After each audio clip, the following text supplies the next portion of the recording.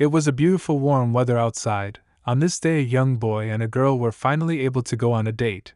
They enjoyed every minute they spent together, eating ice cream and talking about the future. They hadn't been able to get out on a date for a long time because they were both studying and had to take tests at the end of every month. And they need to prepare well for them to get a good grade. But their perfect day was ruined by a truck driver who lost control of the vehicle. People around them started to panic and tried to escape the possible consequences. As a result, the truck flew onto the sidewalk where there were many people and children. Thanks to his reaction, the boy managed to save the girl from being hit by the car. He pushed her away from the dangerous area. But he did not have time to run away and a truck was flying towards him. He had no choice but to wait for the collision and death. The guy closed his eyes and tried to think only about the good moments in his life before he died. But in a moment he opened his eyes and did not understand what had happened. It seemed that he had been hit by a truck, but he was alive, although he could not speak and his neck was numb, which made him think that the afterlife had begun. He was lying on the ground and could not move, as he could not feel his limbs. He thought that he would stay like this forever. He couldn't just lie there. The guy lifted his head up through the pain, but the picture he saw was not satisfying and not what he expected. There were many people lying around him who were completely burning. He started to think that it was a dream. But it was too violent for a dream. There were also houses and other buildings burning around him. While he was trying to figure out what had happened to him and how he got here, a living person approached him. It was an old Chinese man who noticed that the boy was the only survivor. Although he spoke Chinese, the boy still understood him very well. The man said that perhaps what happened was called fate. In his eyes, the boy turned into a small child who had just been born. He realized that he looked like a child, but no one could explain how it happened. The Chinese man held the boy in his arms while everything was on fire and the remains of the houses were burning. He was sure that this boy would be different from other residents of their city. The man ran somewhere and talked to the child. He continued to cry even at the age of 5. The boy understood everything that was happening in front of him. He grabbed the child very tightly and ran in an unknown direction. In front of them was a high cliff and behind it were mountains. The boy could not believe that the man would jump down, because they would both fall to their deaths. But the man kept moving in cold blood and jumped off the cliff. Below them was a waterfall, which they flew over. As a result, the man landed very softly and none of them were hurt. In the boy's eyes, he looked like a superhero who could conquer all natural elements. He didn't even cry, and the Chinese man was surprised at how calm this baby was. He touched him and promised that they would soon reach their goal. They just had to wait a little longer. When he touched the child, something strange began to happen. Some energy began to flow from the man and seemed to be transferred to the boy. This power was so powerful that it began to melt the snow on the trees nearby. The boy began to realize what was happening between them. His hand was a conduit of energy between the bodies. He remembered reading about this in books about martial arts. He was very sleepy. And after a deep sleep, the boy began to wake up. They reached some building that was not clear to the boy. He could only wait to see what would happen next. He almost slept the whole time they were getting there.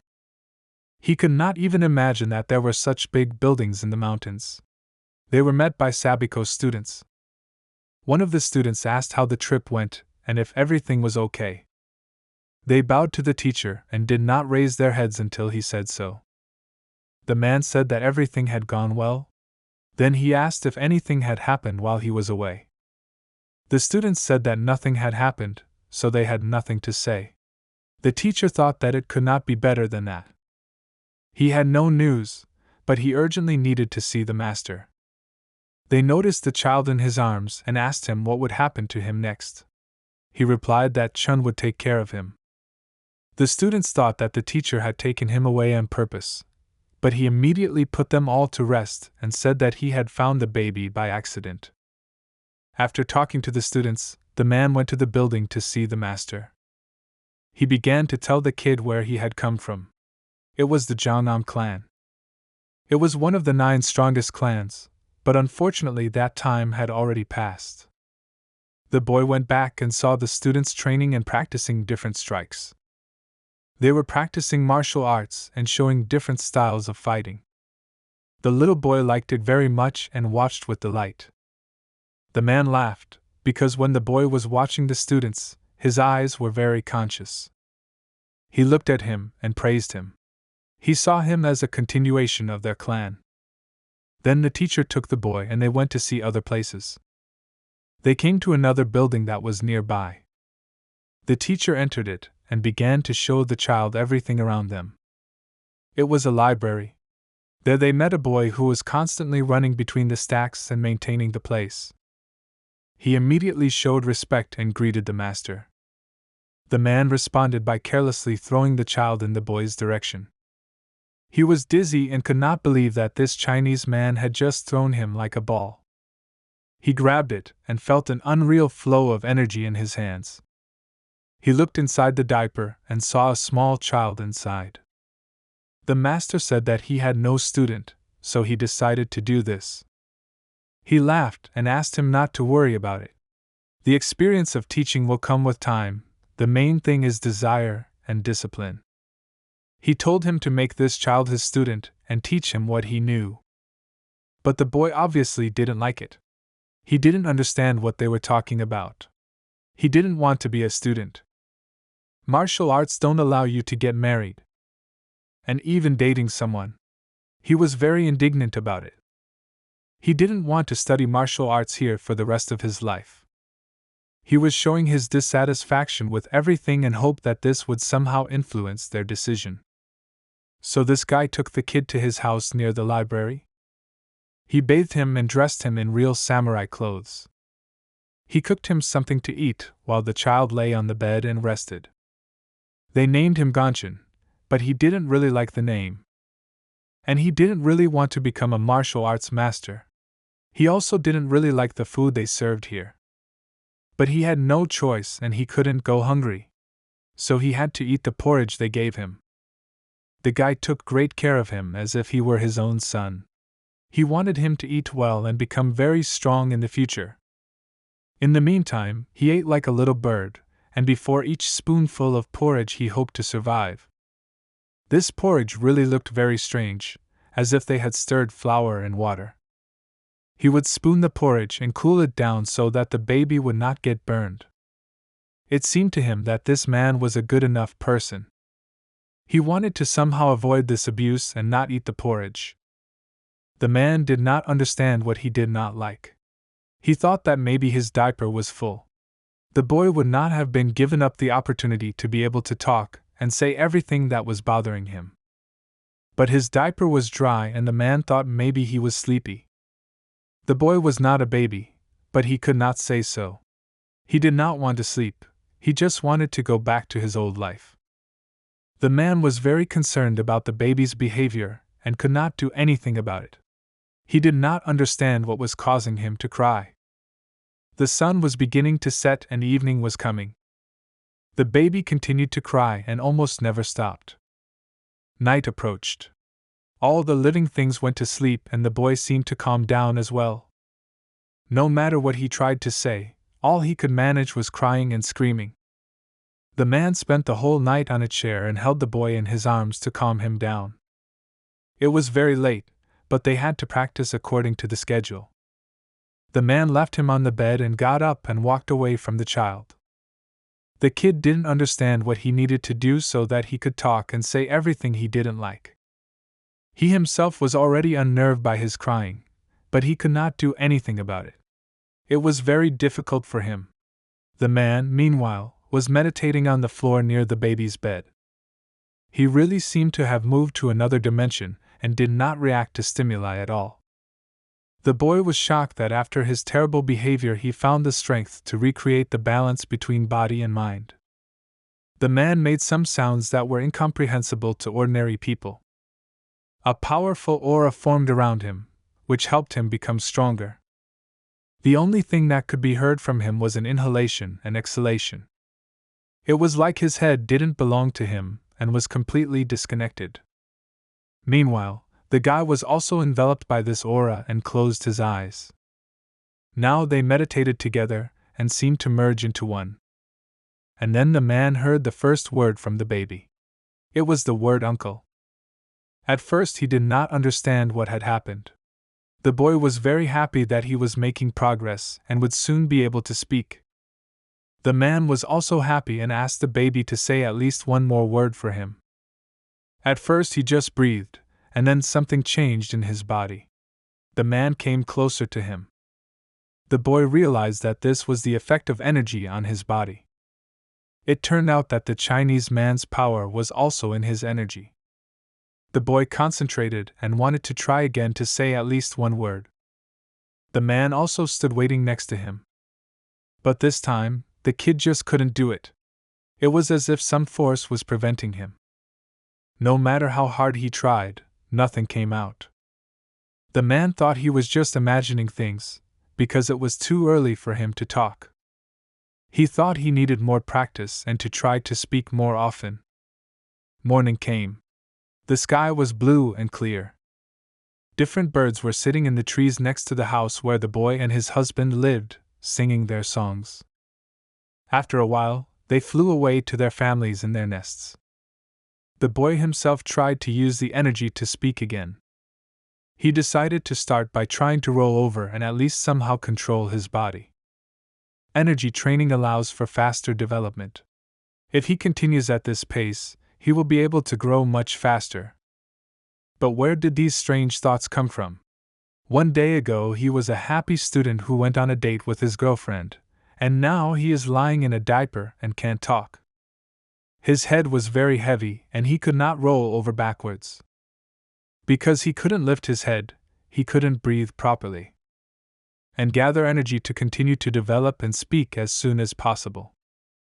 The door knocked in the house. It was the husband returning to check on his baby. He saw the guy lying on his stomach and unable to breathe normally. He quickly ran over and did not understand how this could happen.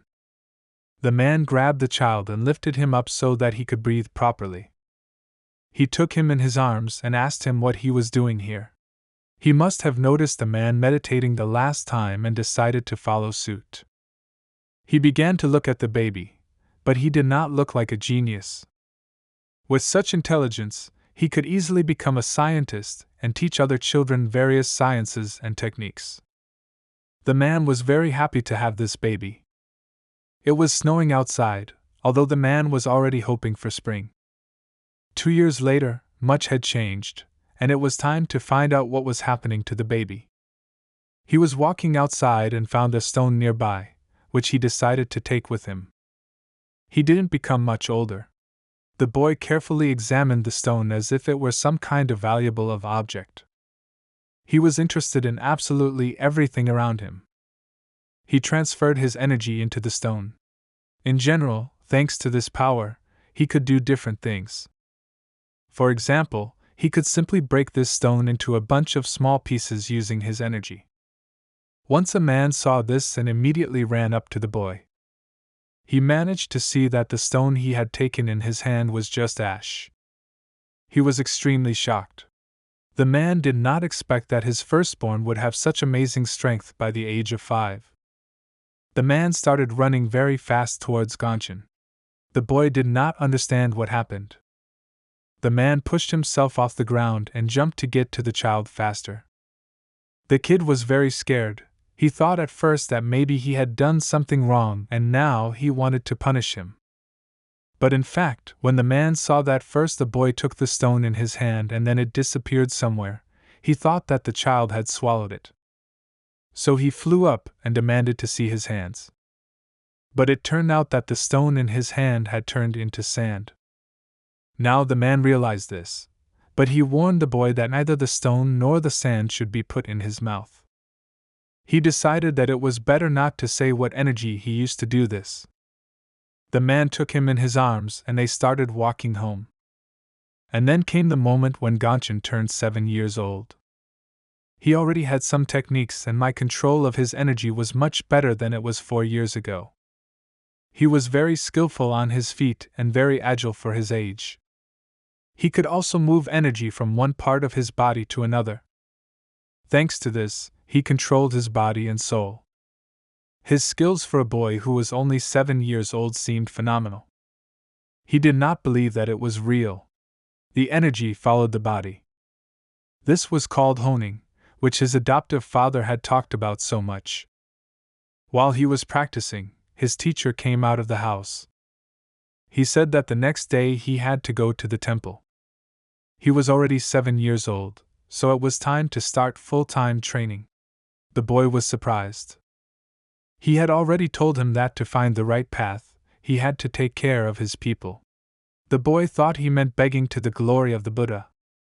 He would give him a sword and send him wandering. The boy had heard that beggars cannot die or be wounded. So he sent him to the lands of the Chonam clan.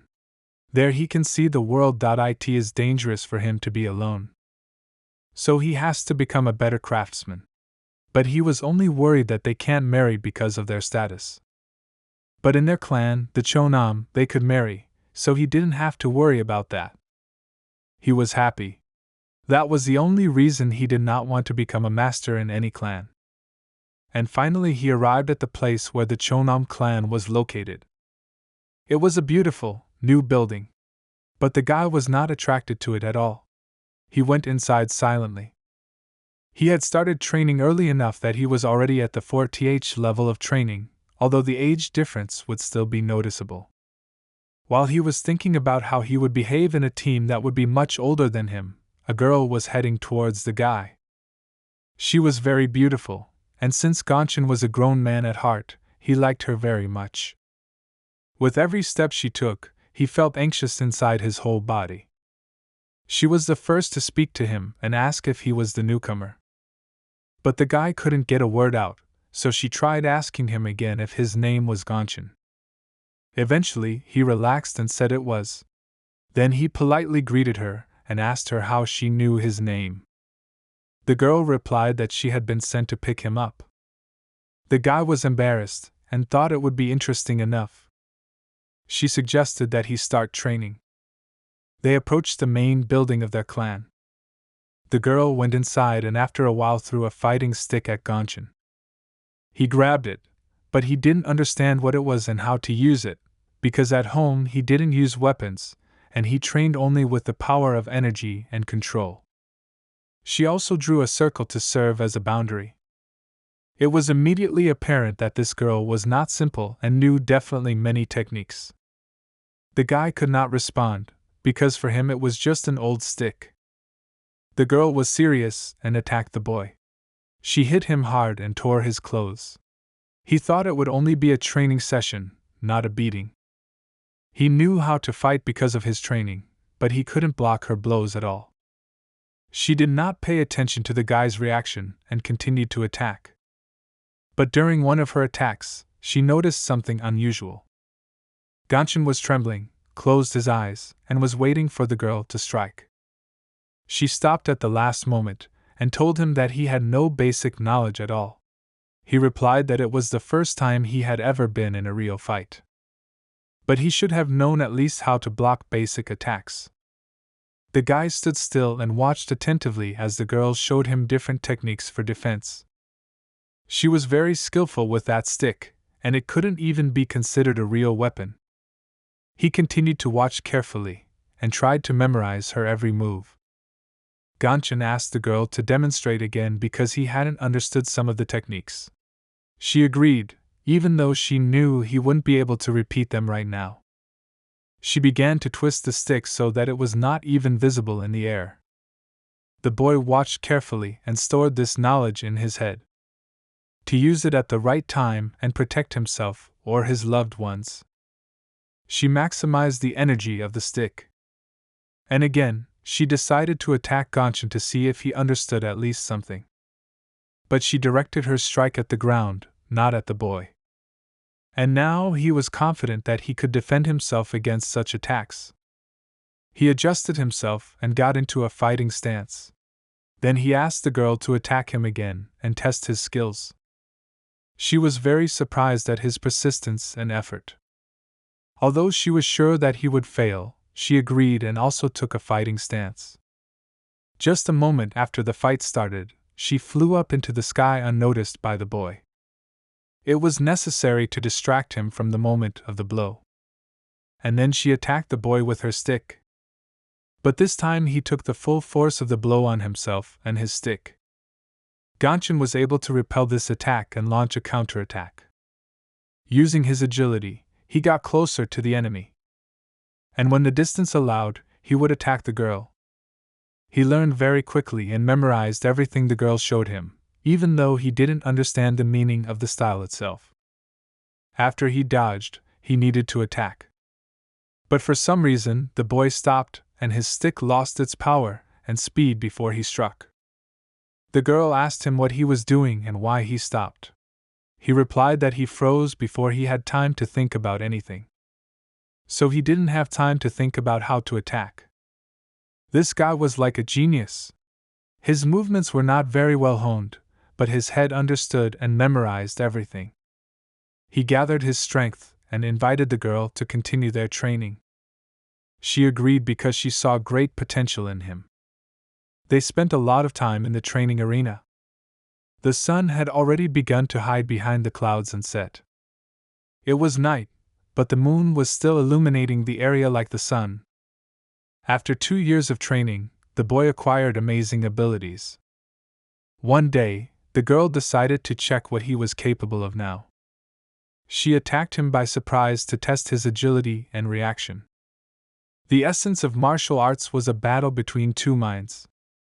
He asked the girl if she knew that the distance and ways of attacking were limited. After the girl made her attack, she jumped back to prepare a new strike. After a while, she offered to block one of her punches. She had accelerated from the very beginning of the arena and wanted to confuse Gonshin. She planned a very tricky attack for him. Looking at the guy, one could think that he was confused. He didn't know what to do in this situation. The girl made several turns around the axis in front of him. And she delivered a crushing blow that was supposed to knock him out. But he dodged in time and quickly changed his position. She thought he was just lucky to avoid this attack. Meanwhile, he was already behind her. But before he could attack, he started receiving a lot of kicks. But with the help of his shield, he blocked absolutely all the blows.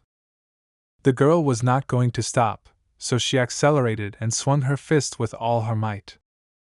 But Gonshin blocked her punch again without any problems. He continued to do so every time the girl attacked him. None of her punches reached the target, even though she was forced to spend her stamina on them. She was shocked that his shield could block all her blows.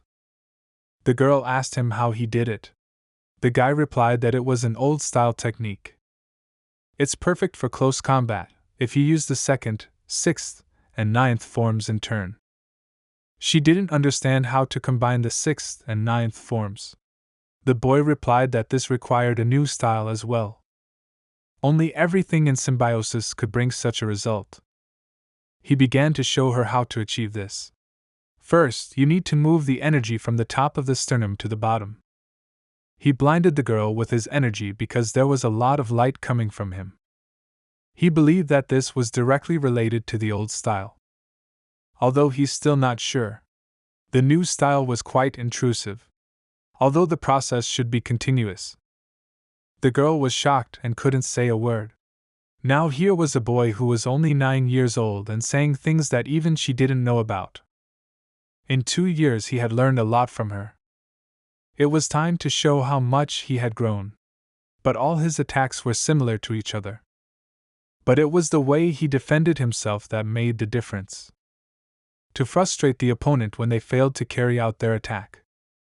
The girl quickly changed her plan for the fight.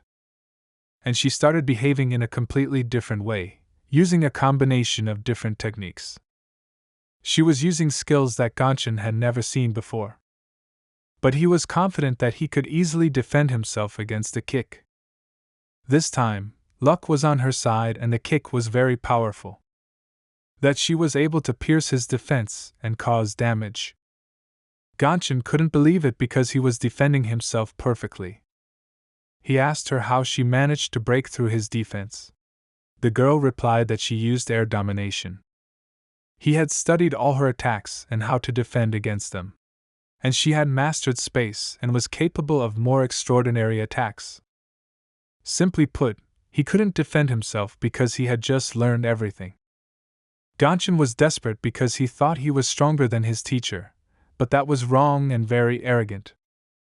She encouraged him and told him not to lose heart. He had only 9 years of experience, while she had 19. She smiled at him and made him realize that this was just the beginning of his training. The guy immediately cheered up and started smiling. It was unexpected.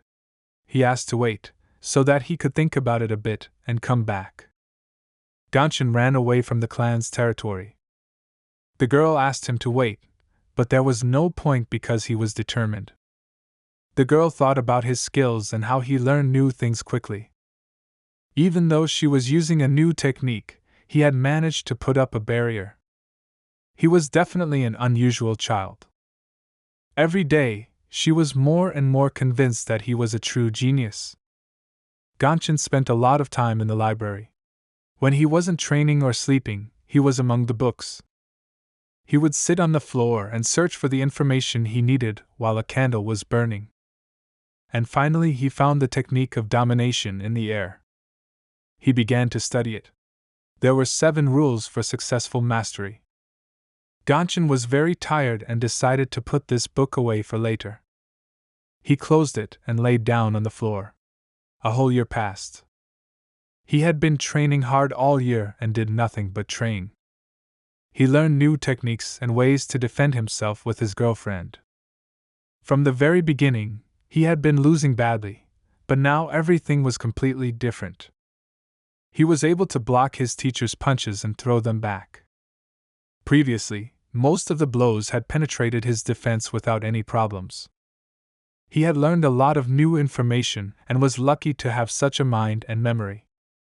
In recent training sessions, Gonshin has been fully practicing his defense techniques.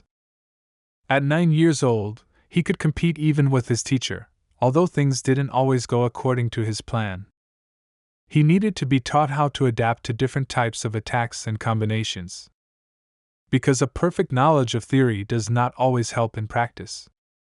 You often have to improvise to avoid becoming a prey for the enemy. He still has enough time to master different methods and techniques, so that in the future he could perform at the world level. Another training day with his teacher came to an end. Then he was overcome by a girl.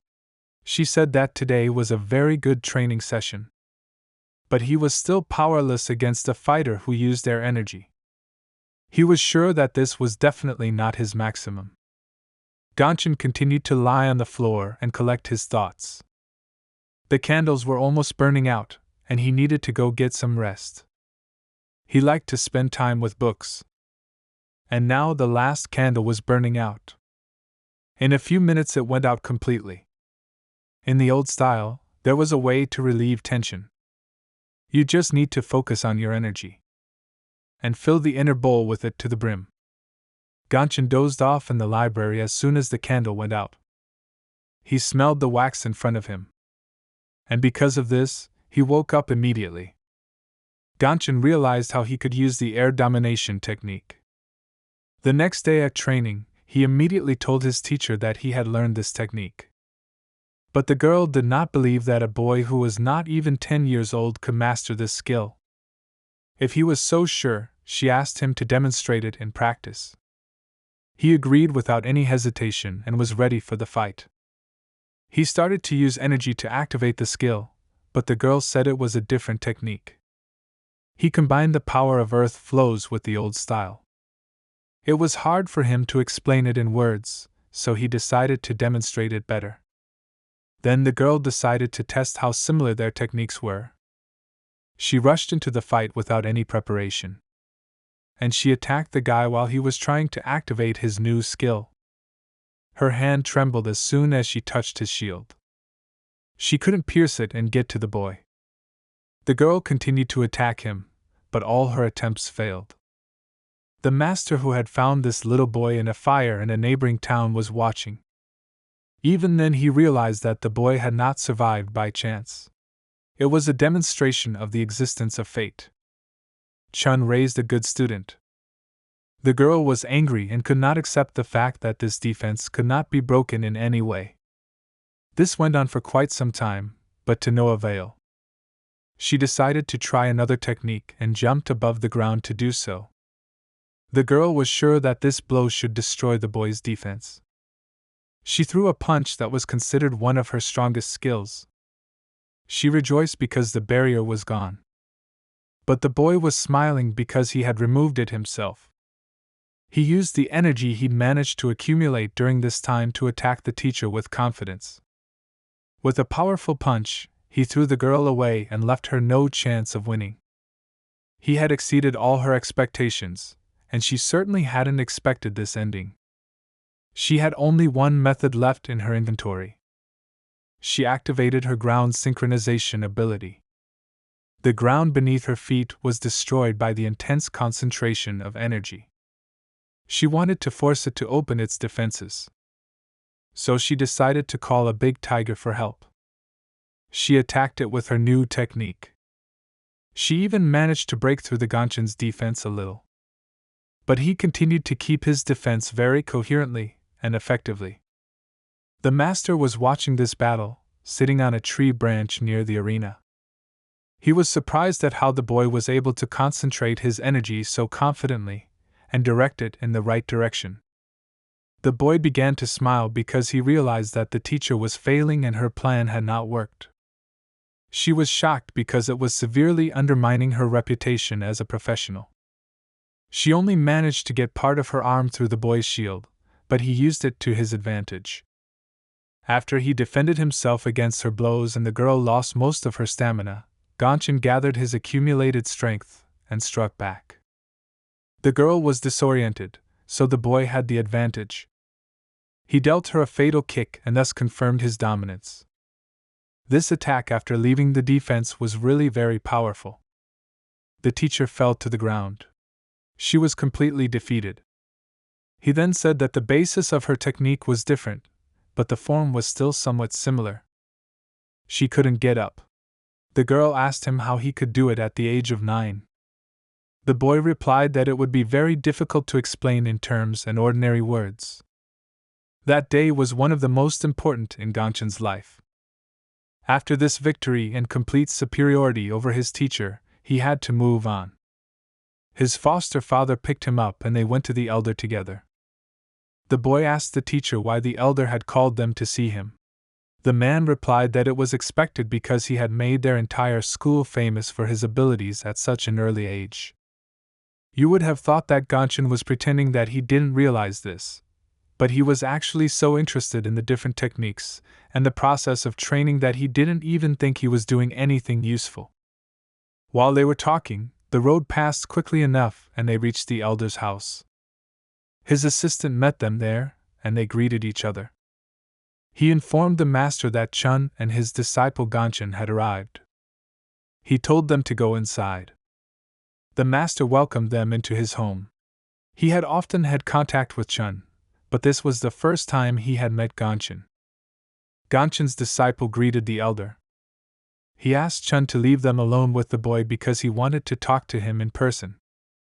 He knew that he was curious about why he had been summoned. The boy replied that he had been thinking about it all the way to his house. The master was told that he was a very worthy young man, and mature beyond his years. He called him to test his strength, but first he had to ask him something. The master asked him what the energy foundation was. The boy was silent for a few minutes to collect his thoughts. And he said that in his understanding it is the only great connection, which is also called a separate type of energy concentration. It is able to connect the consciousness with the world around us, forming a continuous flow of energy. The master asked how he connected it with the outside world. The boy replied that maybe he even makes it a part of this world. He feels it when the energy moves between his hands. The elder could not believe that this was happening to this boy. The galaxy is polite and eternal.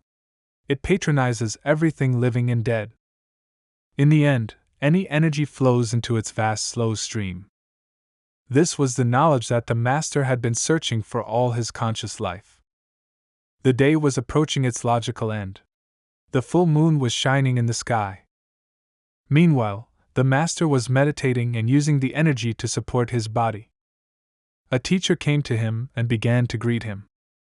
The elder saw that this man had been helped by the boy.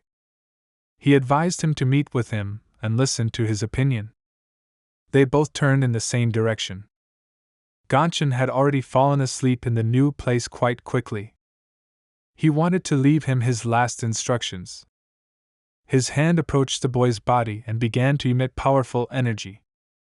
At one point there was so much of it that the light from it covered almost half the forest. All the animals began to hide and run away into the depths of the forest. Leaves began to fall from the trees. The master was not able to handle his energy, so he had to seal it up. When the time came to break the seal, he would have to set the boy on the right path. Because this child was the future of their clan. And his time had already come to an end. He had given enough strength and energy to keep this clan going. But nothing lasts forever, and every life comes to an end. After a while, there were a lot of young children training in the arena of their clan. And Gonshin was watching them. Everything happened just as the master had said. He came down to the children to point out their mistakes. The boy was already an adult, and could hardly be called a child. His powers had grown much since he visited the elder. Gonshin, at the age of 16, had a very strong body and was 180 centimeters tall. He began training with the children and showing them his new abilities. His strength increased several times since he defeated the girl. He could use a thread of chi that rotated his sword and strengthened his attack. Every day, he read new literature that helped him practice it. He also demonstrated his chi shield, which was much more advanced than before. Finally, the trees blossomed and real spring came. The petals fell to the ground and created an unusual atmosphere around the garden. But when they hit Gonshin's shield, they turned into ashes. The children were shocked by this skill and began to clap for the teacher. He promised that if everyone worked as hard as he did, they would be able to reach even greater heights. While Gonshin was talking to his students, an assistant told him that they wanted him to go to the Temple of External Affairs. But he didn't understand why, since he didn't seem to have done anything wrong. The Temple of External Affairs was nearby. The guy went there on their orders. He went in and greeted the masters. They invited him in. The elder said that there was an urgent matter. But there was no one who could handle it and fulfill all the requests. He said that Chun already knew everything, so the master said that he could go now. Gonshin had even more questions, because no one had warned him about a possible business trip or a mission. He had to meet the team and help them deal with the mountain bandits. The master announced his task and wished him a safe journey and a successful battle. Gonshin didn't say another word, just accepted the task and thanked them for their trust. He did not understand what to do and how to act in such a situation. The boy went on a hike at the request of the elders. This was his first task where he had to participate in a battle. He had already traveled quite a long way, so he thought he should stop for a short rest. Also, he was getting hungry. As soon as the conversation starts about China, he immediately mentions their delicious food and specialties. It was time for a snack, so he started to go down. He went into the nearest town and there were a lot of people going about their business. He had never been in such a crowded place before, so he felt uncomfortable. But it smelled really good, and now his stomach would be happy. He hadn't been here for so long that he had already forgotten this wonderful aroma. This was what it was like to be a lone samurai, always far away from civilization to concentrate on his training. He needed to find a place where he could spend the night for one day. He decided to stop a man and asked him a few questions to get to know the area better. This man responded to Ganchan's request and recognized him. He realized that this guy was the master from Mount Chonam. He was very happy to welcome the boy to their city. The man was willing to help with any questions. He only had one question. He needed one bed for one night. The man replied that he knew where to find it and would be happy to show him. He began to draw a path in the sand to show him how to get to the sleeping place. Ganchan thanked the kind man for his detailed explanation and wished him a safe journey. When the man left, Ganchan realized that craftsmen are highly respected in this town. Since he had been told how to get to the lodging, he set out to find it. Although it would have been better to eat first, he decided to go to the lodging to get there before sunset. And so he arrived at the place. The third-generation Ganchan student greeted his brothers. He was met by 3 brothers at the entrance to the building. They did not expect to see him in this city, but they were happy to welcome him here. Ganchan immediately noticed one of the students. They told him he was small, but it turned out that they were not kidding. His name was Van, but he was known as the Swift Sword. They were told that one terrible brother had been kicked out of the clan and a new talented one had been taken in his place. The student asked if they were talking about Ganchan. The situation was clear to them, and they had to go to Sakshan. There was a unit there that was responsible for transportation and security. Their goal was to clear those places of robbers who were robbing innocent and defenseless people. The guy asked if they knew anything about these hooligans. The brother replied that it was a good question and they would discuss it on the way so as not to waste any time.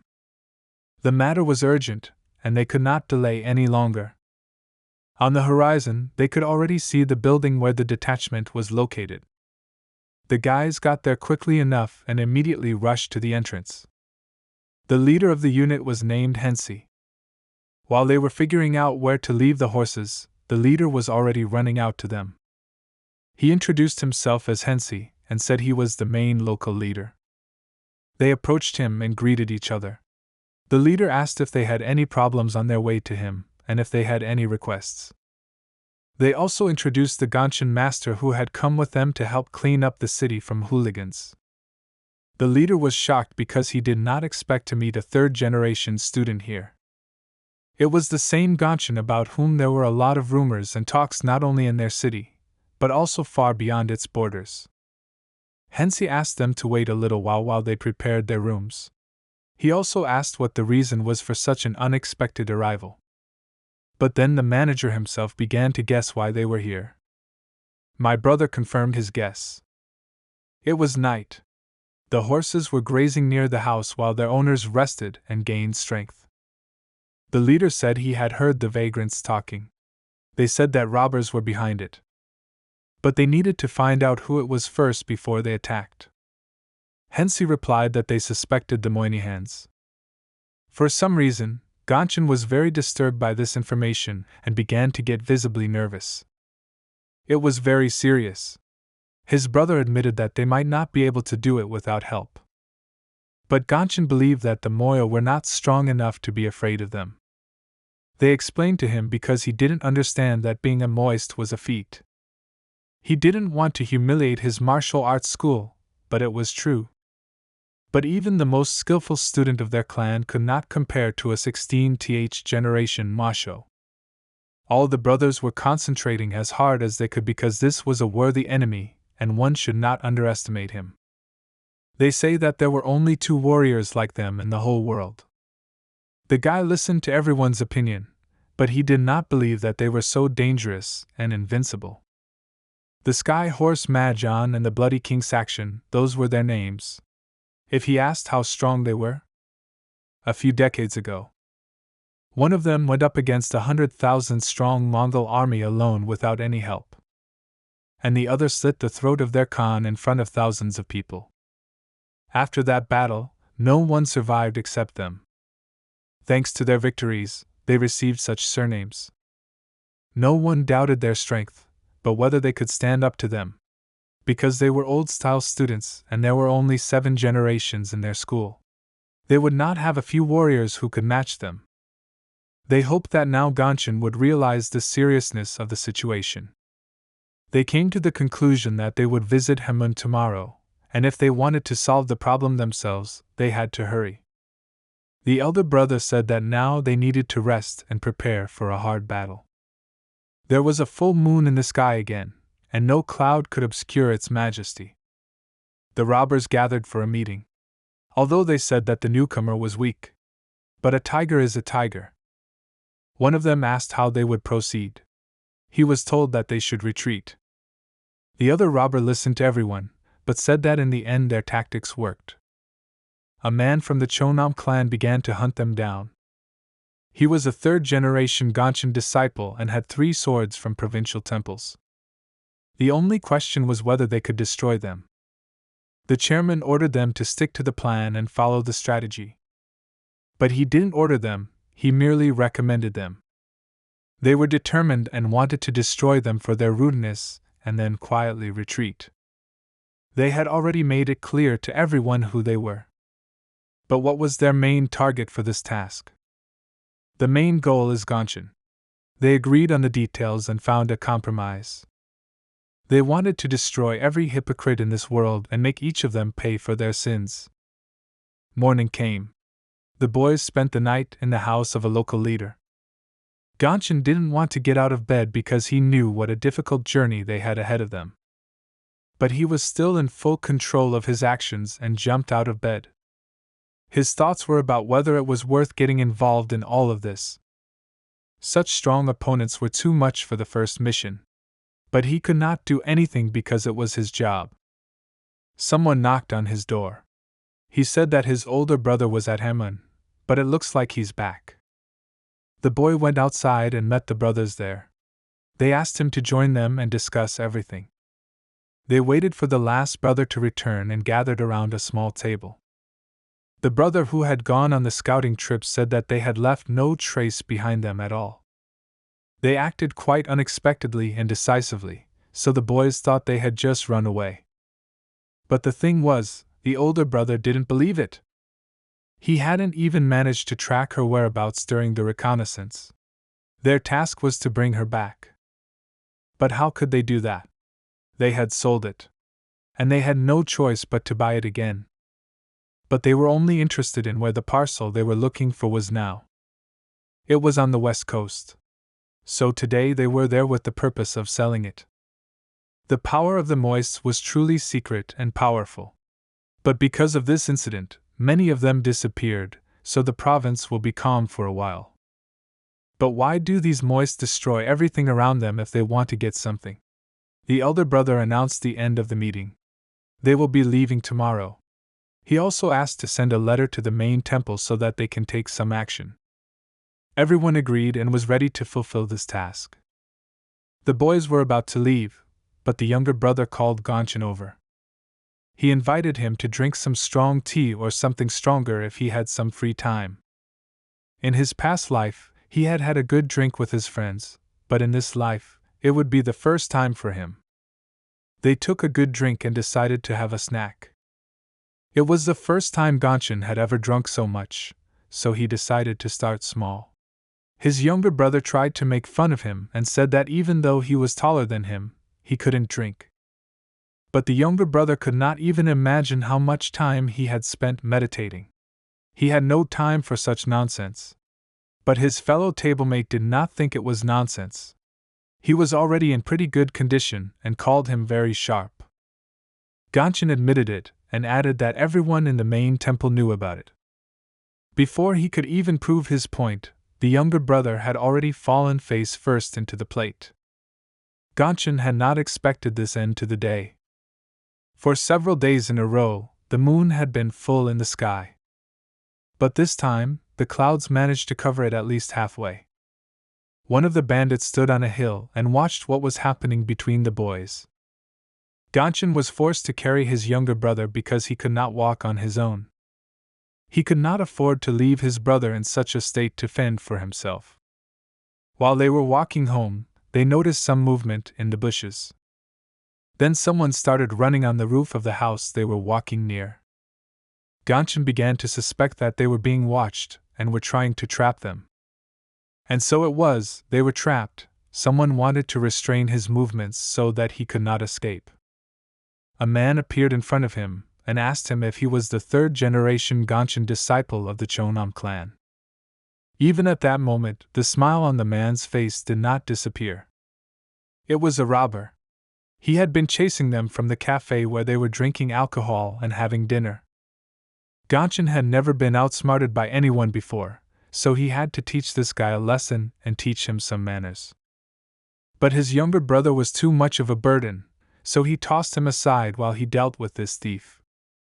Gonshin has long wanted to use his new technique with a real enemy. So he began to store energy for his defense, which he could then turn into a surprise attack. The robber did not expect the boy to resist at all. And so the robber's first attack failed. He could not pierce the shield. And as a result, he just flew away from it a few meters. But this only angered them more. They planned to deal with him very quickly. He might have thought that they attacked him for no reason. But they didn't care at all, because they never followed moral values. The guy thought it was an unfair fight. It was very mean of them to attack two of them against one.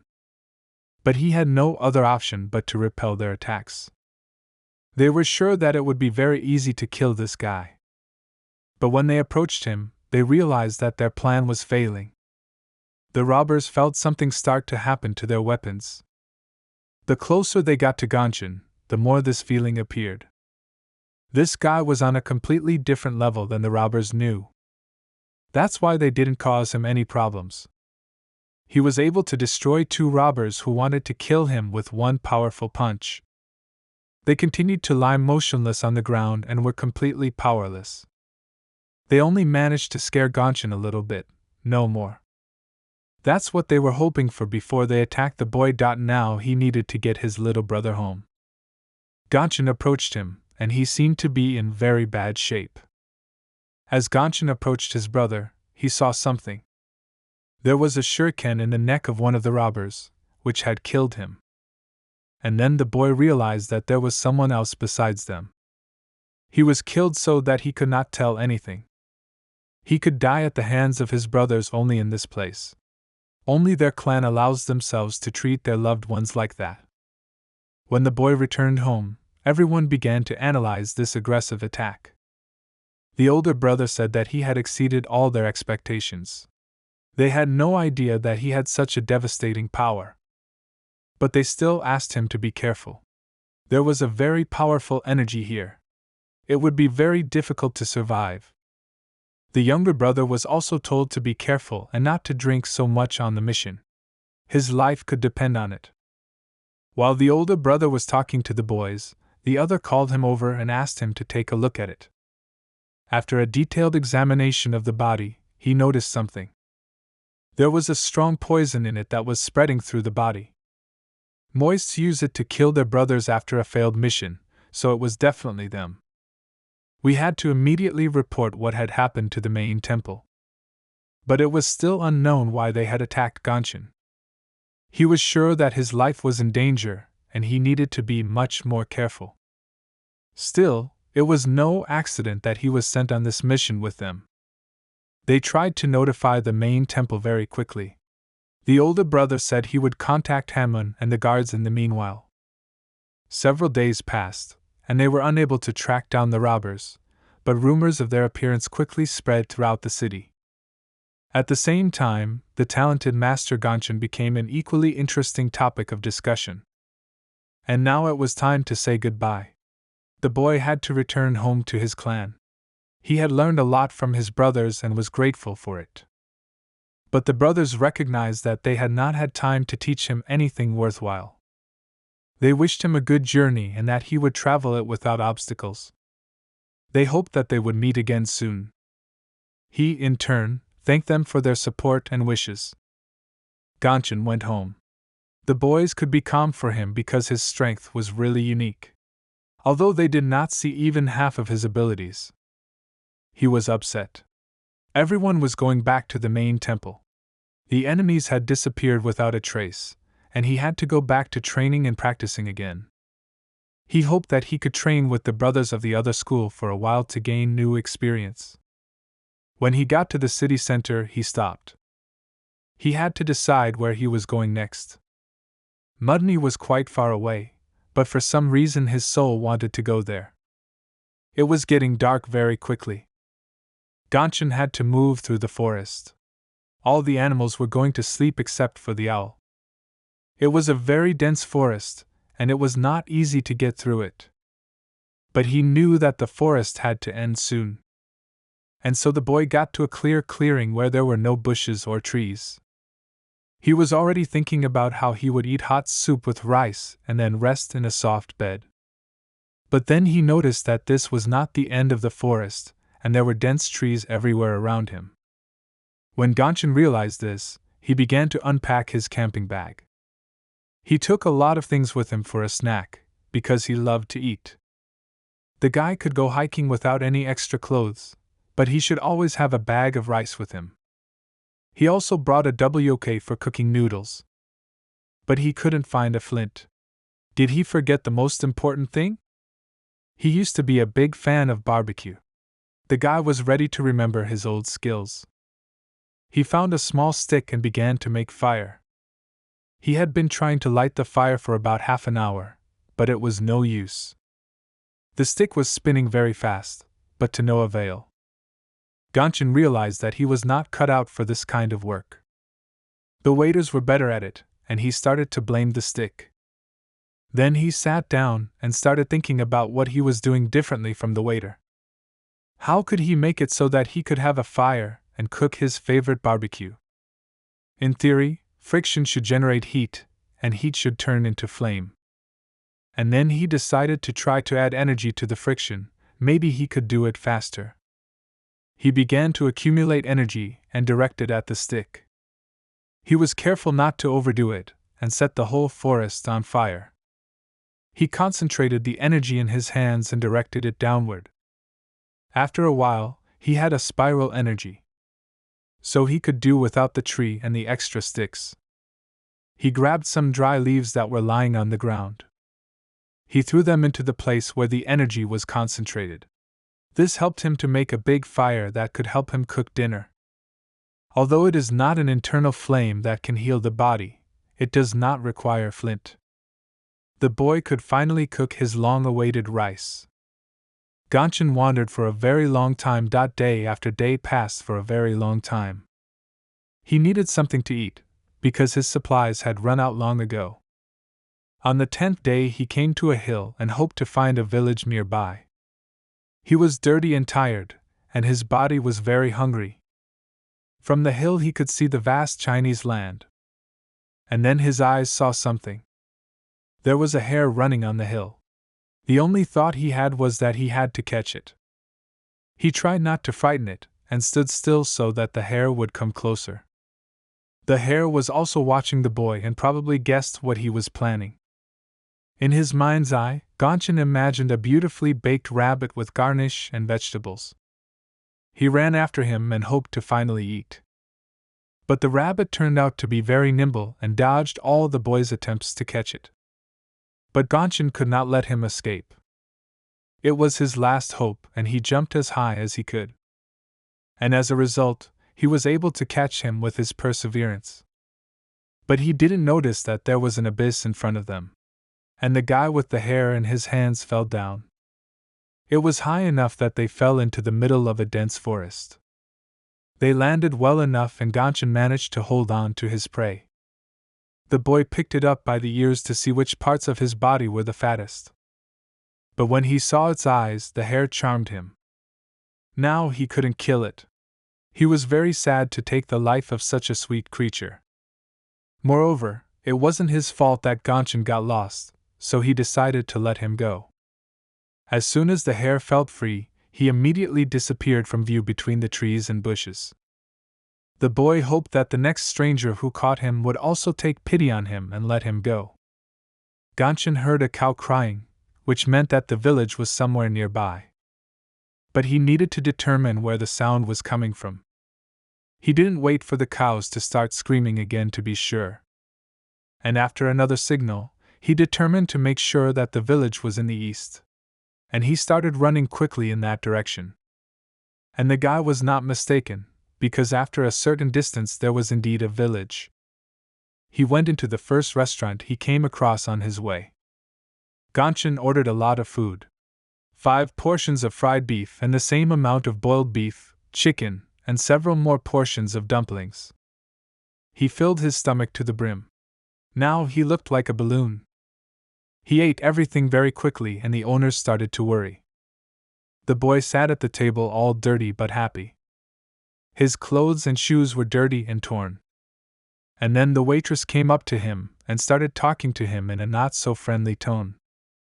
She suspected that he would not be able to pay for such a large meal. But he replied that he would have no problem paying for all the food they had prepared for him. He put his hand in his pocket, because he had been taking his money with him all along. But his money bag was not there. He was confused. He must have lost it when he was chasing the hare. Then the cook came to his table and asked him how he was going to pay. It was impossible to let the master be associated with the rice thief. He made innocent eyes and asked if they managed to get everything done at night. The man showed his muscles and asked him not to talk to him. But the woman stopped him because she had an idea. The guy stayed working in that cafeteria and started drawing talismans. He asked her to put it under her pillow at home, and by the next night her son would be much stronger. They made this up together with the owner of the canteen to attract customers. Many people immediately reacted and became interested in the mascots. And he is ready to give a very good discount to those who order dumplings at the restaurant. I and the Chinam clan. He learned to read and mastered Chinese medicine. He also learned how to lure luck.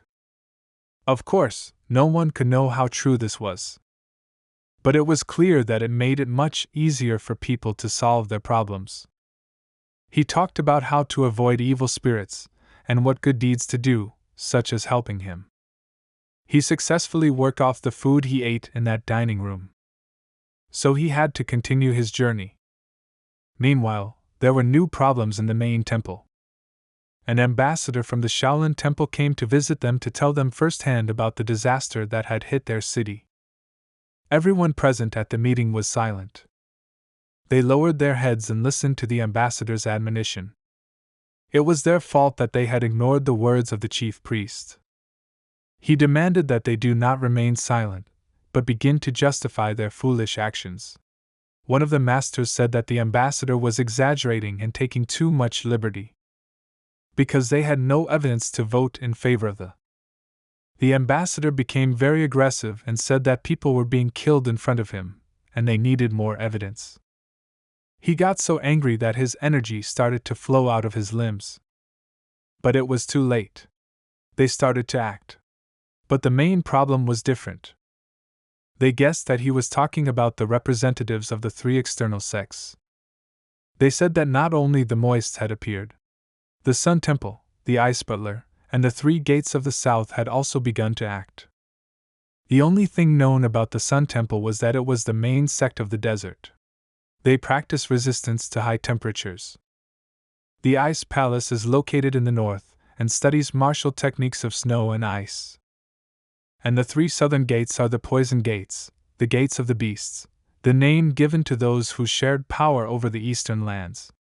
Each of them wants to get the Sichuan province. But they also wanted to know who their leader was. But the ambassador thought it was a stupid question that was not appropriate. He was an authorized ambassador, so he had to answer every question. The ambassador recommended choosing Namguna. The fame of the Sword King spoke for itself. He was a truly outstanding master. The Sword King Namgun. There was no one who could compare with him. Except for the ambassador, but he put forward the king's proposal himself.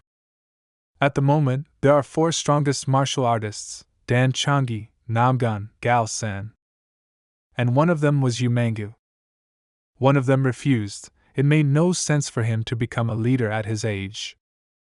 Gal San went on a campaign and disappeared. In that case, no one objected to the decision. But it was also important to hear the father's opinion. The ambassador asked Namgun what he thought of their choice. He replied that it was a very great honor for him.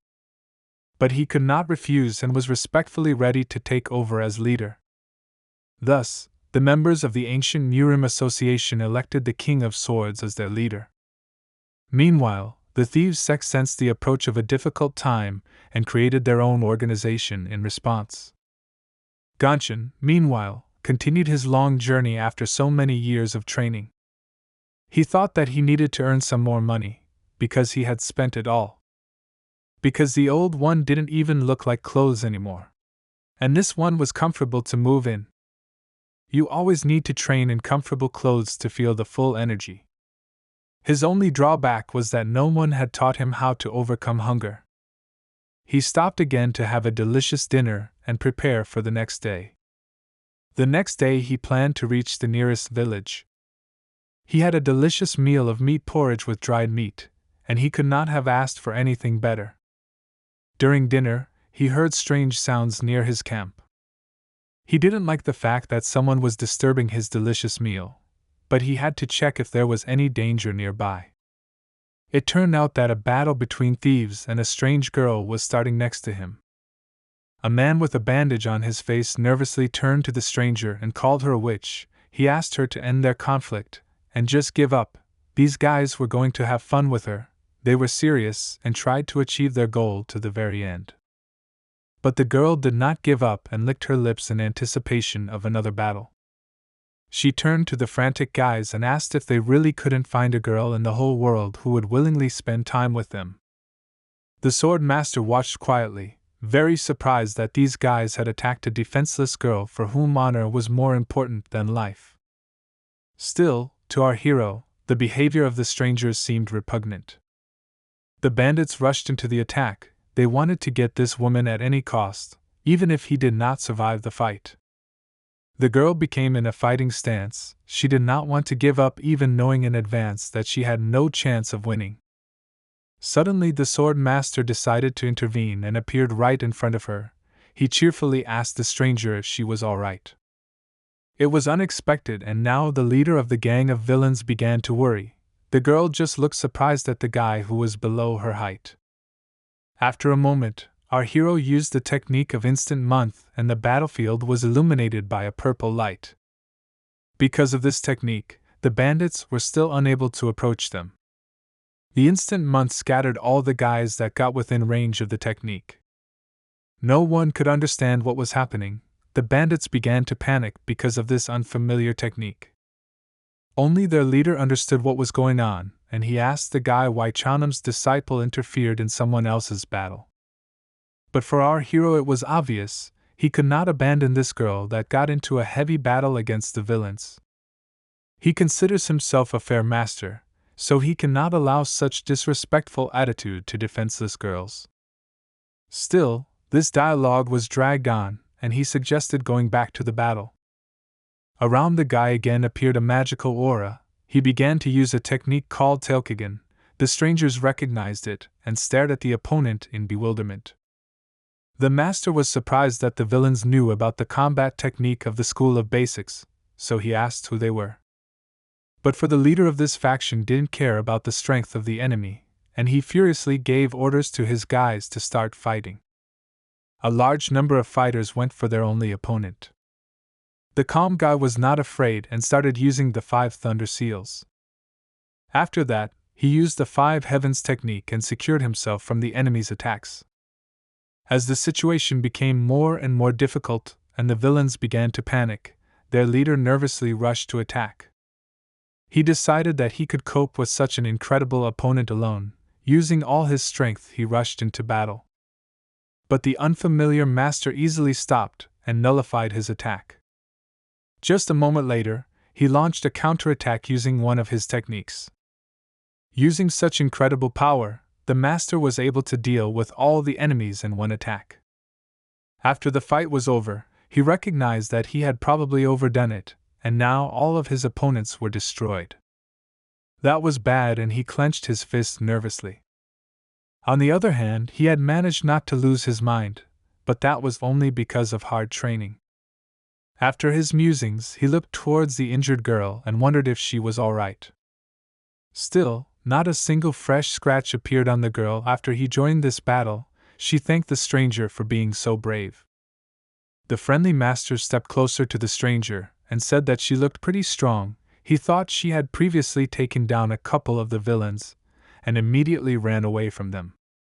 This compliment brought joy to the girl, and she replied that it was a common thing for her, and such guys could not withstand even one of her blows. After that, she started to justify herself and tell about what had happened earlier, but was distracted by what the master was doing. He had a case more important than their conversations. He asked the surprised girl to wait until he was done. The guy started praying. It turns out that he buried the bodies of his enemies. He explained to the girl with a smile on his face that everyone deserves to rest, no matter how they were. He then said that he noticed that the girl was injured, so he offered to go with him to his set-up camp nearby. He was going to treat the pretty stranger's wounds. Despite his appearance, he had studied healing and now he was able to help her. The surprised girl looked at the back of her new companion and noticed that he was not like the other masters. On the way back to his camp, the Chongnam apprentice asked the girl if she was embarrassed that he called her little sister. He suggested that she address her as a friend on the path of self-improvement. The second option proved to be too crazy, and the girl agreed to let him continue calling her sis. Gongchen was satisfied with the answer and introduced himself. After that, he asked what the sis' name was. The girl was a bit confused by such a question. After that, she sadly and shyly answered that her name was Seolhee. The guy then asked how old she was.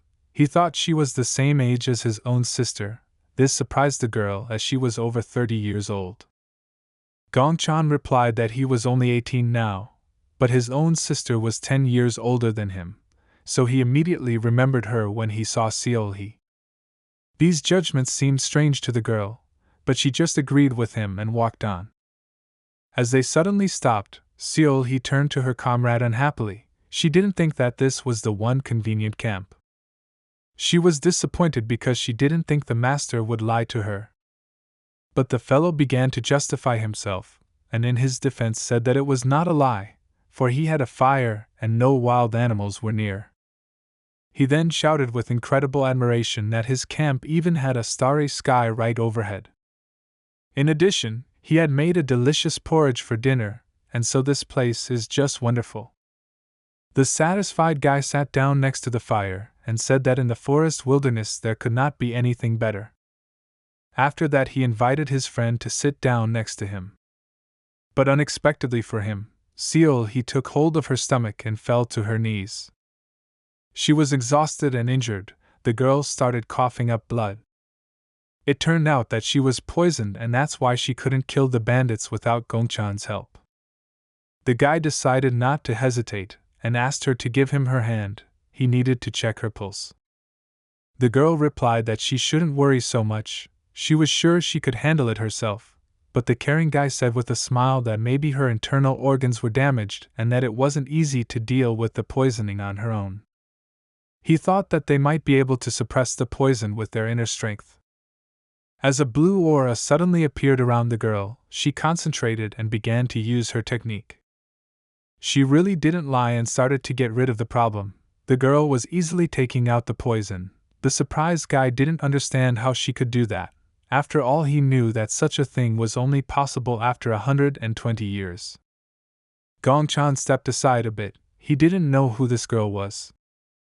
It turns out that Seolhee was sold to Eum Hwangong's school at the age of 10. This school was famous for its great knowledge of the dark arts. Its followers were able to absorb yin and yang energy. 50 years after its founding, the school fell under the onslaught of foes. Its founder was severely injured by a mace and then passed away. At that time, Seolhee was only 15 years old, by which time she had already become a first-class warrior and learned how to masterfully draw energy from people. After these events, many villains tried to acquire the secret writings of the dark spiritual practices and martial arts of the Eum Hwangong school. Eventually the writings passed into the hands of Seolhee, By the age of 30, the woman had mastered this knowledge and became one of the 16 strongest. Absorbing the energy of the earth, she took out the poison in the blink of an eye. The boy decided to make sure that it was true and touched the liquid that was on the rock next to the girl. He asked her if she was all right, and Seol Yi warned him to be careful with the poison, because one drop of it would kill a cow. Suddenly, right in front of her, the guy absurdly put his finger with the poison in his mouth. After that, he just folded his hands in front of him as if nothing happened and sadly replied that this liquid is really poisonous. The confused girl did not know what to say. He smilingly turned to his sister and called her strong because she was able to remove such a powerful poison. But the girl again did not know what to say. She was still shocked by her friend's behavior. After curing Seol Yi, they returned to the camp. Gongchan was very concerned about his new little sister and said that she must be tired after fighting the villains and getting rid of the poison. He suggested that she rest and restore her chi energy. The pretty girl calmly replied that she was not tired, but the guy did not think so, because he knew that this poison was quite dangerous. He realized that to resist this kind of action requires a lot of ability. He analyzed the situation perfectly and said that according to his calculations, it would take a lot of strength to resist such a poison, so it turns out that the girl's life energy was only 30 years. Sighing heavily, Seol Yi replied that she didn't have more years left. The friendly Gongchan handed her a bowl of porridge and offered to eat, and then renew her energy. The girl sat down next to it, but still declined the offer. Gongchan wondered why she didn't trust him. The restless friend replied that people were unpredictable, and she had only recently been able to get rid of a stalker, so it was normal to be cautious in her place. Besides, she was worried about the strangeness of the guy's behavior. She asked him if he was really a master. After looking at the delicious porridge, he replied that he was indeed a master, though not quite ordinary. In fact, he didn't really care about this girl's trust. He wasn't helping her at all for that. Gongchan believes that the more good deeds you do, the cleaner your karma will be, and perhaps he will get closer to the Tao by doing so. The cheerful fellow remarked that he must have gotten the girl interested in him, as she was asking him a lot of questions. Remembering her recent fight, he was sure that he had done the right thing. Still, he couldn't leave the girl to be torn apart by a huge crowd of armed men. But Seol Yi didn't think so. The worried girl said if they traveled together they would both be killed, so she made the decision to leave. She was surprised at Gongchan's naivety. After all, the villains she fought were behaving unfairly and knew no pity. Nervously biting her lip, she said that against these guys they have no chance of survival. Not understanding the guy's confidence, she extended her blade towards his stomach in the blink of an eye. After that, Seol Yi asked what he would do if she pierced his stomach while he was sleeping. The guy replied with a kind smile that it wasn't like her. The flustered girl replied that he didn't understand what he was talking about. Tears appeared in her eyes, which she could hardly hold back, for her new friend Gongchan knows nothing. The girl was determined to leave and said her energy was renewed. It was very sad, because this world had turned out to be too cruel to Seol Yi. Still, the girl couldn't find the strength to continue traveling. She was too exhausted, and so she just fell to the ground and fell asleep. Gongchan decided not to disturb her. He continued guarding her and tossing branches into the fire until dawn. When Seol Yi woke up in the morning, she was surprised that she fell asleep while talking. In addition, she was covered with a cloth to keep her warm. It was immediately clear to her that it was her new comrade, the guy who protected her from the villains, who did this. Gongchan was enjoying his sleep and didn't even notice his little sister waking up. The girl was afraid to put the kind stranger in danger, and so she silently left. When Gongchan woke up, he looked confused, for Seol had left without even saying goodbye to him. Putting down his things, he grudgingly said that another strong and independent woman had gotten in his way. But he had plans, so he stopped worrying about it and headed north. Along the way, he overcame various obstacles. He passed mountains and forests with different vegetation. Finally, on the same day, he was able to arrive at his destination. A sincere smile appeared on the boy's face. Gongchan had finally found what he was looking for. It was the Manhwa temple. Not far from the temple was the village of Namso, so Gongchan decided to go there and find out about the ferry tickets. As he descended the mountainside, he decided that he would follow the river and that nothing would happen on it. The town was crowded with people, everywhere was quiet and peaceful.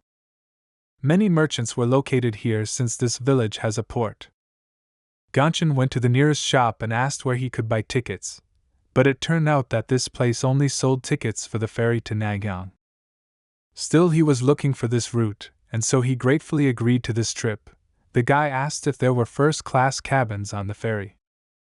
After meeting with the ticket seller, he went to the water transport. The sails were already lowered and the ferry was ready to sail. Gongchan was able to learn a lot about the Nagyang Three Kingdoms. This place is considered very important. It is on friendly terms with Shaolin, the founder of the first temple in Chungwon. Therefore, he didn't hesitate to set out on his journey. His way was straight to the tourist city that represented Hunan province. The journey didn't take long and soon their ferry docked at the port of this tourist city. There were many wandering people everywhere, and Gongchan was sure that here he would find a place where magic artifacts were traded. He really wanted to buy at least ice balls, and if he had enough money, fire balls as well. But first, the joyful boy decided to walk around the city. He also wanted to visit the famous Jimgang Mountain. He realized that wandering around the world is not so bad, because everywhere you can find fun entertainment. His day in town went by pretty quickly, and he barely made it to his ferry. They were already leaving, and the man said it was late, and he should wait for the next one. But since the next ferry would arrive in a few days, Gongchan decided not to waste time and ran faster to the pier. The guy jumped up sharply and ended up right on the ferry, causing astonishment on the faces of the unfamiliar travelers. He had made it in time and could now continue his journey. Everyone was shocked and stared at him. The embarrassed boy scratched the back of his head and asked to be reminded where his quarters were. Gongchan calmly went on his way. His voyage in the Eastern Sea started from Nagyang. Looking at the map, he decided that he only had a few days to last before reaching his destination. Still, he wondered if they would meet any pirates along the way. Remembering his sister Seolhee's emotions, he was once again convinced that she was right and that he should be careful on such a journey. He decided that it would be a good idea for him to think about his safety. But first, he started meditating to replenish his energy. While Gongchan was busy doing his business, some noise started on the deck of the ferry. The master couldn't help but notice it and decided to look around. He came out of his cabin and heard that they were being asked to pay a toll. On the face of the young man immediately appeared discontent, because he did not understand what toll could be talked about. After all, they are just traveling on the sea. The pumped-up stranger made an argument and said that a few days ago the current had increased because of the rain, so all tourists should pay extra if they wanted to get there faster. Gongchan realized what this was all about. These guys probably wanted to make more money and came up with some kind of fee. He said they couldn't get away with it, but the calm, understanding woman said that nothing was certain yet. The guys armed said they had to move on, so they didn't have much time to negotiate. They warned that if the ferry didn't pay the toll, then they would face a showdown with the bandits. None of the tourists knew how to proceed. Everyone started handing over money. Gongchan was pensive, for the mere sight of injustice and hopelessness made him angry. But he realized that if he got involved in this conflict, he would make things worse.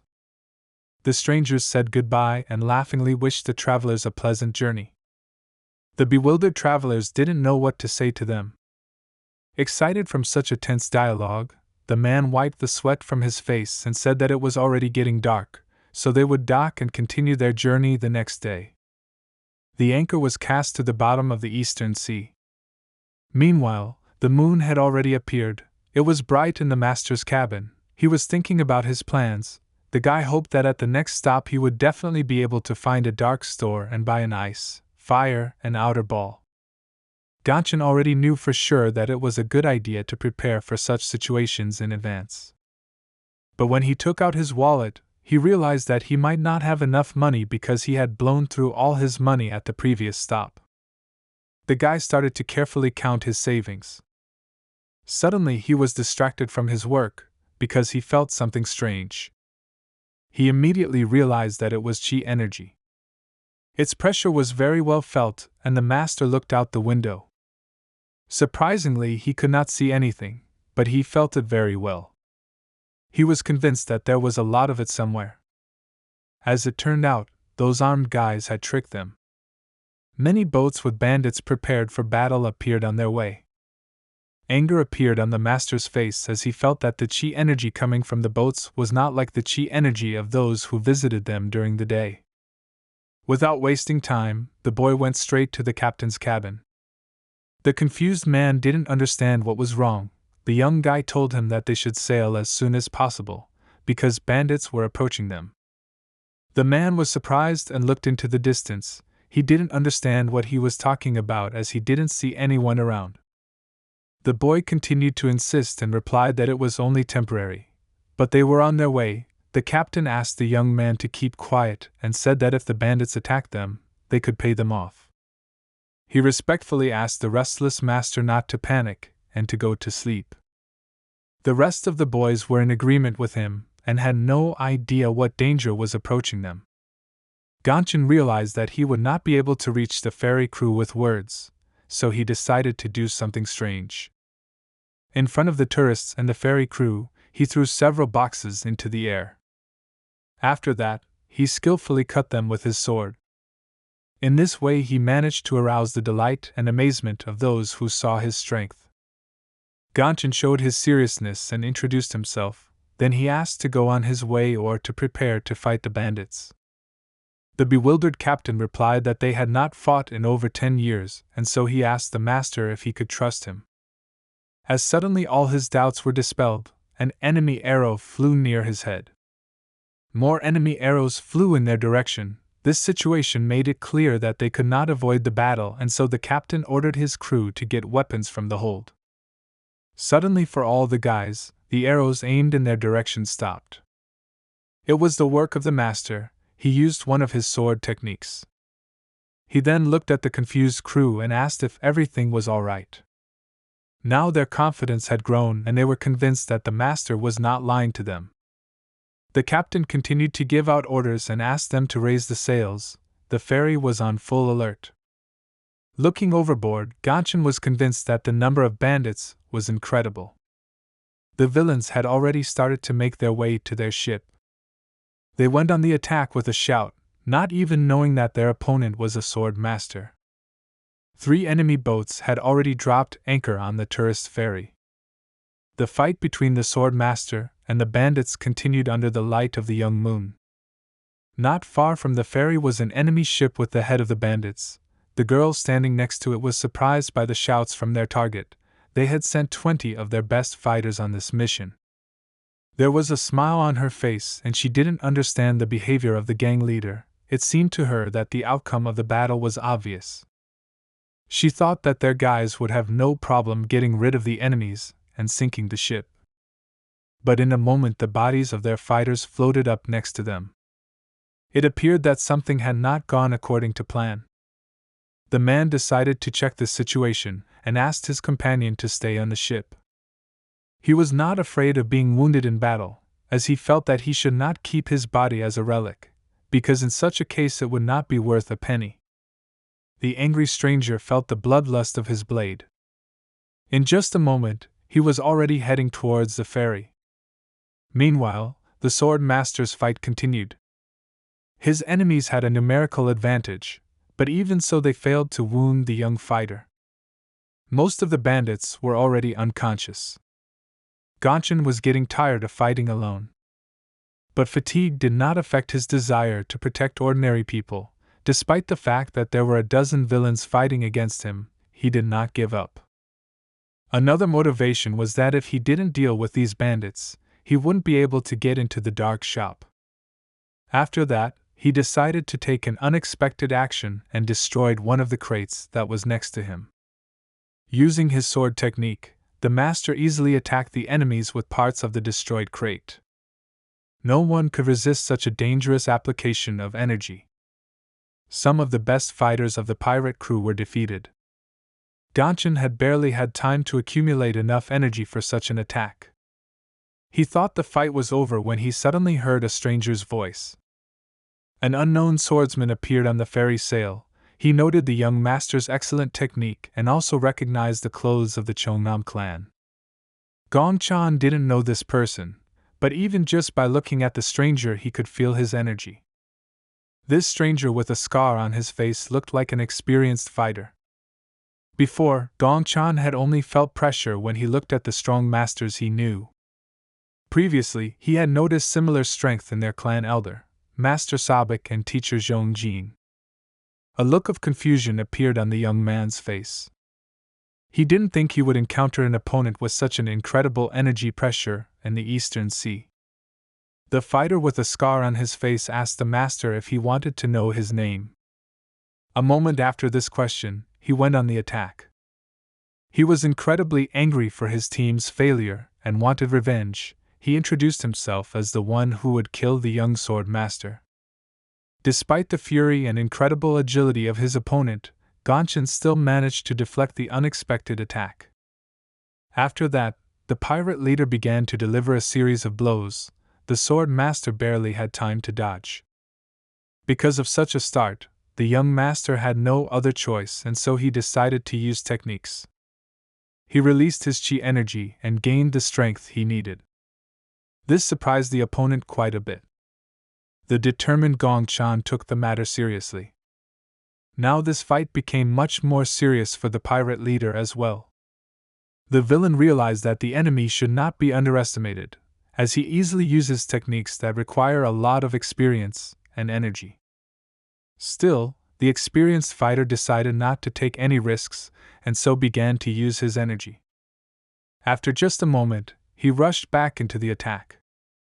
The man used sword techniques and many lasers were aimed at Gongchen. This attack was incredibly fast, and the master barely had time to block it. Gongchen hoped that his opponent would still show his weakness even for a few seconds, because of the bandit leader's fast attacks, the sword master only had to defend himself. After a quick dash, the villain executed an attack with his energy-generated blades. The series of attacks prevented the young master from doing anything but defending himself. But as he recoiled to a safe distance, he finally realized his opponent's weakness. Without wasting any time, Gongchen began to use the 5 thunder seals. The young master decided to attack his opponent unexpectedly and aimed for his head. The man had time to react and defended himself with his sword covered in energy. He was surprised that his opponent was so skilled, so he said that the Chongnam clan had raised a real monster. But such words were not compliments for the master, and he asked the assassin not to be so disrespectful to the clan. The battle turned into a battle of the amount of energy. The villain was very angry with the clan and said that their monks were no better than him. But the young master didn't agree with him and thought that his clan's monks were definitely better than some psycho pirate. Besides, innocent people had died because of this man's orders. The pirate replied that the Jianam clan boys had no right to condemn anyone for the death of innocent people. He called them hypocrites. After these words, Gongchen was able to catch a good moment and break through the opponent's technique. The villain's sword was thrown upwards. For the attack next, the young master used a large amount of previously stored energy. All the people around were shocked from such an incredible battle. After a moment, Gongchen was able to get close to his opponent. He delivered a perfect strike with his hand filled with chi energy. The villain didn't even have time to notice how it happened. He was unable to block this attack. With so much power, the man flew overboard. He was at his limit, and the powerful attack did not allow him to use energy to hold on to the water. The pirate captain began to sink into the sea. Only the young master stood on the ferry. Around him there were many bandits lying unconscious on the deck. Gongchen was breathing heavily and couldn't gather his thoughts. It was the first time he was involved in a fight like this. Plus, he had to kill his opponent again. But he realized that in this case, he had no other choice. He didn't do it for the sake of killing. If he hadn't entered the battle, innocent people would have died along with the bandits. When it seemed that the battle was over, the young master was approached by another mysterious stranger. The stranger was surprised that the young master behaved as if he didn't know anything about his clan's past. He assumed that the Chana monks had brainwashed him, but at that moment it didn't matter to him. The pirate introduced himself calmly and waved his fan quietly. He said that he had arrived in time, for now his opponent had little energy left to fight, and that would make his job easier. It was true, Genshin thought, that he was too exhausted for a serious fight. But on the other hand, he didn't feel threatened by such an opponent, because he didn't have much energy left. He had already decided that simple skills would be enough for him to defeat his foe, but suddenly he froze in place. Genshin had underestimated his opponent, and in a moment his opponent was already in front of him. The man with long green hair released a large amount of energy and began to use one of his techniques. The young master realized that he had been inattentive and made a terrible mistake. In addition, he had no energy left at all to resist, and the enemy was able to block his arm and sword without much trouble. The villain used his technique to lift the master into the air.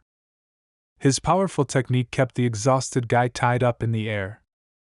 Panic was beginning to set in on the ferry, for this mysterious master was their only hope. To make matters worse, their situation only got worse. Genshin began to scream in pain. The villain with a sly smile on his face asked him not to worry and promised that he would soon provide him with more comfortable conditions. As suddenly he had to stop, the armed men decided to join the fight and started running towards the villain. The captain of the ship turned to the enemy and ordered him to let the monk go. Meanwhile, more pirates had come to their ferry. Between brave guys and villains began an unequal fight.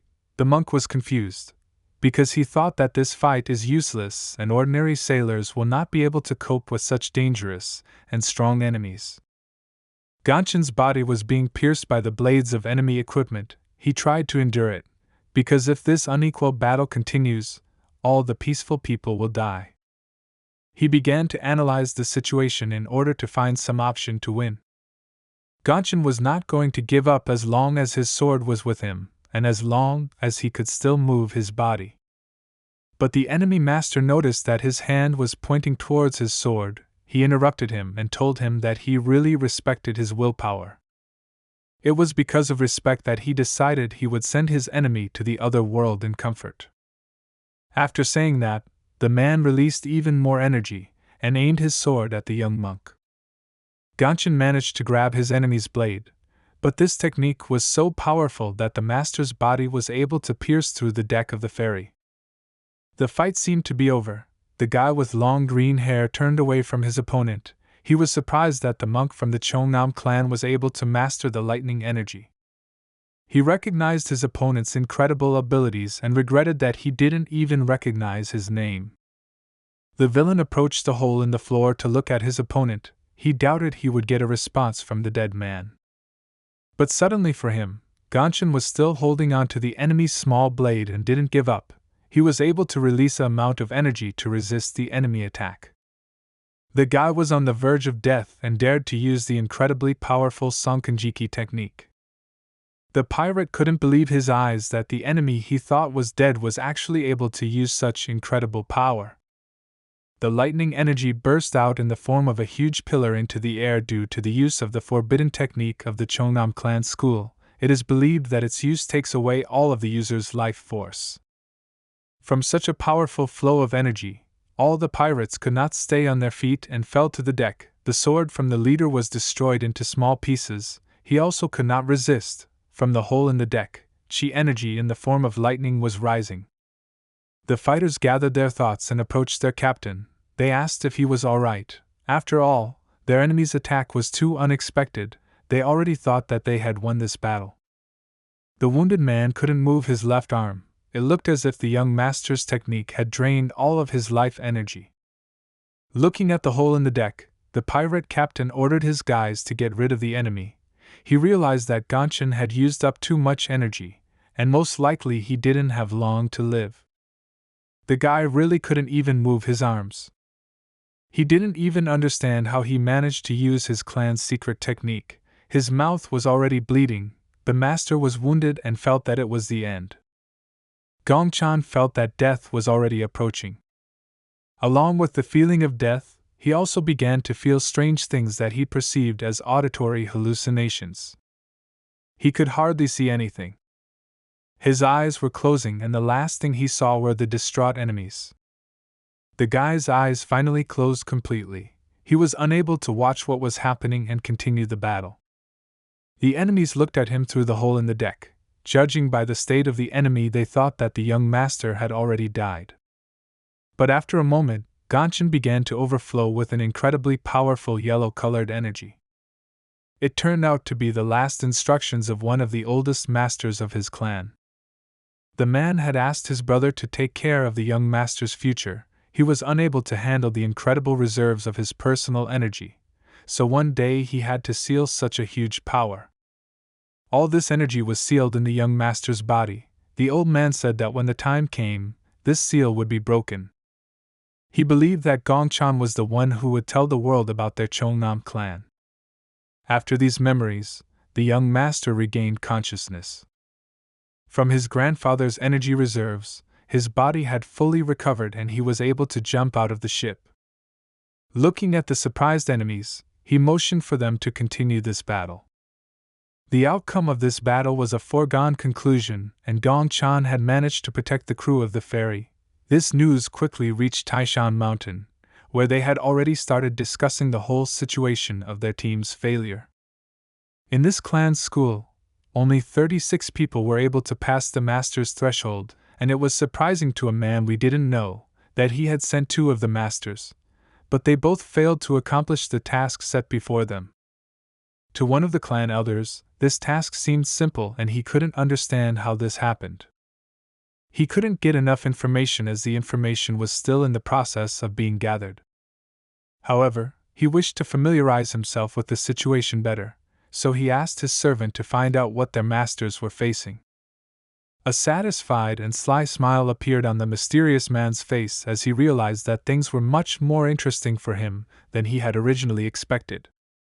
Meanwhile, Master Gongchen appeared with new opportunities in Hunan province. As soon as their ferry docked at the city, the news of the extraordinary master immediately spread among all the inhabitants.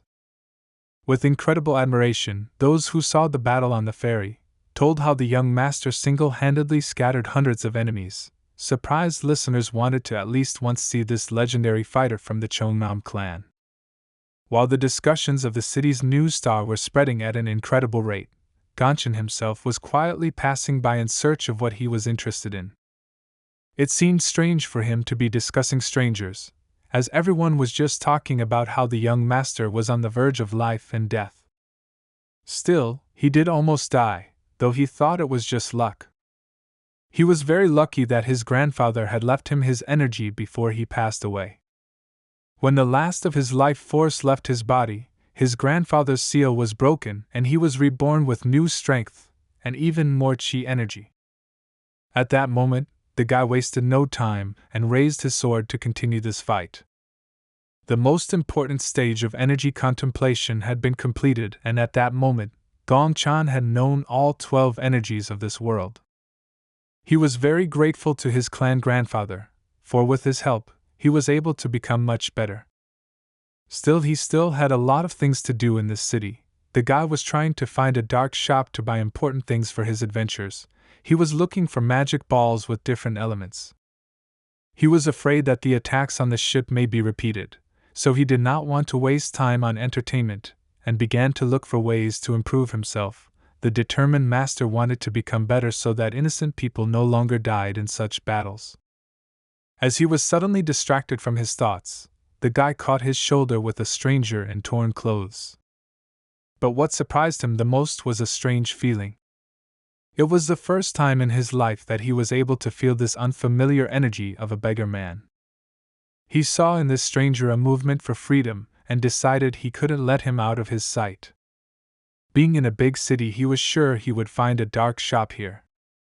Along the way, he had met various people with powerful energy, so he figured the shop was somewhere nearby. The town was crowded with visitors and it was hard for him to walk between the crowds. Gongchan tried his best to catch up with the stranger with powerful energy. To his regret, due to the sheer number of visitors to the city, he lost sight of the poor man. But the guy decided not to be disappointed. A simply brilliant idea popped into his head. He stretched out his palm to the side and tried to focus on the energy. He applied one of his clan's techniques to fulfill his goal. Standing in the middle of the road, the guy took a deep breath, and at the peak of concentration he began to feel a presence. He could feel all the energy of the people of the city within 2 miles of his location. There were many people with bad intentions among what he saw, and there were also those who allowed themselves to be disruptive in the middle of a clear day. The boy's feelings continued to heighten, and after a moment he felt a rather familiar energy. That warm feeling immediately reminded him of that poor man. The guy decided not to waste any time and went to meet the mysterious stranger at the edge of town. The poor man was very surprised when he was disturbed by an unfamiliar craftsman in unkempt clothes. The young fellow introduced himself politely and respectfully as usual. The mention of the Chongnam clan made the poor man slightly wary, but he continued to listen patiently to the young man. Gongchan turned to all the gawkers of the place and said that he had a question for them. He had come with an interesting proposition, so he asked them how they felt about the freedom movement. The poor man who was being chased by the young master was very surprised. He assumed that in front of him stood that immortal guy about whom there were so many rumors in the city. It was embarrassing for Gongchan to admit it, but he agreed with the assumption of the stranger in the hat. The man with a powerful energy of freedom replied with a smile that it was a pleasure to meet him. His name was Hogue, and he was in charge of various guys in Hunan. Gongchan was very excited when he heard that the leader of the local movement was standing in front of him. The calm man replied that he was just like a beggar. The guys behind him couldn't contain their laughter and started laughing. Of course, Hogue didn't like this, and he silenced his comrades with a stern look. After a short conflict with his subordinates, the man was curious about the young master's interest so much that he even followed him to the Day of the Poor. The boy replied that he had once heard about the people of freedom of this city. He felt that if he wanted to know something, then he should ask Hogue. The man with long hair and a hat on his head was pleasantly surprised that rumors about them had spread even among the teachers of the various clans of the country. He asked the young man what question he had come to him with. Gongchan asked with interest where the nearest dark store was. He wanted to replenish his energy reserves. Such a question made the man continue the conversation with a more serious tone. He was surprised that the young master was willing to visit such a place and ruin his clan's reputation, but Gongchan still didn't understand what he could be talking about. Hogue decided not to hesitate and asked the boy if he knew what people would think of him if he used the magic orbs of a foreign clan. At first Gongchan was a little confused, but then with a confident smile replied that the practical use of such artifacts for him is much more important than any rumors. Besides, magic balls for him is an absolutely ordinary thing. For a poor man, such an answer seemed frightening, because such things can't be ordinary for a common man. The boy was shocked by him again when he replied that he was actually more interested in dark magic than such ordinary energy artifacts. The poor man put his hands on his stomach and wondered why the young master needed them, but the guy with a great reputation in the city mysteriously replied that he was looking for them out of some kind of need. He truly believed that if he could figure it out, he could save more lives. With a smile on his face, he said that if he studied the dark poisons, they would no longer be deadly to ordinary citizens. Such a sincere speech lit a flame of hope in the poor man's heart, because most people only choose one direction of energy utilization and study it intensely. He didn't expect that there were still good guys like Gongchan in the Chongnam clan. He told him where the shop called Chongpadan was. He was sure that Gongchan would find everything he needed there. The kind man even told him the secret phrases to contact the merchants. The city's black market is a place where you can buy almost anything, It is ruled by 12 clans and all the power is distributed among them. When meeting the merchant of one of the previously mentioned shops, Gonshin said the code phrase and received a positive response from the man. After that, the serious stranger turned around and asked the young master to follow him. Gonshin was very happy that his feelings were right, and he had not trusted the previously unknown poor man in vain. The mysterious merchant and the curious young craftsman began to descend into the cellar. This room turned out to be quite large, and unlike the main store, there was a huge and reliable door that protected the store from uninvited guests. When the happy Gonshin entered the shop, he was greeted by a man who told him that they had everything from magical energy to living people. The guy was a bit confused by the incredible selection of magical items, so he immediately warned that he had come to buy energy charges.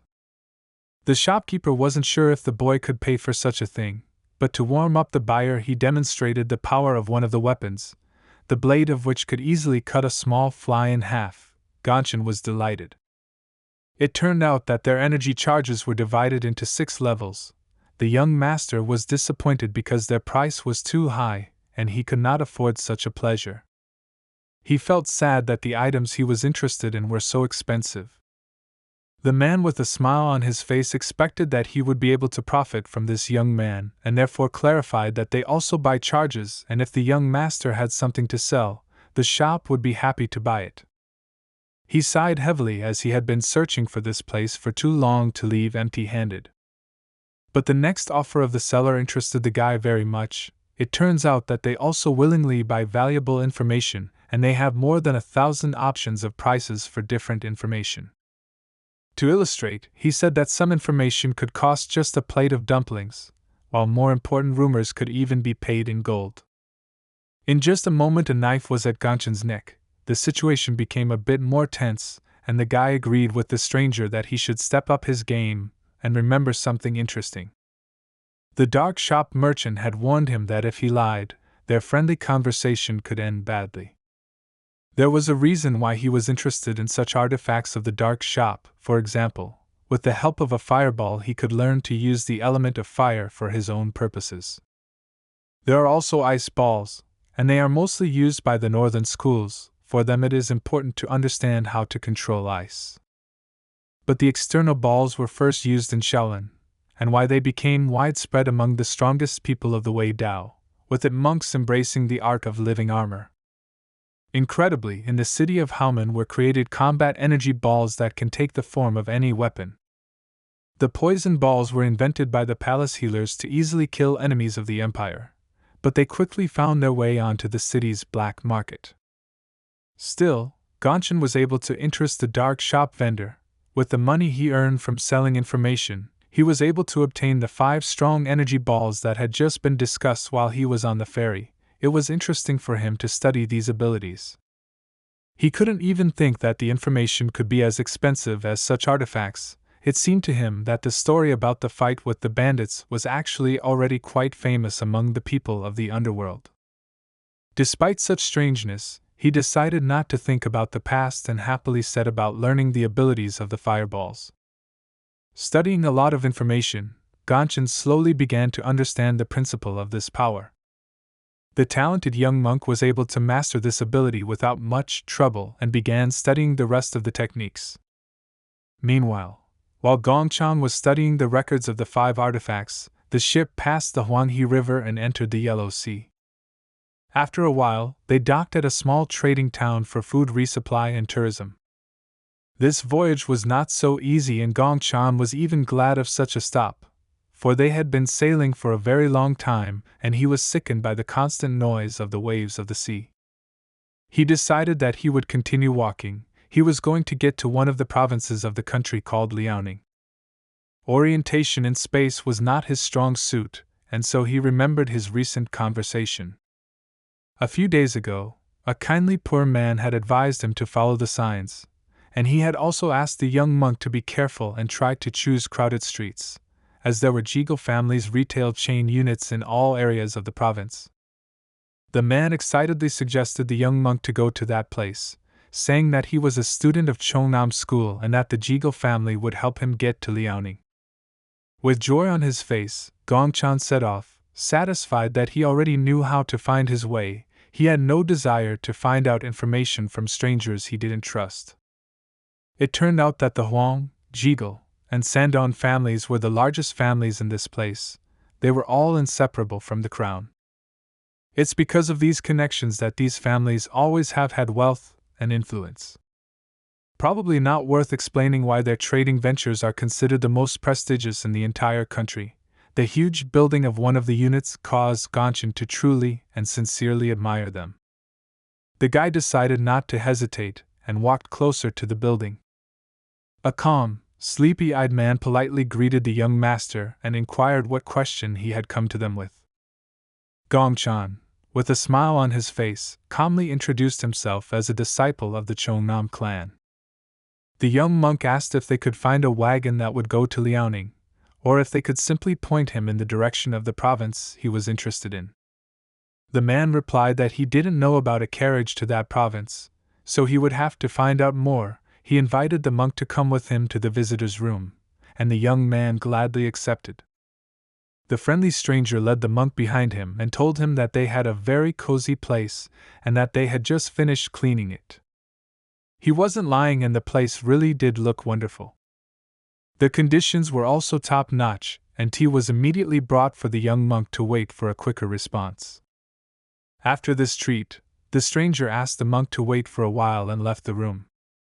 Despite such pleasant service, Gongchan was upset, for he had been brought fresh and hot tea, but in this weather he was not reluctant to have an iced cold drink like in his previous life. It used to be much easier for him to bear this kind of heat, for he could always buy himself a cooling drink at any convenient place along the way. But after a moment he was back in a good mood again, because he remembered that now he was able to deal with such a problem. Gongchan decided to test his own abilities and used ice energy. He had only recently learned to use this magic, but with his talent he was able to use it successfully the first time. It turned out that such skills could be needed even in such routine situations.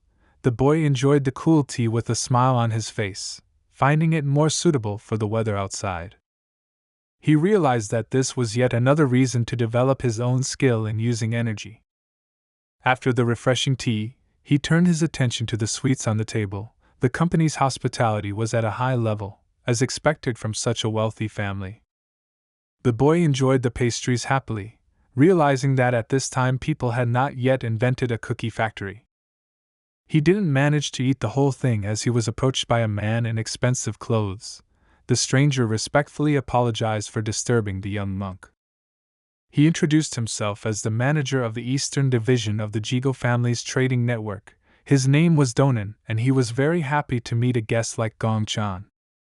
The young master smilingly introduced himself to the man once more. He was surprised that the manager himself had personally come to meet him. Mr. Donan decided to admit that he was very surprised when he found out that the famous immortal Master Gongchan had come to meet them. Such a nickname surprised the shy guy, because he didn't think that rumors spread so quickly.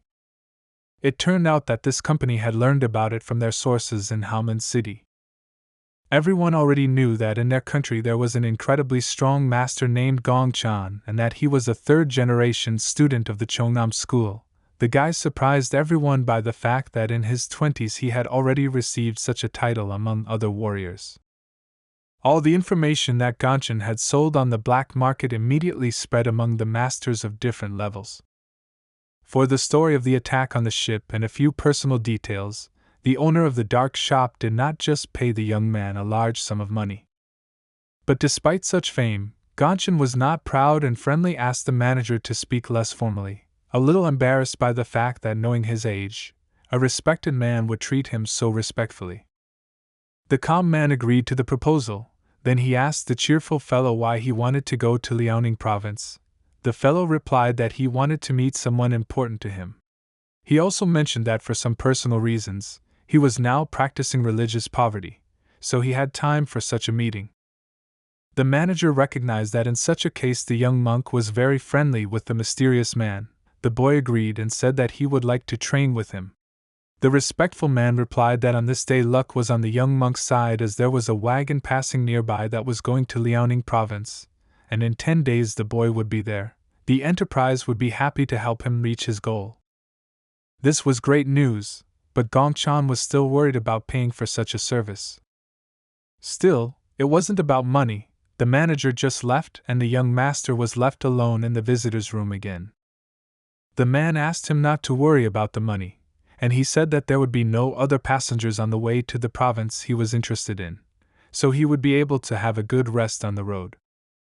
In return, he smilingly asked the young monk to show the children of their family some of their clan's techniques.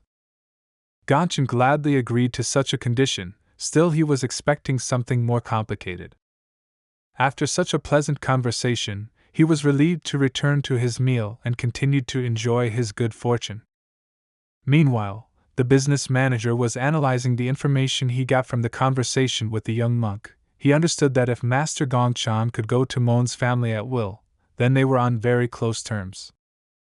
It was obvious to him that the relationship between Mon and the Chongnam school was one of support and power. The man turned to his ward and said that they had a visiting master, and he would be teaching him these days. He said hopefully that he believed that their boys would be able to learn everything possible from the dear guest. After saying that, with a serious face, he held out a letter towards his ward and asked him to send it as soon as possible. While Gongchan was enjoying the wonderful resting conditions, the manager of a large enterprise couldn't sleep and kept analyzing the situation. He realized that due to the return of the Moists, the Murim resistance movement was forming. Meanwhile, the influence of the Chongnam school was growing and a true genius even appeared among their students. The nervous man could not believe that Gongchan in his 20s could become a true master. He continued to walk around his room pondering the situation, for the history of Kanho had never known such a young master, and at this rate, by the time he was 30, he would be on par with the Buddha himself. Still, he wasn't the only one who realized that this young man was more valuable than the entire Chongnam school put together. But there was something that seemed strange to Mr. Dongan, because Gongchan had decided to stick to religious poverty, and it was strange that the Chongnam clan had let go so easily of the man who had the future of their martial arts school in his hands. He could only guess who the masters of the Chongnam school were, not knowing if they were really people who were doing great things, or mere fools who had made a huge mistake. As he looked up at the starry sky, he knew only one thing for sure, that history would put everything in its place. In the morning, the young monk continued on his way and was about to fulfill his promise before traveling to the Mon family. He was escorted by an employee of the company, who told him that there were several people waiting for him on the platform, who wanted to learn at least a little of his skills. The guy was very puzzled and confused, because he did not know what he could teach those guys. He realized that he could not teach the Jiggle family fighters the art of Chongnam school. Besides, even controlling the orbs would be too much for them, as they are the ones who train internal energy, or are already capable enough that they don't need other people's guidance. The only option left for him was to train the fighters to dominate the air. The guy decided to at least simulate the training in return for a big favor from the Jiggle family. After a moment, the company employee stopped and respectfully asked the young monk to come to the students. The boy was surprised, for there were so many fighters coming to the training. He was a little confused in front of such an audience, so he decided to introduce himself and explained that he had come to them at the request of an older comrade from the Jiggle family. He asked them to ignore the fact that he was young, hoping that he could help them with future training. To his surprise, the fighters reacted very motivated and respectfully asked him to teach him one of the great skills. Gongchan didn't think they would want to learn from the young master, but the older guys had a twinkle in their eyes and were excited to begin their training. This cheered the young monk up a bit, and he decided to start by telling them about air control while fighting the enemy. This suggestion surprised the Jiggle family fighters. Gongchan convinced them that even though these were not full-fledged attacks, it would still be useful to know because this technique would make their senses much sharper. To begin with, he asked the fighters to take out their daggers and get ready for the first exercise. The confused boys still didn't understand what was in store for them. Suddenly, the young master with a smile on his face asked the fighters to throw their daggers directly at him. The excited students took this request as some kind of joke. But the calm and confident young master asked them not to worry, because everything was under control. After a moment, dozens of daggers flew towards the Chanam school student. At first he was confused and looked as if he didn't know what to do next. But after a moment, he began to display the strength that he had previously decided to train all of these fighters with. With his dominance in the air, Gongchen was able to fend off all the blades that were flying towards him in an instant. All the blades ended up at his feet. An incredible look of surprise appeared on the faces of the Jigo family fighters. The guy asked all the students to memorize it. He said that he was able to do this not because he was some incredibly strong master, but because the technique helped him learn to better control the airspace around his body. After demonstrating his strength, Gongchan began training. For starters, the fighters decided to improve their breath control. Meanwhile, the fighters' training was already being watched. An attractive girl noticed that Gongchan was indeed an unusual kid. The manager was standing next to her, and he agreed with her words. Looking at the young monk, she asked her uncle if he was thinking about winning this guy over to his side. The man didn't answer the question, but he said that Gongchan was 2 years younger than her, but his level was already much higher. Despite such words, the beauty was still sure that even so, the young monk would never be able to equal the gods. However, she was also not sure that even her husband would be able to equal the skill of the gods. She was still thinking about the Namgun clan, and she needed a meeting first. Despite the fame of this clan and her family's high expectations, she still felt that her premonition was much more important. The manager agreed with her words and said that her premonition was the reason for their meeting. After all, in 2 months, the Mon clan would be having a celebration to honor the founding anniversary, and it would be a good idea for them to send her as a representative of the Jigo family. A smile appeared on the young girl's face. She had expected her uncle to make such a decision, but she was also concerned if he wanted to return home. The man replied that he would do so later when he had a job to do, but for now he had no reason to return. Taking another look at the young master, the girl decided to approach him closer to get acquainted. The manager agreed with her decision, for tomorrow they would be leaving for another province together, and they should talk for a while until then. The daughters of the Jigo clan are famous for their incredible abilities, and the strongest of all Kengayo is a woman named Jaiwa, the daughter of the main family and the successor of the clan. She was anticipating an interesting encounter with the young monk with a smile on her face. Meanwhile, the Zhongmam clan disciple was diligently trying to teach the fighters space control techniques. The frightened man beside him was afraid that he might die if he didn't manage the 17th part of this ability, but Gongchan talked about it as if it was nothing. He was happily trying to explain all the nuances and risks of the technique he was teaching these guys. The agitated man said with a shudder that 5 or 17 parts was the equivalent of death. But the calm young monk tried to reassure him and told him that first and foremost a master should keep the body given to them by their parents. He was distracted from the edification of the frightened fighters by a beautiful girl. The pretty lady interrupted his lesson and introduced herself as the successor of the Jigo family. She had decided to approach and introduce herself after she knew that they would be traveling together to the Mon family. The boy thought about this meeting and the high status of his future partner. A few days later, they set off on their journey as planned. It was a huge caravan with several crowded wagons, lots of horses and guards. The young master was surprised when he noticed the number of gifts prepared for the Mon family. He was a little upset that he would be the only one coming to visit empty-handed. The guy sighed heavily, not knowing what to do to improve his situation. His partner noticed this. She glared at him to see what he was thinking. At some point the guy concentrated and stopped showing his emotions. He seemed to sense something and paid attention to the gaze of the Jigo family's successor. The girl immediately turned away, and the boy wondered if she was all right, for he had sensed something strange. He noticed that she had red cheeks and a fever. The girl started to worry, not knowing what Gongchen would say. The guy wasn't smart enough and said that it was a cold symptom. The girl decided to play along and breathe a sigh of relief. Despite this awkward outcome, she remarked that Gongchen was a very attentive monk. The boy smilingly replied that he was so sensitive due to his advanced control over space, yet he kept thinking about their safety on the road.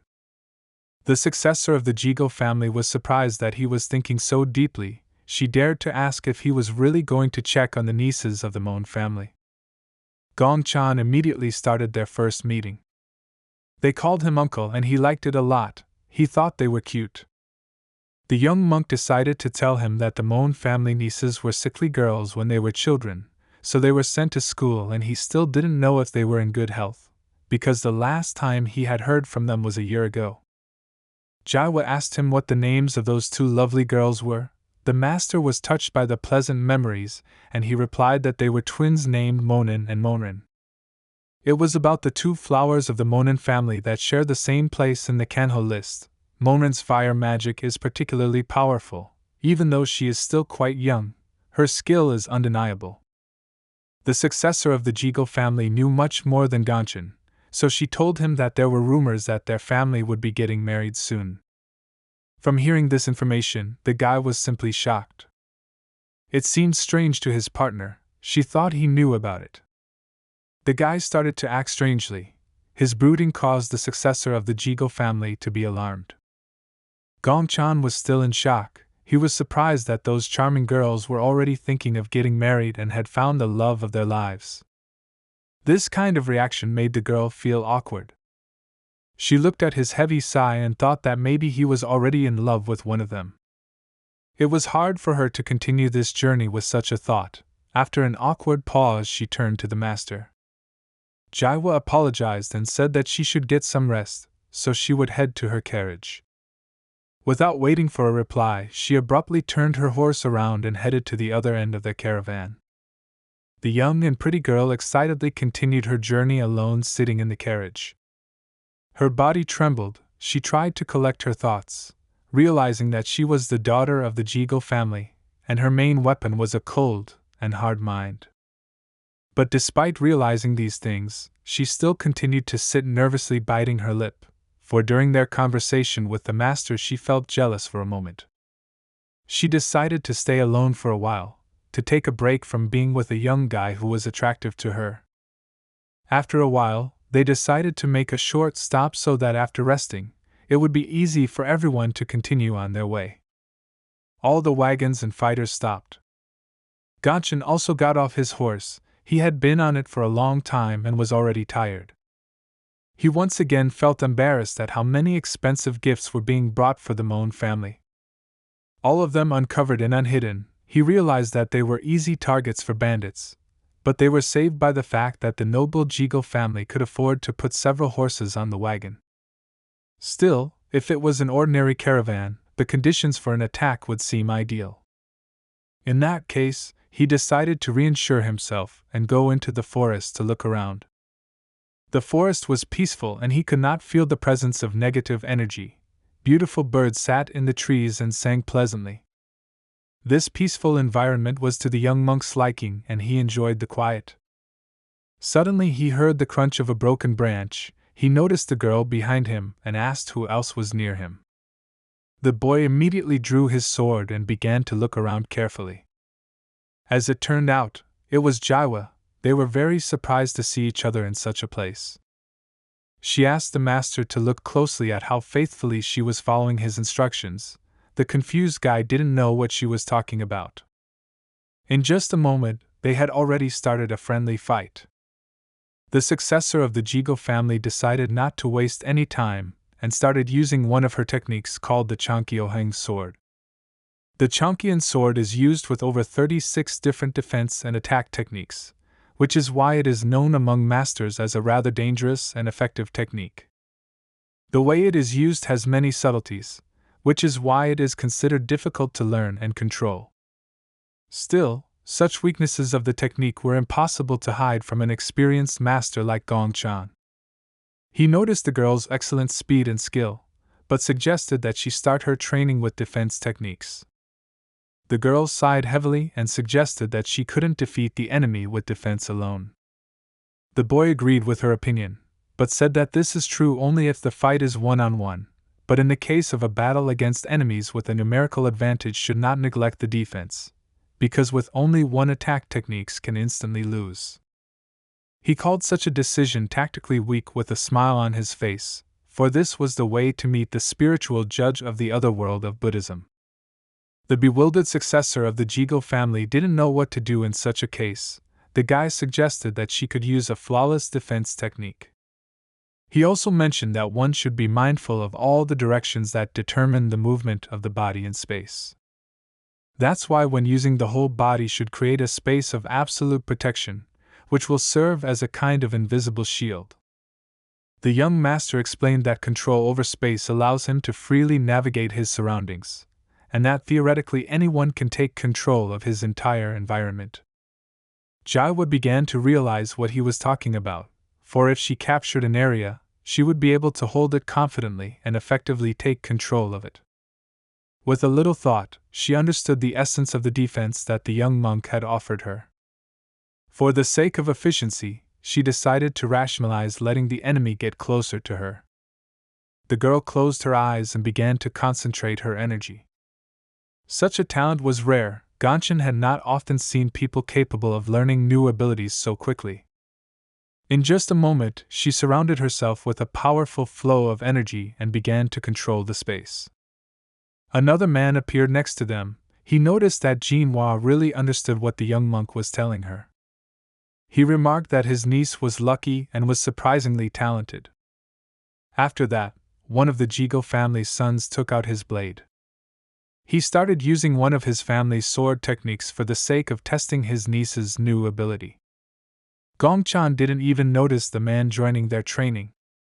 He turned his head away and said that he should probably head back to the camp. But the young man asked him not to worry and said that everything was fine and he could watch. Still, he managed to teach the Jigo family a new defense technique. Using his incredible talent, Jinhua was able to learn how to control space without much trouble. Gonshin had completed his assignment from the manager and could return to the camp in peace.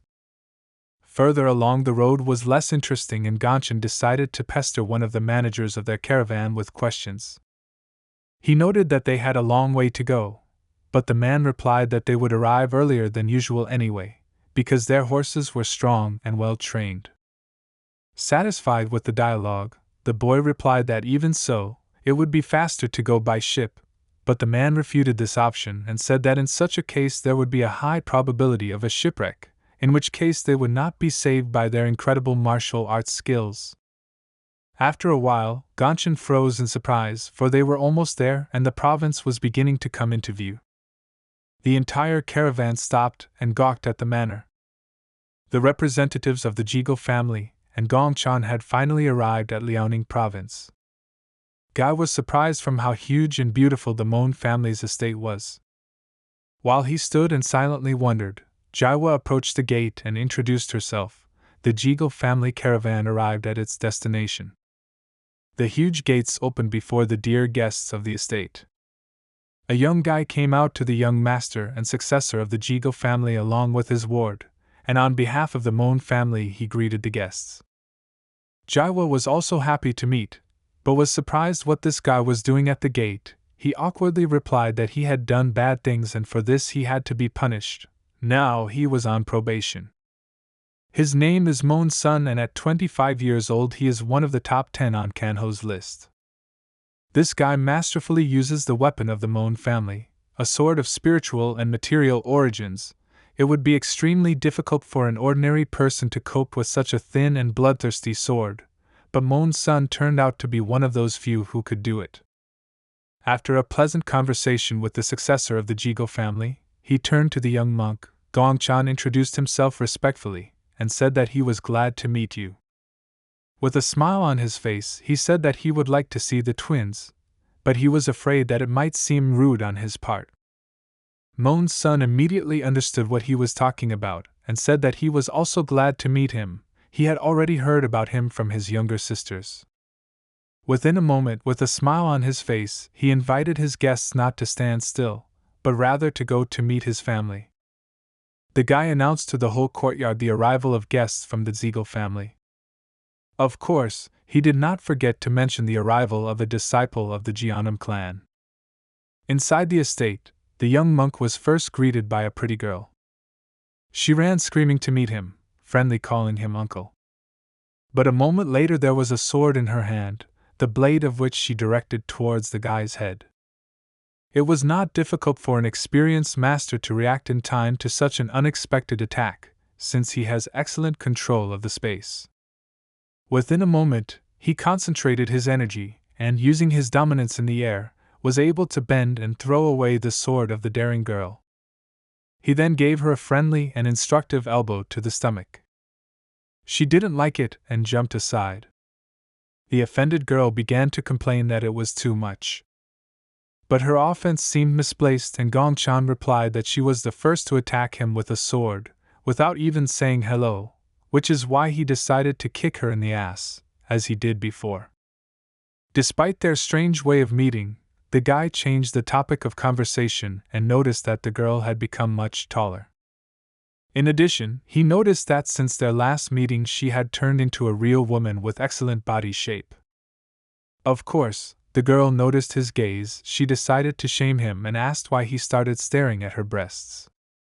The confused guy tried to get out of the awkward situation and said that his niece should not talk about such things before her own wedding, and besides, he did not teach her such bad things. Gongchan began to get very nervous after the girl said that she was taught the basics of martial arts by a completely different person. To finally win this argument, Young Rin demonstrated the look of the shy guy and said that he, like a real pervert, looked straight at her chest. The excited guy said that with such manners no one would marry her, but the girl responded by asking whether Uncle Gongchan would marry her.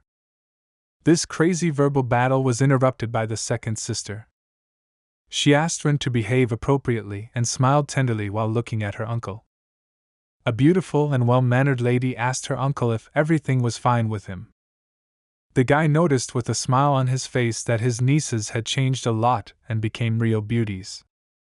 Looking at his older sister, he said that despite the difficulties, studying at Jeonnam school helped them become stronger, but they could not tell their family about them, because the techniques of their school were secret. The eldest sister calmly asked her uncle not to worry about it, because their clan was not so weak as to violate moral principles. Ren interrupted her boring speech and, with a sparkle in her eyes, told the young monk that their father wished to meet him in person. It was about the legendary son of the head of the Mon clan. Mon Chan is the only owner of the Samchonghel sword. He renounced the right to inherit the clan and became a military leader. Of course, such an unexpected and close meeting made the guy nervous. He tried to sneak away and made the excuse that he needed to pick up his things, but the happy Ren pulled him along, saying that the clan servants would take his things. Until the very end, Gongchan tried to find an excuse to delay their meeting with his father, but the girl did not pay attention to it. The nieces and the young monk went to Mon Chan's office. The respected man sat at his luxurious work desk. He was glad to see Gongchan as a young master, and he also noticed how much he had grown. He decided not to drag out the conversation and invited the guy to have a good rest after a hard journey. He said that they were glad to receive such a guest, because his daughters were indebted to him. With a smile on his face, he said that their family would welcome him well. The younger sister interrupted their conversation and said that her uncle Gongchan was the best. The man confirmed her words with a smile.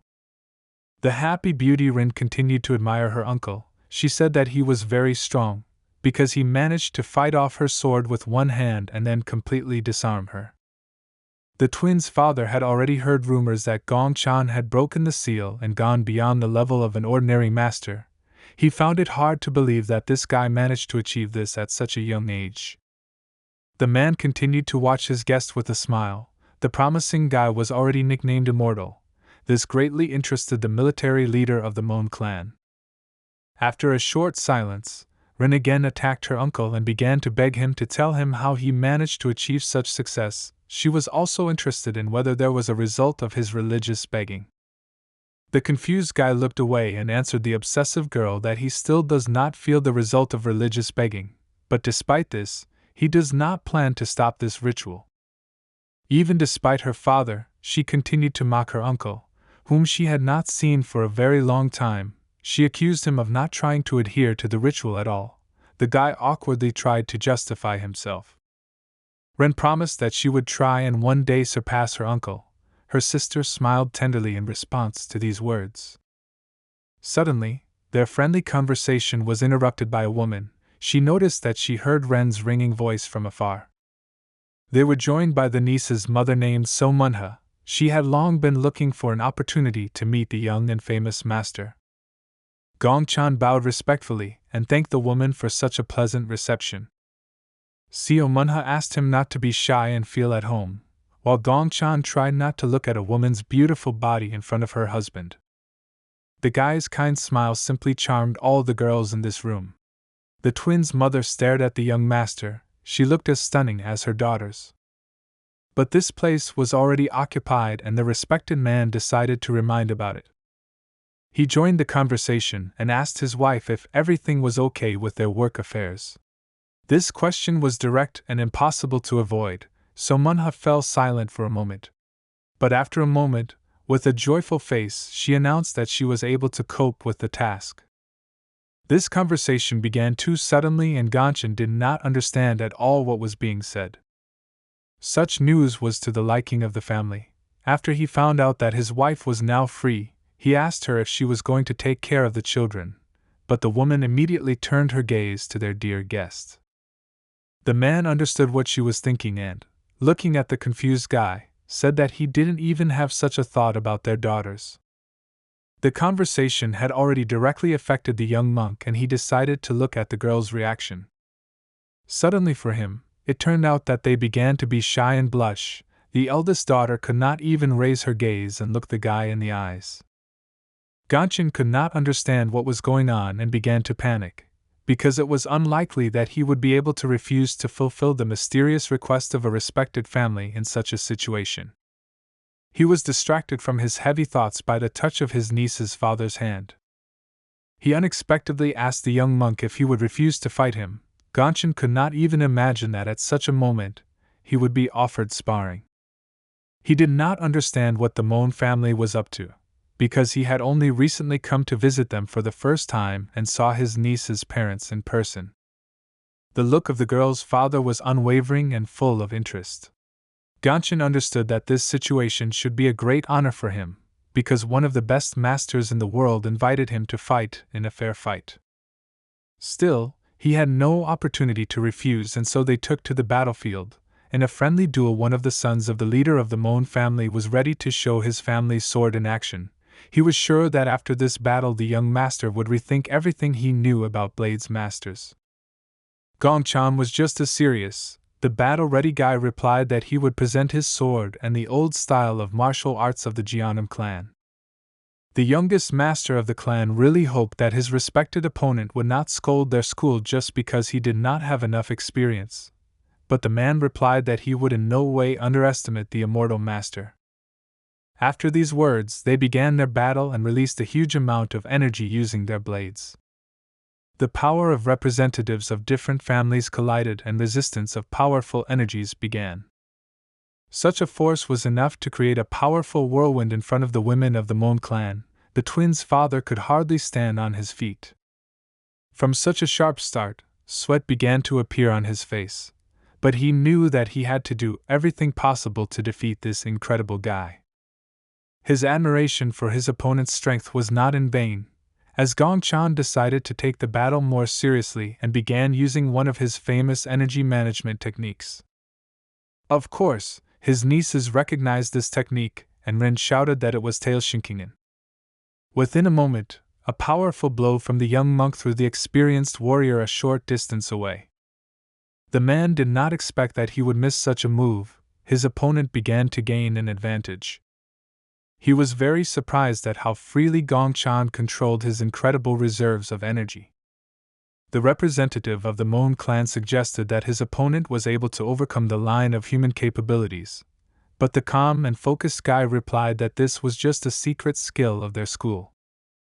Due to such pressure from the young monk, the twins' father could not even raise his sword, so he did not even think about launching an attack, but only continued to look for weak points in the enemy's defense. Amazed by such an incredible battle, he admitted that the knowledge of the Jeonnam clan really scared him. This knowledge in the hands of a young genius forced the experienced fighter to seriously take up the equation of power. But while he was trying to figure out a counterattack, Gong Chan had already taken a stable stance to use the full power of his secret technique. Unexpectedly for everyone, his dominance in space began to dominate in the air. The commander of the Mon clan troops had no choice but to defend himself with the sword. With an interested look, he admitted that he did not expect to see such abilities performed by the young master, so he proposed to also show pure strength in this battle. Proudly raising his hand in the air, Gong Chan replied that he had shown them his best technique, which was the result of the secret teachings of his Jeonnam school. He also honestly admitted that in fact he prefers masterful control of chi energy to the art of wielding a sword. The experienced man understood what was being said and replied that this was amazing, because Gong Chan compensates for his lack of fencing skill with skillful control of magic. But after that he warned the enemy that he was going to show that the path of the sword can also be incredible. After that, he struck back with a blow that rushed towards the guy's head with great speed. Despite controlling space, Gong Chan was unable to withstand this attack and his opponent was able to break through his defense created by the competent use of chi energy. The guy began to lose his advantage and decided to use another technique called Comic Chanman. His opponent could not hide his surprise at learning the true power of the young monk's technique, because at one moment he lost control and stopped hearing and seeing his opponent's actions. The unexpected change in the course of the battle made the experienced fighter begin to get nervous. But despite such tension during this friendly battle, he recognized that the young monk's abilities were extremely interesting. Rushing into a counterattack, he shouted that despite such efforts on Gongchan's part, it was still not enough to take his daughter. This sudden phrase took the young guy by surprise, because he did not know that 2 years ago various rumors began to circulate about the possible marriage of his nieces. People were talking about how the Namgung and Habit clans were going to send matchmakers to the Moyen family even though the clan's daughters still wanted to continue to diligently study the martial arts that their uncle from the Jeonnam clan had taught them about. Without raising her eyes, the eldest daughter decided to declare that their marriage was out of the question. Their mother was very confused by such a sudden answer. She did not understand why her daughters were rejecting good candidates to increase their family and influence in the world. The youngest daughter sighed heavily and took upon herself the responsibility to answer this difficult question. She admitted that she actually liked her uncle and, of course, she was talking about a well-known representative of the Jeonnam clan. After that incident, the twins' father was eager to meet the mysterious master who could win the hearts of his daughters. He didn't expect that Gong Chan would actually be able to exceed his expectations. With a smile on his face, he recognized the strength of his opponent and inquired about what exactly he was studying at his clan's school. Continuing the fight, the guy replied that he paid special attention to the hidden techniques of the main school. This answer made the man freeze in place in surprise. After a moment, he began to laugh loudly. After that, he removed his sword from the enemy's defense and stopped the battle. He apologized to the young master for this test and said that this fight was enough for him. After this unexpected ending, the man turned to the guy and calmly said that he trusted him with his daughters.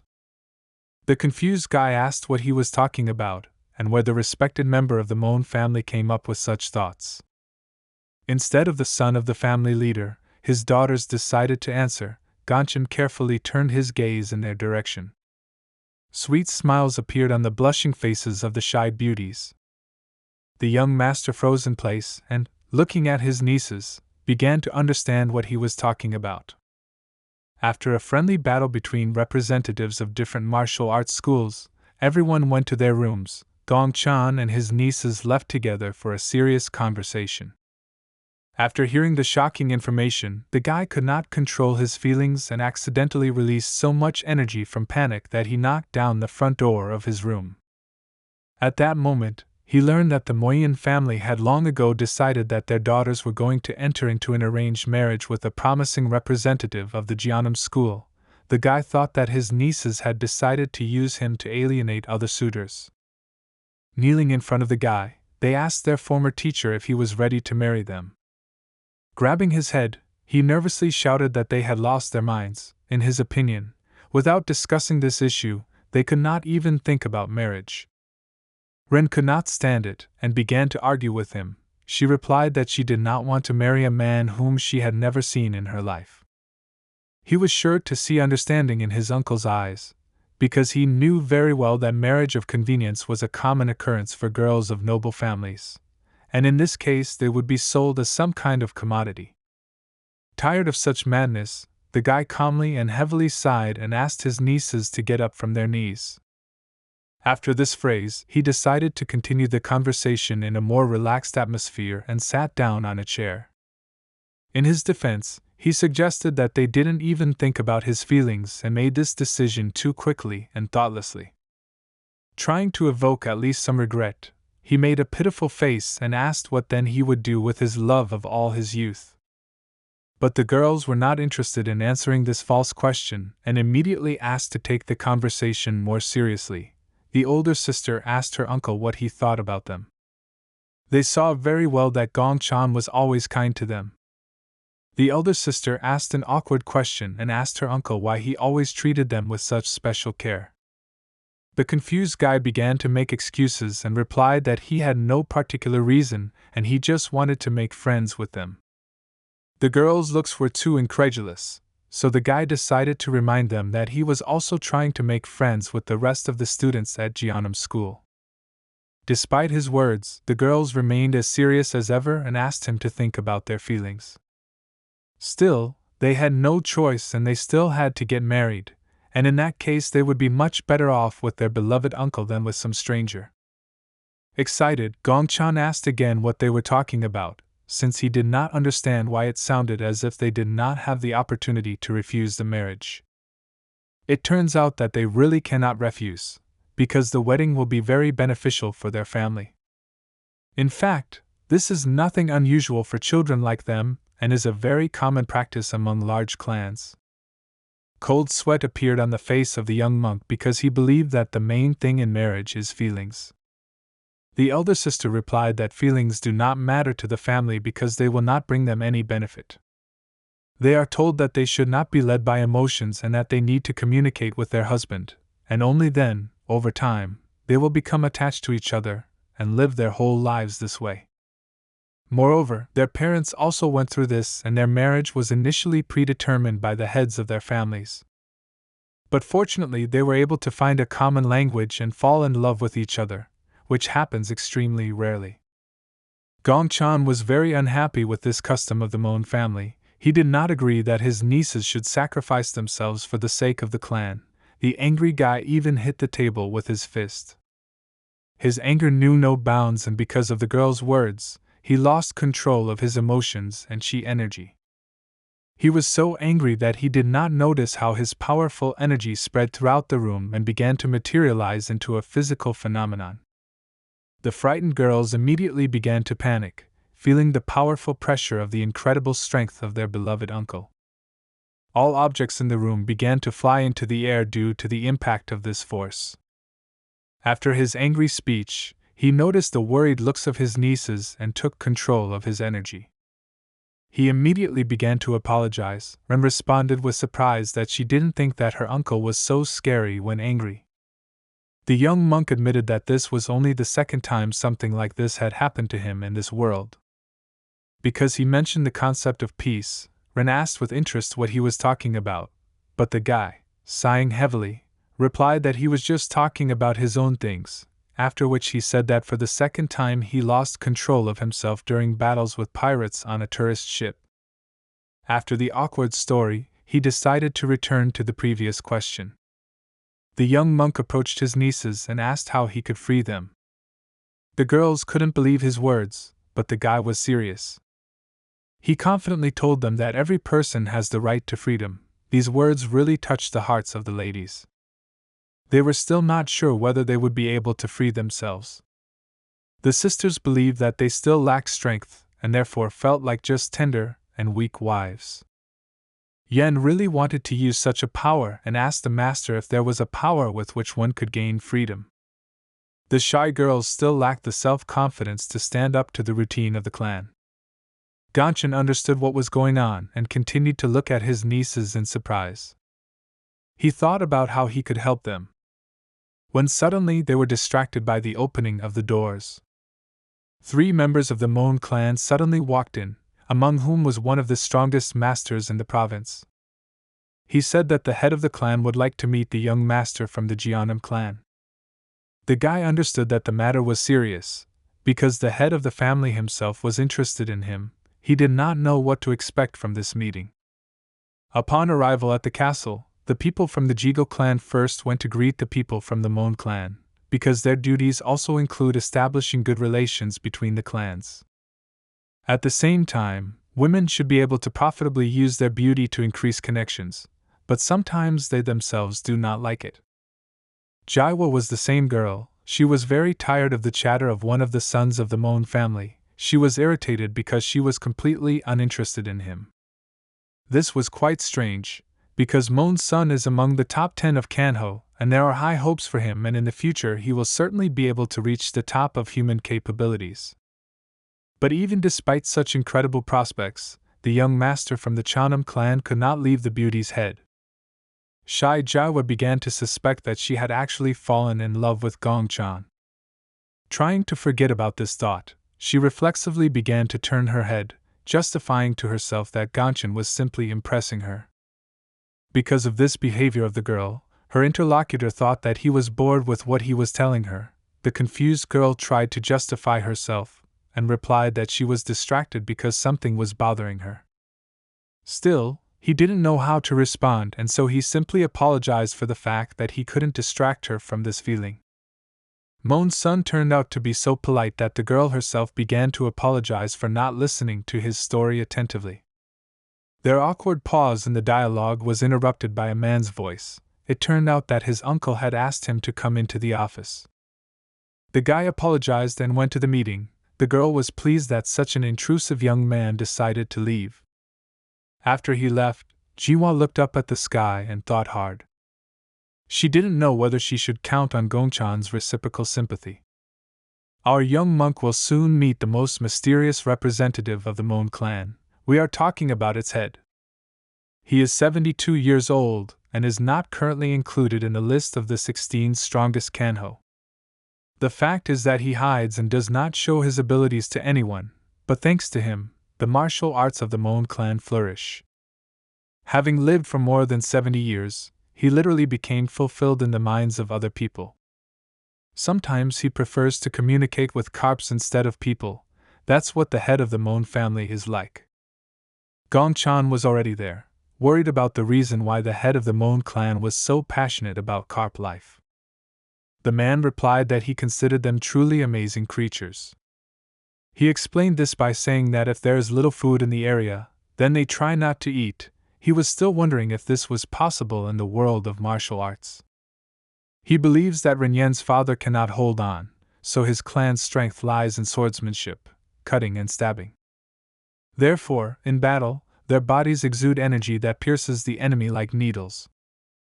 Gongchen noticed this in a friendly fight against his niece's father, and admitted that his muscles still hurt from the technique. With a smile on his face, the head of the clan answered him that it took him a lot of time to install these needles of chi energy in the right places, so that he could then take them out and send them towards the enemy.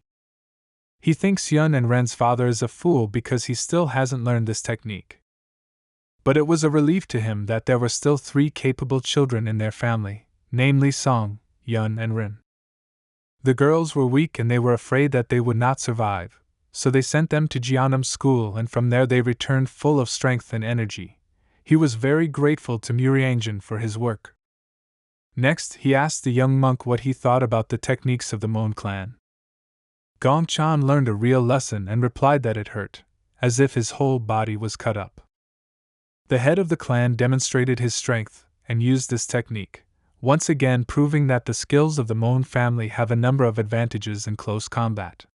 But despite the power of his technique, the guy was able to withstand this blow. In response to the surprise of the old man, he said that he succeeded only thanks to success in applying his own techniques. The man is aware that this attack pierces enemies like knives. He asked the young man how he managed to resist one of the Mon clan's techniques so well. The guy replied that it was a secret technique of the main school and therefore he could not tell his secret. The head of the Mon clan could not doubt the honesty of the guy's words, because even a first-class warrior would come out of the fight bleeding, with many cuts. The power of success was contained in the young master's Tilchingen, so the old man asked how he managed it. The guy admitted that the incredible amount of effort he put into training was important, but he also believed that there were even more opportunities ahead of him. But everything was not so simple, and he decided to demonstrate that due to the constant increase in his power, he had recently begun to have serious problems. The released chi energy of the young guy was able to throw aside and suppress the technique that was created by the energy of the old man. The man was very surprised and stated that in the past, even Master Muriangjin was not capable of such a thing. Now it became clear to him that the Jeonnam clan were able to raise a warrior with truly endless potential for development. After such a short conversation, grandfather decided to introduce himself properly. His name is Mon Janshin, and he was very glad to see such an incredible young monk in person.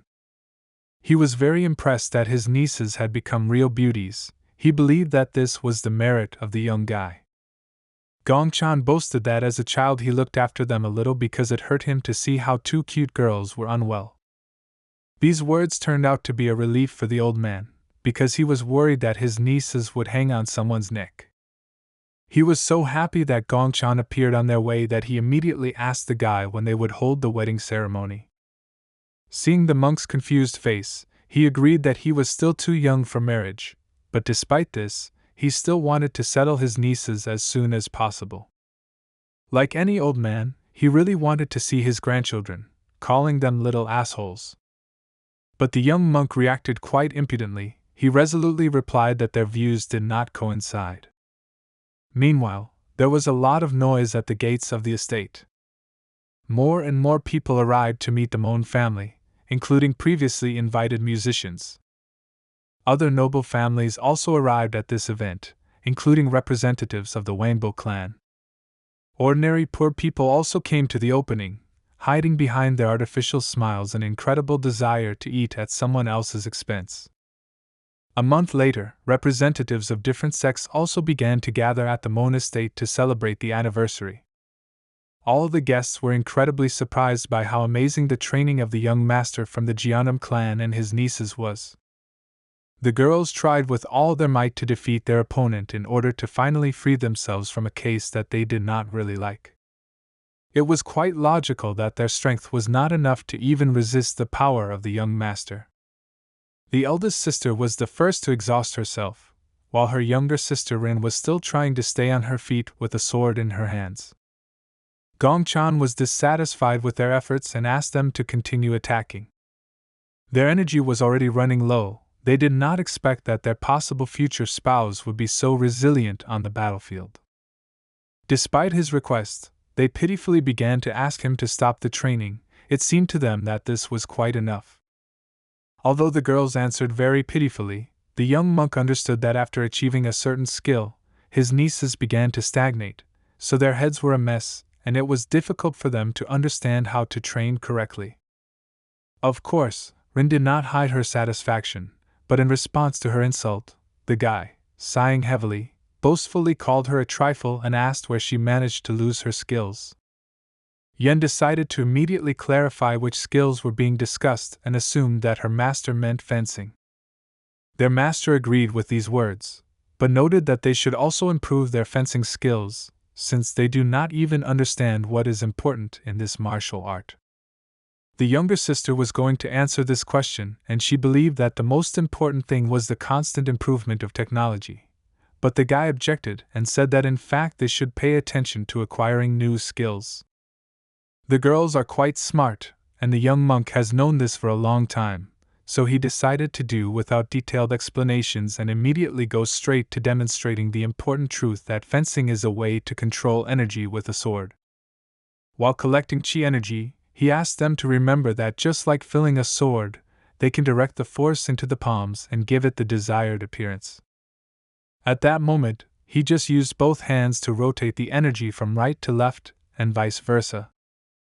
After these words, it was clear that the girl was then able to independently understand the meaning of using the Tailshingen technique.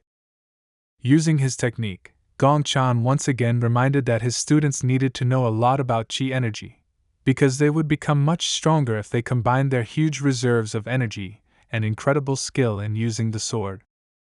Picking up his sword from the ground before continuing his rigorous training, he asked his nieces to begin to pay more attention to controlling their energy. As Gongchan prepared to continue training, the younger sister showed reluctance to join. She believed that the young master had already received a monetary payment from their father, and they no longer needed to continue training so hard. The guy did not understand where she thought about the payment, and replied that he did not disclose his financial capabilities. Inspired by the idea of relaxation, Rin began to dream that she and her sister would tell Dad that they were still training, and they themselves would go drink tea and eat sweets. Yong and Rin were very happy, thinking it was a great plan. It turned out that Gongchan did not agree with them. The guy attacked and asked the girls to show perseverance in learning before dreaming of rest. Despite the discontent and panic of the girls, he tried to stick to his promise and make his nieces much stronger so that they would receive freedom and equality of action in their clan. During a conversation with the young monk, the old man decided to ask him why he was ignoring the wishes of his granddaughters, but Gongchan believed that he was not entirely right, and in fact, every person should be free to decide their own destiny. For him, those people who do not have the opportunity to choose their fate are not much different from livestock. In addition, he argued that his nieces chose him out of despair. Instead of unknown suitors, they preferred a man they knew, who always showed himself on the good side for them. Gongchan ended his speech by saying that the family's decision to marry Yun and Ren was wrong, because it doomed them to an unhappy life. The old man was very hurt by these words, because the guy was hinting that the Mon family does not treat girls humanely enough. When the question came to feminism, the old man could not stand it, and felt that the young monk from the Jianam clan was behaving too impudently, although thereby showing concern for Yun and Rin. The man was an expert in debate, and replied that the children of their family were no different from the rest of the country, and should not act as if they were special.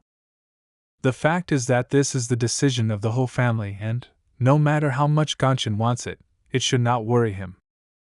In this case, the guy tried to find at least some way out, and asked if the situation would change if the girls became much stronger than before. The old man was simply shocked when he heard that Gongchan wanted to make his nieces real masters who had reached the peak of their capabilities. He wondered if the Mon family would allow them to marry for love, and not just for the sake of improving ties with other influential families. With a smile on his face, the old man agreed with this proposal, because if his granddaughters become masters of the highest level, then they will be equal to the elders of the clan. In their entire clan, no more than 10 individuals manage to reach such heights, and if Yen and Lin succeed, they will be presented to ourselves. He agreed with the skilled master's proposal for a reason. He was not sure that they would easily be able to achieve such an incredible goal.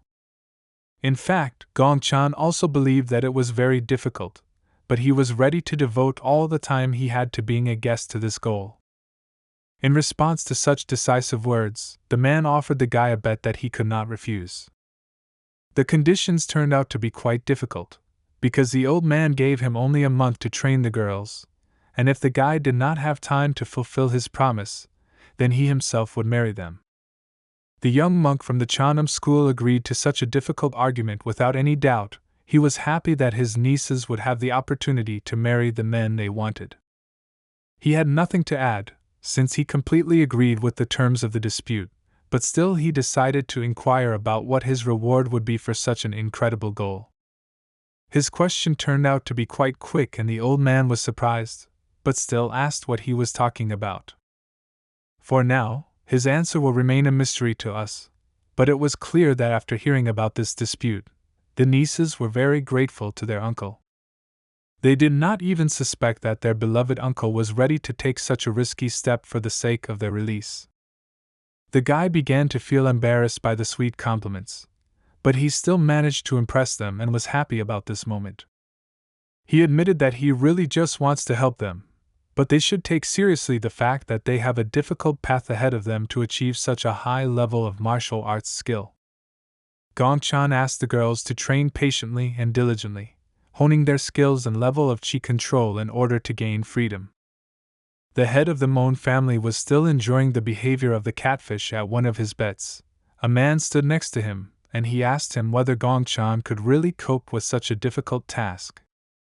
This man was the girl's father, and he confidently replied that the young monk had taken the matter seriously and was already teaching his nieces new skills.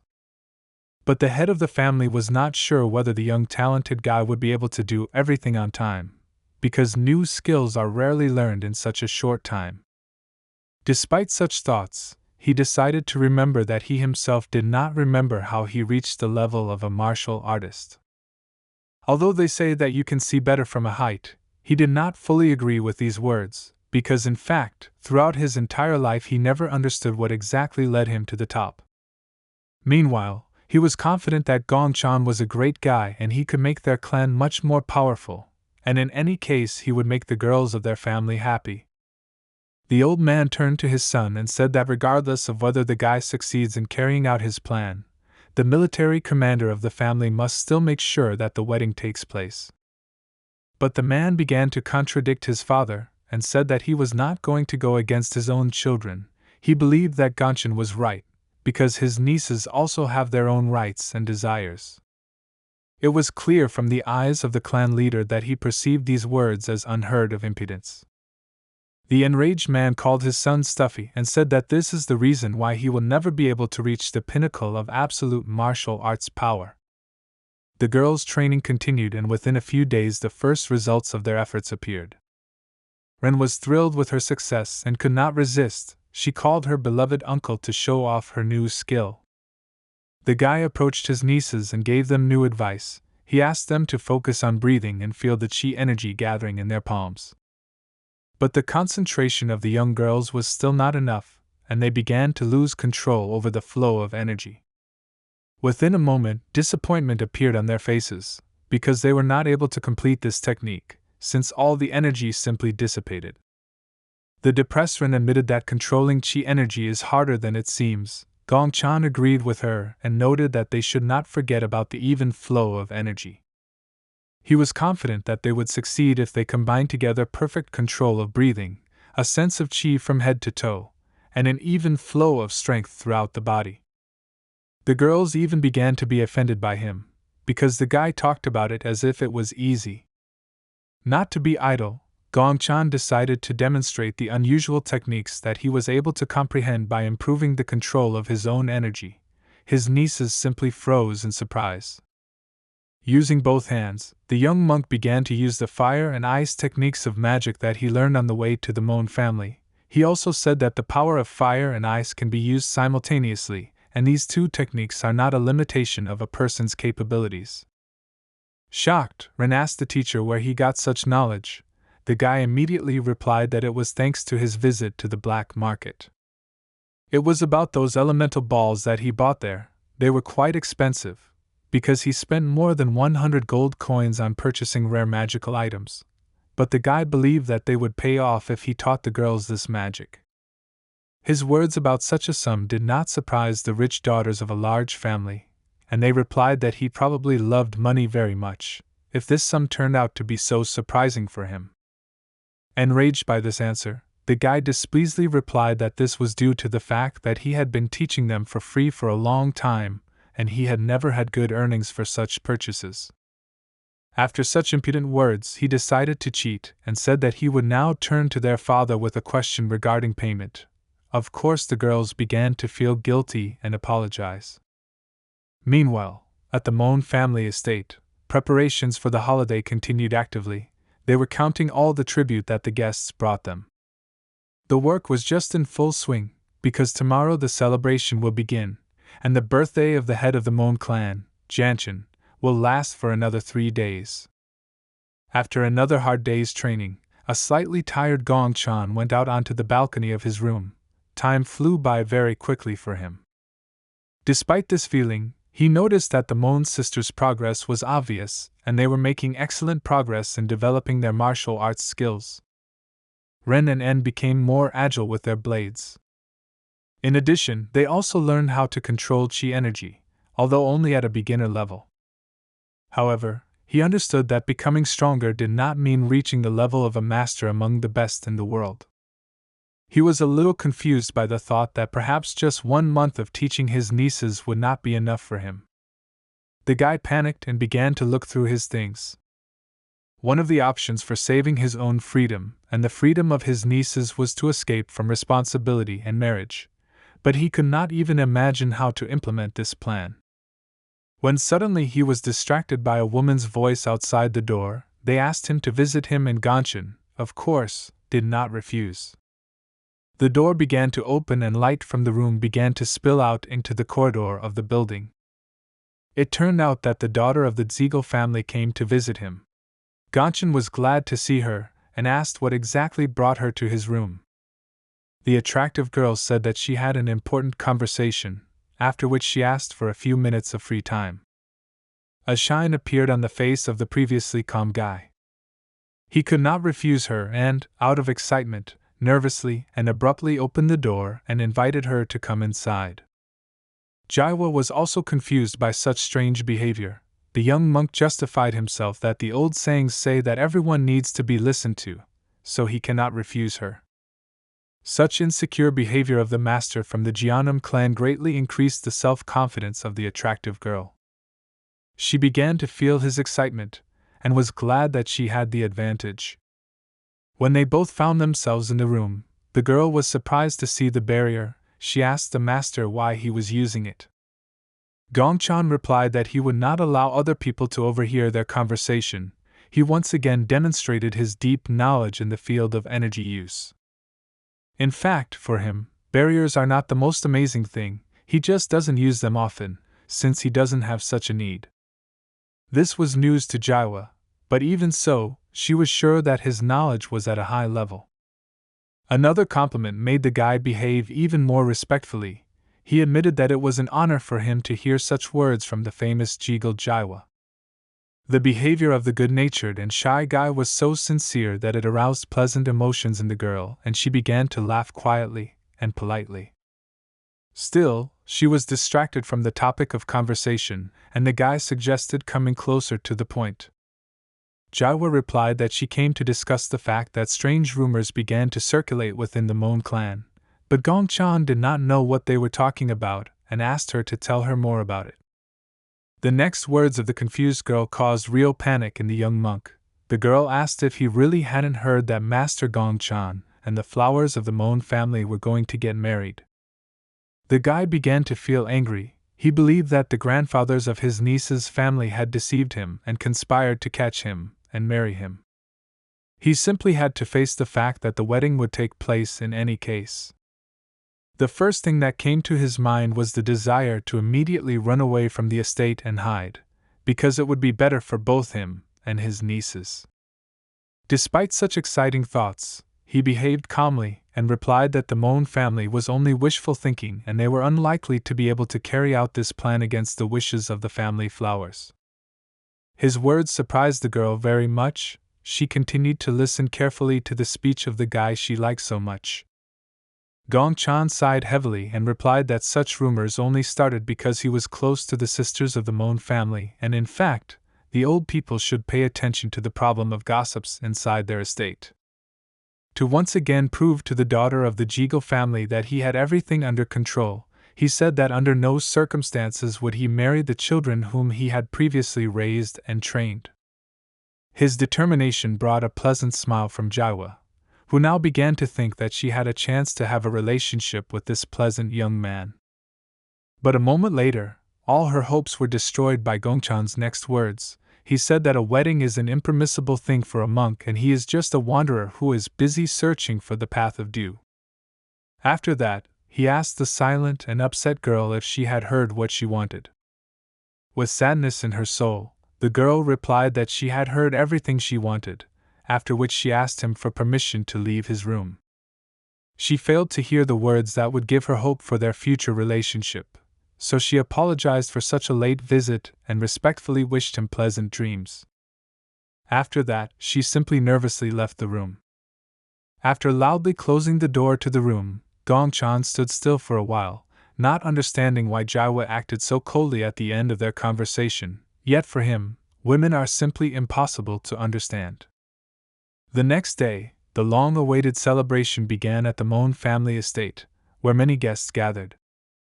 Music and the noise of joyful people could be heard everywhere. People danced, drank, and had fun carefree. Meanwhile, the representative of the Mon clan solemnly spoke about what the guests had brought as a gift to the family.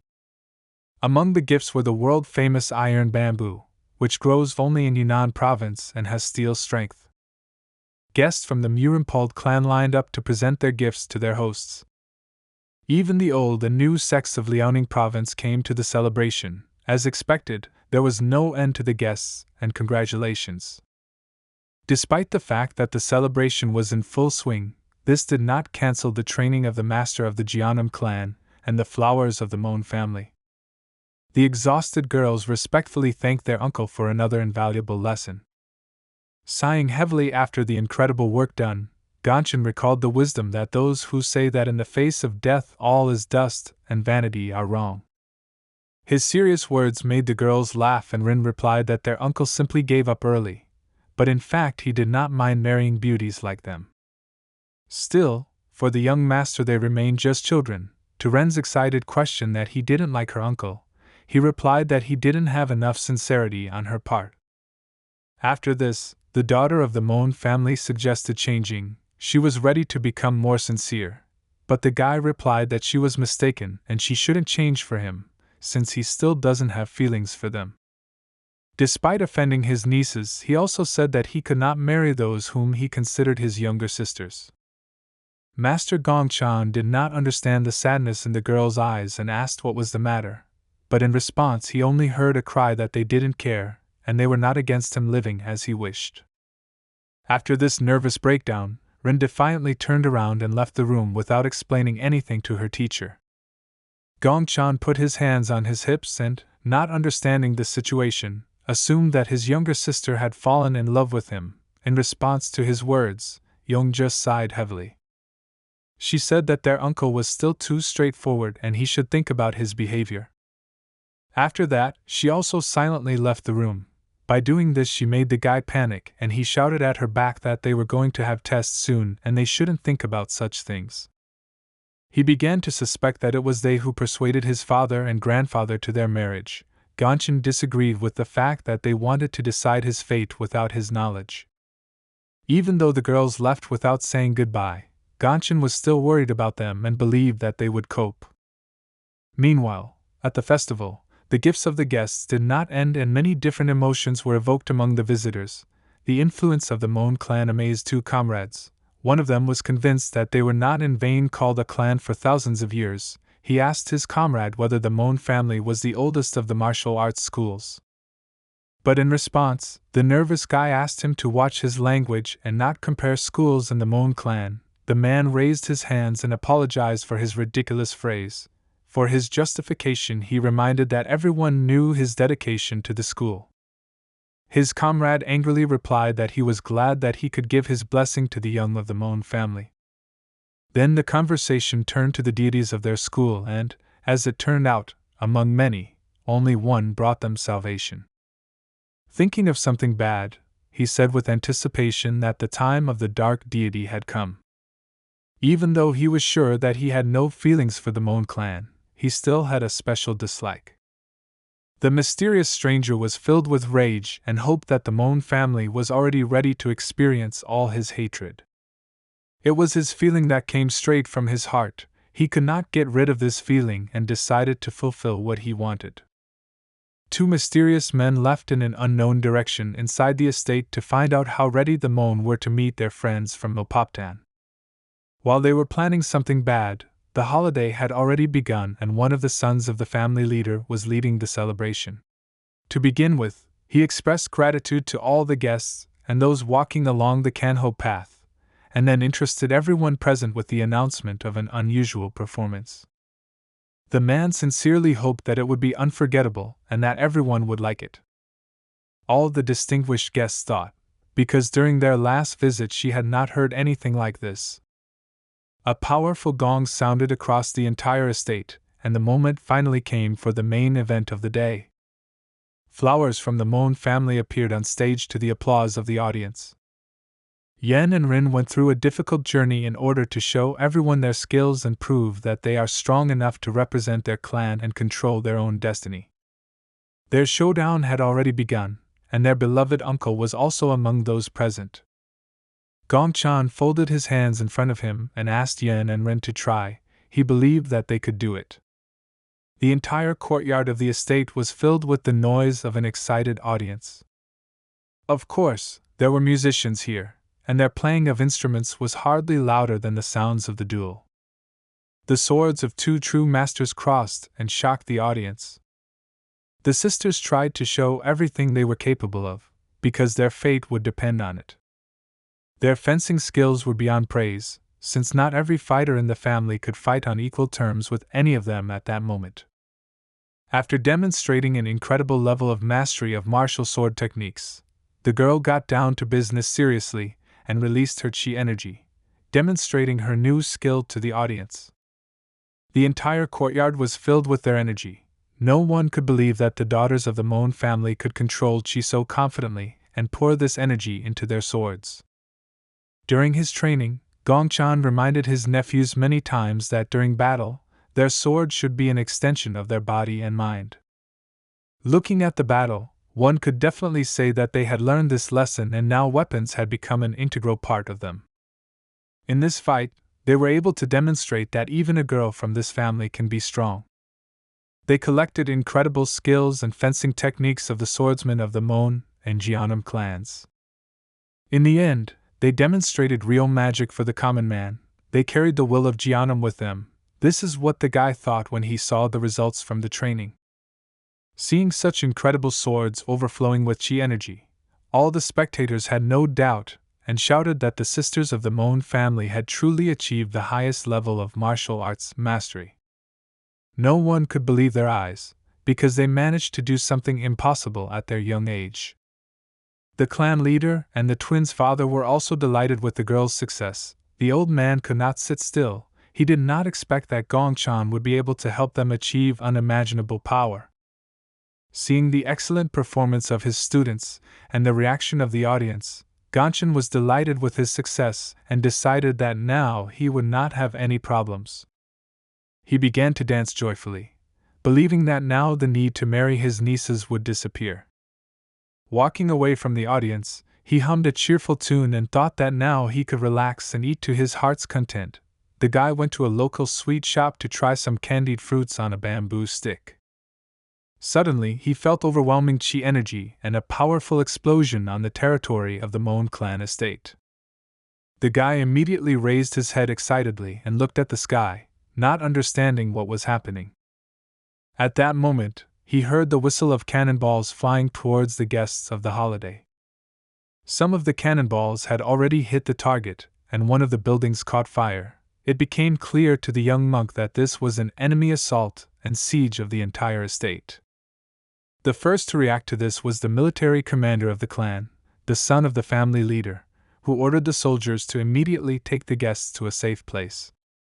The determined man took on the biggest challenge of starting the assault. Using his chi energy, he began to create cutting attacks towards the enemy cannonballs. His attacks were powerful enough to not only change the course of the projectiles, but also cut them in half. Such a destructive technique greatly reduced the damage to the city and saved many guests, because not all of them knew martial arts at such a high level. The guards at the gate looked towards the intruders and shouted in confusion that the enemies were dressed in purple dresses.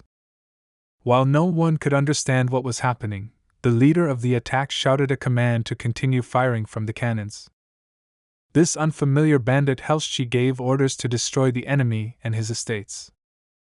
It turns out that the Helshi clan was once believed to be completely destroyed by the warriors of the Mon family. But still among them there were survivors. The man who controlled the siege once touched the secret knowledge of the family, and completely devoted himself to the study of dark magic, so he became the priest of Milpoptan. With an evil smile and rage in his eyes, he was ready to destroy everything in his path, because his long-awaited day of revenge had finally arrived. A moment later, the same suspicious stranger whom we had recently seen inside the Mon estate among the guests approached him. He turned to his leader and said that he had completed all preparations. It turned out that the men had pulled black metal coffins with bodies inside. The leader of this gang turned to his charges and asked them to wake up their friends in order to show everyone what the priests of Milpoptan were capable of. The men with the loudspeakers began to chant some kind of spell. Their voices were low, they whispered these words with incredible anger in their eyes. Within a moment, some bodies began to rise sharply. Huge revived men headed towards the fortress wall. Now the Mon family has much worse problems, because along with cannonballs, they are now also attacked by terrifying zombies. One of the bandits with a smile on his face said that now the feast will be over. He had in his hands some kind of magic ball that was neatly lying inside the box. The leader of the bandits, Helshi, was simply shocked when he saw this object. It turns out that it contains incredible power and can be used to enhance resurrected soldiers. After just one such item, the zombie will gain incredible strength. The monster standing in front of them began to transform, filled with chi energy. Full of power and fury, the zombie looked like it would be unstoppable. With such a weapon up his sleeve, the bandit leader Helshi was confident that their time for revenge had begun. While the bandits were creating zombies, the Mon family was evacuating their guests. But not everyone agreed to just hide.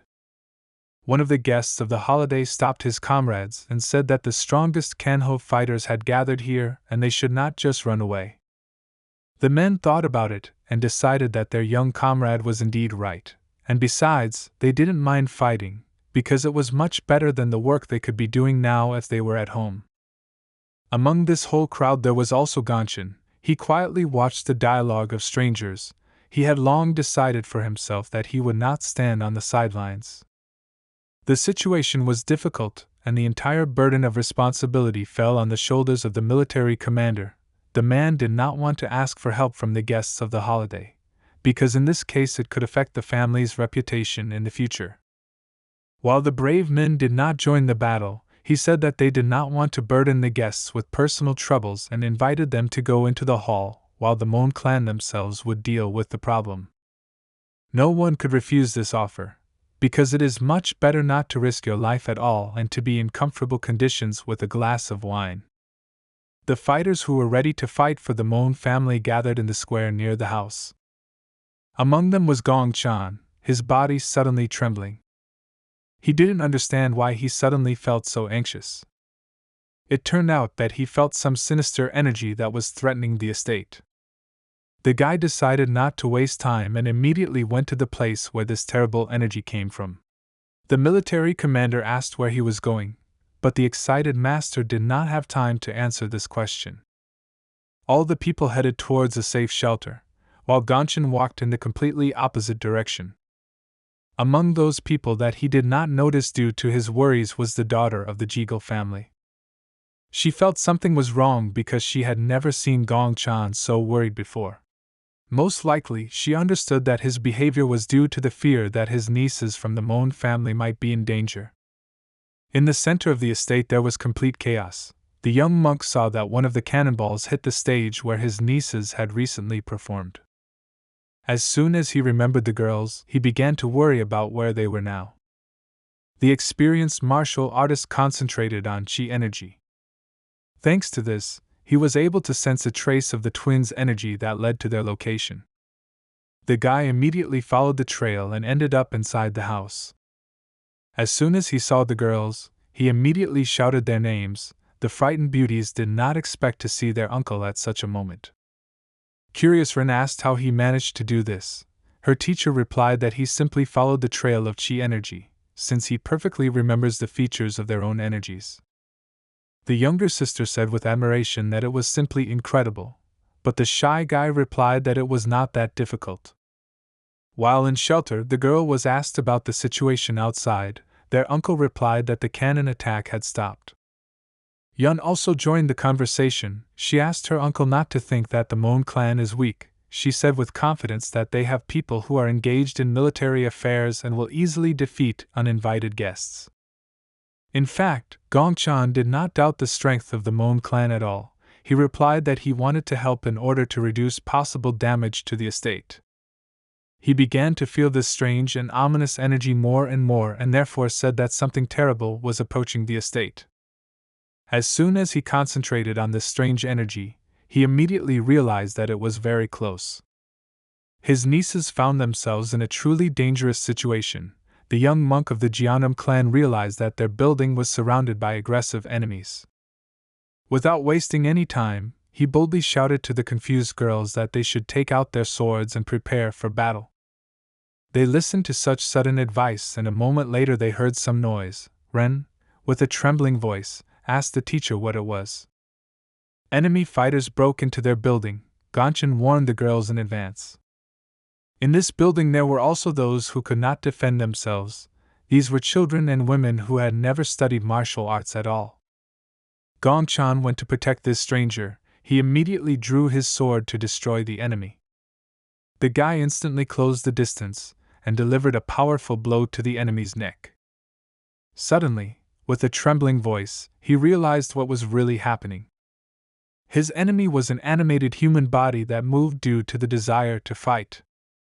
Having taken a good look at the enemy, our young monk realized that he was facing a real zombie. Despite a series of attacks, he failed to destroy the enemy. Moreover, the zombie was able to grab the master's blade and did not even cut himself. Realizing that he could not defeat the zombies with fencing alone, he released energy into his sword and delivered a powerful instant blow. This time he was able to defeat his opponent with ease. Continuing to destroy these zombies, the guy realized that it is unlikely that every fighter on the estate is capable of this. Their situation was quite difficult. The frightened woman ran away from the scene screaming, while her defender continued to defend the building. Although the zombies were not particularly skilled in combat, their impressive number made us nervous.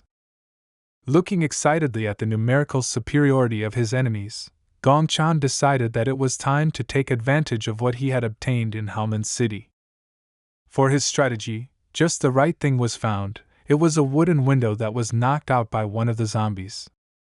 With one powerful blow, he destroyed this window into small pieces and, using Tuzulgan, began to throw these objects towards the enemies.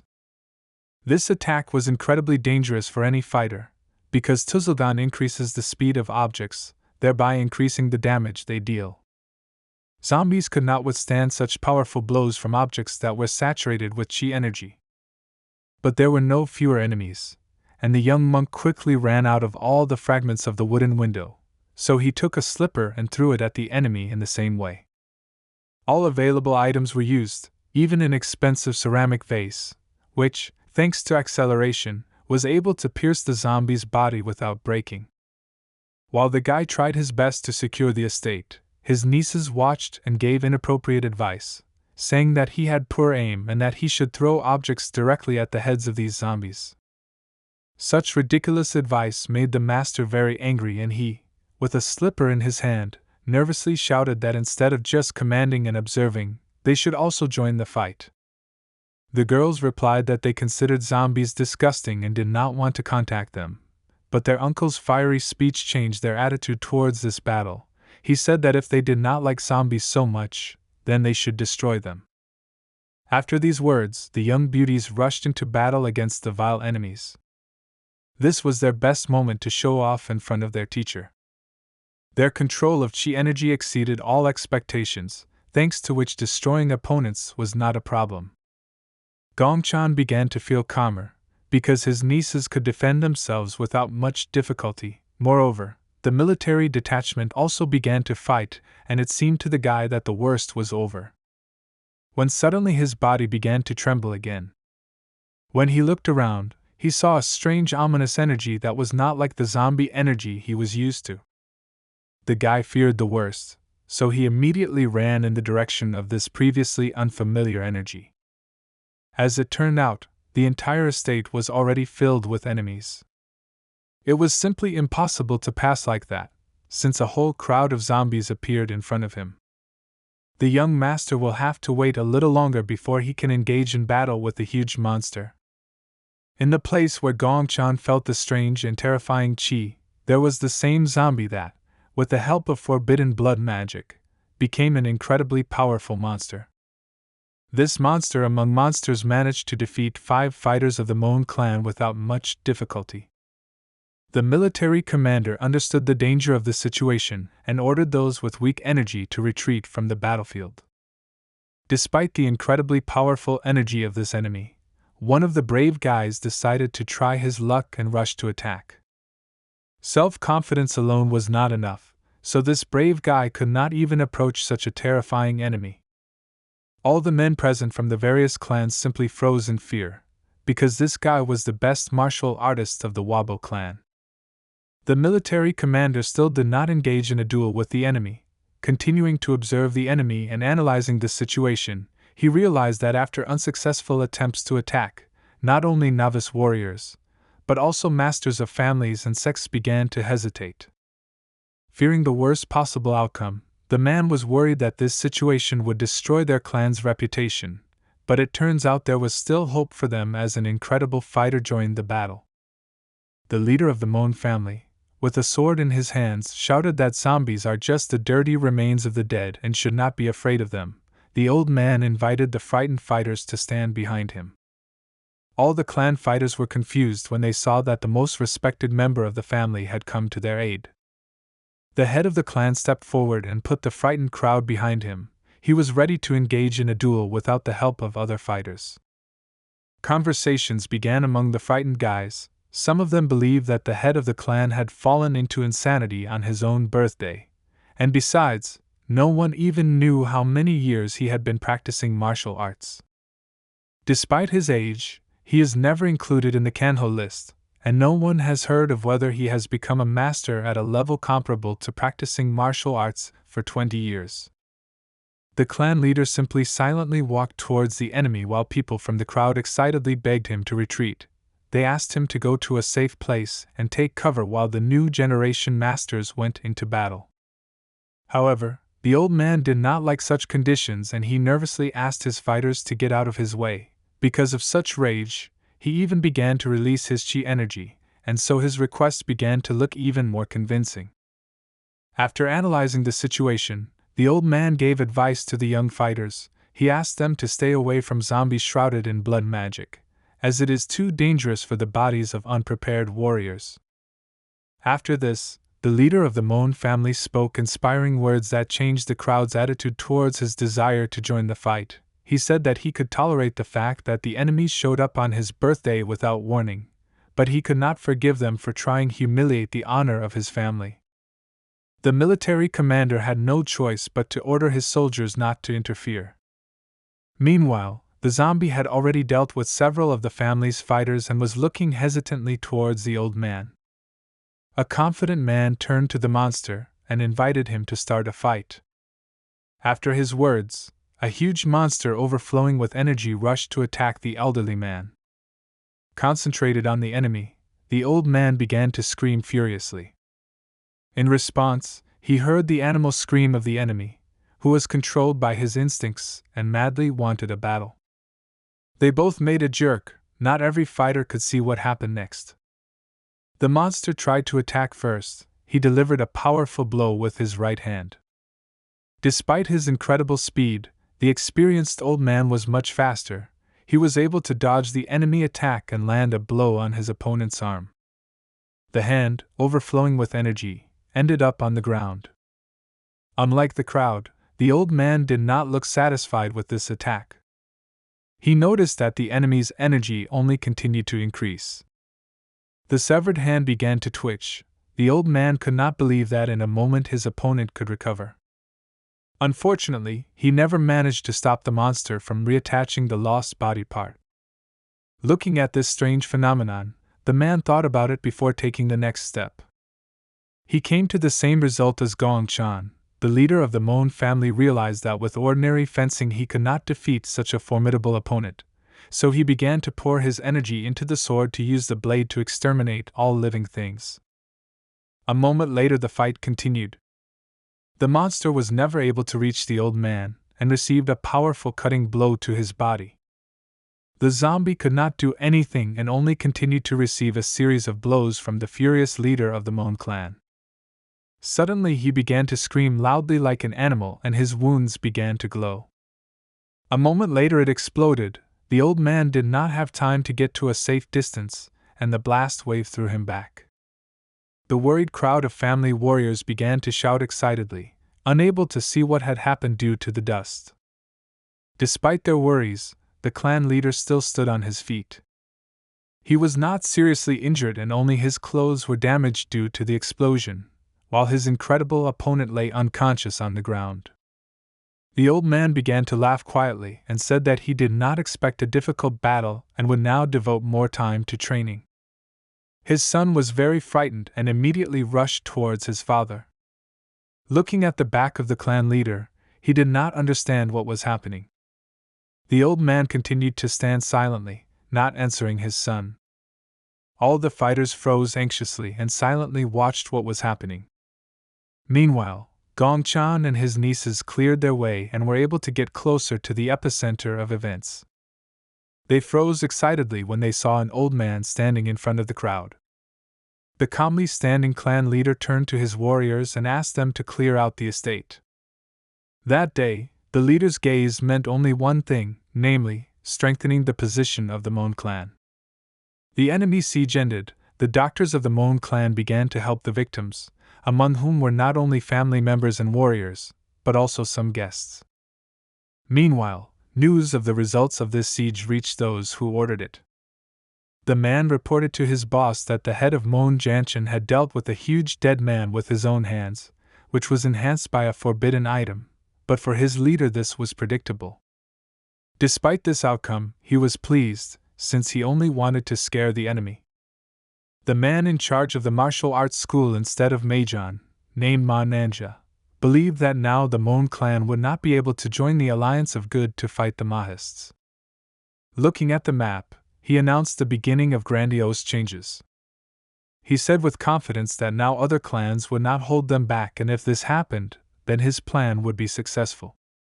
Considering himself a brilliant strategist, Manhwa began to laugh loudly in front of his ward. He stated that soon friendly clans would start wars and destroy each other, but his words only caused misunderstanding and worry for his boss's clarity of mind. Still, he asked what their next stage would be. The arrogant man replied that they should gather a group of people to cooperate with the Mon family.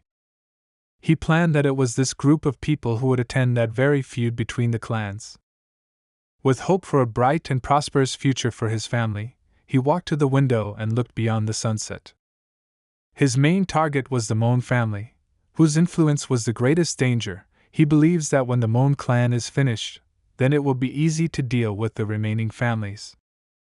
In this case, other sects will not remain indifferent in this whirlpool of events. In his opinion, the Mon clan is strong because it is great, but their disunity will lead to a sudden fall. With a crazed look, he shouted that the world would be in flames when the elder master returned. A pleasant shiver runs through his entire body in anticipation of these long-awaited events. His evil laughter broke the silence and spread to the mountains that surrounded their sect's temple. A month after what happened in the Mon clan, life became calm again. The estate was repaired. Gong Chan was still here, and he did not waste time resting. He continued to train diligently, and his level of proficiency in the realms of fire and ice continued to grow. He realized that the uniformity of the flow of qi was important in the formation process. Having finished with this matter, he exhaustedly said that this time was enough. He was exhausted not only physically, but also mentally, because for the last month his life had been quite boring. He continued to train without having the opportunity to have fun. Because of this situation, he began to think that he should have left the estate. As it turned out, before returning home, Jawa invited him to go together To her surprise, Gong Chan replied that he wanted to spend a little more time at the Mon family estate. It was about expressing special gratitude on the part of the clan leader. The military commander said that they too were sorry to just let him go on the road and offered to stay a little longer and rest. The pretty girl continued to try to change the guy's decision and said that the journey would be much safer and more fun with the Jeagle family. But Gong Chan firmly decided to thank her for traveling together. The guy's answer left her disappointed. She couldn't cope with her feelings for him. She had no choice but to simply leave silently. This is how the young monk lost the opportunity to return comfortably to the home of the Jeagle family, and even in excellent company. Still, he regretted turning down the excellent offer. Remembering that situation and feeling sorry for his mistake, he held his head. On the other hand, he still had access to free food from the Mon family, and thanks to this, he decided to put those bad thoughts aside. The young master was well aware that he still had important things to do, and more precisely, he had 2 more things to master. First, he was going to get used to the magic of fire and ice, and then learn to use the magic of poison and steel. To comprehend the magic of poison, he will have to introduce poison into the body in small doses until he gets used to it and gains immunity. To master steel magic, he will need to get used to blows, and this task already requires help from other masters. The guy wondered if he should ask Yen and Ren for help. Remembering their successes on the battlefield, the guy decided that since they were already masters of the highest level, he needed to be more careful with them. When his doors were suddenly opened by a powerful blow from Ren's right hand, the young master's nieces came to visit him. The guy immediately expressed his dissatisfaction with the fact that the girls had nothing to do and constantly came to him for no reason, but his nieces agreed with him, because that's how it was. Although Gong Chan always behaves sincerely and friendly, he would still like some free time from communication, as befits a hermit, so he replied that it seemed to him that the girls had a lot of work and were busy with something. The younger sister thought about it, and replied that practicing fencing with and without a military detachment would go well, but in her older sister's opinion, collecting and processing information was not interesting, and therefore they were not going to do such things. There was another option. It turns out that their family practices medicine well, but Gongchen said that if they have now become masters of combat, then there is no point in practicing healing. To the young monk, the nieces are now considered the future of the Mon clan, so he asked them to think carefully about what they would do next. After these words, he warned them that he would be leaving soon, and therefore if they want to reward him, they should hurry up. Sighing heavily, he said that they should be smart, since just eating and having fun is not an activity for him. But this was too mysterious for Rin, so she replied that it would be even harder to guess how her uncle eats 3 portions of sweet snacks at a time. When they stopped joking about all sorts of nonsense, the older and more serious sister Yun told the master the news that the head of the Mon family was going to join the Murim alliance. It is because of such a connection with the alliance that new people will be sent from headquarters to maintain order. The news of the addition of new warriors from headquarters was not the only interesting thing that the sisters wanted to talk about. There was something else surprising that the niece whispered in her uncle's ear. Meanwhile, the Murim alliance is known for the fact that its head is the Sword King Namgung Muja. Along with him, 3 other famous swordsmen are always ready to come to the aid of their allies, Dan Chongyi and Jie Gulsa and Yu Mangu. At the moment of the founding of Murim, a certain dark, bloody organization entered the arena, the head of which wields terrifying dark magic. On the other side there are their Kanho masters, who receive swords by committing lawlessness, and besides, they collect sorcerers and shamans from all over China. Looking out the window, the young monk sighed heavily in response to the difficult news. He was not the only one who was so worried. In fact, everyone in Kanho was confused. Based on such news, the young monk realized that now there was no way they could avoid the storm, which would affect all of China. It was already late at night, time passed quickly, and Gongchen invited his nephews to return to their rooms, although they were sorry, since they still wanted to tell their uncle a lot. The next morning, the young monk could not escape the family's gifts. He was given a lot of jewelry, such as whole skins of mountain tigers and various antiques. Among the gifts there was even a unique work by the best master of the country, strange but beautiful shoes. The guy accepted all these gifts with a smile on his face and showed himself to be grateful, but despite the fact that he received many expensive gifts, he did not understand what use they could be for him. At the end, the military commander decided to announce the main gift, but the guy beat him to it and said that it was not worth it, because a monk like him must experience poverty for the sake of his religious enlightenment. The man upsetly looked down at the whole box of gold that was in his hands, and said that in this case he would have to return these 100 nannies of gold, but the young master abruptly changed his mind and asked to go towards the treasures, saying that he could not help but accept a gift that is offered to him from the heart. The young master's eyes shone with happiness, and brought a smile to the face of the family leader's son.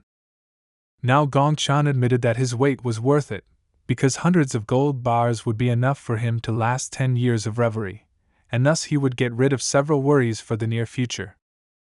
He has already imagined his sweet life, where he will train and lead a luxurious religious beggary full of pleasures. As it turned out, there was also one request for such a gift. Gongchan happily replied that he would do anything if it was in his power. But the guy rejoiced too early, because he had no idea what exactly interested the cunning commander-in-chief.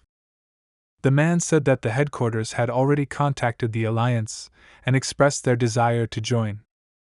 Therefore, they must send warriors there, and he should also go with them. In addition, he is also going to take his daughters with him and invites Gongchan to accompany the Mon family on this road.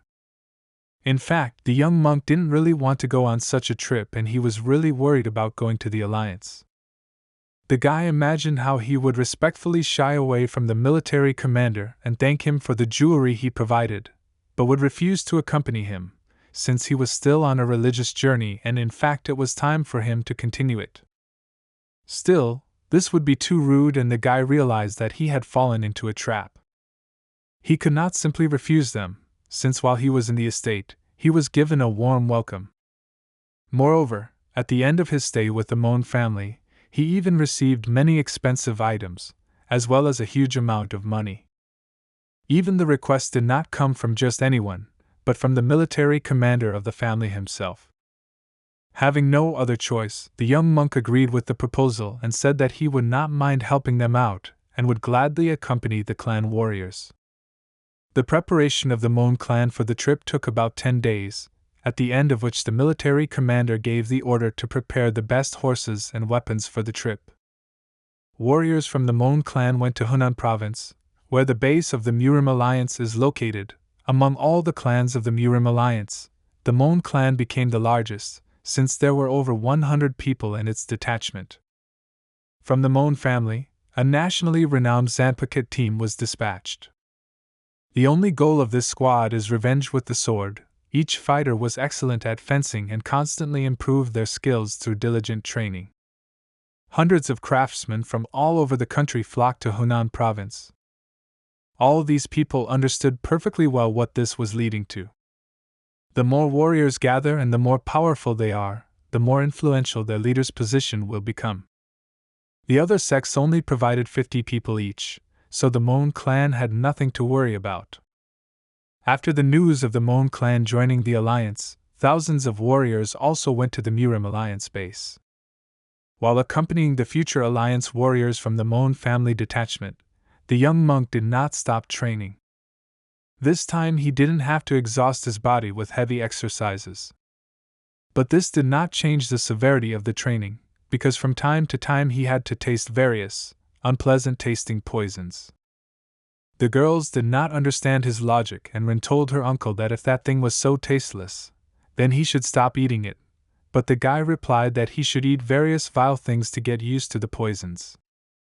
Because of their curiosity, the guy had to teach them another lesson and he said that resistance to poisons is a very valuable martial art that can save a person in battle with cunning and sneaky warriors who can poison their arrows or weapons. After these words, the generous guy invited his nieces to try the liquids from his jars, which included viper venom, plant venom and spider venom.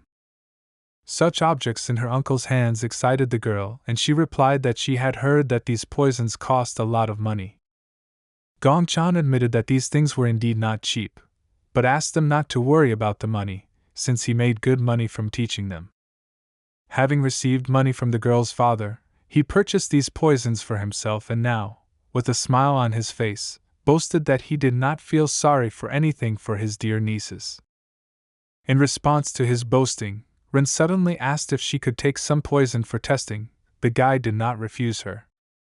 Since the girls had already achieved the mastery of Jojiljin, he was not against them also developing resistance to poisons. From such an inspirational speech, Rin decided not to waste time and, at the speed of sound, took one of the jars from the guy's box. While she was looking with interest at the liquid inside this jar, a worried Gongchan began to panic and asked her not to rush, saying that no more than one drop would be enough for her.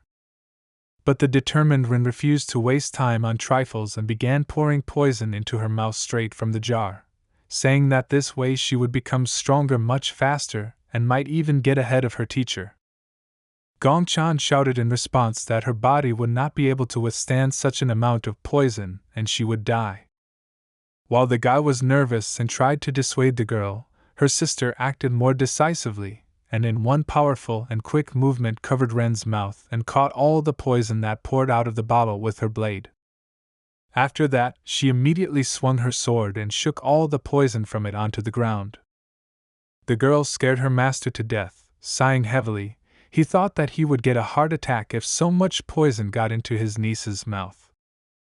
Next time, he will draw up instructions on how to use poison especially for the girls, but it is unlikely that it will be enough to prevent the nieces from doing something bad. Still, that poison was very dangerous and the drops that fell on the ground caused the plants to dry out instantly. Closer to sunset, they reached the province they needed. Right at the very entrance to the city, Master Gongchan decided to say goodbye to his comrades. His words sounded as if they would never see each other, and so the excited Rin asked where he would be in the near future. The guy replied that he just wanted to come in and say hello to the guys from his sect, and after that he was going to go back to school.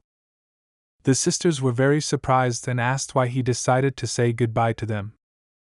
Gongchan once again reminded that he has been engaged in religious wandering lately, which means that he must travel all the time. True, his journey hardly looked like a proper religious wandering, while real monks wander around the world without money or food, surviving only on the gifts of generous people. Gongchan, with a calm soul, rested for several months on the estate of the Mon family and did not limit himself at all. Food, in addition, he did not refuse valuable purchases and spent a large amount on those 3 copies of poisons. After mentioning his religious begging, he added that he hoped to meet them again after the end of this ritual. In parting, he asked the girls to always be on the alert and try to avoid all dangers, but Yun boldly replied that a monk should not give instructions to real masters of Kojaljin.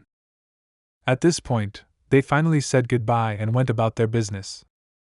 Gongchan went in search of people he knew. He had heard that masters from the Jianam clan lived somewhere in this place, and he couldn't wait to see them. True, when he looked around the part of the city he needed, he saw that the houses on the right side looked luxurious, and among such a great atmosphere there were probably several establishments with hearty food, while the houses on the left looked tired and outdated. Still, he did not fall for the beautiful picture and decided that he should go left, because he believed that his great Jianam sect valued internal qualities, not reputation and money. On the way to a less prosperous area, he hummed songs and thought about how delicious the Mon clan's sweets were. It turned out that the guy guessed right and came to the right place. Gongchan introduced himself and asked which masters were present in this city. The man replied that the oldest martial arts masters of the sect, John Yu and John Su, had arrived. In addition, 3 elder masters were present here, as well as 12 strong senior generation masters and 34th generation masters. Although Gongchan was reluctant to compare Jianam with other sects, it was obvious that the alliance had definitely gathered the strongest masters. While the young monk was thinking about the power of the new organization, one of the Jnanam masters distracted him and said that among the guests there was one person very close to him. As it turned out, it was about Gonan's sister. Hearing such joyful information, Gongchan opened his mouth in surprise, because he had not seen his older sister for a long time. Due to long travels, Gongchan did not have time to visit his sister. He still misses the times when they learned energy control together. But first, he wanted to say hello to all the other masters of the Jnanam clan. His comrade suggested that Zhonghan Sabika was now in the meeting room. The man took the young monk to another building. At the meeting, Gongchan introduced himself respectfully. The man sitting at the table recognized him and said that he remembered that the young monk had previously been an obedient child.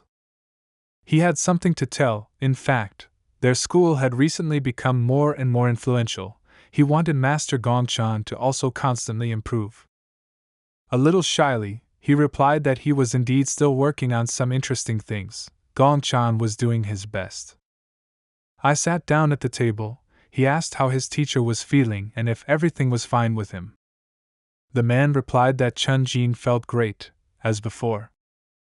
In addition, he has surpassed him in improvement, and continues to work hard on his skills, despite his age.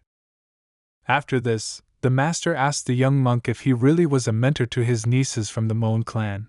The guy confirmed these rumors and said that it was an honor for him. This news was good for the master. He replied that thanks to this, their school can count on help from the Mon clan, and this is to their advantage, because 20% of their facilities are located in Liaoning province under the supervision of a Chinese transport and insurance company that belongs to the family Mon. Gongchan was very happy, because knowing that the Mon clan dominated Liaoning province, he did not think that his help would lead to such valuable support for his sect. After this, the master asked Gongchan what he thought about the Murim alliance. The guy thought a lot, not knowing how to answer, but decided to tell in more detail about what happened in his life recently. Still, the adventures of the Gongchan were so eventful that it was impossible to count everything at once, from the meeting with the leader of the Mon family to the zombie attack on the Mon clan. The story turned out to be very rich, and the master admitted that many interesting things happened in the clan of their allies. Gongchan replied that after what happened, the Mon clan gave him a very warm welcome and therefore he could not refuse to accompany them to the Murim headquarters.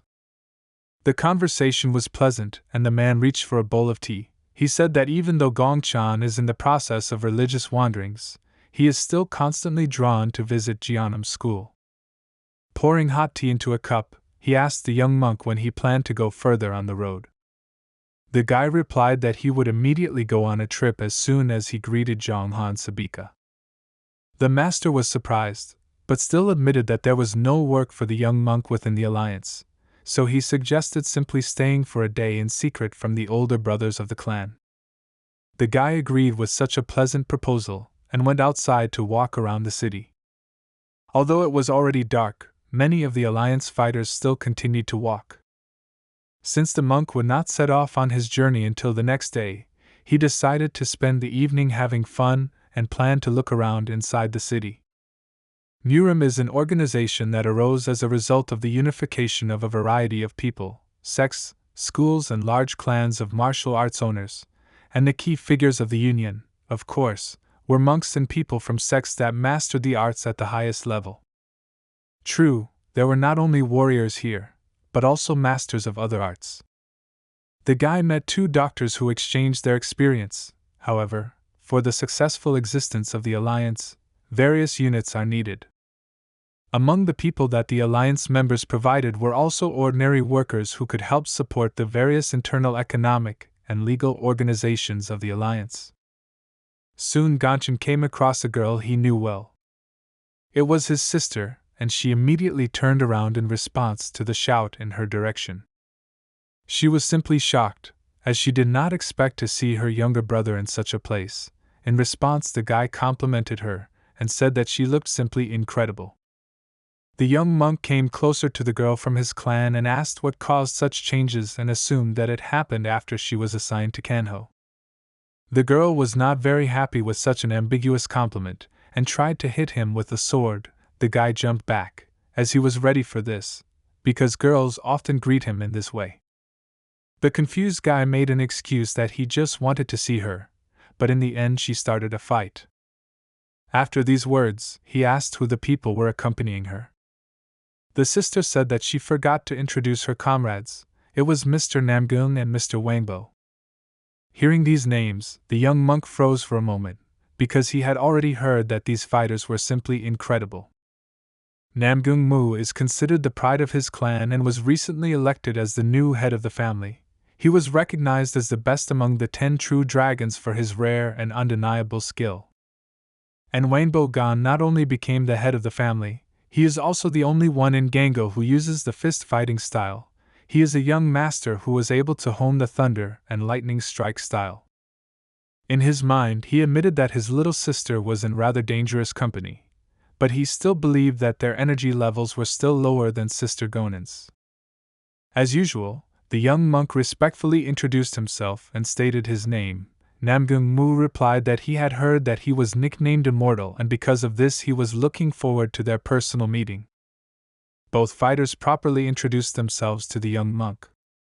Taking a closer look at them, Gongchan was wary of how strange and unfriendly their energy seemed. At that moment, he realized that he was not the most welcome guest for them. The guy even began to worry whether his new acquaintances would start a fight. In order to avoid conflict, Gongchan decided to apologize to these masters and told his sister that he should leave them, since he had previously planned to look around inside the city. After these words, he turned to the young masters and respectfully said goodbye to them, wanting to have a good time free from work.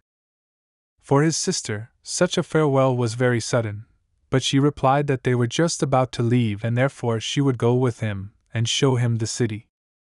With a charming look, she turned to her comrades and invited them to say goodbye and continue their dialogue during the next meeting. The talented masters had no opportunity to refuse, and so he said goodbye in return.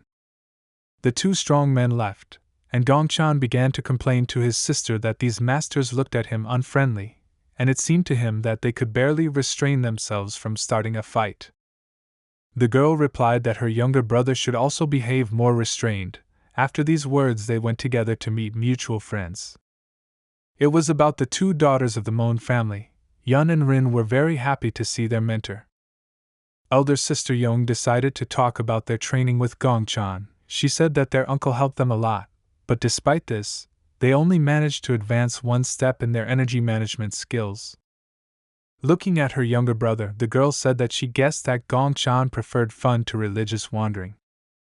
In response, he laughed loudly and said that fun may well be part of religious wandering. But in fact, my sister was haunted by the question of how he was able to achieve such incredible skill. It seemed that he was using only ordinary training. The girl was not in a good mood and, getting up from the table, she invited her younger brother to talk in private. Gongchan didn't understand why she suddenly decided to invite them to move away and said that they could talk here too, but his sister's gaze answered for her. It was already late at night outside and the city was illuminated only by the stars and the moon. As it turned out, the elder sister desperately wanted to fight the talented monk. All her fast and powerful attacks were useless, and Gongchan could easily defend himself using only his fencing skills. After another couple of repelled attacks, the young monk decided to jump to a safer distance. But Sister Gonan did not retreat and rushed to the attack with a scream, delivering an incredible number of combinations. No matter how hard she tried, her attacks could not reach her opponent's body. She gave it her all, but could not strike properly, while Gongchan repelled all attacks with a calm look. After another series of repelled attacks, Gongchan stopped and complimented his confused sister. He said that she had become much stronger and asked what she thought about his level of fencing. Sister Gonan observed the behavior of her younger brother and could not understand where he got such equanimity in the middle of battle. To find out for sure, the girl directly asked the monk when and where he managed to become so incredibly strong. Gongchan replied that he had practiced a lot, and in addition, he tried to put his own theories into practice, using them in the fights in which he had to participate. Remembering the past, my sister understood what we were talking about, Gongchen had experimented and created his theories before. In this regard, he had not changed at all. Justifying his approach, he asked his sister if she would like to continue training according to the already established scheme, even when it ceases to bring results. The guy admitted that he recently felt something strange, and he should add a little theory. Extending his sword towards his sister, he asked if she wanted to see in person what he was talking about. To satisfy Gonen's interest, Gongchan began releasing his chi energy to use a mysterious technique. The girl immediately recognized the long familiar formation of the wind flow through Taeyul's energy. Using this technique, Gongchan said that the wind energy does not compensate for the flow of chi when rotating, and it is actually the skill of spatial leadership that contributes to this, which makes this technique even more special. The demonstration of simultaneous defense and attack by combining the energies of Qi and Taeyul did not surprise the girl much, and she said that this was nothing more than using her old technique, but the guy told her that he had improved it. This unusual technique did have some important differences from the one that Gonen had invented. In addition, the simultaneous attack and defense had become even stronger since the battle on the ship, when Gongchen received the nickname of the Immortal Warrior. While the young monk was demonstrating his progress in studying martial arts, inside one of the buildings in the city, they started talking about the Alliance's cooperation with the Sahelan organization. The head of the Murim Alliance, the Sword King Namgung Muja, was here. Military advisor Jigul Chunmun took part in the discussion with him. He stated that the headquarters had decided to begin cooperation with the Sahelan organization.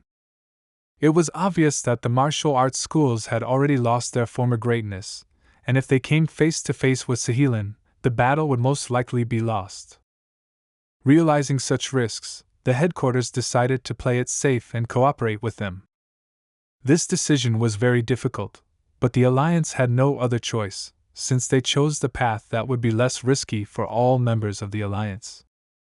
One of the mysterious monks admitted that this was a good idea, but he was worried about whether the organization would cooperate with them in return. Jigul Chunmun replied that in fact this organization does not want to live with schools under the same sky, and to be convinced of this, you only need to remember what happened when Sahelan was tortured. At that moment, Monk Chuan Chan was simply torn apart by screams during torture with hot stones. And all his students and relatives were taken hostage and forced to watch how he suffered. Everyone was horrified by what they did to Chuan Chan. It was precisely because of such a tragic past that it seemed right for the military advisor to cooperate with Sahelan. The leader of the organization agreed with his opinion and invited the meeting participants to raise their hands to those who were against this plan. No one dared to go against this proposal, so the leader wasted no time in entrusting his military advisor with this matter. After solving this problem, one of the participants asked what would be next on the agenda. The Alliance leader responded that the time had come to consider adding the Mon clan to the list of allied families. While the Alliance headquarters was discussing important matters, Gong Chan had already managed to teach his sister a new, improved technique for simultaneous defense and attack. He talked about her as if it were something easy and ordinary, so the girl, although she thanked him for such valuable knowledge, asked him not to turn up his nose and behave appropriately. With a smile on his face, Gong Chan replied that it was not his fault that this technique was too easy for him. When suddenly the guy froze in place, the girl asked what was happening. Gongchen replied that he felt someone's presence. The brother and sister looked around. It seemed they both began to feel this mysterious energy. Gong Chan looked through the archway behind him and said that there was someone there. A minute later, the silhouette of a tall man with long hair appeared. It was Mr. Namgung. With a smile on his face, he approached his comrades and asked why they were training at such a late hour. The brother and sister also said hello and asked him what happened and why he came to them. Namgung replied that he heard that Monk Gongchan would be leaving soon, and so he decided to find him to say goodbye. The girl reacted to such words with caution, while the young monk began to suspect that this master was simply looking for an excuse to once again stare at his attractive sister. Within a moment, he showed his true intentions, and with a respectful bias, he invited Master Gongchan to a duel. The brother and sister from the Jeonnam clan were very surprised, because it was an extremely unexpected proposal. Gongchan thought about how he would benefit from this fight. Previously, friendly fights had been a test of his skills, but this time it was a respectful challenge to the strongest, so he could not refuse. Looking at his opponent, Gongchan said that Mr. Namgung has the look of a man who clearly does not tolerate defeat. Gonan was not sure that Gongchan was doing the right thing, but the guy asked her not to worry and to carefully follow the battle. What Mr. Namgung could boast of was the priceless power that is passed down in his clan from generation to generation. His sword technique is called Boundless Heaven. The grandson and heir of the head of the Namgun clan said that he was ready to cross his sword with a student of the Jeonnam school. Gongchan also said his oath that he is ready to cross his sword with the descendant of the Namgun clan. Now he will demonstrate his sword technique called the 36 Swords of the Galaxy. The young master from the Jeonnam clan began to release his incredible reserves of energy. Namgung was very surprised and even began to worry a little because of such a terrifying strength of the enemy. When suddenly he noticed something was wrong, his opponent's concentration and energy control sharply deteriorated. At one point, Gongchan found himself unarmed and Namgung could not miss such a moment to attack. Having lost his control over the energy, Gongchan was still able to defend against the enemy's attack using his incredible fencing skills. Despite the uncertainty at the beginning of the battle, the son of the Sword King continued to dominate, delivering a series of powerful attacks. The young monk could not do anything and only continued to defend himself. His sister Gonan, watching this fight, began to worry, because the difference between the strength of the fighters was very noticeable. She began to worry that Gongchan couldn't control his energy because he had spent too much energy on his recent workout. Dominating the fight, Namgung began to feel much more confident. He did not hold back and continued to launch a series of attacks. He understood that if he continued in this spirit, he would emerge victorious from this fight, and the whole world would know about it. But at that moment, when Namgung looked at his opponent as if he were a confused and frightened kitten, in fact, the young guy's gaze was filled with the awareness of what was happening during the fight. With a calmer expression on his face, he said that now he understands everything. Mr. Namgung clenched his teeth nervously, not wanting to believe that Gongchan did not intentionally dodge his sword in order to analyze his fencing technique. Gongchan took a completely new stance, which he had not previously shown to the enemy. It seems that he understood how to fight such an enemy, and in response to this, Namgung could not come up with anything better than to furiously rush into an attack on a talented and self-confident monk with a scream. But this time he did not get the result of such an attack. Gongchan was able to take this blow so well that he himself took the initiative and forced the son of the alliance leader to go on defense. Suddenly Namgung found himself in a less favorable position for himself. The young monk began to dominate the fight and continued to put pressure on his opponent, striking him with powerful blows for the first time. Now the son of the alliance leader had to try to keep up with the enemy. He had to recognize the strength of the monk from the Jeonnam clan. The battle completely changed and Gongchan continued to deliver a series of fairly fast and powerful attacks. Namgung did nothing but defend himself. But his pride as the heir of one of the most influential clans did not allow him to retreat. The son of the king of the sword jumped back a little and again rushed to the attack to ruin the series of unsuccessful moments of the duel. It turned out that he underestimated the power of the enemy and paid for it. Gongchan instantly closed the distance between them and delivered such a strong blow that his opponent flew back. Due to an unsuccessful attempt to attack the enemy, Namgung used his sword inappropriately and stabbed it into the ground to stay on his feet.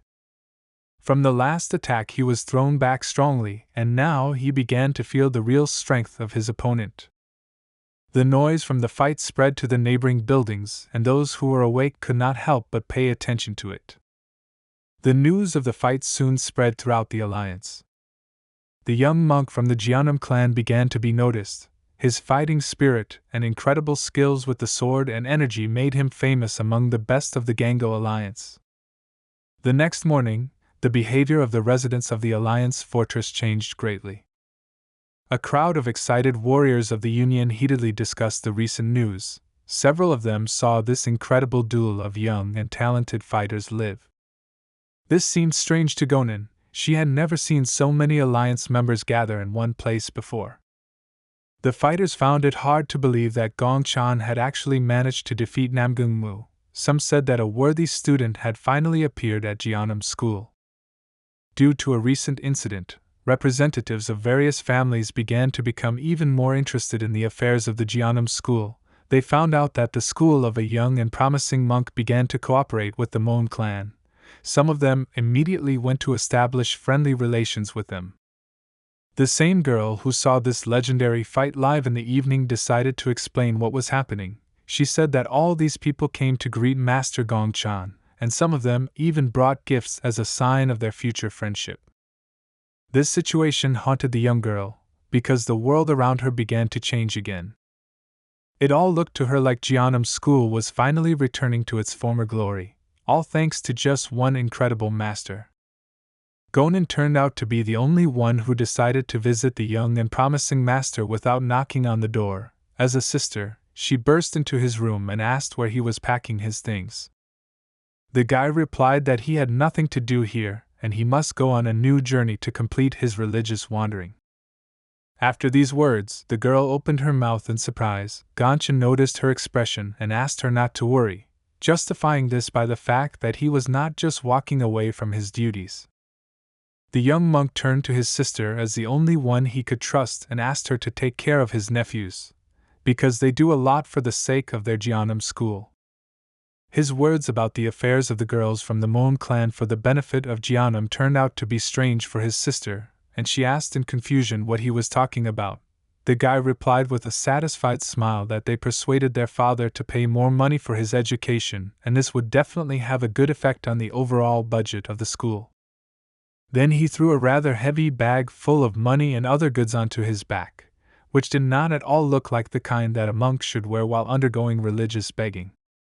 The guy said goodbye to his sister. Gonin smiled slyly. The guy, suspecting nothing, smiled back. When he left his room, the reason for that sly smile of his older sister became clear to him. Shocked by the number of guests, the guy confusedly asked why they were all gathered at the entrance to his room. While the young monk was trying to deal with the problems that were caused by his sudden popularity, the Murim Alliance had already managed to send couriers to the Sahelan organization. They set out on a dangerous and long journey for one task: to deliver a secret message from the leader of the alliance.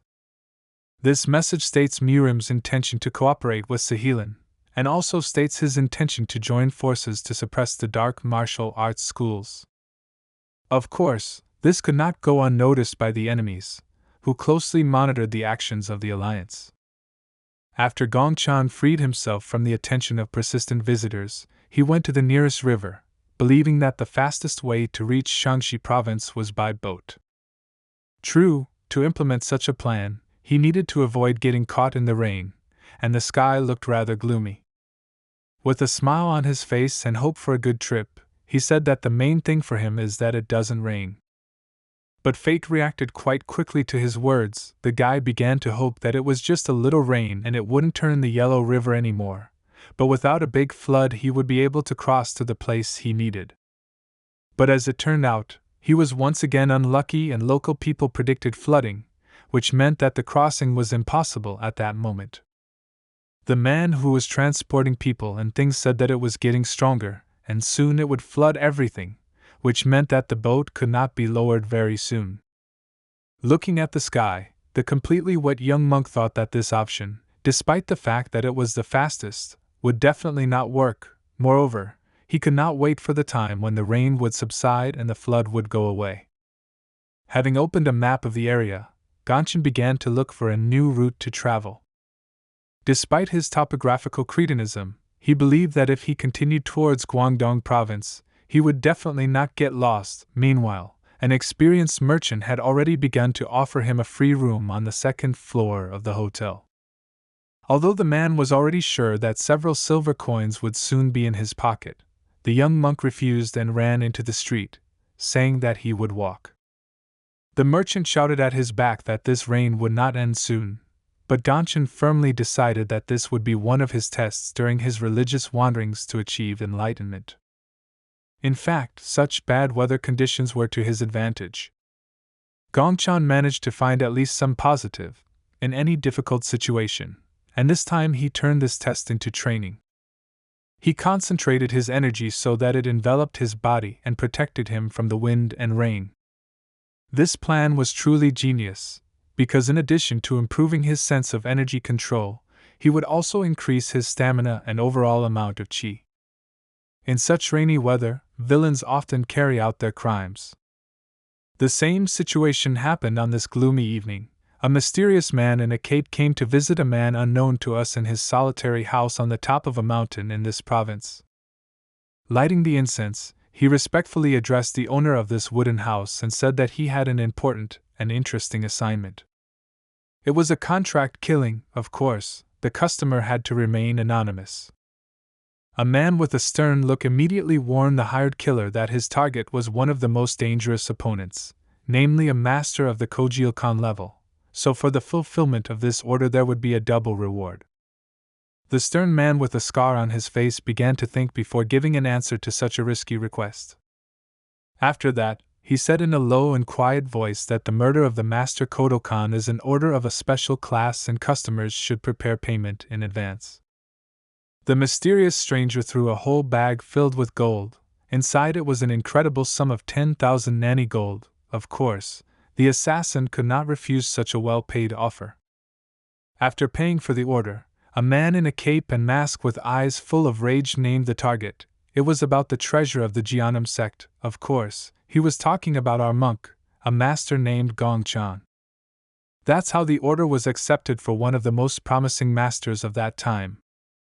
Of course, his enormous power at such a young age threatened many families and clans, because it would soon lead to the dominance of the Jianam sect and the inability of the villains to realize their insidious plans.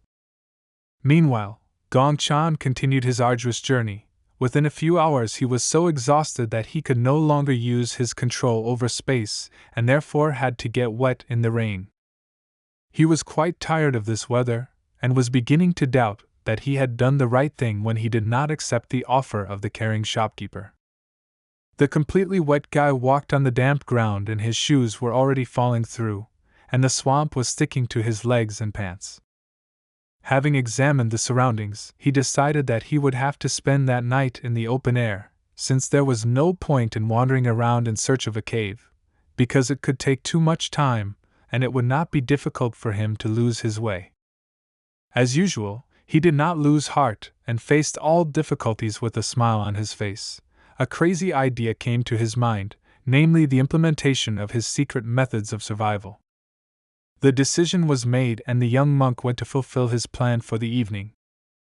The first tree to fall under his attack, which he cut down with just one powerful blow of his sword, this resource will be used to form the basis of his temporary housing.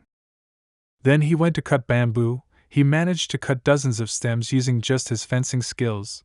He was going to use this grass for the floor and roof of his hut.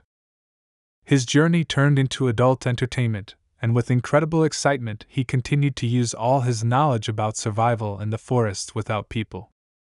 The guy spared no effort, and used his fencing skills even to chop wood.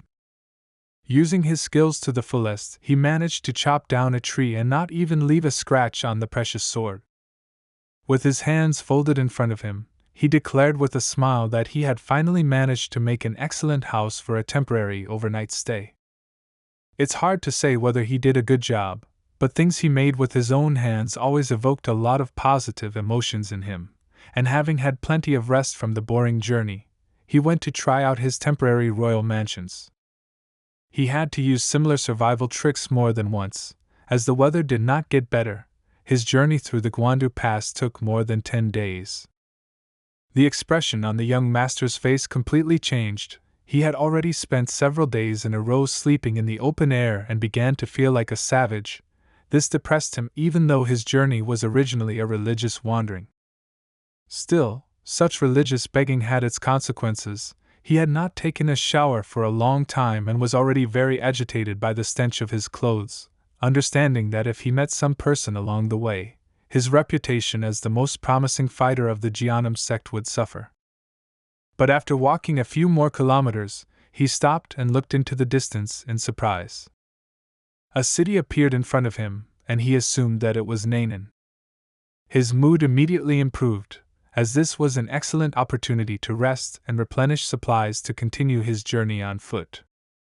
Tired of the bland food, the guy immediately attacked a local eatery and began eating several bowls of local fatty chicken.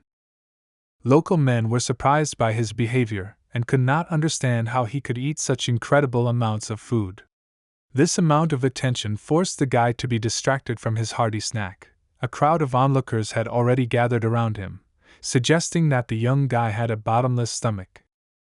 With a smile on his face, he suggested that even at that time bloggers were popular, eating various delicious things on air. As soon as he had eaten his fill, he went out into the street without saying goodbye to his fans to move on. After thinking carefully, he decided that he should go to the pharmacy to replenish his supply of poisons, which he uses to train resistance to such dangerous substances. To find out where the nearest pharmacy was, he approached an unfamiliar woman and respectfully asked her to give him this information. The local pharmacy turned out to be overflowing with goods interesting for the young master. While the guy was looking around and trying to find the things he needed, the merchant noticed his interest and offered his help in selecting the goods. With a smile on his face, the old man proudly said that their pharmacy had any product that visitors asked for. Since the guy did not have very good memory, he took with him a list of necessary poisons and asked the seller to check the availability of these goods. The smile instantly disappeared from the man's face. He did not expect that this young guy would bring him a whole list of dangerous poisons. Knowing his craft well, he said that excellent medicines can be made from those ingredients, but only if you handle them skillfully, and this process is not within the power of everyone. After these words, he thought carefully and assessed the risks. Cold sweat appeared on his face from the understanding that such a set of poisons could kill about 300 people. In order not to spoil his karma, he mentioned that the number of ingredients from the list is not small at all, and therefore he is interested in how the young man plans to use all this. Ghanshin mysteriously replied that he had his own reasons for all this, but the principled man said that if these reasons were dishonest, then he would not sell him anything. Realizing that this merchant was afraid of using these poisons with bad intentions, Gong Chan sincerely replied with a smile on his face that he was just planning to eat it all alone. Of course, the experienced merchant refused to believe such words. He asked the young master to tell the truth about how he plans to use all these poisons. This dialogue came to a dead end, and Ghanshin, sighing heavily, realized that he had only one way out of such an awkward situation. Without any fear, he grabbed a fistful of poisonous grass and then began to chew it. With a calm expression, he said that there was nothing special about this, and for him it was nothing.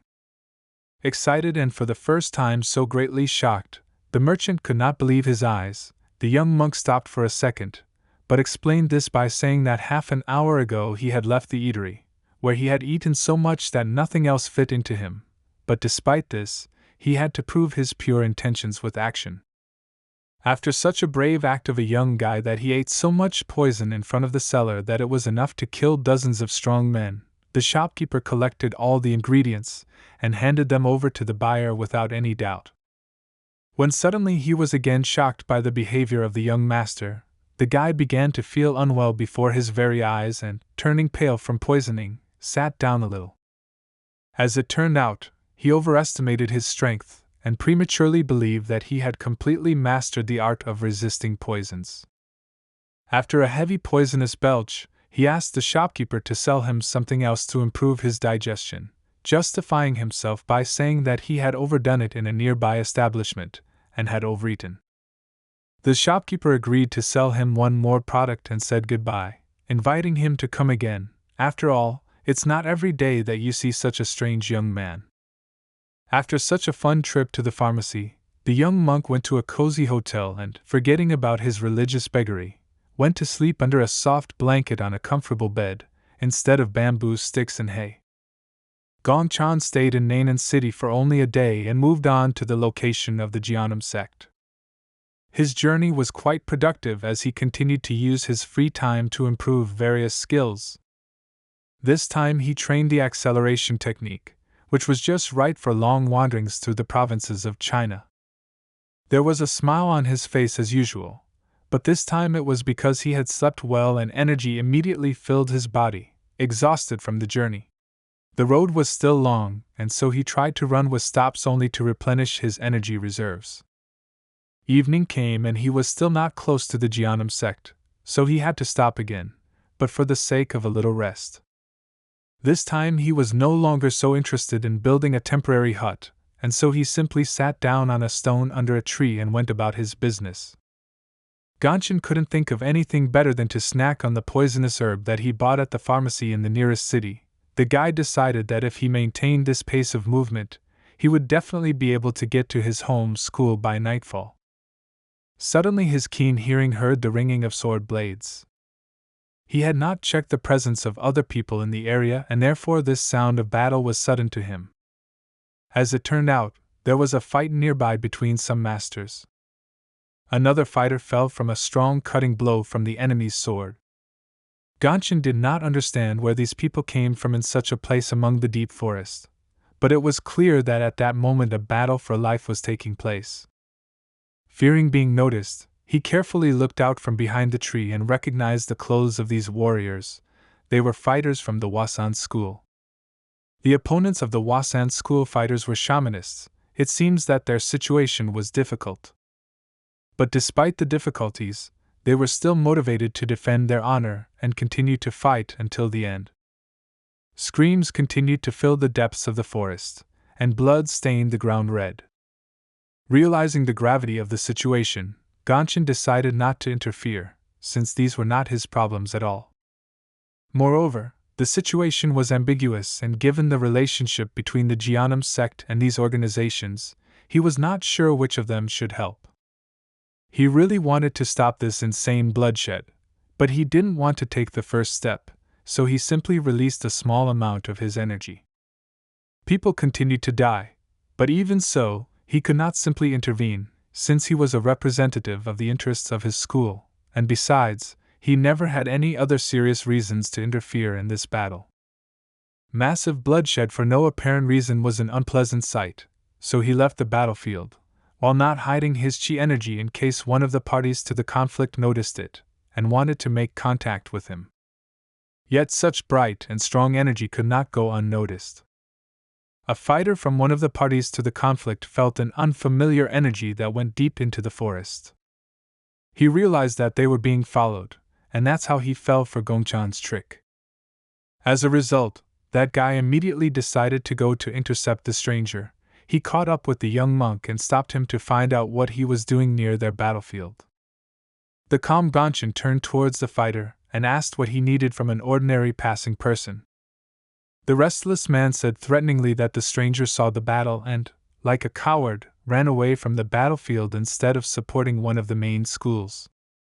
Showing his determination, he threateningly extended his sword towards the young monk and asked who he was and what his purpose was. Within a moment, he was joined by several more furious fighters who were armed and ready to fight with the mysterious stranger. Gongchan took a good look at them and their energy. These guys could not hide their evil intentions. The young monk once again asked the soldiers what exactly was happening now, but they refused to explain anything to him. Apparently, their conversation reached a dead end and one of the fighters ordered his comrades to attack the stranger. Gongchen sighed heavily, realizing that the battle was already inevitable. Before, he had hoped that what was happening in the depths of this forest did not concern him. As a rule, battles between schools occur due to differences in beliefs, and this is beyond the concepts of good and evil. Remembering this truth, Gongchen still could not understand why these fighters attacked an innocent person who simply happened to be next to the battlefield. Filled with anger, the young monk threateningly asked what human life meant to them, and whether they were really going to kill the witness without any conversation with him. Releasing his huge reserves of energy, Gongchan instantly rushed to attack a whole crowd of armed fighters. His opponent didn't have time to dodge, so he immediately took a defensive stance and changed the position of his sword. But even despite such protective measures, the guy was unable to cope with the thunder technique of the young monk from the Chanam clan. Filled with rage, Gong Chan was able to disarm all the attackers without much difficulty by simply destroying their swords with the increased pressure of the technique. A moment later, the entire crowd of previously angry fighters was left without any weapons. The young monk addressed the shocked fighters and warned them that they had no chance of escaping. Therefore, they should calmly answer questions and start by admitting which martial arts school they belonged to. Of course, the reason for the dissatisfaction of the young and mysterious master was precisely the case when these guys decided to kill a person just passing by. He drew attention to the seriousness of his intentions by saying that if they do not explain to him the reason for their actions, then he will resolve this entire conflict in his own way, including what is happening now on the battlefield. Both young and more experienced fighters were gripped by fear of this mysterious master, who overcame a crowd of armed men in just a few seconds. Due to his immense rage, Gong Chan could not tolerate the silence of these frightened fighters. In response to the silence, he continued his attack and used the concentrated chi energy that was formed into a long whip. His powerful attacks began to throw the guys back. No one could stay on their feet from such unexpected, fast and effective attacks. Continuing to concentrate his energy in his hands, Gong Chan once again asked his question to the strangers and warned them that if they continued to remain silent again, then he would bolt to them with his lightning bolts. After such a threat, one of them could not stand it and confessed that they were students of Dowoman. Having learned who they were, Gong Chan stopped releasing his chi energy and with a serious look turned to the beaten fighters of the Wasan school and said that despite the big name of their sect, there was no justification for their actions. His words continued to put pressure on the poor fellows. Their conscience began to torment them because they tried to kill a passerby, and this does not fit the moral principles of their martial arts school. While Gongchen was wasting time and continued his conversations, the rest of the school's fighters came to the aid of these poor fellows. All the other fighters of their sect had already finished their battle with the enemy spellcasters and came to the aid of their comrades. One of the young defeated fighters approached his captain and began to confusedly describe the situation in which they found themselves. The disgruntled man could not understand how his team of 5 could not deal with some pathetic witness. Looking towards the fighters of the Wasan school, Gong Chan realized that he would not be able to avoid continuing the battle and get out of this conflict simply through conversation. Still, as always, he was ready for battle. It seemed to him that the situation was becoming more and more interesting, since the enemy had a huge numerical advantage. Dowoman and Changkamun are 2 sects that were founded in Sannam, Shaanxi province. The Changkamun school took over this territory just 30 years ago. The head of this school is a shaman. To achieve the advantage necessary to seize power, Dowoman enlisted the help of the Wasan sect.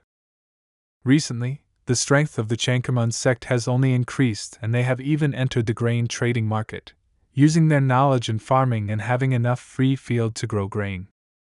The Changkamun quickly gained influence and consolidated their power in the region. Having a huge amount of resources, their development stopped at the fact that they began to use them to improve the power of their state. Subsequently, the Changkamun began to infringe on the interests of the Dowoman school, which ended in great disaster.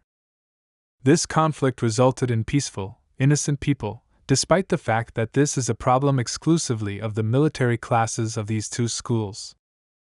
Having defeated the fighters of the dominant side of the conflict, Gong Chan firmly decided that he could not stand by and therefore changed his purpose of travel and went to visit the head of the Dowoman sect.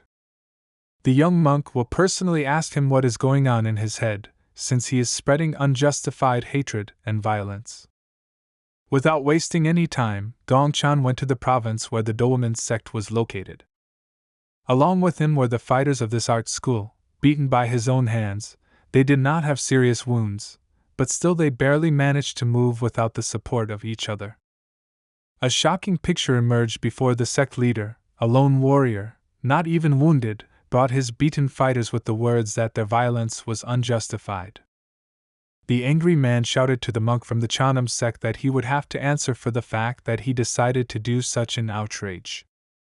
Despite his unfriendly tone, the absolutely serious and calm Gongchan replied that the head of the Do-women's schools should be more careful in his expressions, because what he called arbitrariness was not done by him, but by the followers of the Do-women's school. He explained that he didn't actually get involved in the fight, but it was Do-women's school that attacked him when he was just passing by their battle. Based on this logic, the young monk confirmed that in this case this situation can be called arbitrariness, and not a victory over ordinary robbers. With rage in his eyes, he again seriously turned to the head of this sect and asked him to explain everything that was happening. He did not understand this situation, but thought that the followers of Do-women, who decided to get rid of the witness, behaved inappropriately towards a representative of another official school of arts. In response to his words, the man decided to act unfriendly and ordered his soldiers to immediately get rid of the witness. Gongchan again found himself surrounded, but in this situation he was not confused and only continued to talk about whether these guys had really sunk to such a degree that, being an official faction, they allowed themselves to show such hypocrisy in relation to a master unfamiliar to them. There was no need for the young master to use his sword in such a battle, so he simply calmly removed his hand and changed his stance. He was afraid that because of the misunderstanding that was happening, he would lose control of himself and use his unimaginably huge reserves of energy to do bad things. While Gongchan was concentrating before continuing the fight with representatives of another school, the sect leader sent his servants to get rid of the arrogant and self-confident witness. Putting his sword aside, the young master released some of his energy and began to use the Tailcho Chegingwan technique. He rushed to attack the enemy with a desire to repay what they had done in the forest. With one blow of his energy whip, he managed to send 3 fighters flying. After that, he used acceleration and rushed past his opponents with lightning speed, while inflicting a large number of blows on them. Not every one of them could see such an attack, but even despite this, they felt pain, and even before they started fighting with the enemy, some of them had broken bones. The armed fighters of the sect could not even get close to the master who used his energy control so skillfully. Gongchan stopped the enemy sword with his palm a moment before the strike, thanks to his excellent control of energy. Thanks to his lightning skills, he easily destroyed the enemy's weapon right in his hands. And then he decided to get rid of the remnants of the enemy unit by releasing a large amount of energy and spreading his dominance in the space around him. What was happening near the Wasan school building haunted the head of the sect, and with cold sweat on his face, he recognized his new enemy, that he had accidentally witnessed their dirty deeds towards less developed sects. Looking at the incredible young monk, he realized that this was an immortal master named Gongchan. It turns out that the news of the incredible owner of energy and sword control has spread even in this province. Having defeated all the enemies, the calm Gongchan approached the sect leader and introduced himself as he did when meeting with more pleasant people. Just looking at the immortal monk made his body tremble. He knew that Gongchan was a rising star in the society of the strongest warriors in this world. In addition, he knew that Gongchan had already dealt with representatives of the Dark School. Moreover, the young master even managed to defeat the world-famous bloody swordsman and hundreds of his pirates. Despite realizing that Gongchan is the secret weapon of the Jianam sect, the man still decided to ask the young monk if he was not afraid of the name of the Waseng clan and responsibility for the harm that he brought to their organization. But the young monk was not so stupid and did not fall for the provocation. He replied that all these guys were simply hiding behind the name of the Waseng clan, but despite this, the fact remained that it was obvious to determine who was right and who was wrong. Moreover, it was a miracle that such a skilled master as Gongchan got to fight between these sects. Indeed, in another case, a defenseless woman and child could have been in his place. And even though they do not pose any threat to the clan, they would still get rid of them. With a determined look, Gongchan warned the enemy sect leader that if the Waseng clan really supported everything that was happening here, then he should raise the issue at the next mirror meeting and raise the Hwaseng name to the ground. This sounded like a rude threat, and without it, the frightened sect leader extended his sword towards the monk, thinking that he was going to kill them all.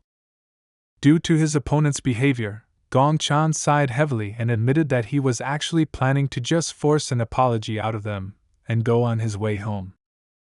But after looking around and analyzing the situation, he realized that if he left everything like this, they would definitely not calm down. Returning to his opponent, the young master angrily called him a fool for believing that Gong Chan had fallen so low that he decided to address him with respect. After these words, the young monk, filled with hatred, decided to demonstrate what happens to those who take advantage of his kindness and sincerity. Within a moment, the young master was next to the enemy and managed to strike him with a palm that was overflowing with chi energy. He aimed the next blow at the enemy's stomach so that he would not have time to run away from him. Continuing to deliver an incredible number of powerful blows, he angrily asked the enemy whose fault it was in this entire conflict, if he himself came to them in the footsteps of his bandits. Ruthlessly beating his opponent, he just wanted to hear from him an admission of guilt that they wanted to kill an innocent person who had witnessed their evil actions with impunity. Having thoroughly enjoyed such a one-sided fight, Gong Chan delivered a final powerful blow that threw his opponent closer to the building. Despite such a heavy blow, the man was still able to stand on his feet, but could not continue this fight, in which he already had no chance. Stopping for further conversation, the young monk said that he thought that at least the head of this school was at least somewhat different from the rest of the sect's fighters. As it turned out, his assumption turned out to be wrong, but he was still willing to test how far he needed to go to get an apology on behalf of this martial arts sect, although a simple apology was unlikely to be enough. But the leader of the family greatly surprised the young monk, as he quickly realized the gravity of his situation and knelt before the master, respectfully apologizing for the recent conflict. In fact, he understood that if Gong Chan told the other Kangho about what happened, then they would be disgraced in front of the Hwaseng sect, which would cover up their dirty deeds. Feeling truly panicked by such a dangerous enemy, he admitted with a trembling voice that they were wrong. With a threatening look, Gong Chan replied that since the head himself so sincerely asked for forgiveness, then he will not attach much importance to the behavior of the Dowoman school. After these words, he asked them to try to ensure that this does not happen again. This situation was a real shame for the sect leader, so he silently clenched his fists with anger and tried not to show his weakness to the others. Gongchen turned away and sighed heavily. He had to lose his way and be distracted by a showdown with some mad clan. After the conflict was resolved, the fighters finally felt safe and immediately went to the aid of their leader. After such a failure, he was not at all happy with the support of his fighters, since now he will have to work hard in order to restore the reputation of his school and the damage that the young master from the Jianam school caused them. Looking at the full moon, Gong Chan admitted that he could not take part in this conflict and not waste a huge amount of time, but still it was a manifestation of his sense of justice, and he could not pass by.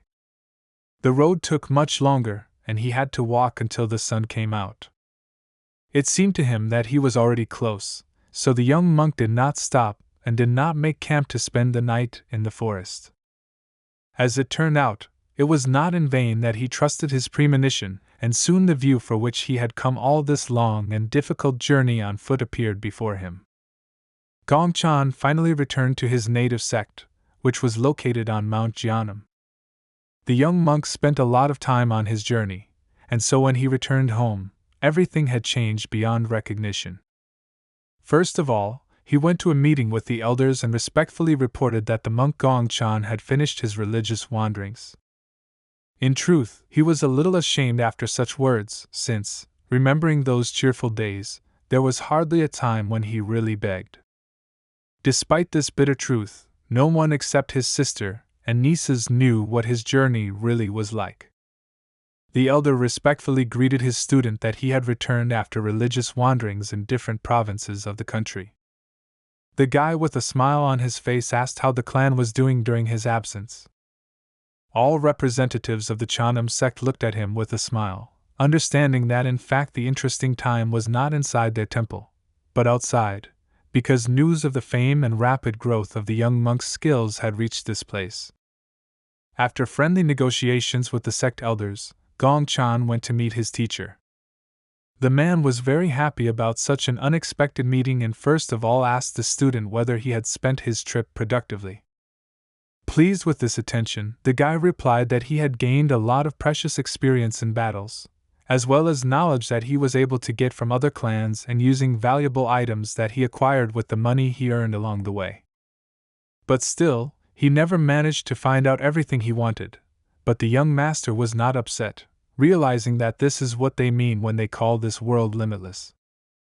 The teacher agreed with his words and said that the world has really changed a lot, and it is not easy to keep track of everything that is happening around. He loved his student very much, and reminded him that in a month he would become a year older, and since he had completed his religious wanderings and would become an adult, he would be able to have sufficient qualifications to work in the sect. The master asked the young monk if he had any preferences regarding work and what area of activity he would like to take under his responsibility.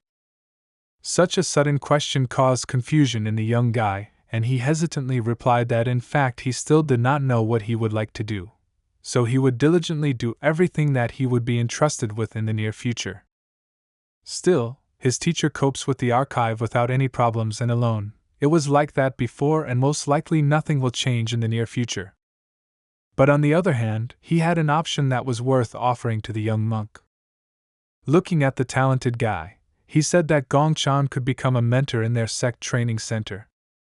The training center is the place where all the training of the Jianam sect takes place, and in recent years it has become one of the most important places on this mountain.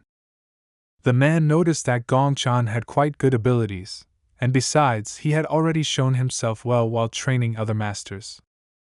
Making the last important argument, he mentioned that they fed and raised him, so he should not forget such a favor and repay his native sect.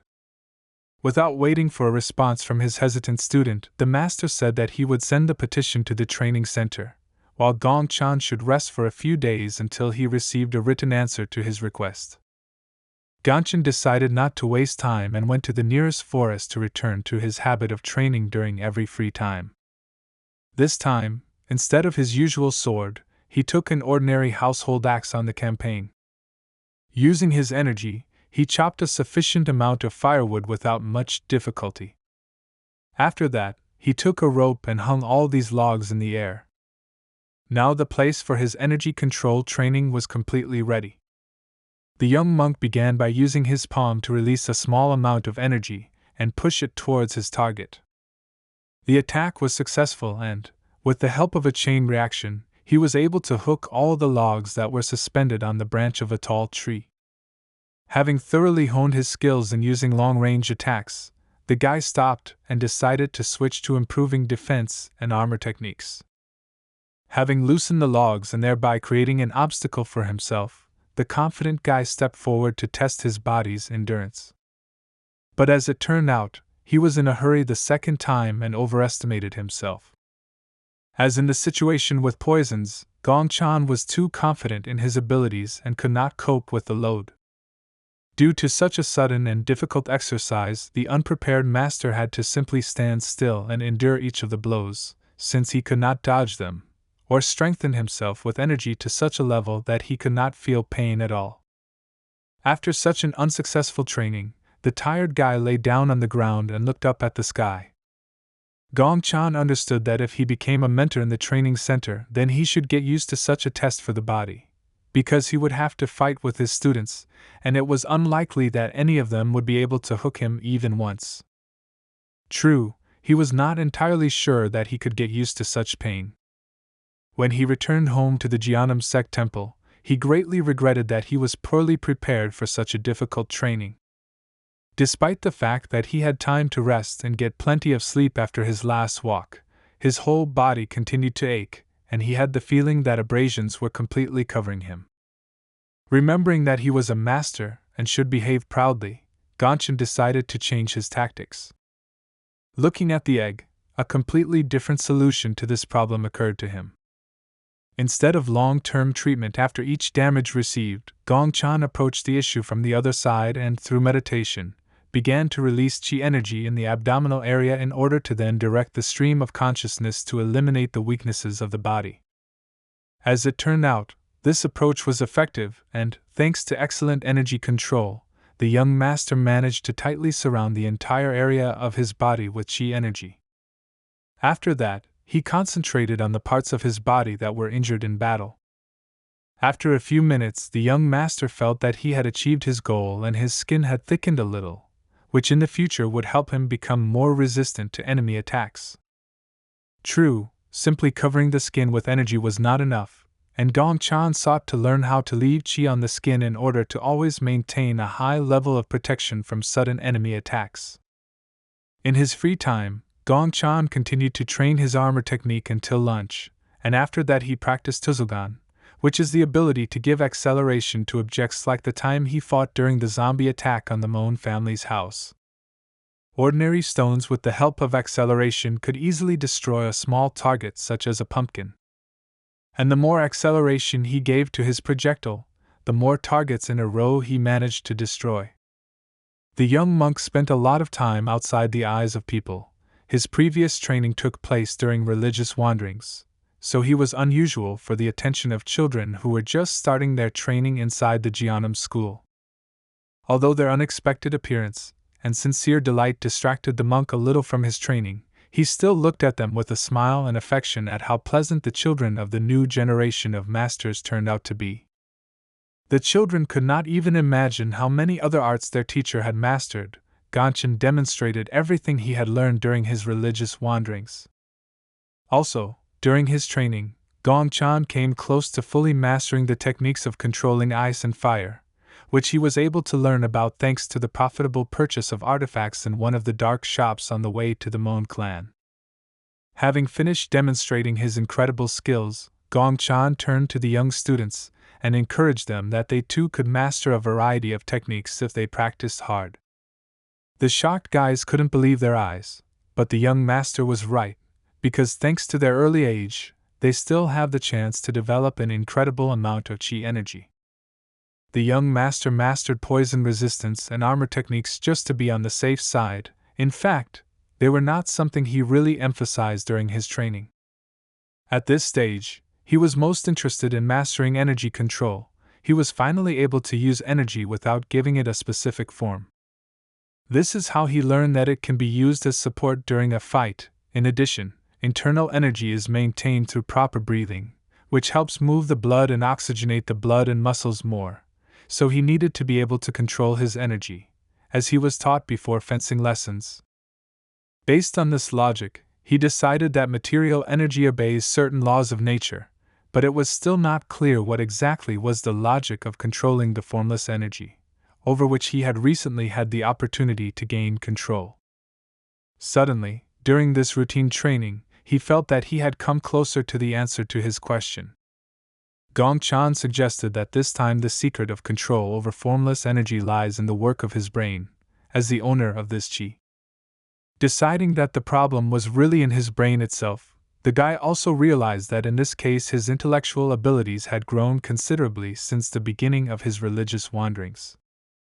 Typically, people use only 3 or 5% of their brain power, but it is still possible to improve brain performance. Recalling examples of the smartest people in human history, Gongchan wondered if he could rise to their level if his brain performance reached 10% of its maximum power. While studying this phenomenon under full concentration on energy, he noticed that the brain waves were strengthened so that it would be possible to move energy through sheer force of will, as the body was driven into motion by electrical impulses sent by the brain. Looking at the result of his training, Gongchan said that if he can use brain impulses to force this energy to change shape, then he will become an incredibly tough fighter who will have no equal throughout the history of the Jianam sect. Gongchan summed up the results of the recently acquired new knowledge and decided that for now this is only a hypothesis that has many holes in practice. But he never stopped hoping that with practice he could find the right way to confirm the hypothesis. The young monk continued to spend all his free time training to improve his energy control. A few days later, it's time to show off your progress. During a regular walk in the forest, one of the students found his master and wondered what he was doing in such a place alone. Still, he trusted him and decided to ask what brought him to this place. But as soon as the young and inexperienced guy stepped onto the site where Gong-chan was training, he immediately fell under the work of a homemade simulator that the young monk had made for his hard training to improve his armor. His teacher could not stand by and came to his defense.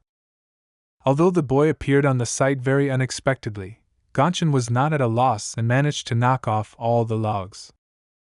His body protected the boy. The boy was simply shocked by what was happening. He did not yet know that his teacher had achieved some success in using armor techniques. The young monk admitted to his follower that he had finally mastered the art of armor, although in fact he had only mastered the first level of skills so far. But he realized and admitted that the most difficult thing was ahead of him, and he was beginning to study these difficult moments of using technology. The boy was simply shocked when he heard that for training upon reaching the third level he would have to use hammers and maces. This was not yet the most terrible test of his skill, because Gong-chan also said that at the fifth level he would have to endure blows from the sword, so it was worth gaining experience. After such terrifying prospects, the young monk mockingly asked the student if he would like to conduct a joint training. But the frightened guy instantly refused such a risky proposal. Hearing the refusal, Gong-chan was a little confused and, in order to shorten the awkward pause, asked the student for what purpose he had come to the forest. It turns out that the guy wanted to see Chong-san before training. Previously, the training camp was run by Master Jong-san himself. But immediately after Gong-chan returned, he had to move. The young monk came to meet the elder and greeted him with respect. The man was glad to see him and said that as soon as he heard of his return, he sent the head disciple to fetch him. He actually wanted the young monk who had only recently returned from his wanderings to help him with the work at the training center and through hard work help him revive the former greatness of their sect. Gong-chan was not sure that he would succeed, since he was still busy with some unfinished business, but the man sharply replied that this was nonsense, believing that just the creation of the two greatest techniques of the young monk was already a blessing from above and not its just talent, it's a gift. In addition, he had already heard about his success as a mentor, especially with the example that he trained the sisters from the Moon House and even raised them to the level of Kanho's skills. After such an incident, he is sure that they could base the teaching in their school on the very method by which the young monk taught his nieces.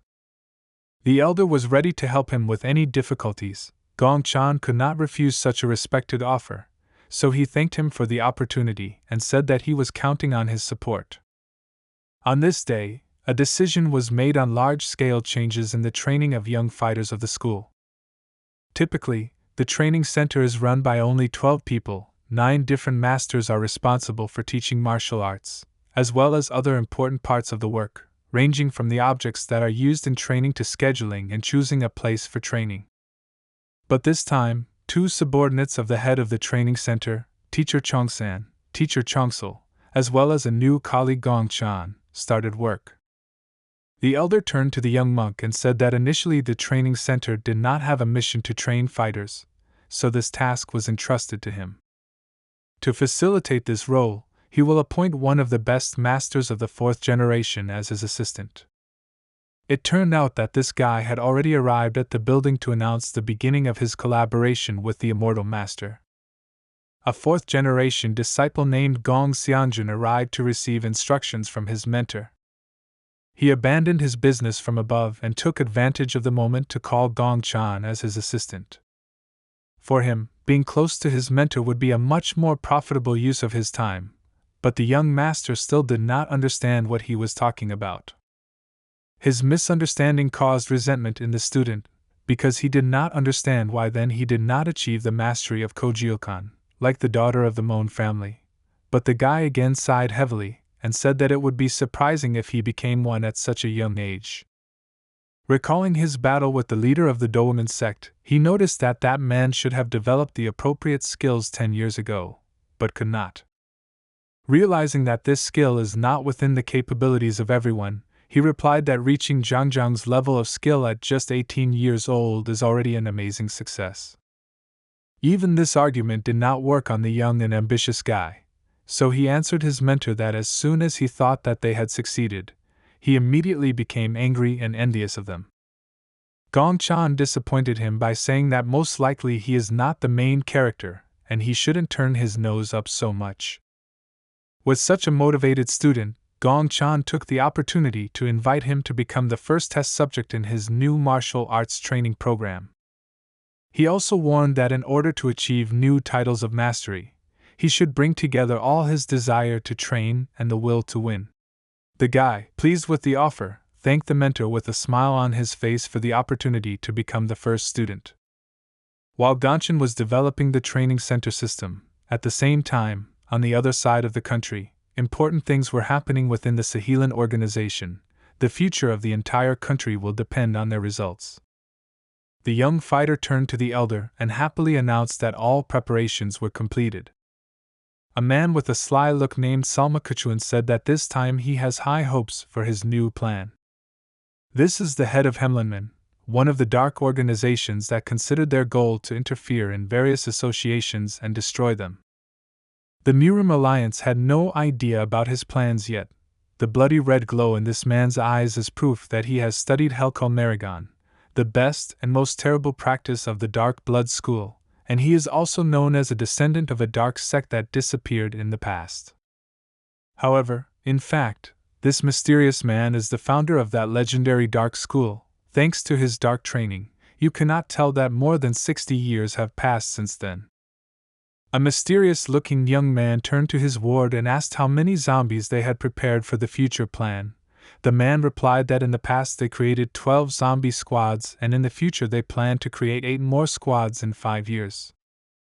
Advisor Helen Moon, a master of dark blood and brain magic, replied that one expressed monster would be comparable to a master, so they did not feel the need to improve quality and focused on the number of troops. All the news sounded great, so the sect leader turned to Helmani to find out his opinion regarding the invitation to enter into an alliance with Mirim, but the man replied that they should not rush, and according to his plan, after some time, the schools and the alliance itself would become their food. The leader agreed with his words and came to the opinion that in this case they should accept the invitation and wait for the right time to attack, but still he was not entirely sure that everything would go according to their plan. This opinion was not surprising to Helmagni, so he replied that he had taken into account all the risks and was going to create 20 detachments, but first of all they would strive for world domination and nothing more. Anticipating victory over the entire country, the leader instructed his advisor to come up with impeccable tactics to achieve such an ambitious goal. Filled with gloating, he shouted to the entire meeting room that he should get the whole world into his hands, not limiting himself to just China. Let's return to the affairs of our young monk. He remembered a moment from the past when one of the mentors, after hard training, stopped together to have a heartfelt conversation under the light of the stars. The old man drew his student's attention to one of the stars. It was called the Star of Misfortune, and at that time it shone very brightly, which meant that chaos would soon arise in the world. This star is called the Bloody Star of Misfortune, although besides it there are many other celestial bodies with a bad omen. Then he also explained to the young Gongchan that if you look closely, other unlucky stars began to fill the sky. The young and very determined Gongchan, in response to such a sad story, sharply said that in the future he would calm all these stars. Looking at the student, the gray-haired man calmly replied that he would succeed, since this was his destiny. It was from that conversation that one of the most exciting stories of our monk's life began. The next day after talking with the elder, Gongchan began testing his new teaching method and even began working with his student. For motivation, he told him that if he continued in the same spirit, he could become a Kojialjan master within 6 years. True, his student was not at all interested in the teacher's words. He worked diligently on the exercise with which his training began. During numerous repetitions of the exercise with a heavy stone, he asked his teacher in a trembling voice not to distract him and allow him to concentrate on the goal. This answer seemed too weak to the young monk, so he declared that his disciple was simply going to give up in a minute. He had no choice but to train hard, because he could not afford an expensive miracle remedy like the sisters of the Moan family, so his blood vessels were already clogged and this prevented him from developing further. But the master had a solution. He said that first it was necessary to conduct strength training and strengthen his blood vessels, and only then cleanse them and train the flow of qi energy. In fact, Gongchan couldn't admit to Dojong that his situation was noticeably different from the Moyin twins. At the moment, his skills do not exceed the entry level, and it will be surprising if he even becomes a Kojialjan master. But if he trains with Gongchan, then he can make a big breakthrough in training. To achieve the desired skill, you need to practice a lot, including reading books about martial arts, which is worth developing. For example, Dakhan right now is striving to improve the physical capabilities of his body, and in order to increase the rate of accumulation of internal energy, he needs to train the body, while the body itself is a vessel that collects internal energy. The young teacher had to explain to his student that despite the fact that this process is difficult and dreary, it is in any case considered the fastest, and it is unlikely that you can come up with something better. For motivation, he also praised Dujan for his perseverance, and also provided him with a special tincture and said that he believed that he could do it in a year. In this world, everyone knows that if he trains hard for a year, he can quickly learn to accumulate internal energy in the body, and this will allow him to master the technique of Tulianxiangan. At that time they had already begun to lay the foundation for becoming a Kojialjan master. Having trained according to the young monk's method, Dakhan after some time became noticeably stronger, and the weight with which he practiced continued to grow rapidly. After some time, he was already able to lift huge stones into the sky, and he even managed to throw some of them a short distance. While the first experimental student showed tremendous progress, the rest of the students continued to study according to the old curriculum that was created centuries ago. Gongchan decided to leave his student for a short time and visit the nearest training center to personally see how the rest of the fighters were training. Still, for him, there was nothing to be said about training in the Peace of Mind Hall, since it was a base that did not carry any specific effectiveness in learning martial arts. This made his task much more difficult, because now Gongchan realized that he had to work on group training, otherwise the rest of the students would fall behind. The guy decided that he needed to combine his knowledge from his past life and a collection of martial arts that he managed to get in Jinyuan. He was sure that if he combined all this, then he could learn from him to create a new way of training at the Chanam school. A month has passed since Gongchan took up this important matter. He had just completed his manual on teaching martial arts with the best results and most effective approach. Based on the results of the training tests, the elders learned that if you follow everything that Gongchan wrote, then in 3 years you can achieve skills that will be only slightly inferior to a master, which previously required 10 to 20 years of practice. The young monk was very curious whether he could improve the teaching system so much, and whether he would be able to implement everything he had planned in practice. At lunchtime that day, after the students' daily training, one of the elders gathered them to announce that Gongchan would be the new person in charge of the training center. A man with dark hair turned to the students and asked them to listen to the advice of the young teacher. At first, there was some confusion and disbelief on the faces of these guys since Master Gongchan was just the first to develop a manual for martial arts training, and moreover, he did it without the help of his more experienced colleagues. Some students began to whisper that their teacher had never taken such risks before and always gave preference only to time-tested masters. Seeing the chaos in the crowd, Gongchan decided not to waste time and attracted all the attention of the students to himself. He began his welcoming speech and first of all agreed that he really knows that they have always trained in ways that were previously developed by many respected teachers. He also agreed that in a school whose basis is the reading of history and traditions, everyone should receive proper training.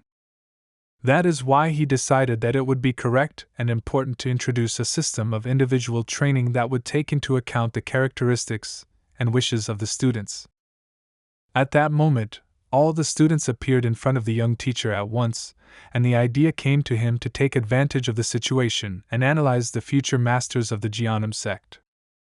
Among the crowd, the majority were those students whose energy reserves were equal to 10 years of practice.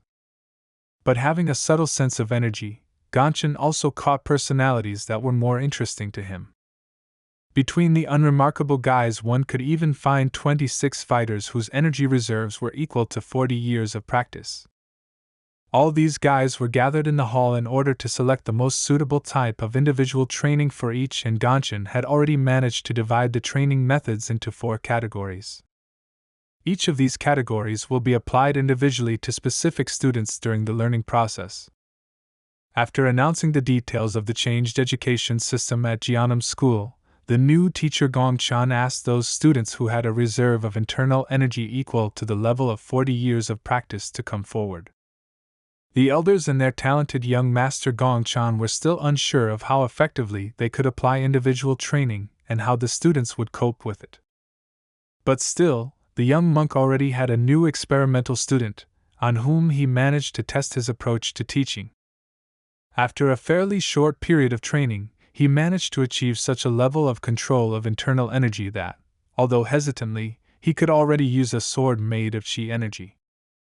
Although he still had not perfected this skill, the very fact that it was possible motivated him to continue to improve himself.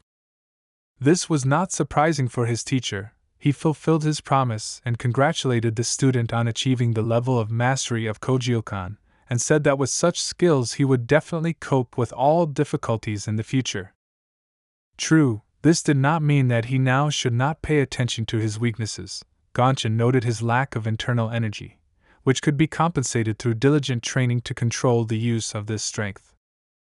But the teacher's words did not bother the joyful guy at all. He could not restrain himself and was already celebrating his victory, since he was able to live up to his father's expectations.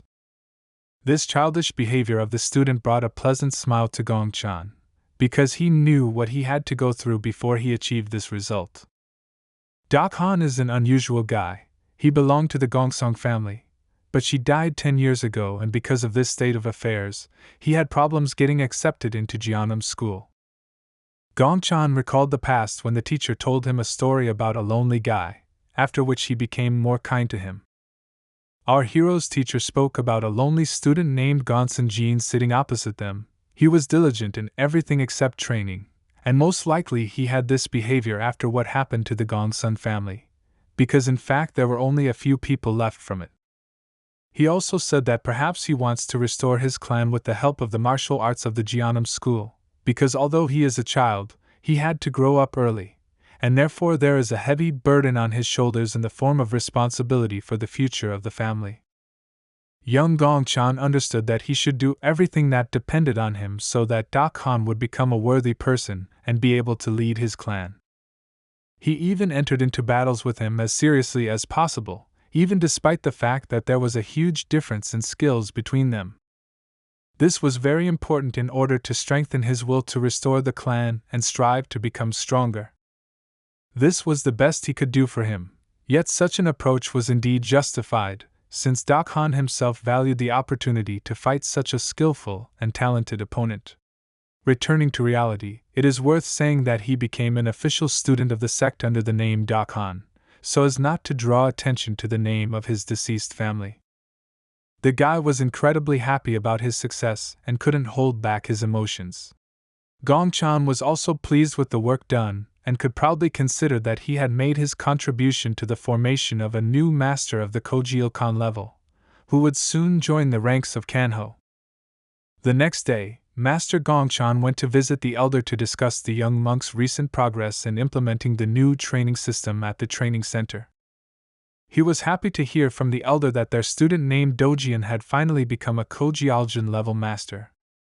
Despite such great news, he was cautious and said that if Dojian stops maintaining his internal energy management skills, then it will only be half the way, because his energy is still unstable, even though quite a lot of time has passed. Because of such risks, they decided to act to prevent such cases and prepared a plan in which all his training concentrated only on the development of internal energy. The fact is that Da Khan continued to practice the Tuliansengen technique for 5 years, and during this time he accumulated a good level of mastery of magical energy. On the instructions of the head of the training center, he bought medicinal herbs and prepared decoctions from them.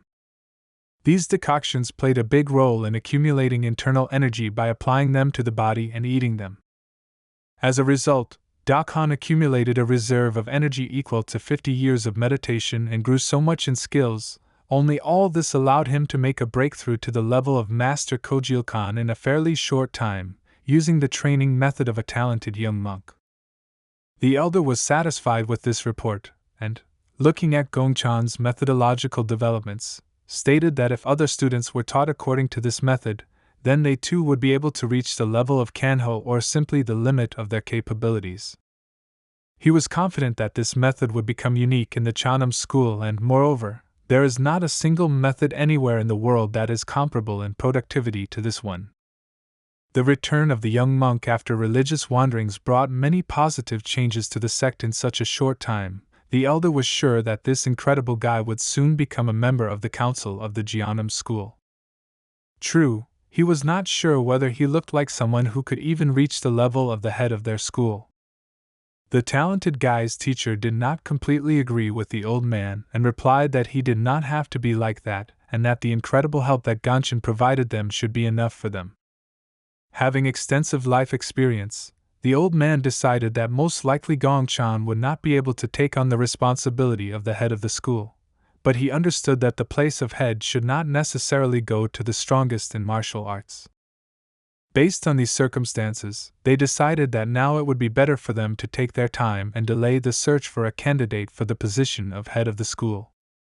Even though Gongchan doesn't seem like the type of person to be interested and strive for power, he still had weaknesses. His teacher a little confusedly noticed that their young monk had a noticeable passion for gold. The elder immediately began to laugh. It sounded extremely unusual, because it was about a monk who had just finished his religious wandering while maintaining beggary. But since the teacher Gongchan himself spoke about this, the old man took this information as the truth. Knowing how well Gongchan maintained relations with other martial arts sects, the old man was confident that their most skilled fighter had already accumulated a lot of alms for his future. From generation to generation, the Jianam sect has had no influence, but everyone respects it because it is difficult to ignore the strength of the warriors of this school. Gongchan brought a huge number of books on the theory of martial arts, from which a training plan was drawn up for young students of the sect. Even the martial arts of other cultures were collected in these books. In addition, Gongchan knows many martial arts and believes that the fastest way to achieve great success is only by understanding the working principle of various abilities. At that time, Chongsan was still the head of the training center. But no one could ignore Gongchan's influence and power, so the head decided to give him the authority to attend the council of elders of the Jianam school. The teacher could not believe his words, because the meeting of elders is intended only for masters who have the rank of elder and above. He was excited by this decision of the head, because previously he had not made exceptions for the masters, and even Kondo himself could not attend the meeting of the elders. Remembering Master Jiangdo, it is worth mentioning that this person is targeting the position of the first sword of Jianam, the most skilled warrior of the sect, and his level of skill is comparable only to the gods. But even this is not a sufficient reason to invite him to the meeting of elders. Because of this injustice, the teacher said that inviting Gongchan would be too rash a decision, after which problems could arise in the form of a conflict with the rest of the meeting participants. But these words did not at all influence the decision of the sect leader. He believes that Chan already deserves to be present at the council, since he is endowed with excellent qualities, although the old man doubts that this young man will be able to make their school even more famous and powerful. The teacher did not give up hope of dissuading his mentor, but the man stood up from the table, demonstrating his determination, and said that he would not change the composition of the elders of the next meeting. The powers of the head of the sect were more than enough to introduce such changes into the routine of the organization. While the Chanam school was busy introducing new methods to train students, somewhere in a completely different place in China, a man with evil intentions continued to work hard on himself, trying to reach his personal limit of strength, which would be on a completely different level compared to the limit of strength of an ordinary person. This terrifying stranger bears the title of the Heavenly Horse Mahjong, a mysterious dark master named John Unma. His level of skill is so incredible that he has to train at the Kama Wall, which is the only place in the world where one can practice the destructive path of the Dark School, since there is no way to destroy this breed. Using dark technology, he managed to cause an incredible explosion. As it turned out, his level of mastery of dark magic had long been beyond the capabilities of other people. He became the first person to damage the Kama Wall using only one technique. Moreover, such an incredible force broke off a huge stone that quickly flew down onto the calm man's head. At that moment, when any other master would have started to panic and simply run away, Jung Unma concentrated on his energy and calmly raised his palm in the direction of the stone flying towards him. Only with the help of his own energy did he manage to first hold on, and a moment later completely destroy this part of the wall. His hard training was interrupted by a female voice that congratulated the master on yet another success in the development of dark techniques. Hearing this voice, the man smiled and replied that he did not expect the saint to personally wait for his training to end. This mysterious woman, accompanied by masked guards, is the holy maiden of the dark path named Jiam Kaoin, who came to meet the master to inform him that the devil had given her a prophecy. The man calmly replied that he believed her words, since the eyes of the Holy Virgin could not make mistakes. He asked what kind of future she managed to see in her prophecy. The Holy Maiden replied that in the future there would be those who could interfere with their cause. The master could not believe that there were people in the country who were able to interfere with their great work, even despite his incredible skills, before which even the legendary Kama Wall could not survive. Hearing from the maiden that the future was becoming more and more chaotic, he replied that he could not believe that the current rulers had the power to stop him. He had no idea of disobeying the advice of the Holy Virgin, and therefore he asked for advice on how best to act. In response, he heard that he should wait another 10 years. Of course, he could not come to terms with her words, but the maiden reassured him that Manhwa would prepare everything himself. The master was filled with rage that the holy maiden saw that Manhwa was capable of seizing power. The girl replied that he really fits much better than Jung Unma. Out of anger, he began to lose control of himself and tremble, which greatly surprised the young girl. A moment later, he shouted as if he were a wild animal. Even the holy maiden's guards were frightened by such an unexpected outburst of anger on the part of the respected master. As it turned out, brute force alone was not enough to achieve their goal. He had managed to cool down his bad temper a little, though he was still angry that his role in future plans had changed dramatically. The smile returned to the face of the terrifying master of the dark arts, and, with a calmer voice, he again addressed the young girl. Filled with confidence in the holy maiden, he declared that if they could trust Manhwa, then they would rule the world with him. Meanwhile, the Murim Alliance was also preparing for the future and trying to predict their opponent's move. The military leader of the Union could not find a place for himself and nervously walked around the room. He analyzed the behavior of the Dark School and could not understand why they continued to be inactive. It seemed to him that he understood the enemy's goal, but he still could not understand what kind of dark business Manhwa was up to. While he was trying to figure out the enemy's plans, one of the servants came to him to notify him that it was time to go to the organization meeting. As usual, this important event took place in a heavily guarded building behind closed doors. The leader of the organization announced the first problem on the agenda. It was about the conflict between the Do women and Chankamun sects. To solve this problem, it was worth sorting out everyone's opinions and resolving the dispute.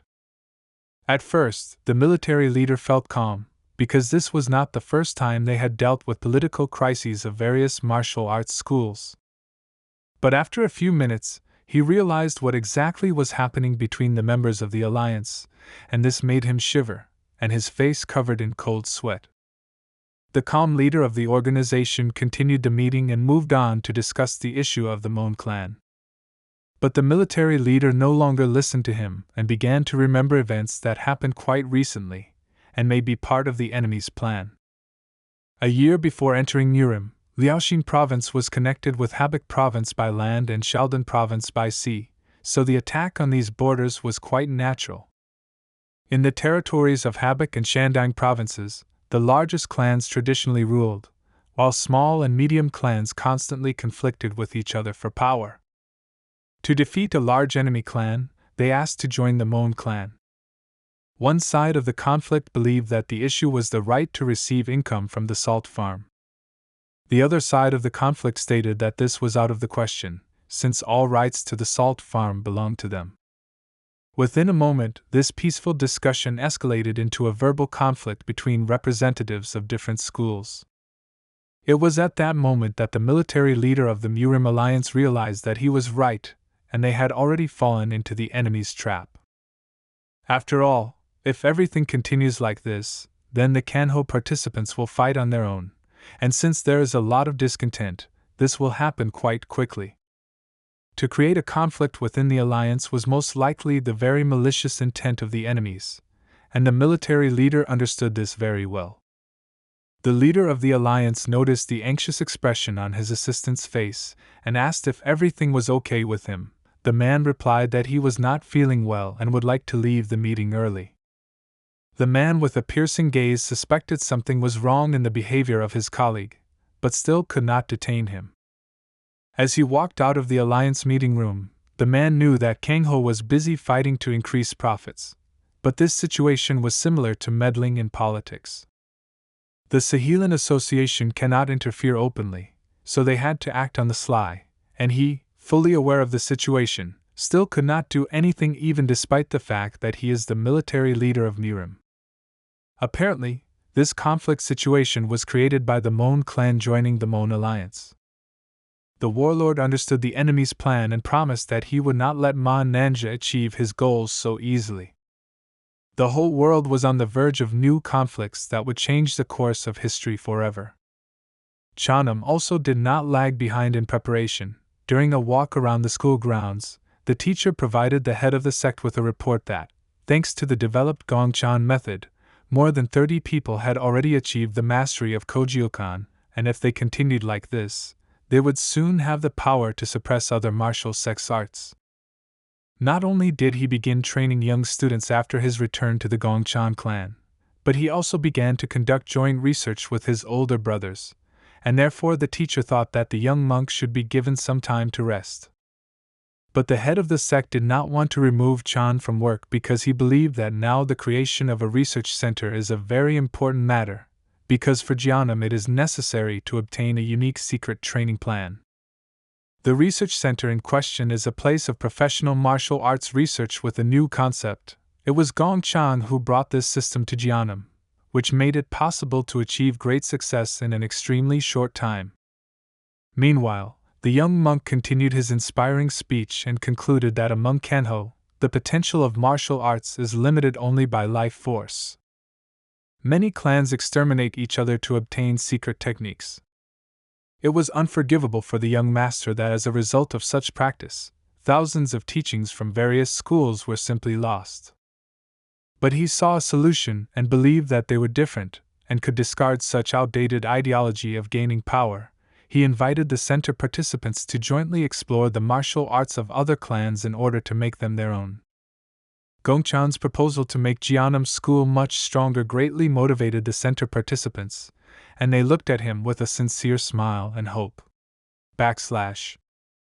The young guy's enthusiastic speech was interrupted by the teacher's voice. He said that being under control was not the best situation for their sect.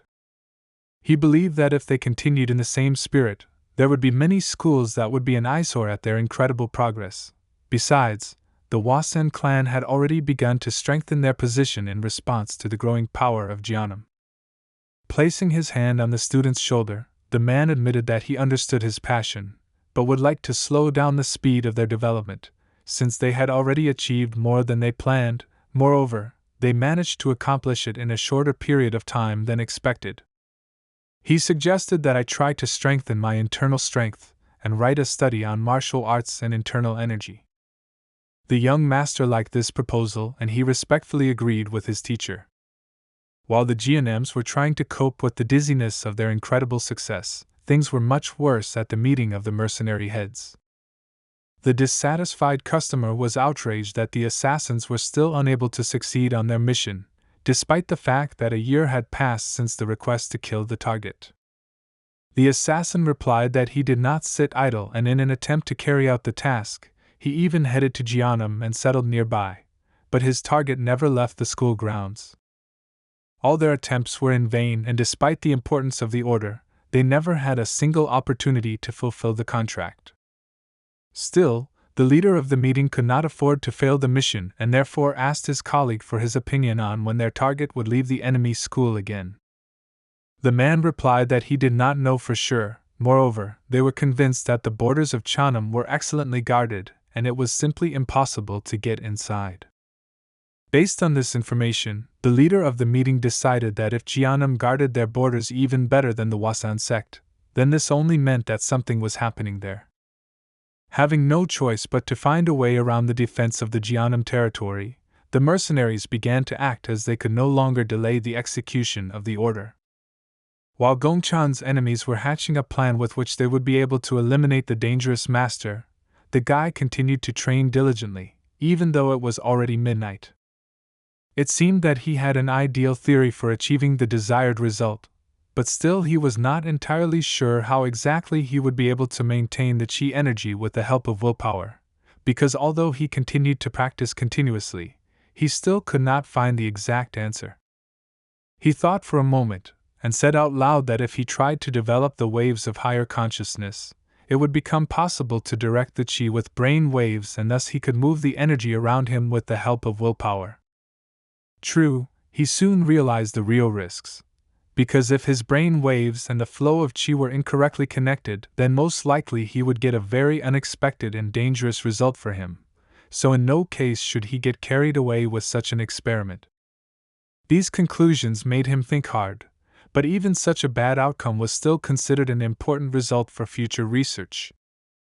Gongchan was disappointed because he didn't know what he should do next to continue to develop in this direction. It seemed to him that the only way out would be the mysterious enlightenment that the elders constantly told him about.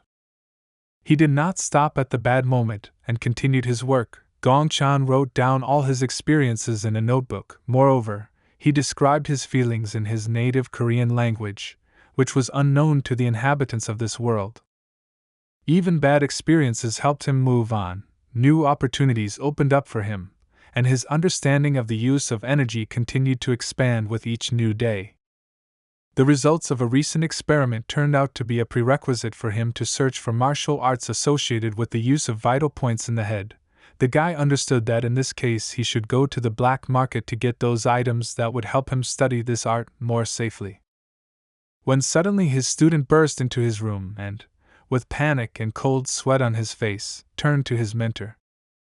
Gongchan still did not understand the seriousness of the situation and thought that his student should not be so nervous, but as it turned out, something terrible happened. The excited guy, breathing heavily, said that Mujiangchenjin had appeared in their world. This information shocked the young monk, who did not even suspect that danger was approaching them all this time. Mukanjin is a legendary thing in the world of martial arts, as this book was written 300 years ago by a man named Mu Chanja, who is known as the best master in the world. Not only does this book contain all of his works, but there are also legends that it contains a secret with which you can become the strongest master in the whole world. However, adherents of the main school do not admit this at all and consider the mastery of their family styles to be incomparably stronger than the teachings of Mukanjin.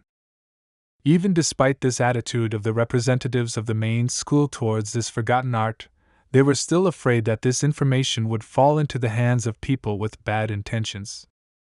The head of the alliance, Murim, was very concerned about what was happening in the world. It seems to him that this is one of the tricks of the dark school. Moreover, he still remembers the words of the military leader, because of which Amryangdan was secretly assembled and prepared.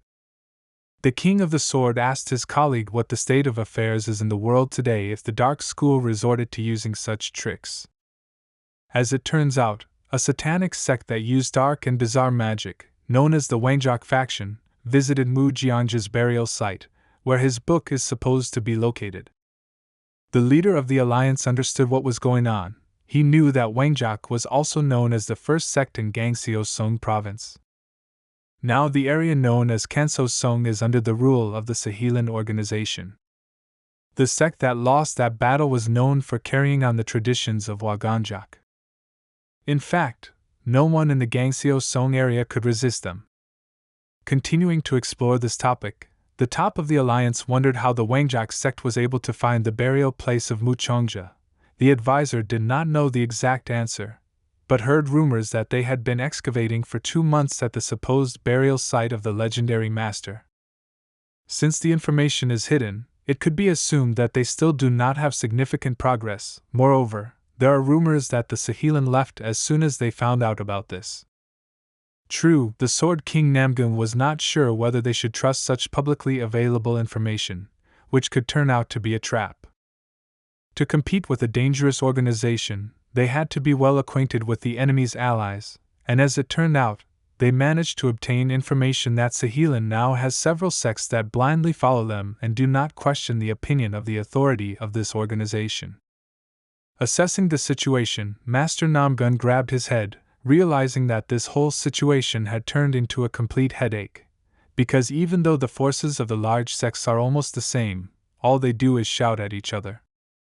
Each subsequent meeting discussing local conflicts between members of the alliance ended with the fact that it was impossible to resolve, and relations between the schools only became more hostile. There were no positive results, and the alliance had no choice but to follow the lead of the enemies and ask the Mon clan for help. True, although this seemed to be the only correct decision, it is unlikely that the rest of the alliance members would accept this option for exiting the conflict. The leader of the alliance believed that at that moment the main thing for him was not to risk Murim's name in searching for Mu Chongja's book. Opening the window and looking at the sunny sky, the man decided to entrust this problem to fate. The burden was too heavy on his shoulders. He did not know what the right thing to do was, because any move he made would lead to consequences that would change the world of martial arts forever. While members of the Alliance and other schools in China continued to fuss over new information about the teachings of the legendary master, Gong Chan continued to develop his personal teachings, which in the future would help strengthen the position of his native school of martial arts. The next training was aimed at developing the young monk's personal skills. In addition to body strength, he also tried to find answers to his questions regarding the possibilities of using qi energy. At his request, the 3 students of the school continued to hit him with a series of blows with sticks on his back and stomach, while strengthening the strength of the young master's body. Although he had made good progress in this art, he could not hide his emotions from the pain that he had to experience during this brutal training. After demonstrating the weakness of his spirit in the form of suffering from pain, he suddenly changed his behavior and, lowering his eyes, seriously asked the guys which one of them hit him on the shoulder blade, and one of the fighters, despite being frightened and having a lump in his throat, still admitted that it was he did it. With a trembling in his body, Gong Chan impulsively replied that it was very good, because the development of armor was impossible without such pain. He wanted his students to learn a useful lesson from this training and said that they should understand that after such exercises not only his skin, but also his insides became denser. Gong Chan thanked his students for their help and said that they were now free. The calm guys were finally free. They did a good job that day, as usual. The young master analyzed his progress. He had only reached the 6th section of mastering armor techniques, but despite little progress, the effectiveness of use was obvious. He understood that once he got used to it, he would be able to combine the theory and practice of this technique. This will allow him to create new military techniques that will strengthen the power of the Chanam School's combat arsenal. Returning home, Gonchan's first priority was resting after a hard workout. From the constant release of internal energy and numerous blows from students, His clothes were torn and his whole body was covered with abrasions. To recover from such exhaustion and return to productive work, he prepared for himself a full vat of medicinal herbs. This approach was previously used by Dojian. In addition to increasing the amount of internal energy, he also restored his body after grueling and difficult training. Gongchan focused on his breathing and began to meditate, gradually releasing his internal energy. He got rid of the toxins accumulated in the body and other consequences of numerous injuries while developing his armor. This method of rehabilitation turned out to be very justified, since after a few minutes of meditation in a vat with medicinal herbs, he managed to restore his previous body condition, getting rid of fatigue and abrasions. This rare practice once again proved the fact that the young monk was one step ahead compared to other masters, who approached training too limitedly and only followed the recommendations of more experienced masters, without experimenting with new approaches to training. After rehabilitation from a hard workout, Gongchan went to eat. In the dining room, his student Dakhan was already regaining his full strength. The teacher's appearance was sudden, but he was very glad to see him. As it turned out, due to the homework that his mentor gave him, he was late for lunch and, moreover, he was also incredibly exhausted, since he was also training an armor technique that was new to their school. Gongchan joined his student and said that his day was also productive. He had to continuously practice, because the more he trained, the more amazing the technique his armor became, which was supported by the control of internal energy chi. The young monk invited his friend to join in the training, because it was quite suitable for the methods of training muscle memory of their school. Dojong replied that in fact he had already made some progress in this matter and later even plans to introduce this armor in the training hall as one of the new Jianum techniques. Such news made the guy understand that most likely this armor technique would soon become the face of their martial arts school. Armor technique is truly a unique and rare experience among the masters of the world. It is too underestimated and requires more detailed study. But besides that, Gongchan still couldn't stop thinking about the recent shocking news and therefore asked his comrade what he knew regarding the appearance of the book of the legendary master Mu Chongjia. The guy replied that this is a really hot topic and now there is a heated debate on this topic in the Murim Alliance. He also heard that their rival organization Saheelan had also joined the race to obtain this book. They began to be extremely active and had already sent their people to explore the territory where the tomb of the legendary master was located. Gongchan could not understand why this news still did not receive new details, because everyone had known for a long time that the location of Mu Chongjia's burial had long been discovered, but he heard that no one had time to excavate the place with valuable artifacts. Dakhan replied that everything is not so simple and, as it turned out, there are some pitfalls in this matter that no one had even suspected before. Saheelan's side says that at the moment they do not have suitable craftsmen to complete this task, so they are not succeeding. This justification for the lack of success in this matter seemed stupid to the young monk, and he folded his hands in front of him with incomprehension and looked at his friend. As it turned out, specific knowledge is required to achieve this goal, but since ancient times, the use of knowledge in martial arts schools was almost not required, and more precisely, people used their heads at best to weave intrigues. Of course, to complete most of the tasks of the average master, it is enough to simply have a high level of strength and good skill in fencing and the use of chi energy. But they say that in the case of the tomb of Mu Chongjia, things are different, and a living person has not yet been able to enter the tomb of the legendary master. This crypt was not so simple. There are rumors that it was made so that not a single living soul could enter or exit there. Such rumors turned out to be very unexpected, and Gongchan summed up that, as it turned out, the aristocrat Mu Chongjia was very erudite and so responsible that he even thought about dying in such a way as not to harm the balance of power in this world. While they were having dialogues about important topics that could change the whole world, the cook brought the young master the long-awaited noodles. After practicing the armor technique, he became very hungry, yet he never denied himself the pleasure of enjoying delicious food, even when he traveled around the world adhering to religious begging. In the middle of such a busy and productive day, he finally managed to experience the joy of a delicious lunch. But even this pleasant moment he could not fully feel, as he was distracted by one of the school students.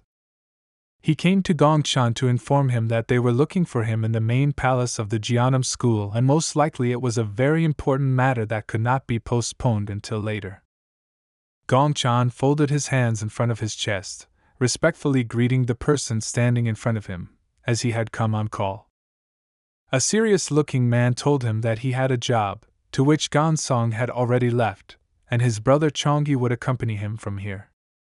Of course, Gongchan quickly guessed, and his assumptions were confirmed by the man's words. All this fuss is connected with Mukan Jinjiang and the search for Mu Chang's book. The man rubbed his chin with displeasure when Gongchan suggested that besides them, Murim was also involved in this. In addition, the main school also expressed its interest in the book, promising to send help from itself. So, the main task for Gongchan is to protect other students from the main school and make sure that everything is calm. Now Gongchan was tormented by only one question: does Brother Gonsong know what their plans are? Of course, he also said that Jiangdo's older brother would also go with them. Chan understood that compared to his student Chungjin, he was not at all as competent, but he was learning quickly and had already become a master. So he just smiled and asked when they would need to start moving out.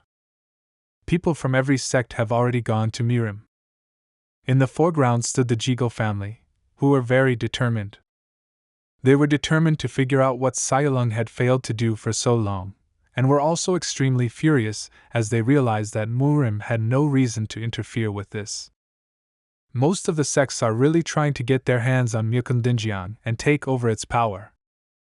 The internal structure of Murim's followers has also begun to rapidly collapse.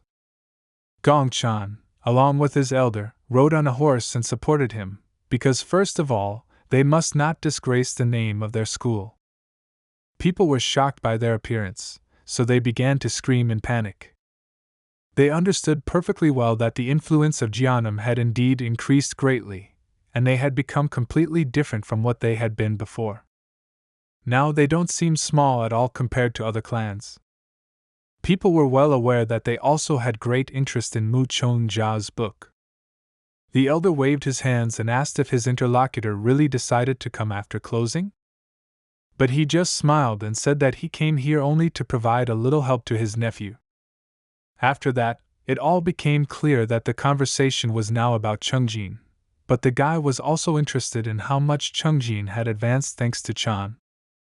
Tulian Sangan is very effective, because he grew thanks to it, but unfortunately, the elder was very busy with activities outside of school, so he personally did not get to see the progress. But he just smiled and said that he was almost sure that they would be able to see a really significant difference. The sister was also quite serious. It seemed like something was bothering her. Gongchan opened the doors and looked at her with a smile, which made her very surprised, because she didn't understand when he arrived. He looked at her and said that not only he became a reinforcement of the army, but also his elder brother. The sister was a little embarrassed and upset at the same time, because she hoped that one of the senior masters would arrive. Gongchan laughed and decided to joke with his sister, because if she already knew about his arrival, then why was she so surprised by his appearance? But she just sighed and said that the messenger told her so how could she know more information? Suddenly, her look changed dramatically and she was quite shocked. She looked at the guy's neck and couldn't understand what kind of bruises he had, which on his neck looked very similar to marks from kisses. Gongchan just waved his hands and said that it was because of the steel armor technique that he was studying right now. She decided not to argue, so he said that the entire sect was now training this technique. He laughed and said that it would be good enough if the girl also learned the technique of resistance to poisons, since it is very important, but she was scared, because in Jianam they do something else. It was extremely important for the sister to get permission from the elder, so Chonglun smiled and said that he had received permission from him to do absolutely everything that he saw fit. Such a conversation gave my sister a headache, and she was worried, because she understood that the guy was now doing something that he might regret. Their conversation was interrupted by the unexpected opening of the doors. The elder brother also decided to greet his sister and did so with a smile. She was glad to see him a little more than Ganchan. So he and his brother bowed down in front of him as a sign of respect. Elder brother was indeed very happy to see that the two of them had a very good relationship indeed. But still, they agreed that they needed to go to bed, since tomorrow they had to leave early, so they needed to go to bed early. The sister was indignant, because is the brother really here just to say this phrase? He even got a little angry at this, so he said that he originally came here to see her face. After that, he left indignant, leaving the guys in bewilderment. Gongchan tried to talk to him and defuse the tense situation, but the older brother simply loudly slammed the door in their faces. So Gongchan looked at his sister and said that he seemed to really like her. The girl also got angry, so she grabbed the guy and began to torture him, ordering him to say such nonsense in another place. But he only begged not to hit him so hard, since he already had bruises all over his body. The next morning, they built their sect and began to give them a lecture, because the school needed a commander-in-chief, so when making any movements, people should always remember that you should always defend the honor of your school. The elder brother looked at the people and explained to them that even if the book of Mu Chongja is a real treasure, their school is now in the process of restoring its greatness, and its students should in no way forget this or say anything that might interfere with this. Therefore, they were all once again ordered to be very attentive, to which they all unanimously agreed. Gongchan was very happy that they were finally going on a hike to get Mu Chongja's book. Only a few from Chanam remained in Murim, while the remaining 150 people moved on. Gongchan began to suspect that perhaps other sects would also set off on the road after preparation. Now a large army will be concentrated on moving to the burial site of Mu Chongja. In fact, the pattern of two tigers fighting over food has always been effective.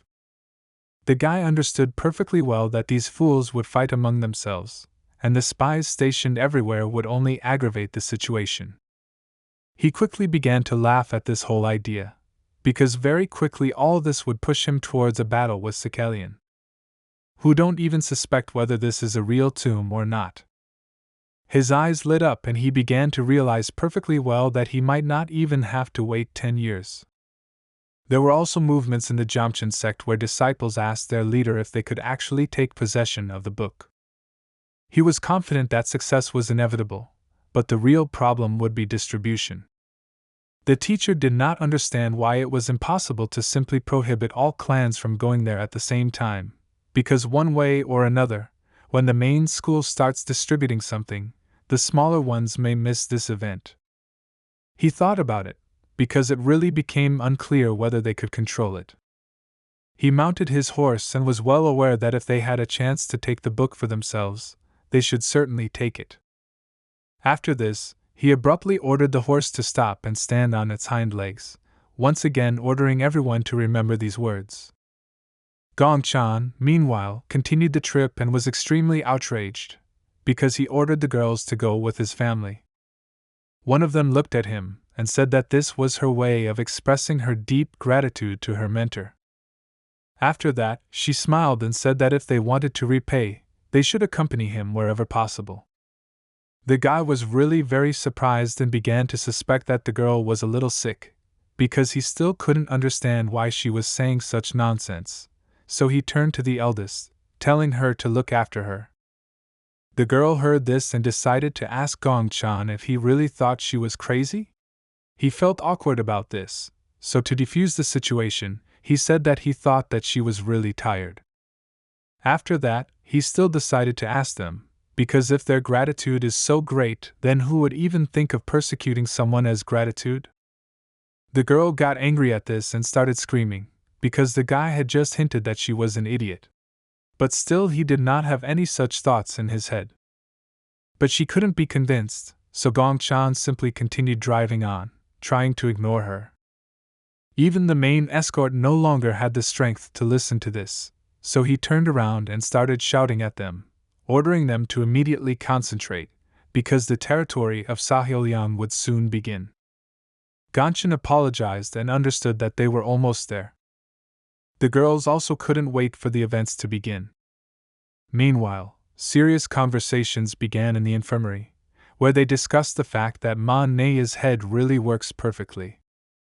Therefore, the guy put his hands on the table and tried to find an answer to the question of what was best for them to do, but his interlocutor still assumed that the most correct option would be to simply retreat.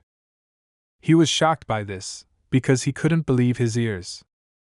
Therefore, the old man tried to explain to him that this was definitely the work of a dark school, and if Mu Chang's tomb was real, then his book could well be kept there. The guy was outraged because he did not understand the logic of such a similar conversation. Therefore, the old man suggested preparing a fake just in case if everything goes according to plan. They are all waiting for this book, so they will never achieve peace in the reigning chaos. Surely Ma-Nea had long ago found Mu Chang's crypt. But he simply did not open it, because he understood perfectly well that anyone who touched that place would die.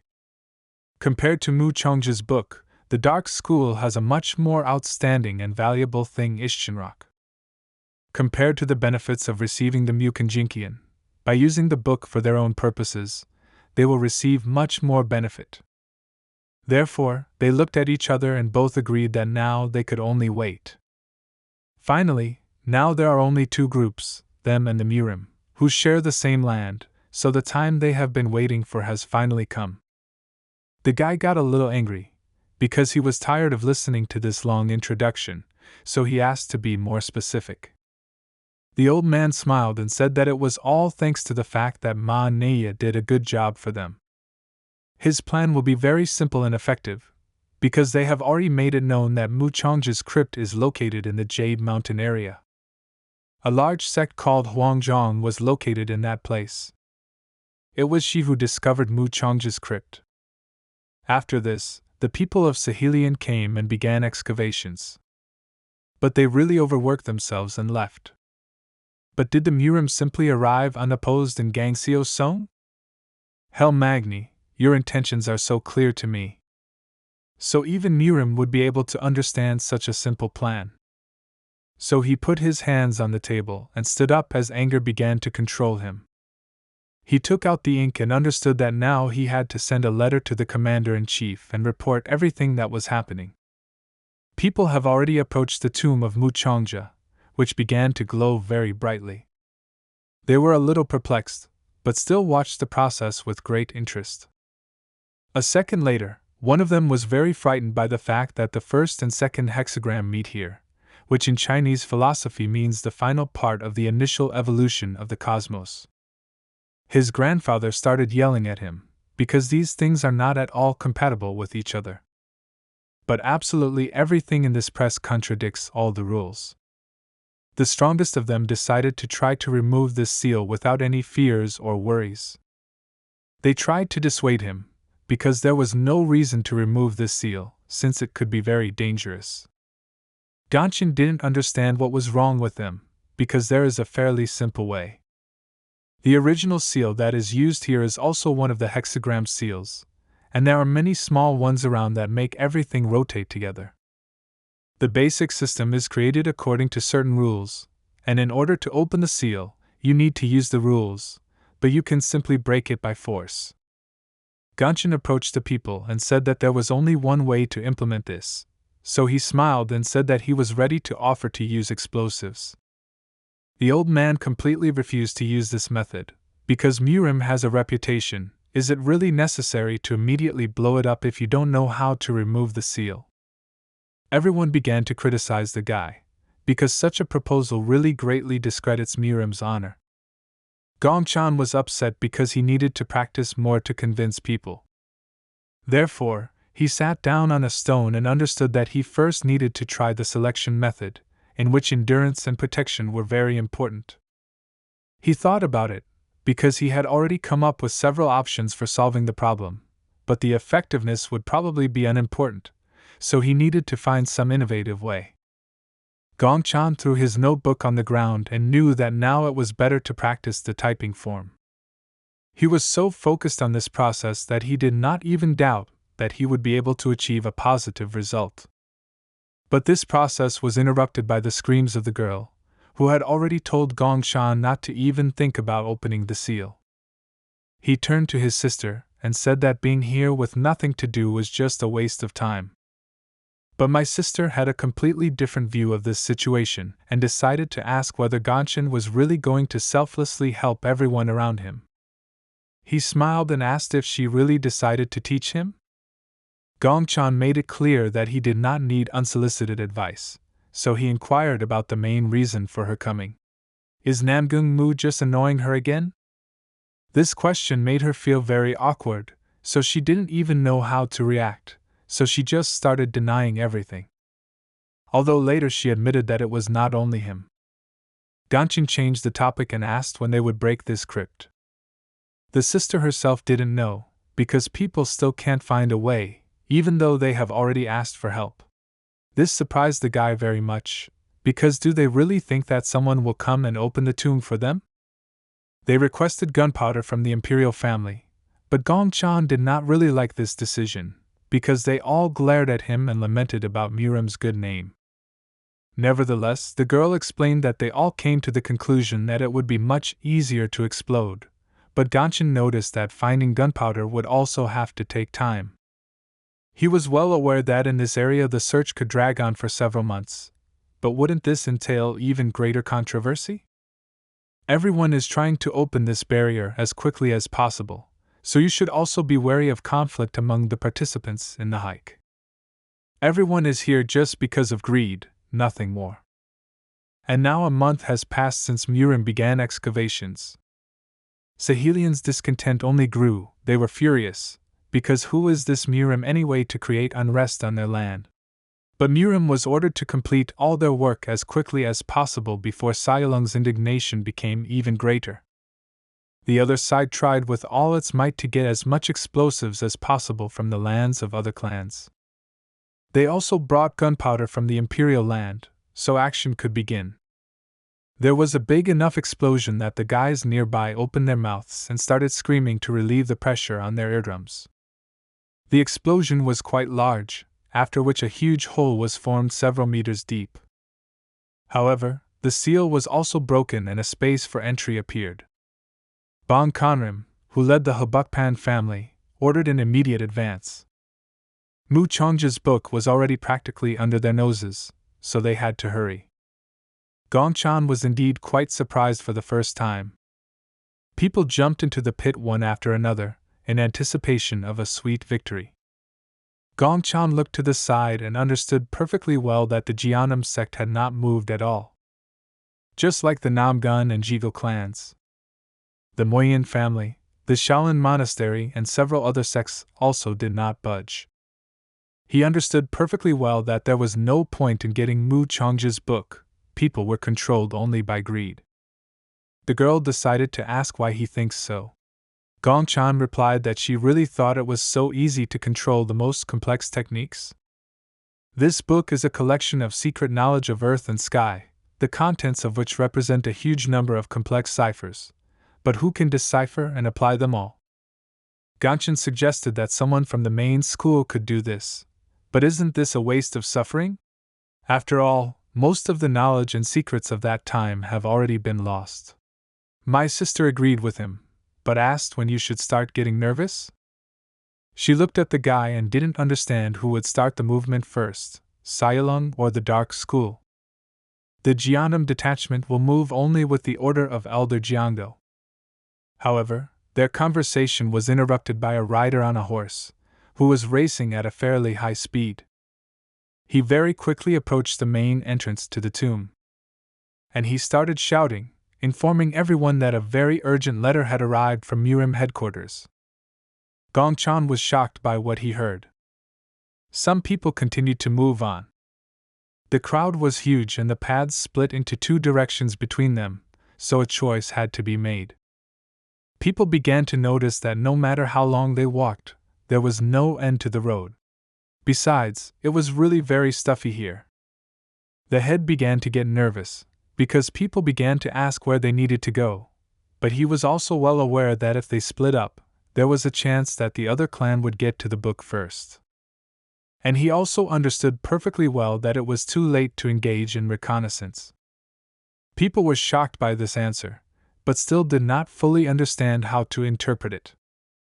One of the people on the street caught up with them and ordered them to return immediately, which made them even more bewildered. He informed them that the Sailong army was approaching, so everyone was given the order to gather and prepare.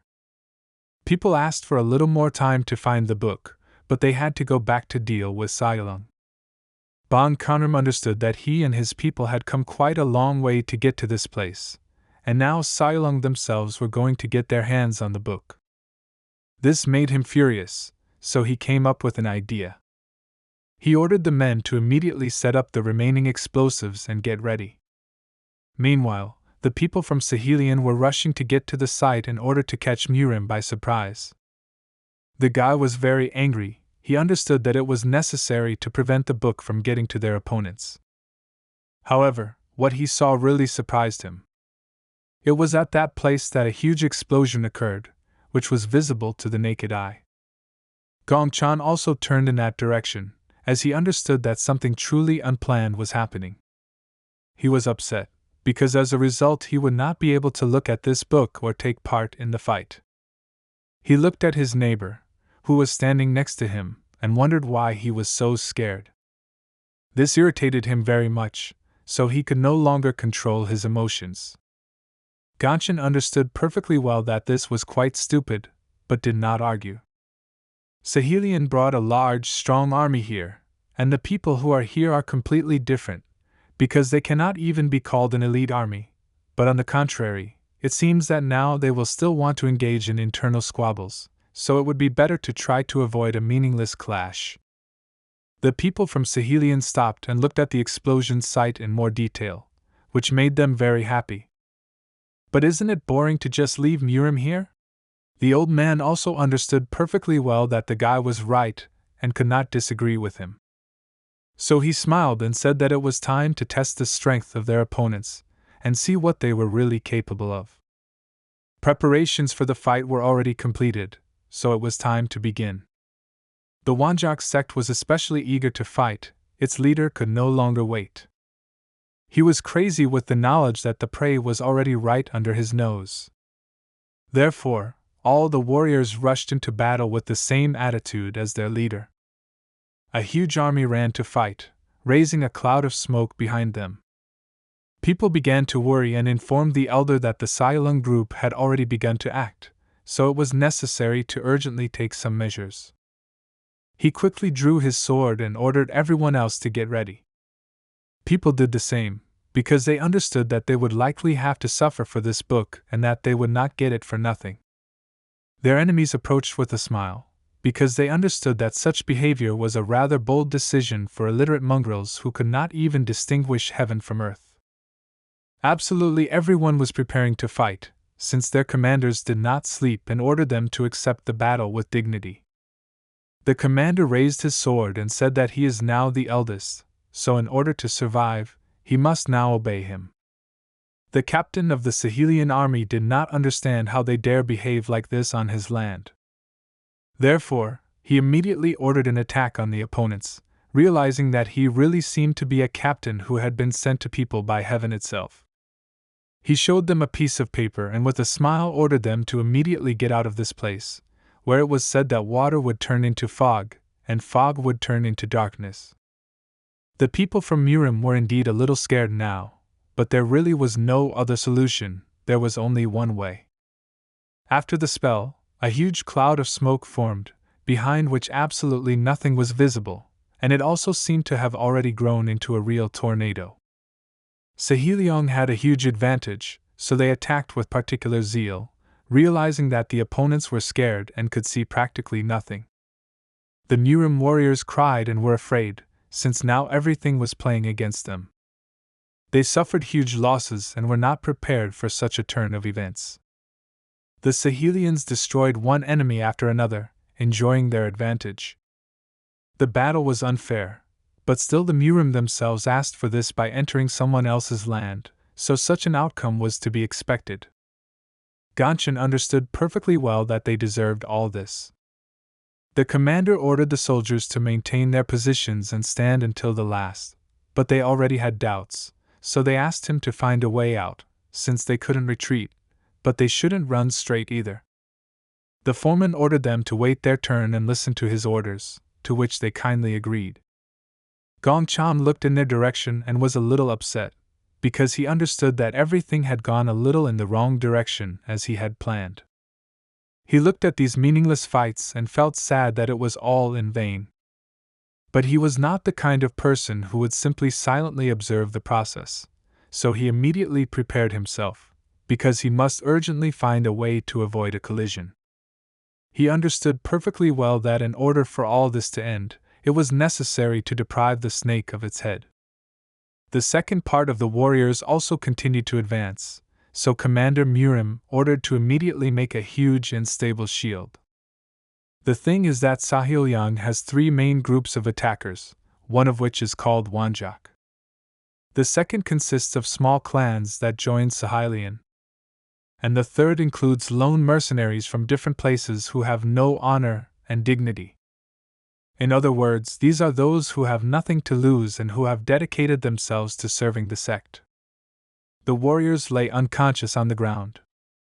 And also a huge number of them received severe injuries, which could have easily been avoided if the commanders had agreed. Gongchen was determined, so it was necessary to act. He went to the very epicenter of the battle and prepared. His team began to worry and asked him to return, but he had already made a decision on his own. He went absolutely alone to the epicenter of the battle to immediately stop everything. Commander Sahylian was a little surprised by who he saw in front of him. It looked like he was starting to panic. Therefore, he immediately decided to find out from his assistants who was so brave in front of him now. Gongchen was coming closer and was already taking out his weapon, but the commander still believed that this was an act of surrender. Gong Chan smiled and said that he still surrenders, just like the rest of the warriors. After a second, the commander was scared and raised his head very high, since it was Gong Chan who jumped as high as possible. He gathered all his strength into a fist and was ready to destroy the enemy. Fury drove him, but there was no turning back. He had to finish what he started. Commander Sahyliang was extremely scared because he did not understand what it was. But Gong Chan was not going to stop and only strengthened his striking power. The blow was so strong that the soldiers began to cover their faces so as not to lose their sight from such a bright flash. Gong Chan was just mad, he was angry and he wanted to end this right now. So he waved his hand while continuing to scream, thereby making it clear that someone would die today. The soldiers received enormous damage and were thrown back several meters. A few seconds later, half of them were already dead. Gongchen understood that it was impossible to die from such a blow, so he got even more angry and started shouting at them, telling them not to even think about pretending. After which he used magic in his hands and began to prepare a real blow, after which they would no longer need to pretend, because only those who ran far enough could survive. The soldiers were scared and did not understand what was happening now, because they did not expect a torpedo attack now. This is one of the key attacks of the land style in Jian'an. Some of the soldiers were already dead, while others were extremely frightened by this. They threw their swords to the ground out of powerlessness and hoped for a miracle. Gong Chan understood perfectly well that he was absolutely ready to cope with almost their entire army, so Chanam's impulse completely destroyed Wanjak's entire attack. This gave the Moyen and Jigo clans confidence, so they began to suppress Sahylyang. The leaders and other warriors were shocked when they saw such a situation, so they immediately decided to retreat to save their lives. The commander was truly at a loss, because he never expected this. Therefore, he was furious and ordered to immediately catch up with them and destroy them. The guy approached the commander and said that the group of people who remained on the mountain had begun to move, but still recommended that Murim now need to be released in order to avoid further losses. He also ordered the bodies of the dead brothers to be taken away, after which the main alliance would also leave. Their school had lost a lot of people, so now the main task was only to pick up the bodies of their comrades and retreat. Meanwhile, another commander received a letter in which he also learned that due to Sahelian's intervention, the main goal could not be achieved. He understood perfectly well that Jungwon could not be ignored, since he had joined Silung, but still his interlocutor understood that there were some concerns in this regard. Jungwon asks a lot for his work. The commander was well aware that although he managed to understand Nen's plan, they still suffered heavy losses. So right now, it's only a matter of time before Mu Jianzhe's book ends up in Silung's hands. Therefore, he understood perfectly well that now they had no choice but to respond to Silung in full, and also to use the trump card in their sleeve. The guy didn't understand what the commander was talking about, so he explained that right now they were talking about Valon Shinto. No matter how scary it was, it still seemed like it was the only way out. The guy was scared, because he understood that such decisions should be discussed at a meeting of elders, and only there. But the commander had his own view on this matter, because the fewer people know about it, the better. After which they both thought again, and tried to make the most correct decision. But still, the guy was not entirely sure that Wuliang Shinto would be able to steal Mu Chongzhe's book. The commander understood that in any case they should try, because if Wulian can help them, then the chances of success are quite high, and the commander also understood that now they need to try to undermine Sahelian's mood in another way. It was decided to send a secret letter to the government. But will it really be impossible to link Corona and Murim after this? Unfortunately, in this situation this will not be possible, so this is the danger of this situation. Therefore, the guy thought about it, because he began to worry that even using Valon Shinto would not be enough. He also stopped the commander, because he understood very well that the Silung could be ready for any trick right now, so he suggested that he try to attract the attention of more people to this at the next meeting. The commander agreed with him, but still warned the guy, since there could be spies at the meeting, so it is important to be extremely careful. They both came to the conclusion that it was extremely important to be prepared for extreme measures and prepared this conversation for the next meeting of the elders. Meanwhile, Gongchan continued on his way and took a few steps. He stood in the middle of his army and was sad. After all, the only thing they could do now was undermine the seal instead of Silung.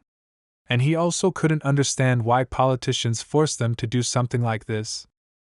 But he also had to console himself with the fact that the Jianams were the only ones who did not suffer major losses.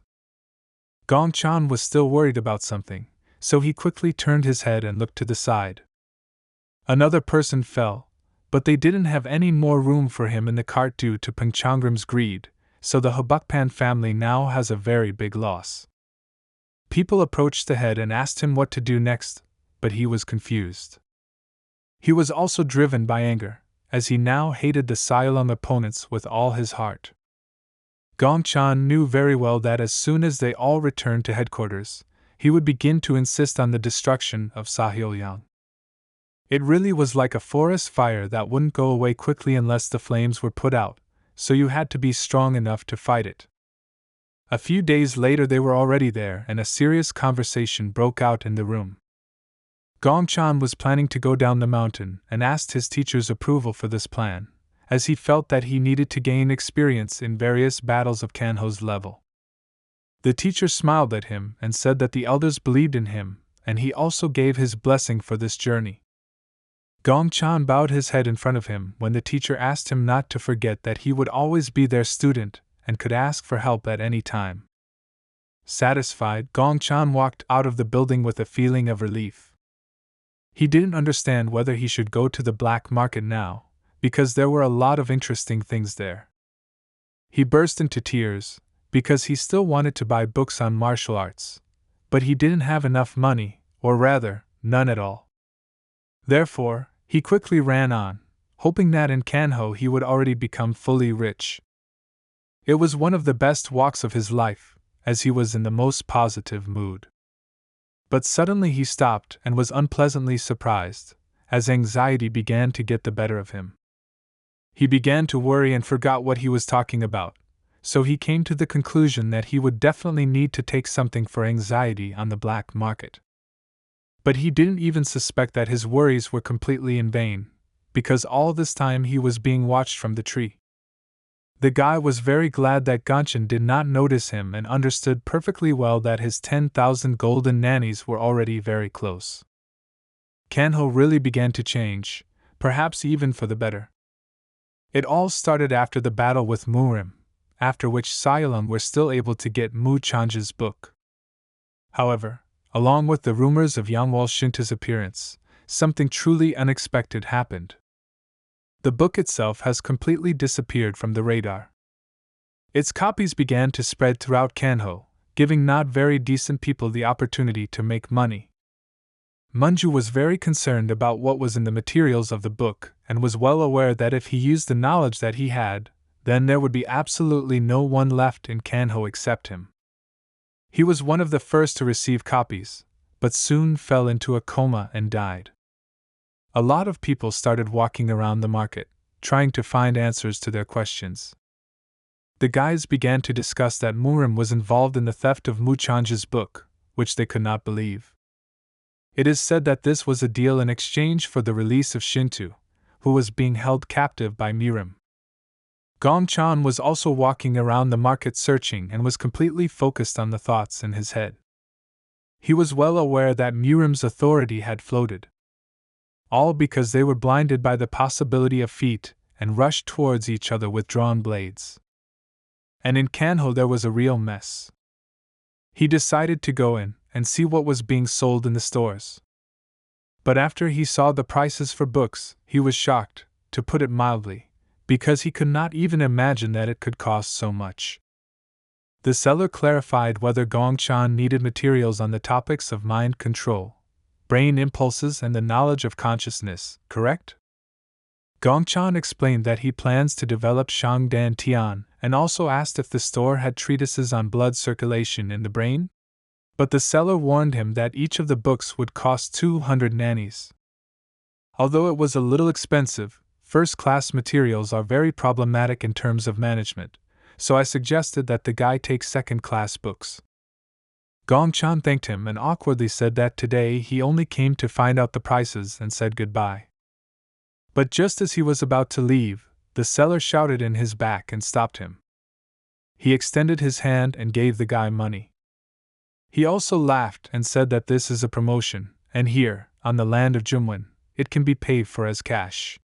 Gongchen was shocked, because he didn't understand why the seller was doing this. He replied that this was his payment for the information, which surprised and shocked Gongchen even more.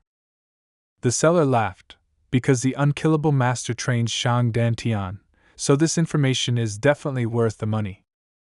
Gongchen was perplexed, and just continued to listen, as the seller was happy that Gongchen came to his store on the black market and sold him information, and also wondered why he didn't want to take a reward for it. Still, he had no choice but to accept the money and leave this store, surprised that information about him was also worth money. He was not at all an expert in speed walking, but this is a great time saver. In all of Jian'an, only Gongchen is capable of using a technique called void step. People who watched this process were shocked, because before their eyes there was a feeling that it was a real racer flying in a sports car. Meanwhile, Gongchen very quickly arrived at the right place. But he immediately covered his nose, because he did not understand what this terrible smell was. But if you take a closer look, you can understand that the situation is far from being the best. Gongchen began to realize that most likely he had taken the wrong road and came to the slums. Among them was a little girl who was carrying a basket of things. After all, no matter how hard he tries to develop his skills, he still cannot help such people. He understood that although it was offensive, he still had no opportunity to help such people. But suddenly he was very scared, so his attention suddenly switched. He saw the girl fall to the ground from powerlessness, and quickly ran to her aid. I immediately remembered memories where a little girl was playing in the yard with a dog, and her father was standing next to her. She thanked him for such a gift and was very happy, since this dog is really very cute. The father smiled and said that from now on she should take good care of him. After that, he took her and said that now they need to go. All these memories were in the girl's head and she really didn't understand what was happening to her right now, she was just scared. After all, there was no end to this dust, which never ceased to worry. Gonshin was next to her and understood that he was now able to remove all this using his own method. After some time, he smiled and looked at the girl, who had already woken up. He turned around and ran towards her, collecting a huge ball of dust near him. After which he waved his hand and threw all the dust onto the street, saying that the cleaning was now completely finished. He asked her not to be afraid and introduced himself, saying that his name was Gong Chan and he was a master, which surprised her quite a bit. Gong Chan said that he is a man of Tao who seeks perfection and improves himself. Therefore, he came closer to the girl and said that he had a plan and a clear understanding of how she could be cured. Now she was no longer in pain, so Gonshin decided to talk to her, since he knew that her name was Waiwa. To defuse the situation, he also wanted to ask who gave her such a wonderful name. Was it really her mother? The girl was shocked by such a question and began to scream in panic, as she remembered her mother. Still, Gonshin realized that it was pointless to talk to her now, since even though he had treated her, she was still quite far from complete recovery, because she had rather poor stamina and needed to monitor her health now. The girl began to cry because she realized that now it was her fault, because this Mino could have been avoided if her mother had eaten better, but they couldn't do it. After these words, the girl began to cry again, as she was in great pain. Gonshin understood that she was begging to feed her sick, weak mother. The girl cried and thanked the guy for the help he gave her. After that, Gong Chan went to the next place, since he had already spent enough time. He understood that he needed to help, but he didn't know if he was capable of truly helping them. Nevertheless, Gonshin walked through this area and was extremely demotivated and depressed, because everyone around him was drinking and their lives were simply sliding into the abyss. Therefore, he decided to immediately return back to the girl. He opened the doors and asked Waiwa to help this master. Having sat down by the fire and taken out all the necessary ingredients, Gonshin began cooking. He threw all the medicinal herbs into a cauldron of boiling water, saying that when the brew boils, it will become a medicinal decoction. Teaching the little girl, he clarified that they should be careful, because it is important to constantly maintain the heat. All this had to be done because of the condition of Vigva's mother. Gonshin believed that she was not sick because of some terrible illness, but simply weakened. These medicinal herbs were supposed to boost her immunity, after which she would feel better. The girl was surprised, because the cauldron was huge and she could not understand how her mother should eat it all. Gong Chan satisfied her curiosity, and clarified that her mother only needed to drink this decoction until she felt better. After preparing the decoction, the young master went to meet the residents of this small town, where he introduced himself as a 3rd generation student of the Jianam school. To gain trust, he said that despite his young age, he already had more than 10 years of martial arts practice and the secrets of body control behind him. He admitted that he came to this place in order to help them. The crowd was very skeptical. One of them said that recently all sorts of crazy people have been calling themselves monks of the Way of Dew, and in fact they have never been of any use. Another old man ventured to suggest that Gong Chan was an ordinary swindler who had come to visit to sell them some rubbish. After such an unpleasant greeting, some of the men simply demonstratively turned around and left in search of cheap drinks. Gonshin was not happy with this result. He had difficulty gathering so many people, and one of them simply ruined everything. Despite the failure, the young monk was not going to give up. Since calm words did not reach them, Gonshin gathered all the air and began to introduce himself by shouting, saying that he came from somewhere where they accumulate wisdom and become celestials. To attract people's attention, he declared that he could solve their problems and offered to bring patients to him for examination. Words that this was a real monk from Mount Jianam quickly spread among people, They still couldn't believe that the guy was going to treat them for free, but it was noticeable that trust began to increase. Among the curious people there was also a stranger in a hood, who was probably engaged in surveillance and gathering information. In order to check whether the monk was lying and whether he was an impostor, one cunning man from the crowd found a candidate suitable for treatment. He was a famous drunkard in the whole area, an example of ridicule and a victim of constant ridicule. The man could barely move and only got up to find a drink. The crowd started talking about how this poor guy took 4 steps and immediately fell down. This turned out to be true and he really couldn't stay on his feet. Seeing the man's condition, Gongchen sighed heavily, but losing enthusiasm, he got to work and walked towards the victim of the crowd's ridicule. After examining the patient, the monk noticed that his body was incredibly cold, and it also accumulated dirty qi, which mixed his energy flows, making him so weak. After the examination, the guy realized what he should do and began treatment, which looked like real magic in the child's eyes. Moreover, the entire skeptical crowd froze in place. They were shocked by what was happening before their eyes. The kneeling man began to repeat the name of his savior out loud. Having seen a real miracle, people began to kneel and praise the gentleman who volunteered to help them with their problems. At that moment, Gongchen was a saint for them, who came down from heaven, condescended to sinful souls to give them salvation. That same evening, the stranger we saw in the crowd returned to his customers to provide the information he had obtained. He said that their goal was in the slums of Shaanxi. He also got rumors that he was a good master, but still did not see the point in being too careful. They hoped to wait for the death of the so-called immortal master, but they were afraid that both the Jiannan clan and the Hwaseng sect had eyes in that place. Having collected enough information, he began to implement the plan of their commander-in-chief. Returning to our young master, he continued to reach the top through diligent training as usual.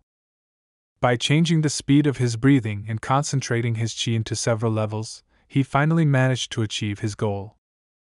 This success was such a significant event for him that he suddenly began to jump for joy. The Gonsen technique was finally completed and the guy's reaction was quite predictable. Watching the strange uncle, the little girl trusted him and believed, because after his medicinal decoction her mother really began to feel much better. Seeing the girl, Gongchen apologized for his behavior, thinking that the noise had caused him to wake up everyone in the house. The shy girl had nothing against his behavior at all. She came with a question that she was afraid to say out loud. Gathering all her determination, she assumed that the master was becoming healthier after performing these strange exercises. With a smile on his face, Gongchen confirmed her words, saying that after them he really became stronger, more resilient, and healthier. Leaning towards the girl, he asked if she wanted to do the same things as him.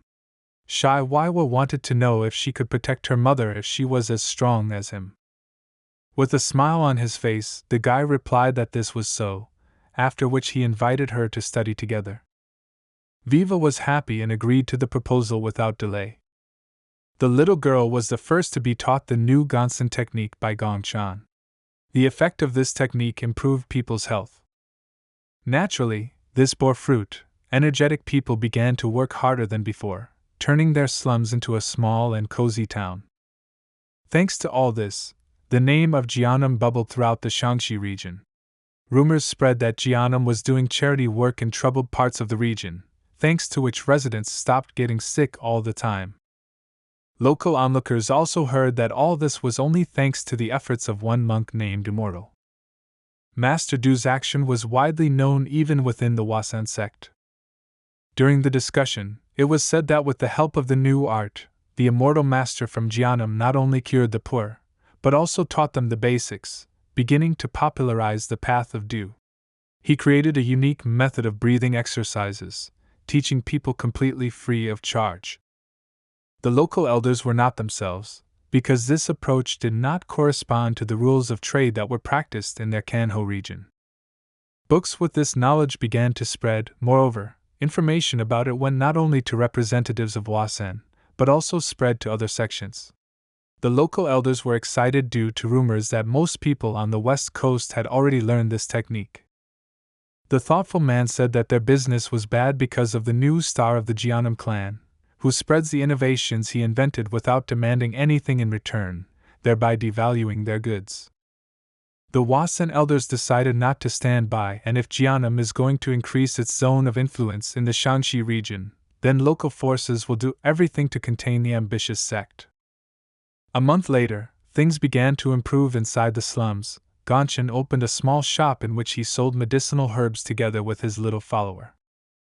They were about to leave and the guy began to pack his things, but Vikva suddenly attacked him with a question. She was curious about what happens when the cell nucleus is exposed to chi energy to regenerate. The guy with a confused face looked at his student and replied that he could not know something like that. He clearly didn't expect that the little girl's question could stump him. This was unexpected, because she had only recently begun training, but Viwa clarified that she simply heard him talking to himself during one of the training sessions. After these words, everything became clear. Instructively placing his hand on the student's head, he said that these conversations were still too difficult for her, so she shouldn't bother her head with it. To cheer her up, he told her that she was smart, because it was usually very difficult to remember such complex, unfamiliar conversations. It was clear that she could be recruited as a spy, but the bright mind of the young master could not think of such a trick. The girl was surprised, because she had never been called smart because she remembers other people's words well. Looking at the girl, it was hard for him to believe that despite the lack of a good education, she was well developed. He first noticed her strengths while cooking. When they made a medicinal decoction, he used a lot of ingredients, complicating the process with an individual approach to every detail. While preparing a decoction for people from the slums, the girl approached the cauldron and noticed that the fire was too strong. Gongchan was surprised at her words. She was right, but he had not yet taught her how to prepare this healing decoction. Viva admitted that she carefully watched how the master did it last time, so now it was not difficult for her to repeat the same thing. Gongchan couldn't believe that after seeing this complex process once, the girl could repeat it after some time. She still didn't realize how much progress she could achieve through training, so the young master challenged her to show her how smart she really was. After these words, they conducted some kind of experiment, after which he surprised the student with the words that she was truly amazing, since despite her young age, she already had a very adult perception of the world. Looking at the pensive Waiwa, Gongchen realized that she had absolute memory.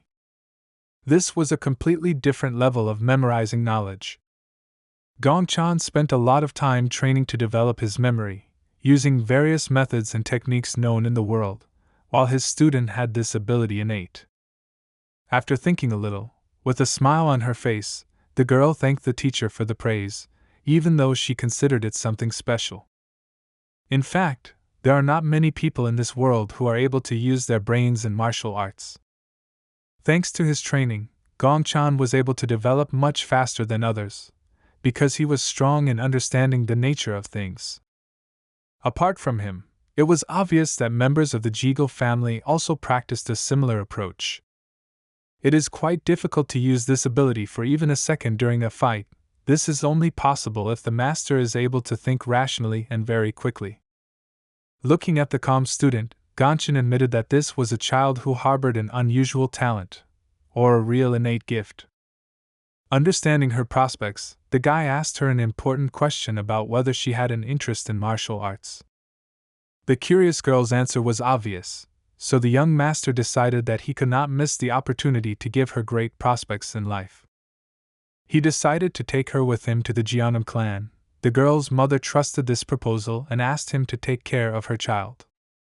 She looked like she was saying goodbye to her daughter forever, so Gongchan supported her and said that teachers and mentors would be like parents to her, but despite this, she herself would in no way become less important to her.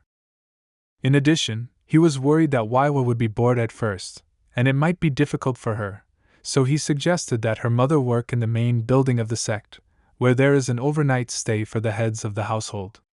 In addition, he advised her to continue to take care of her health. Placing his hand on the head of the talented child, he asked her to take care of herself, because she would certainly want to be able to see her in good health after her daughter was educated. Looking at her daughter, she rushed towards her with tears in her eyes and once again thanked the master for all the good deeds that he had done for them. It was so cute that the guy could barely restrain himself from crying. Leaving her home, Viva remembered her mother's words. She asked her not to worry about her hometown and listen to the teachers. The young master asked if it was difficult for her to leave her mother, but the girl resolutely replied that everything was fine.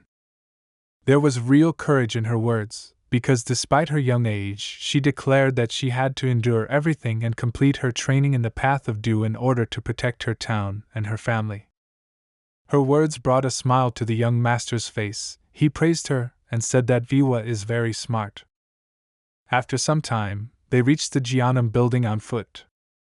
They were met by one of the masters who introduced himself respectfully. Introducing the girl, Gong Chan told her that the person opposite her would be her big brother from that day forward. A student named Dohun accepted Waiwa for training. From a young monk he learned that she did not yet have status on the path of due, so she should be called by name. Leaning closer to the girl, he greeted her and expressed hopes that everything would work out for her. Gong Chan asked his student to treat her well. The guy replied that it was an honor for him to take care of his mentor's students. Dokun asked his mentor what his plans were for the near future. The guy with a pleasant smile on his face replied that he was going to start training the soul of his young student. After that, they went to inspect the arena, where little Vikva will see real fights of masters for the first time. In order not to waste time, during the trip the student diligently trained her body using breathing techniques. Gong Chan praised her for her dedication and advised her to continue until she feels a change. She didn't yet know where they were going, so she assumed that it was to the library in Hubei. The young master decided that visiting the arena would be much better, because thanks to his experience, he understood that if she studied only from books, she would be left with nothing due to lack of practice. Even though they took several books with them, Gong Chan warned the student that there were still many things in the world that were not written about in books. He justified the trip itself by the fact that any master must constantly expand his horizons in order to have continuous progress in the study of martial arts. Sometimes the master's words seemed like a mystery to the student. She was looking forward to the arena's visit. The guys were approaching a place full of blood and violence. The arena is a place where it is allowed to conduct battles with the free use of weapons and fight to the death. Now officials are running this place like a gambling house, not observing the general rules for conducting such fights, and not paying attention to the honor of the participants. Ganchan and Waiwa finally arrived at the venue for the fights. He immediately warned her that fierce battles were often held here, but there was simply no way to do without this in the world of martial arts. There really is something terrible going on inside that can be hard to bear. Gong Chan asked for the last time whether his student could withstand such stress. Turning around at the groan of one of the wounded arena fighters, the girl realized that her master was telling the truth. Looking at the student's reaction, the immortal master confirmed his guesses that no matter what innate abilities she possessed, she was still a child. But on the other hand, he understood that he had no other choice, because if she couldn't get used to such places, then she wouldn't make significant progress in learning the way before. Still indecisive, Waiwa turned to her master and in a trembling voice admitted that she was ready to see what was happening in the arena. The noise of the battle and the scream of the public spread throughout the entire city. Another tough life or death battle took place in the arena. This duel took place between a swordsman and a fighter who studied the art of using a spear. Despite the cruelty, the audience was delighted. This spectacle was clearly not for the faint of heart. The cruelty of the people around him put a little pressure on Gong Chan, but he understood that his student had to go through this difficult stage of studying the art of due. The master was clearly not very interested in the fight and its result, so he carefully watched how his student perceived it. The young girl's reaction was very normal. Her calmness was commendable. But despite this, the master felt sorry for her, because she showed no emotion at all. The guy suggested that this was due to her difficult childhood, which hardened her perceptions. Putting his hand on the student's shoulder, the master asked her to carefully look at the confrontation between the sword and the spear. Despite the fact that their movements seemed hasty, he asked to notice that they were not inferior to each other in their fierce desire to survive.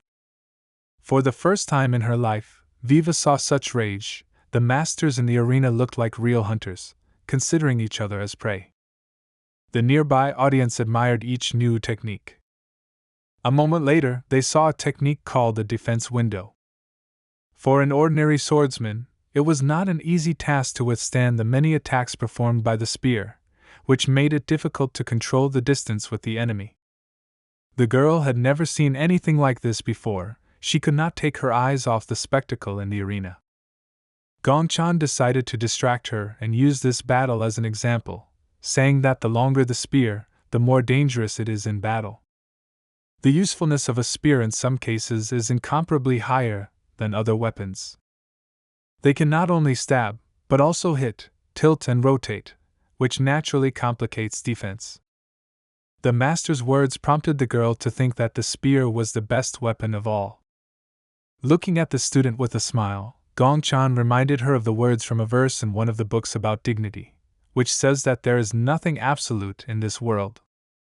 He clarified that although the spear has many advantages, it also has weaknesses. The master understood that she would personally see confirmation of the above words more than once, so he simply asked her to watch the fights, memorizing the details well. Having absolute memory, the girl absorbed information with incredible speed. The visit to the arena lasted several months, with approximately 10 fights taking place per day. Each time, the masters used different types of weapons, thereby expanding the horizons of the young student of Chanam. Vikva absorbed all this new knowledge like a sponge. A rather long stay studying martial arts in a city with an arena was coming to an end. While packing her things, Gongchan said that it was time for them to go to another place and asked if she had any wishes. Without hesitation, she suggested visiting the city of Kensa. We are talking about the capital in which the emperor himself lives. Later this city will be called Beijing. The decision was made. Having collected all the necessary things, they set off. The road was quite long. It was decided to leave the city with the arena on foot. Looking back, Master Hermit realized that he had been inattentive. His student was still quite weak and couldn't keep up with his pace. At first, Gongchan regretted that he refused to take the cart, but on the other hand, he understood that hiking is also a kind of training. Despite her fatigue, Vikva asked her teacher not to worry, assuring her that everything was fine. Having seated the student on a hill, the master asked the student to relax a little and began to stretch her muscles, which would help relieve fatigue. Having extensive experience in understanding the body, he knew in advance how to do this much more effectively. Despite the slight pain, it seemed like a real miracle for the girl, because she really felt some kind of relief. Looking at the student, the guy asked if she felt better. But the stubborn girl didn't answer him. She shyly jumped off the rock, demonstrating that she was still a warrior who shouldn't be pitted because of some little things. Gongchan was very happy to have found such a wonderful student. Despite the fact that her feet already had calluses, she did not give up, which was extremely commendable. Looking into the sky, the immortal master decided that there had been enough training for today, so he would no longer overexert his student. In order to rest in safety, the guys set up a small camp on the widening of the trail in the middle of the forest.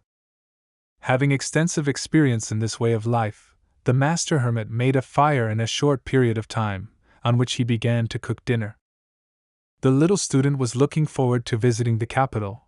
Her teacher assured that, according to the map, they would arrive in Kensa after 3 days. The girl's reaction to the master's words indicated that she was not very happy about this news. The observant and caring guy immediately noticed this and asked if she was tired from traveling on foot. Vikva admitted for the first time that it was a little hard for her. Encouraging the student, the master replied with a smile on his face that if it's a little, then it's okay, because learning the way of do has never been something easy. Despite his words, Gongchan understood that not everyone could handle such a test. His experience of life after rebirth made it clear that everyone has their own purpose. Not wanting to impose his views on dedication on the student, he asked her not to be shy if it was too difficult for her. Looking into her eyes, he admitted that even outside of this path, there are many ways to live a happy life without any regrets. The girl was glad to hear such words of attention from the caring teacher, so she thanked him and promised that she would not hide from him her fatigue and emotions that accumulated after their journey. After the conversation, the student continued to eat calmly, while the body of an experienced fighter began to warn him of approaching danger. Gangchen immediately reached for his sword, anticipating the intentions of his ill-wishers. He was extremely dissatisfied that the stranger was going to interrupt them so uncivilly during their meal.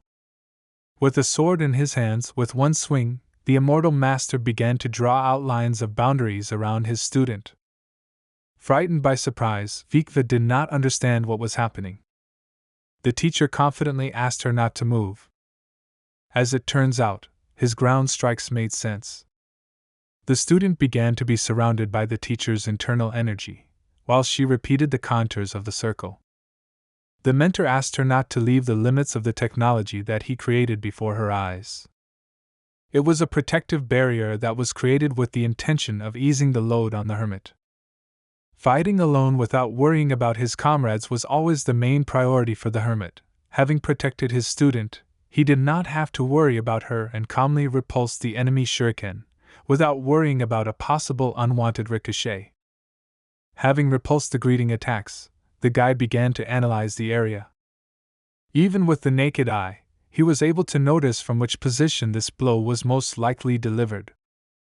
He was confident that they would not break through his space control technique, which ensured the presence of his student on the battlefield. After briefly concentrating on the energy surrounding him, it became clear that there were quite a lot of enemies and they were all quite aggressive.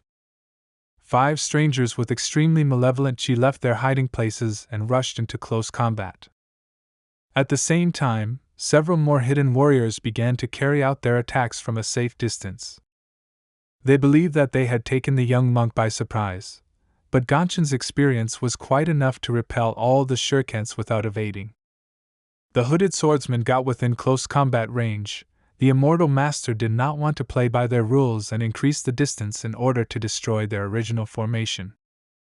Having assumed a stable position, Gongchan decided to analyze how dangerous the master opposite him was. They crossed swords, and as it turned out, the enemy was extremely impatient. His blows were too emotional and disproportionately strong in relation to accuracy. Such a master was clearly not a real threat to him. Jumping back and taking a defensive stance, Gangchen looked at the enemy with pity, considering the enemy too boring. The enemies continued the pressure so as not to give their opponent time to think. Unexpectedly for them, the guy jumped high, aiming for the rocky surface. No one yet understood the motive of his movement, but by hitting the ground with his sword, the guy was not going to spoil the blade, but to lift dozens of stones into the air. After this movement, he delivered one powerful blow, which accelerates the flight of the stones, turning them into real cannonballs. Gangchen had previously used this technique called Tuzulgan. Its effectiveness was proven once again. None of their enemies of such a low level had time to dodge or at least put a sword in front of them for protection. After neutralizing the enemy vanguard, Gangchen continued to analyze the situation. Meanwhile, Vikva was inside the barrier. Thanks to her trust in the master, she felt safe and, without being distracted by fear, could calmly study the behavior of her mentor during the battle. Despite their terrifying appearance, the enemies behaved extremely unprofessionally. Their aggressive attitude was clearly not enough. They still underestimated their opponent. Gongchan sighed heavily, believing that if they continued in the same spirit, they were unlikely to succeed. Looking at the enemy squad, the immortal master gave them an example of a schooling fish called horse mackerel, saying that it usually becomes prey for sharks.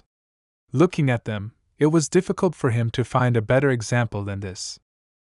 One of the mercenaries considered such words insolence. He fell for the provocation and began to attack. The man was armed with a chain with a sharp sickle at the end. thanks to which he could be at a safe distance without fear of a counterattack. The enemy weapon flew past him, and the guy realized that the enemy was counting on catching him by returning the chain back. Having a huge superiority in speed, without wasting time, Gongchan closed the distance and struck back, neutralizing the self-confident enemy.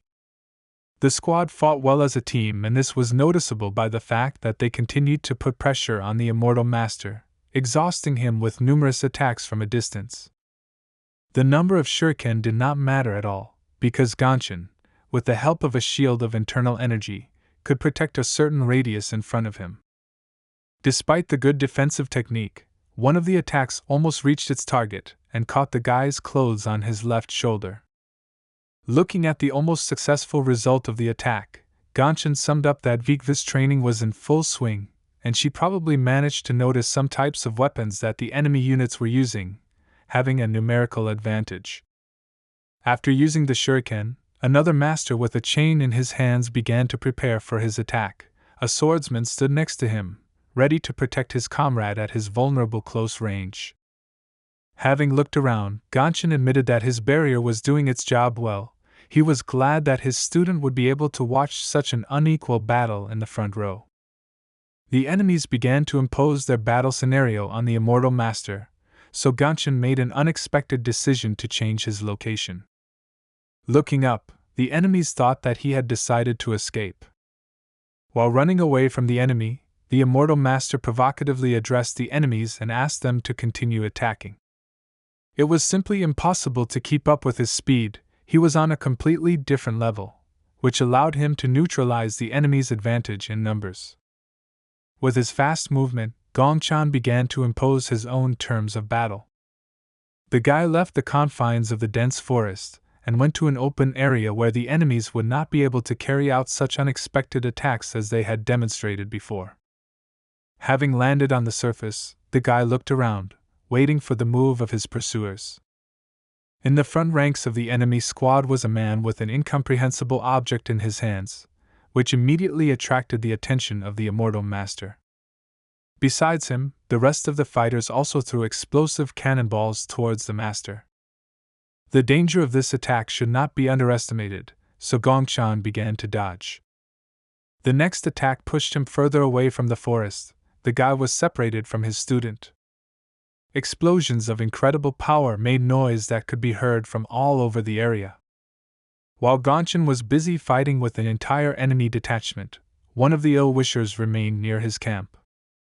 Weeva still did not know how to determine the internal energy of other people, so she mistakenly believed that the silhouette of her teacher was approaching her. But as the stranger approached, it became clear to her that this was not Gongchan. Looking at the barrier, the man considered that this was his lucky chance, as he noticed that the technique was beginning to weaken. The frightened girl began to draw terrible scenes in her head, not knowing what awaited her ahead. Looking around, Vikva noticed that her barrier began to disappear. The disciple of the Immortal Master began to panic. The defensive technique dissipated and she was left defenseless against the enemy opposite her. Yelling furiously, the assassin swung his hand hard, wanting to get rid of Gongchan's companion. Viva had never seen the blood of battle as close as she did at that moment. Fortunately, her teacher returned in time and managed to save her. The stranger was defeated one step before achieving his goal. While saving his dear student, Gongchan literally lost his human appearance. He was cold, calculating, and calm. Approaching the child, the Immortal Master asked if she was very scared. Viva was trembling with fear. The moment the enemy appeared in front of her, she began to fear that this was the end. Her mentor returned just in time. Despite his clothes being torn during the battle, that kind smile that attracted all his comrades never disappeared from his face. With tears in her eyes, the frightened girl rushed towards her teacher. This was the first time she found herself in such a dangerous situation, so as expected, she began to cry loudly when she saw support in the young master. Gongchan began to reassure his student, saying that everything was in order. Through tears, she shared her experiences, saying that when she heard the sound of an explosion, she thought that something had happened to her mentor. The guy immediately understood what exactly Vikva meant. Leaning towards the student, he said that only she was in real danger. Those bombs really turned out to be a real problem. Gongchen decided to briefly retell what happened on the battlefield outside the student's sight. From the use of many bombs on the battlefield, a column of dust rose, which made it difficult for enemy soldiers to assess the situation. The self-confident mercenaries believed that there was no trace left of their enemy, which could prove their successfully completed task. But as it turned out, they rushed to conclusions and the master was able to survive using one of his techniques. Studying space control was the right decision. This knowledge once again saved the immortal master from unexpected enemy tactics. One of the experienced fighters could not believe that the young master's protective field helped him hide from such a dangerous and powerful explosion.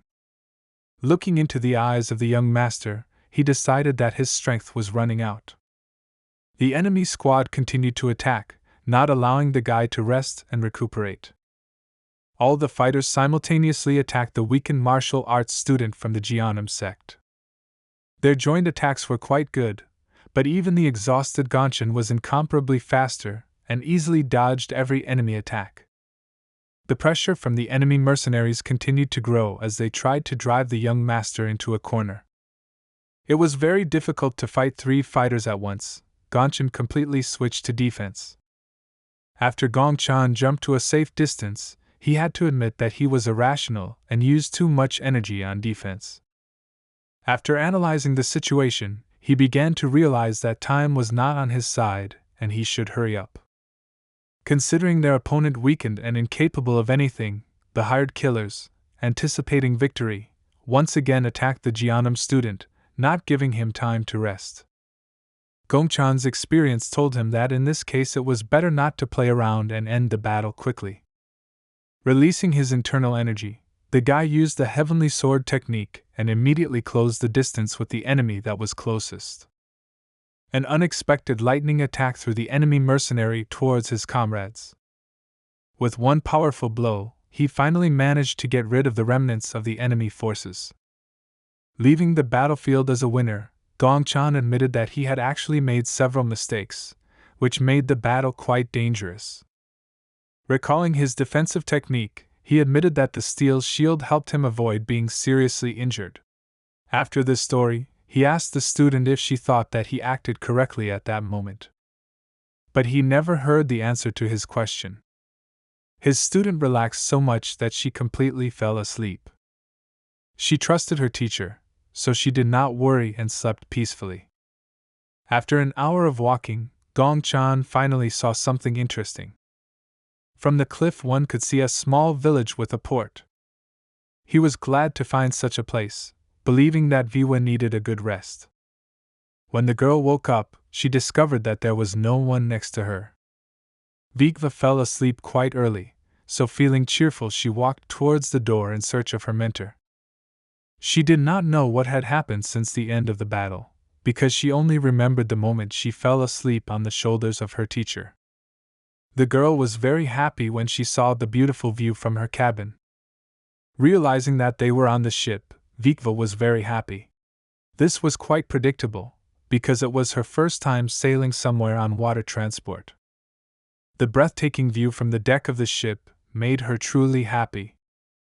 Enjoying the student's reaction, Gongchen said that they were heading to a village that was slightly larger than the one they last stopped at.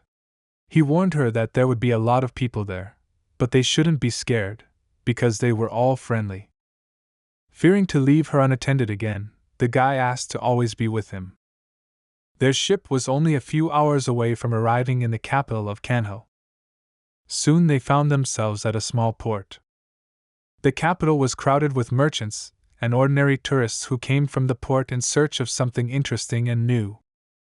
Having visited such a place for the first time, it was difficult for the girl to keep up with all the things that she had never seen before.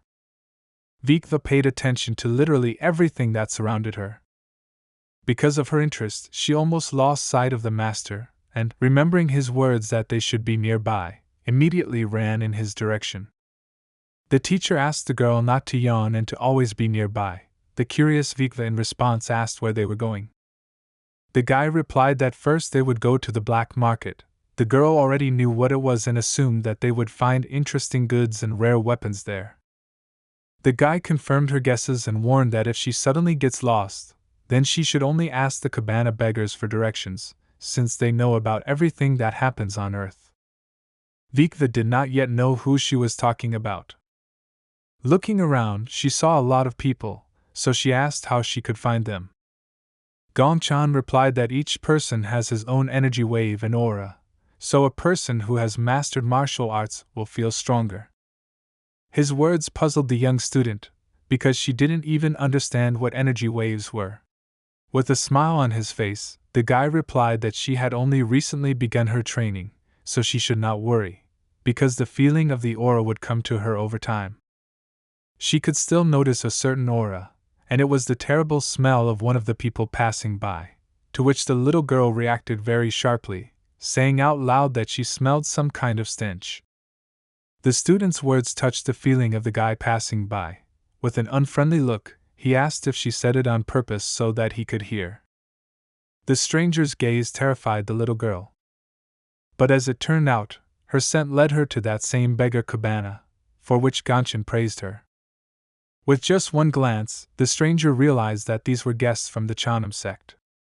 Having looked closely without listening to Gongchan's speech, he recognized him as an immortal master. Gongchan couldn't believe that rumors were really spreading so fast. The stranger noticed that his enemies act too rashly, so they constantly fail.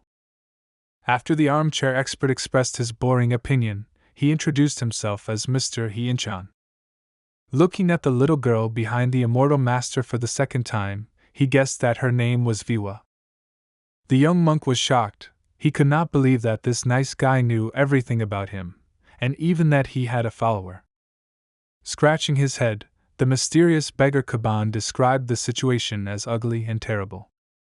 Analyzing recent events and the knowledge that he possesses, Hei-in-chan warned the master and his companion that they should be careful, since the strength of their enemies from Salgak is quite impressive. We were talking about 3 notorious organizations. Among them were Salgak, the guys from which are extremely interested in destroying the immortal master. The beggar Kaban is cryptic to say that in his circles they say that being targeted by 3 organizations is tantamount to a death sentence. Excited by the smelly stranger's story, Waiwa anxiously asked if it would be dangerous in the capital of Kanho. The guy replied that it is always dangerous, so she should just trust the teacher and continue to develop her spirit. Returning to the conversation with He, Gongchan learned that everyone in the Banpa group already knows. After that, he asked how to get to the nearest so-called black hole. As it turned out, we were talking about a black shop, and having learned its address, the guys immediately bought things useful for their trip. They were lucky, and in the store it was still possible to buy the necessary books on studying techniques called Black Eagle and Nin Tunju. Waiwa had already heard about it. Black Eagle is one of the poison attacks, with which the master can release poison with both hands. As it turned out, she had read about this technique in a book, but had no idea what Min Tong Jin meant. Her caring mentor explained that this was a technique designed to gather information. It allows you to know the location and distance to enemies to some extent. Both martial arts that they managed to obtain were extremely useful. On the way to their next stop, the guy told the student about how many amazing martial arts she still had to learn and in what situations they would be useful. Then they found themselves at the base of the Cabana beggars, whom they met upon arrival in the capital. Hee-in-chan was very surprised to hear Gongchan's request for their protection. He asked them to help within 10 days if it would not be too difficult for them.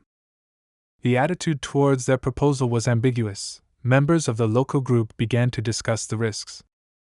Rumors that the killers of the Salgak organization were chasing the guys from Chaonam haunted them and raised doubts about the safety of such a deal. Despite the behavior of his comrades, he replied that he was not afraid of their group clashing with such dangerous enemies. His only concern was that it would cost a considerable amount of money. Gongchan was surprised that this time he couldn't get away with just information, so he reached into his pocket for his wallet. Taking out several coins, he handed them over to the leader of a local group with whom he was on good terms. Looking at Yinkian's palm and seeing only 2 gold coins, the guy felt somewhat disappointed. Noticing his reaction, Gongchan, together with his student, bowed respectfully and said that later they would definitely pay off the debt as much as possible. The words of the well-known immortal master in Kanho aroused confidence in the leader of the group, so he did not object. The guy sat down next to his student and seriously asked her to take what was happening as an emergency. Hugging the student, he assured her that she should not worry. The girl threw herself into his arms with confidence, believing that next to him she should not be afraid of any enemies. Gongchan promised that he would return soon. This gentle behavior only increased the group's trust in the Jianum student. Some of them were so sensitive to what was happening that they could hardly hold back their tears. Seeing the positive reaction from his comrades, their leader stated that from now on, Kabang will be responsible for the personal safety of the guests from Jianum for 10 days. His words immediately received support from other members of the group. Taoist Gongchan respectfully thanked them for their support and expressed their trust. Having left the lair of the friendly group, the immortal master went to prepare to welcome the guests. They have already thrown the bait, so they just have to wait for the visit of ill-wishers. Before he said goodbye to them, another condition was added to the agreement. Gongchan asked he to spread a rumor that would help attract Salgak's attention. Anticipating a meeting with enemies, Gongchan continued his preparations. Meanwhile, the Kebon had already begun to act and new conversations appeared within the city. Rumors spread quite quickly and 2 local onlookers immediately became active as soon as they heard about one of the 3 most dangerous murder organizations. They had information at their disposal that some brave men decided to fight Salgak face to face. The second participant in the discussion of rumors at a local establishment admitted that the idea was not bad and interesting events awaited them. He believed that Salgak's reputation would fade if they were unable to deal with Sensidohep. The ears of the enemy organization were everywhere, and this worked to the advantage of the guys from Kebon. Their plan began to take effect. The scout, filled with rage, could not stand it, and out of anger crushed it in his hands into a glass of sake. The provocation was successful.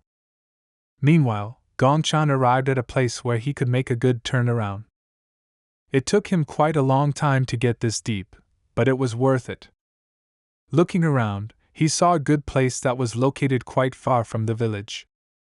Once again convinced that his choice was not bad, he began to release his internal energy to create one of the techniques necessary for his plan. A magic circle with vague outlines appeared under his feet. Night fell, the guy continued to prepare to meet the enemies. The guy was calm and confident in his victory, because he adhered to the rules of one of the arts. It was about Kohoizen, which translates as the mountain of the tiger that escaped the morning. This is the 15th commandment of the art of war, which is to call your enemy to a previously prepared place for battle, thereby creating a trap. The enemies actually arrived, the plan began to work. One of them was too inattentive, he had internal energy at too low a level, so he did not notice the prepared magic circle and fell into a trap. The activation of the technique led to Gongchan learning about their arrival. Additionally, he could also sense the energy of all enemies within this technique. He had access to information about the internal energy and weapons of everyone who was within the range of the magic circle. Having received the necessary information, the guy was ready for battle. He decided to greet Salgak as they should, so he reached into his inside pocket for a welcome gift. In his hands were poisonous needles, which he bought in one of the dark shops of the capital. Their light weight was an excellent advantage for throwing with acceleration. Sensing danger, the enemies froze in place. Within a moment, the dense forest began to fill with cries for help. The reinforced needles were so fast that they did not even give the enemies a chance to defend themselves.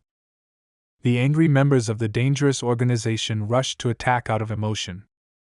Their number was quite predictable, they converged on the battlefield from all sides of the forest. But Gongchan was not surprised and silently waited for his enemies. He was in an open area surrounded by forest. Within a moment, dozens of members of the dangerous organization that was hunting him rushed at him from all sides. This time he could not hold back, because he was not worried about his student. The guy decided not to play around and immediately began using his Zanpakuto. With one attack, he was able to significantly reduce the enemy's numerical advantage. Ahead of him was the most dangerous of the opponents, a guy whose hands were wearing sharp poisonous gloves. It was obvious that the enemy was going to fight at close range. Gonshin decided not to complicate his task and went to meet him, jumping high before his first blow. Without using internal energy, he could not even harm the enemy. Moreover, the stranger held his sword without much difficulty. The arrogant warrior Salgak said that Gongchan was a real fool, since he practiced only in the mountains, which is why he could not learn the mysterious memorization.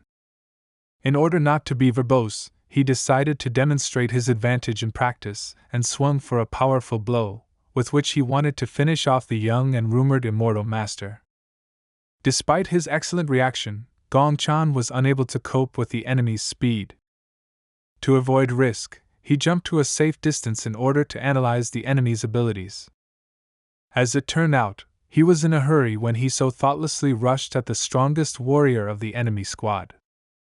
Due to the enemy attack, his clothes were torn, and the enemy's dark energy began to seep through them. Filled with rage, the enemy began to scream that after his blow, poison began to seep into the wounded body of the Jeonnam student. He said with hatred that he wanted to see Gongchan feel pain and suffer before he said goodbye to life. In response to his words, the young master only looked at his clothes excitedly. Remaining calm during such a seemingly intense battle, he began to complain that he had spent all his money in a dark shop and could not afford new things. The lack of results from the attack began to terrify the enemy, and he assumed that Gongchan's body was the sword of immunity.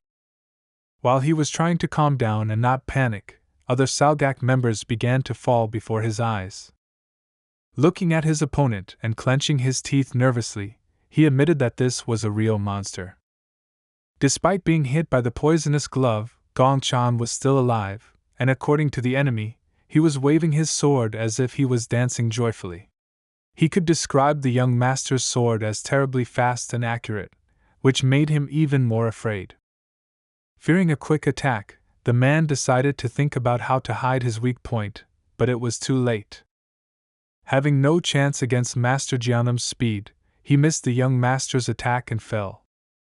Having neutralized one of the most dangerous opponents, Gonshin called on the remaining enemies not to hesitate to fight. The remaining forces attacked the immortal guy at the same time, considering their numerical superiority to be the decisive force. But the control of space and excellent skills in using the Zanpakuto left no chance for the enemies to escape. Subtly feeling the movement of his sword, the guy effortlessly continued to destroy the members of the dangerous organization one after another.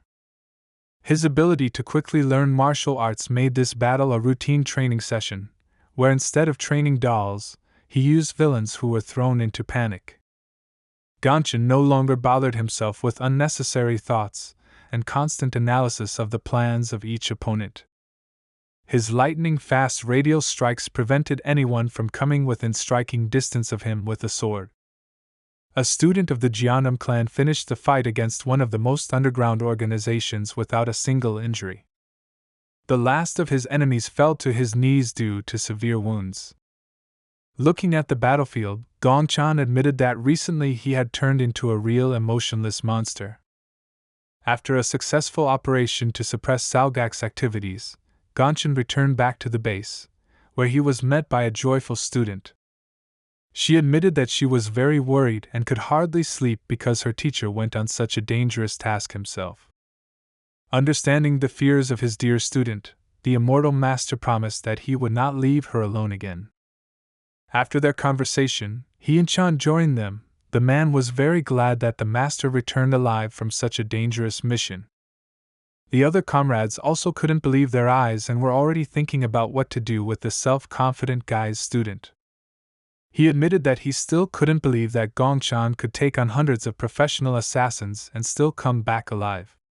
They simply did not have enough words to describe their admiration. The guys were already busy discussing how they should spread rumors about recent events. Tentatively, they called it a salsa battle. The fact that Gongchan made it out of that fight alive meant the obvious defeat of the entire organization. Rumors spread almost instantly, and on the noisy streets of the capital everyone was talking about the fall in the honor of the Salgak organization. Against the backdrop of this news, people began to talk about the Jeonnam sect even more often, and all this thanks to the efforts of their most talented student. Despite the calmness of the immortal master himself, the Jeonnam sect took these events more seriously because their disciple was under persecution. Based on such circumstances, the clan leader was forced to ask for support from the Murim League. Meanwhile, a heated discussion began in the Murim League, in which the name of the immortal master was repeatedly mentioned. Despite the admirable attitude towards his skill, some of the participants were bold enough to call him a rather problematic guy. One of the monks furiously declared that the only right thing to do was to kill those villains who kill people for money. After such loud words, another discussion began, full of disputes and conflicts of interest between representatives of different clans. The Murim League warriors continued to attack and pursue Salgak for 6 months, and as the number of casualties among members of the criminal organization increased, their desire to pursue the Taoist of the Jeonnam clan gradually faded. Thanks to this reaction of the alliance to the request of one of the participants, Murim strengthened its position as the most influential organization in Kanho. The next day, new adventures awaited the guy. While walking through the streets of the capital, a stranger addressed him by name. He introduced himself as a monk named Ho Makwan, who is in charge of the altar at the Hagen Buddhist temple. Gongchan had heard of it before, but had never seen it before.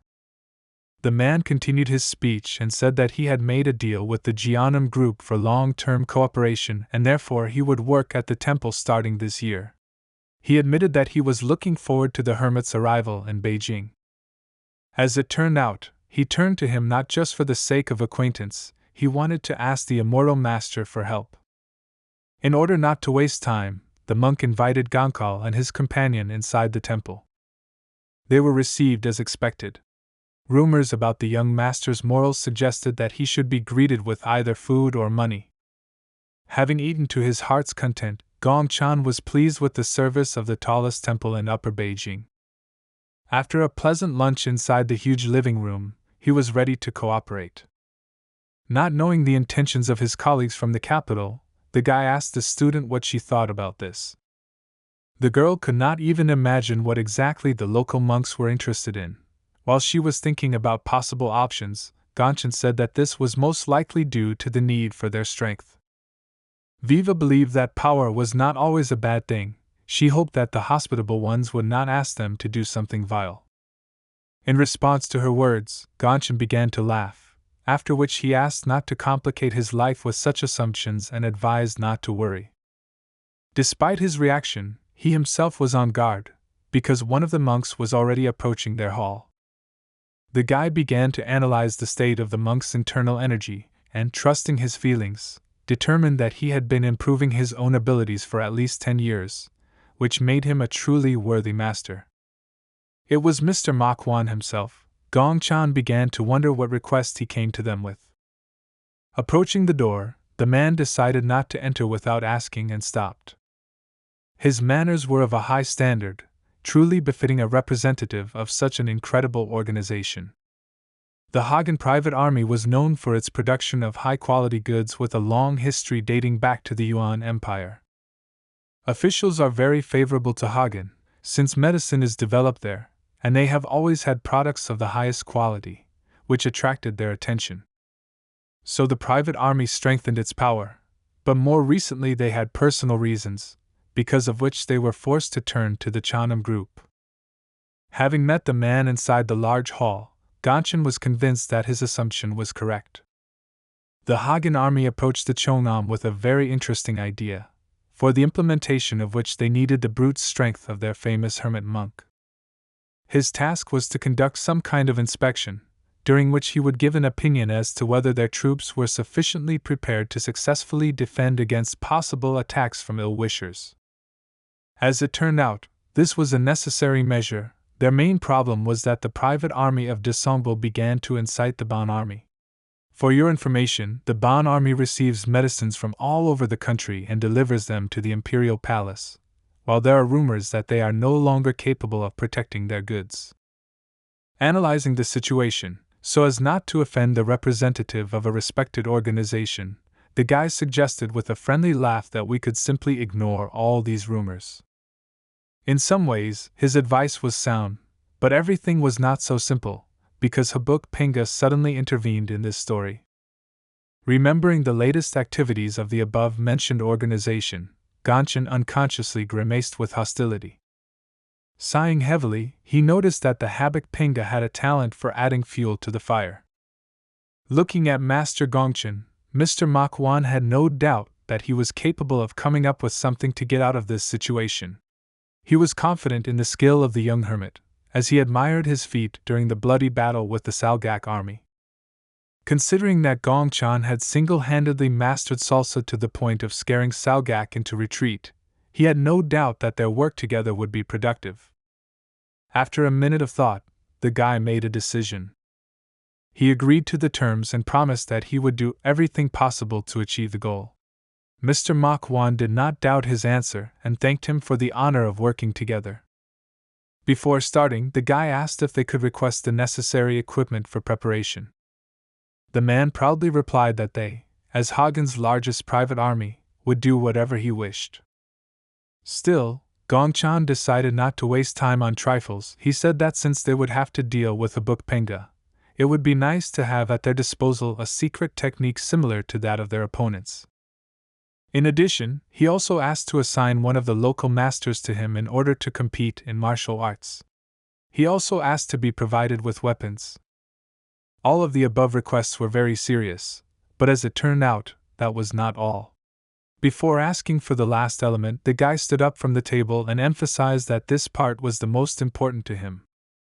The man was ready to hear something incredible, but the immortal guy suddenly looked at his student and said that the most important thing to prepare was caramel sweets for his beloved student. The girl noticed a little upset that Yubing was not her favorite sweet. In response to her words, the guy asked for his student and, hugging her, said that for now they could not afford it. In the end, he simply asked for the sweets available in their organization. The confused man accepted all the requests for preparation with a smile. The next day, all the items were already at the disposal of the immortal master. The army valued its name very much, so it spared no resources in order to obtain everything it needed. Gongchen was shocked by how much influence this army had. His student noted that if they bought all this at the market, these goods would cost them 400 nyan of gold, which is an unaffordable luxury for an ordinary master. Taking one of the books in his hands, the guy literally froze in surprise. He could not believe that one day he would be able to familiarize himself with such useful information. Noticing the unusual reaction of her teacher, Viwa asked what she was talking about. As it turned out, it was a book by a ghostly devil. This is a martial art created by the so-called Ghost Devil. Despite the fact that the Phantom Thief died long ago without even leaving any heirs, rumors suggest that he was a truly powerful man. Admiring the rare item, the guy decided that he would devote all his free time to studying new materials. Vikva was not against studying theory, but still decided to shyly inquire whether they would have practical training in the near future. Her interest in learning aroused positive emotions in the guy. He praised her for this, calling her a diligent student. But before starting the battles, he wanted to talk about the quality of their service and the performance of the army they decided to help. We were talking about an incredible amount of sweets, which were also on the list of necessary things. He believed that they should eat everything that had been so kindly prepared for them. Having thoroughly enjoyed the treats, the guys went to the backyard, where the guy began to talk about the priorities of each martial arts movement. As an example, he said that Jhana martial arts focus on pleasure and happiness. He explained that the changing of the sword is inexhaustible, and the speed is like lightning, so everyone who encounters the Jianum sword has to overcome some difficulties.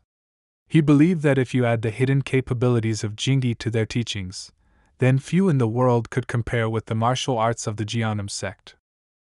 However, it was important to note that the Hakpenga also have their own vision and deep meaning, which is important to understand when dealing with them. Watching the movements of her teacher, Viva was delighted. She thought that he was incredibly cool. While the guy was talking with such admiration about the basics of martial arts, his student noticed the approach of a stranger.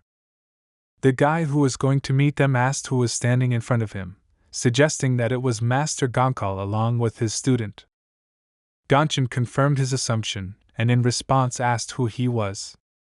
The stranger's reaction turned out to be extremely unpredictable. With a wild cry, he rushed to attack the immortal master. Moving aside, Vikva was afraid for her teacher, since the unfamiliar master looked too dangerous. Not understanding how this happened, the immortal master entered the battle. From the very beginning, he could tell for sure that his unexpected opponent not only fought back well, but also attacked deftly. He could not understand who he was dealing with and began to think about how the enemies could get inside the Hagen temple. Not knowing who he was dealing with, Ganchan continued the fight. During another enemy attack, he was surprised by the technique that was used against him. It was a sea-green fire. Realizing the seriousness of such an ability, Ganchan decided to stop the games and give a worthy rebuff. He never managed to adequately respond to his opponent, as their fight was interrupted by laughter behind his back. It was Mr. Makwan. He was impressed by the spectacle and noted that he was surprised that Gongchan resisted for so long without using any techniques. The man explained the sudden appearance of an aggressive stranger. As it turns out, he is the one who will be training with Jianum's student. The guy was really not bad, since they selected him according to the level of the immortal master. The cheeky guy introduced himself as John from Helsaldo. After the presentation, he offered 20 liang in gold, but did not explain for what, which is why Gongchan was a little confused, since he did not understand what he was talking about. As it turned out, the man with a sly smile asked for 20 liang of gold for his services, saying that he helped him train. Ganchan was surprised. He had to admit that Long John was one of those who loved money even more than he did. More importantly, the immortal master recognized his opponent as worthy, considering his strength to be quite extraordinary. Mr. Mokwan's next words relaxed the situation. He turned to the sparring partner of the student from Jianum, and said that he should not worry about the money, because the Hagen-san and army would pay him. Thanks to their funding, they were allowed to train as much as they wanted. Pleased with the promise, the master decided not to waste time and arrogantly said that after the warm-up it was worth starting the real fight. Gongchan sighed heavily. Long John was not one to watch his words. But despite his bold words, the young master accepted the offer and rushed into battle, considering this an excellent opportunity for self-improvement. The Helsaldo guy's unusual strength was ideal for showing a great fight for the student. Gongchan believed that sword strikes resembled drawing lines. But while fighting this opponent, he admitted that by acquiring his technique, he would be able to become stronger. It didn't take long before the guy was able to find the weaknesses of his daring opponent. He believed that Longpants made mistakes due to a flaw in the Blue Devil's technique.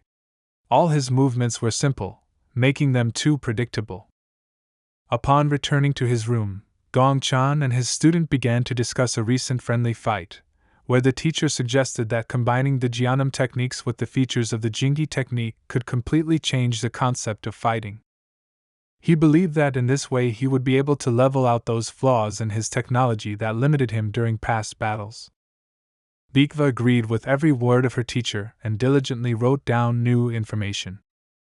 Seeing her work hard, Gongchan began to remember his childhood. He believed that he was looking at her the way Master Sazo had looked at her before.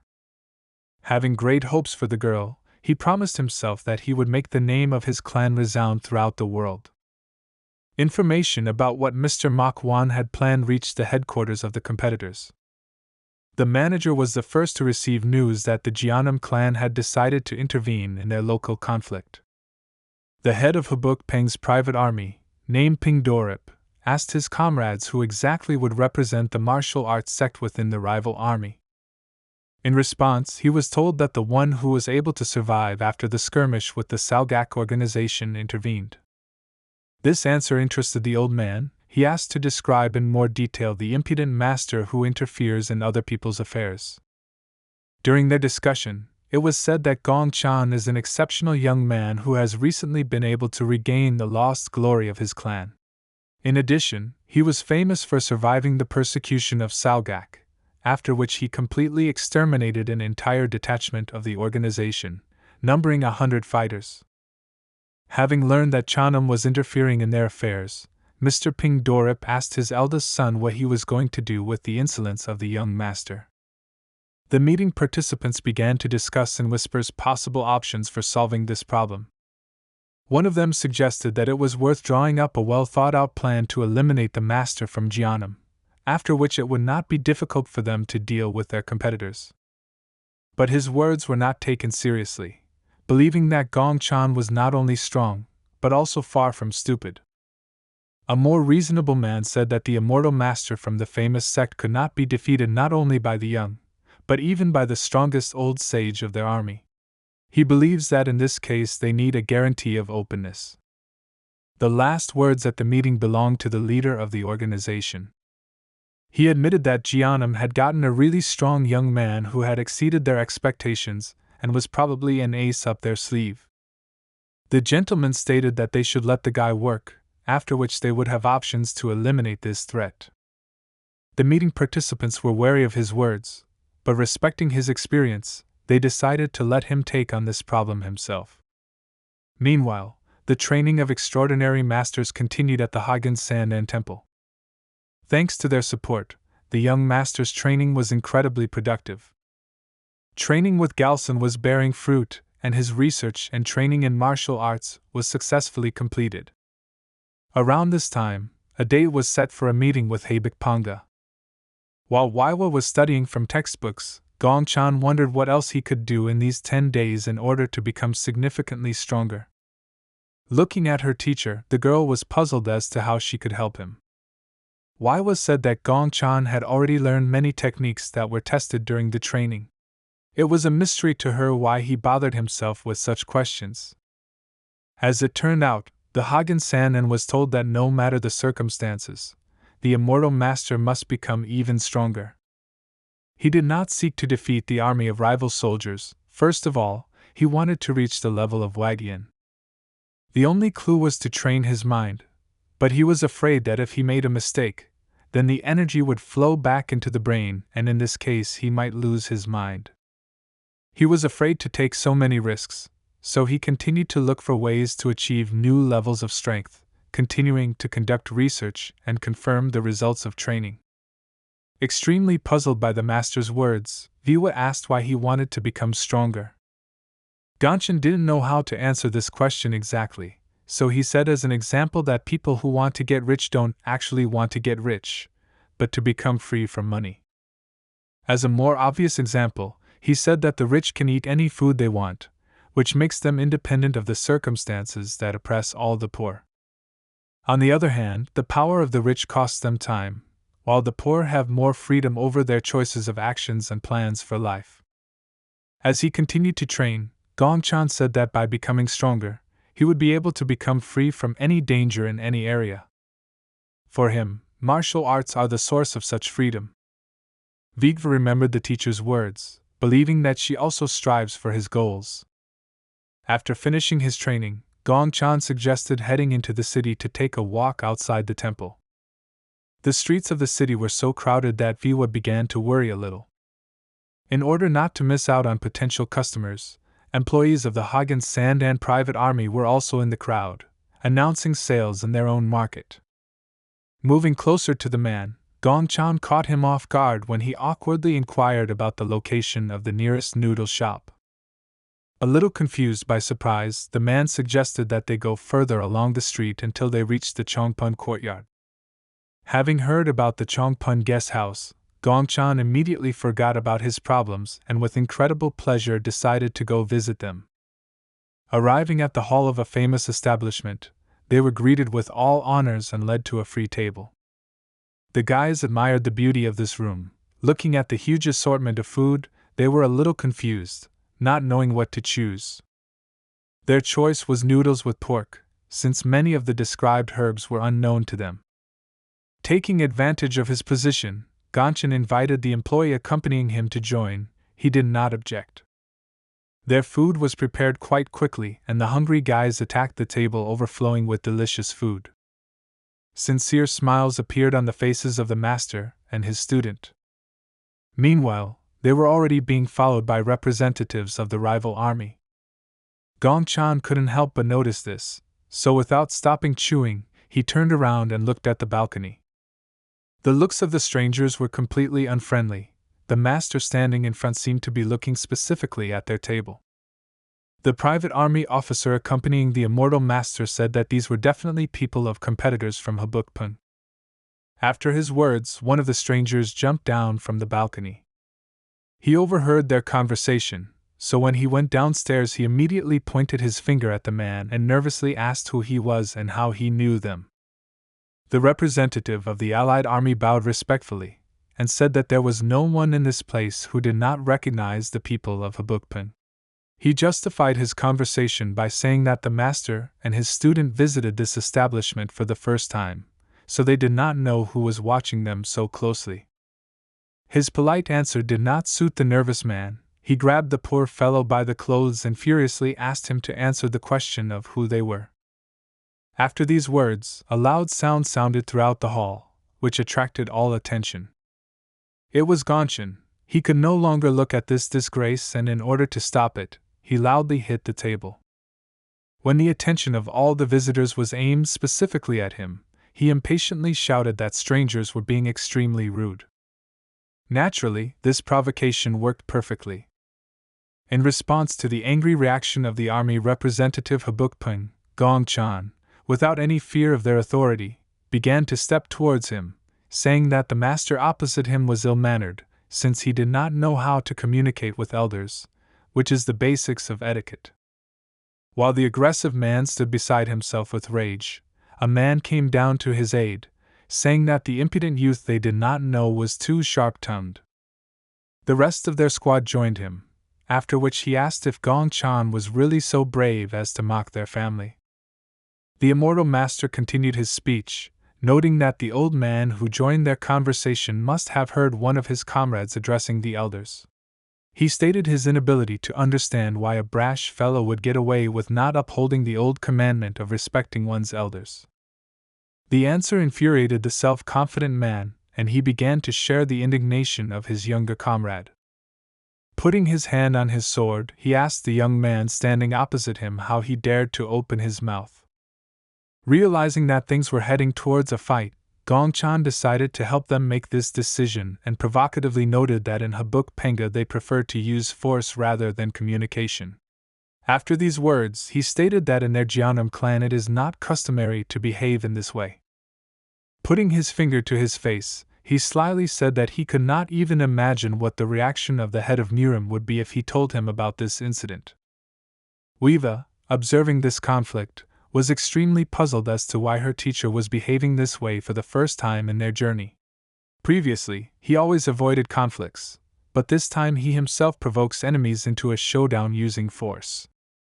Naturally, one of the men could not stand it, and took out his sword and aimed at the face of the impudent young man. The calm Gongchan was ready for such behavior from his ill-wishers, so with one sharp movement, moving his finger away from his face, he began to release internal energy. He not only defended himself from an enemy attack, but was also able to hit him back. A brash member of a group of fighters from a private rival army flew back several meters, while Gongchan said that he wished that the brash and ill-mannered man would disappear from his sight, since he did not want to talk to someone who did not know manners. Despite the fact that one of the fighters flew into the wall right in front of the eldest of their squad, the man declared this counterattack a bold decision and asked the guy from Jianam how he even dares to tease their great Habuk clan. Gongchen replied that he did not start this conflict, after which he provocatively clarified that representatives of their detachment are unlikely to admit their guilt. His answer angered the man standing opposite him so much that he shouted furiously and asked him to shut up. After his words, two more unstoppable fighters together rushed at the monk with Chanam. Despite their speed and the effect of surprise, Gongchan's speed greatly exceeded their own, so within an instant he was behind one of the fighters and aimed his finger at the back of his head, while simultaneously releasing internal energy to carry out an attack. While behind the enemy, he said that the Habuk clan were very relaxed and self-confident. The furious look of the eldest member of the competing group indicated that he did not see the end of their conflict quite so well. Having suffered a crushing defeat, he said that he would not just leave it like that, after which he ordered his cowardly comrades to leave. The cowardly fighters of the Habuk clan began to run towards the exit. Observing this pitiful sight, Gongchen simply sighed heavily and returned to his table. Turning to his senior master, he suggested that they forget about what happened, because it would only spoil their appetite. Scared to death from such a dangerous meeting, the man could not believe what happened before his eyes. At that moment he recognized the incredible power of the young master from Jiannan. As a result of this conflict, stories about the clash between Gongchan and Habuk Peng's fighters spread within minutes. So many families wanted to know more about the young talented master who began to enjoy great fame. Reading the news in the scroll, the mysterious rich girl was surprised by the funny nickname of the promising warrior, about whom rumors were spreading so quickly. Without leaving her room, she turned to the maid and asked to find out more about this mysterious man that everyone had heard of. The attractive girl began to show interest in the immortal master, anticipating interesting events in their boring capital. Meanwhile, Habuk Penga's confident army began to reap the fruits of its labor. They couldn't believe that Gongchan was so much stronger than they expected.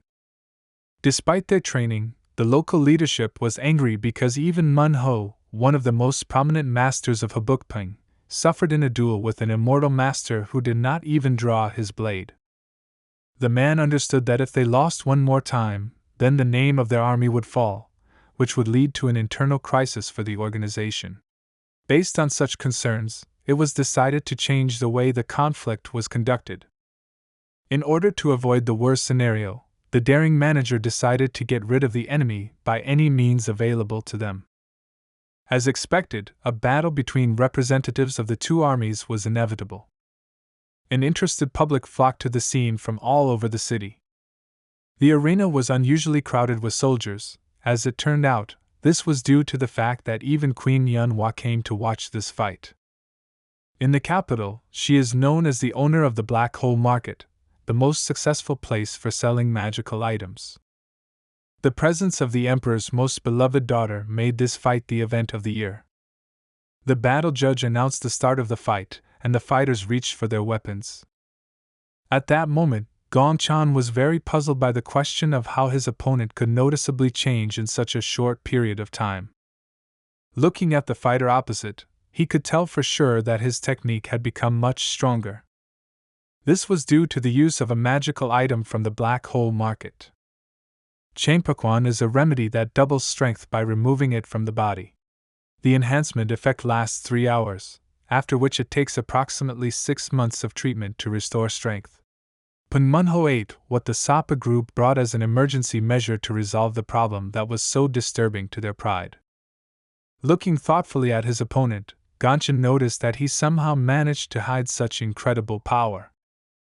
The already angry man did not want to listen to the provocations of some impudent young man, so he asked to remain silent and finally start the fight.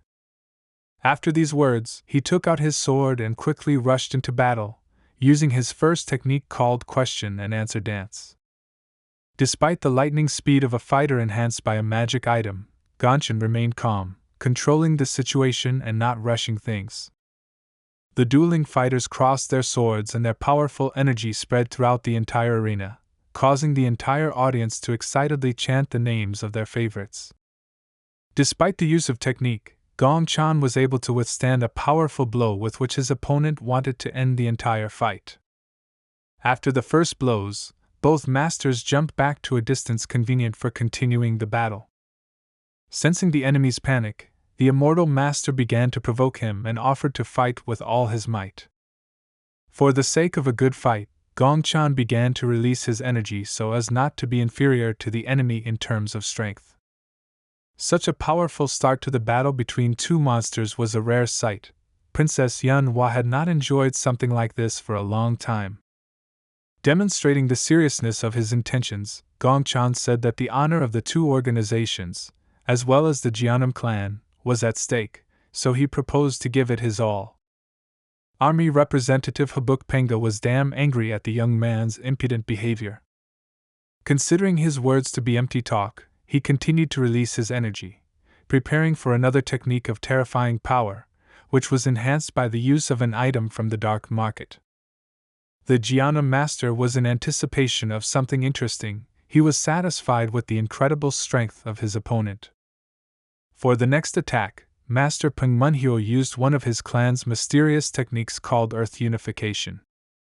He will have to fight one of the most famous techniques of the Jianam clan called 36 Heavenly Swords.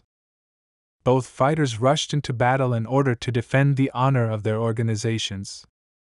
Despite the increase in the senior master's brute strength, he was never able to carry out a good attack and, under pressure from his opponent's technique, went into defense. Another unsuccessful attack did not bring the desired result. Gongchan did not even budge, while Peng Manhwa was forced to change his tactics. Feeling tired, he admitted that there was a real monster against him. At the same time, he understood that he could not afford to lose. The only result that satisfied his interests was an unconditional victory. To protect the honor of his organization, he was ready to take any risk. Releasing a huge amount of energy that began to take on the appearance of a flame, he no longer thought about the fact that a long rehabilitation awaited him. His colleagues were shocked, since this technique could not be confused with anything else. Peng Manhwa began using the 9 lives technique. This is the killing spell of their clan.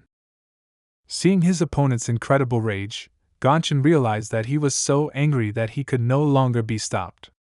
At that moment, he could only worry about himself. In order to avoid making a fatal mistake, the young master began to control his calmness and clear mind. Cursing his enemy, Peng Manhwa once again rushed towards the enemy. Terrifying power was poured into the incredible strike of the 5 red tigers of the Habuk Peng clan. The young master was no longer in the mood for jokes. The guy concentrated on how to withstand the full power of his opponent. Gathering his resolve, he realized that this was the decisive moment of this fight. Gongchan rushed towards the enemy to stop him. A huge explosion lit up the entire arena, demonstrating the incredible strength of the representatives of the 2 private armies who were defending their honor through battle. After an unsuccessful attack, Peng Manhwa could no longer rise to his feet, and the enemy's sword ended up at his neck. Taking another look at the defeated enemy, Gongchan admitted that it was very dangerous. The Hagen San and army won this conflict. The public began chanting the name of the winner. The most important visitor to this event was satisfied with the fight. Princess Manhwa became even more interested in the power of the mysterious master from the clan, which everyone had forgotten about a long time ago. Returning to the temple of his allies, Gongchan decided to take a short rest for himself. His student was also present in the arena. She had been watching his fight from the very beginning, so after such stress, the decision was made to have a little fun. In order not to be burdened with further training, he demonstrated to her the incredible capabilities of the dew paths, showing her a very unusual use of ice magic. By controlling the space, he could not only cool the dessert with his ice, but also crush it into the bowl. Pouring crushed ice with sweet additives, he introduced his student to ice cream, which no one knew about in their time.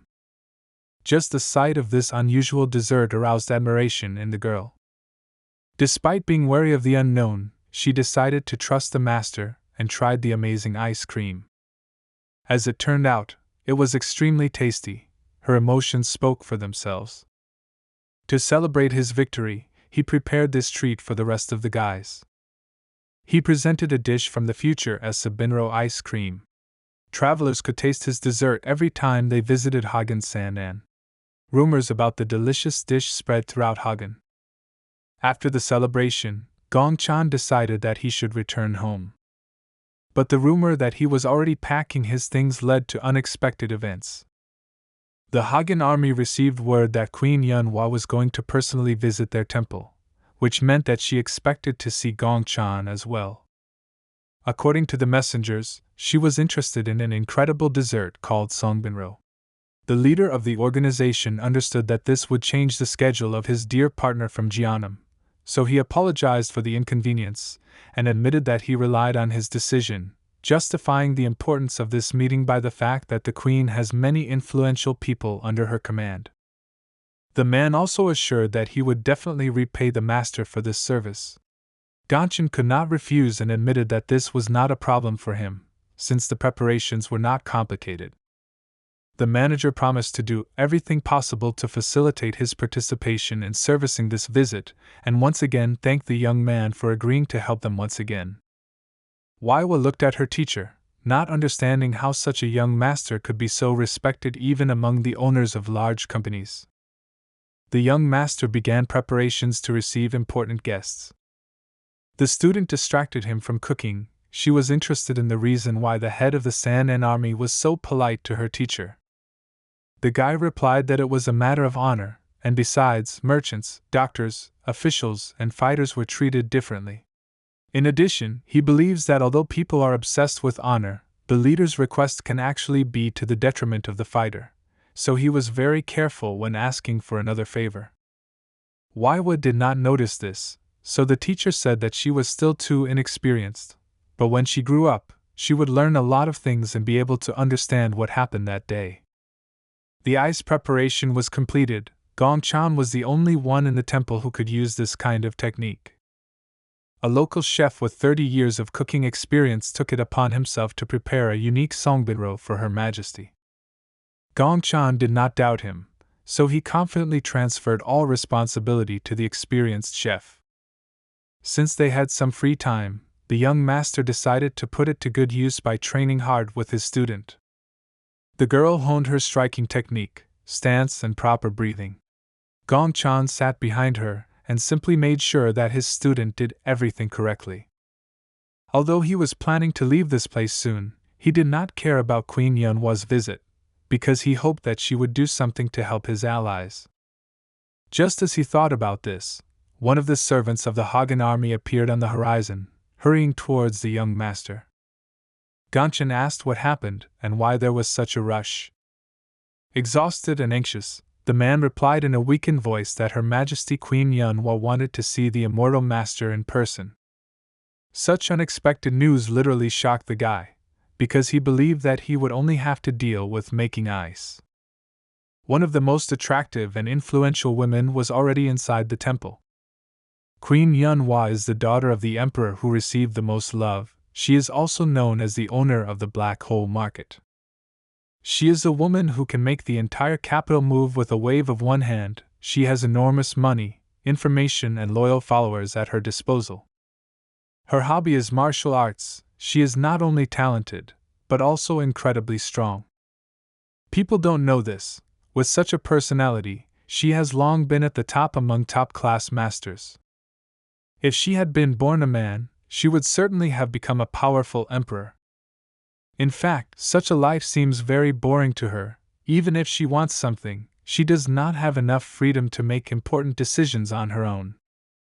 But at one moment a man appeared in front of her whom she would like to meet at least once, and it was a student of Jeonnam named Gongchen. The immortal master immediately arrived to meet Queen Yunhwa. There were high-level masters with her, and her security, as always, was at its best. Gong-chan is one of the few who was able to notice that of the three people opposite him, the most unremarkable master belonged to the upper class. He immediately felt that this woman's aura was not so simple. The girl asked how the guy managed to make such an unusual dessert that it satisfied her taste. The guy honestly answered that he only made ice, so the chefs of Hagen-san are worth praising. The young master's modesty in front of the queen of the capital was very sincere, which increased her interest in this young man. Taking his words into account, she replied that even if so, in her opinion, his merit was not small, so she declared that she would fulfill one of his wishes. The guy was a little confused, because he did not expect that the dessert from his past life would win the heart of the emperor's daughter. Thanking the respected girl for her praise, he noted that this was only a little of what he could do for her. Still, he had one old dream that he would like to fulfill. Raising his head, he said that he had heard that the owner of the dark market was collecting martial arts books for training. He was very interested in knowledge, so he asked for access to their library as a reward. This unexpected answer made the queen's guards think that the young master was a real fool. While the masters standing behind the queen were holding back their emotions, Manhwa began to laugh loudly in genuine surprise. She couldn't believe that instead of something truly incredible, the immortal master only wanted access to martial arts books. Seeing the princess's gaze and her movement of energy, Gongchan once again became wary, recognizing the incredible power of this girl. Nevertheless, the unusual answer of the famous master from Chanam once again confirmed that he is a very interesting guy. Manhwa did not want to dissuade him. Moreover, she asked what philosophy he was a follower of.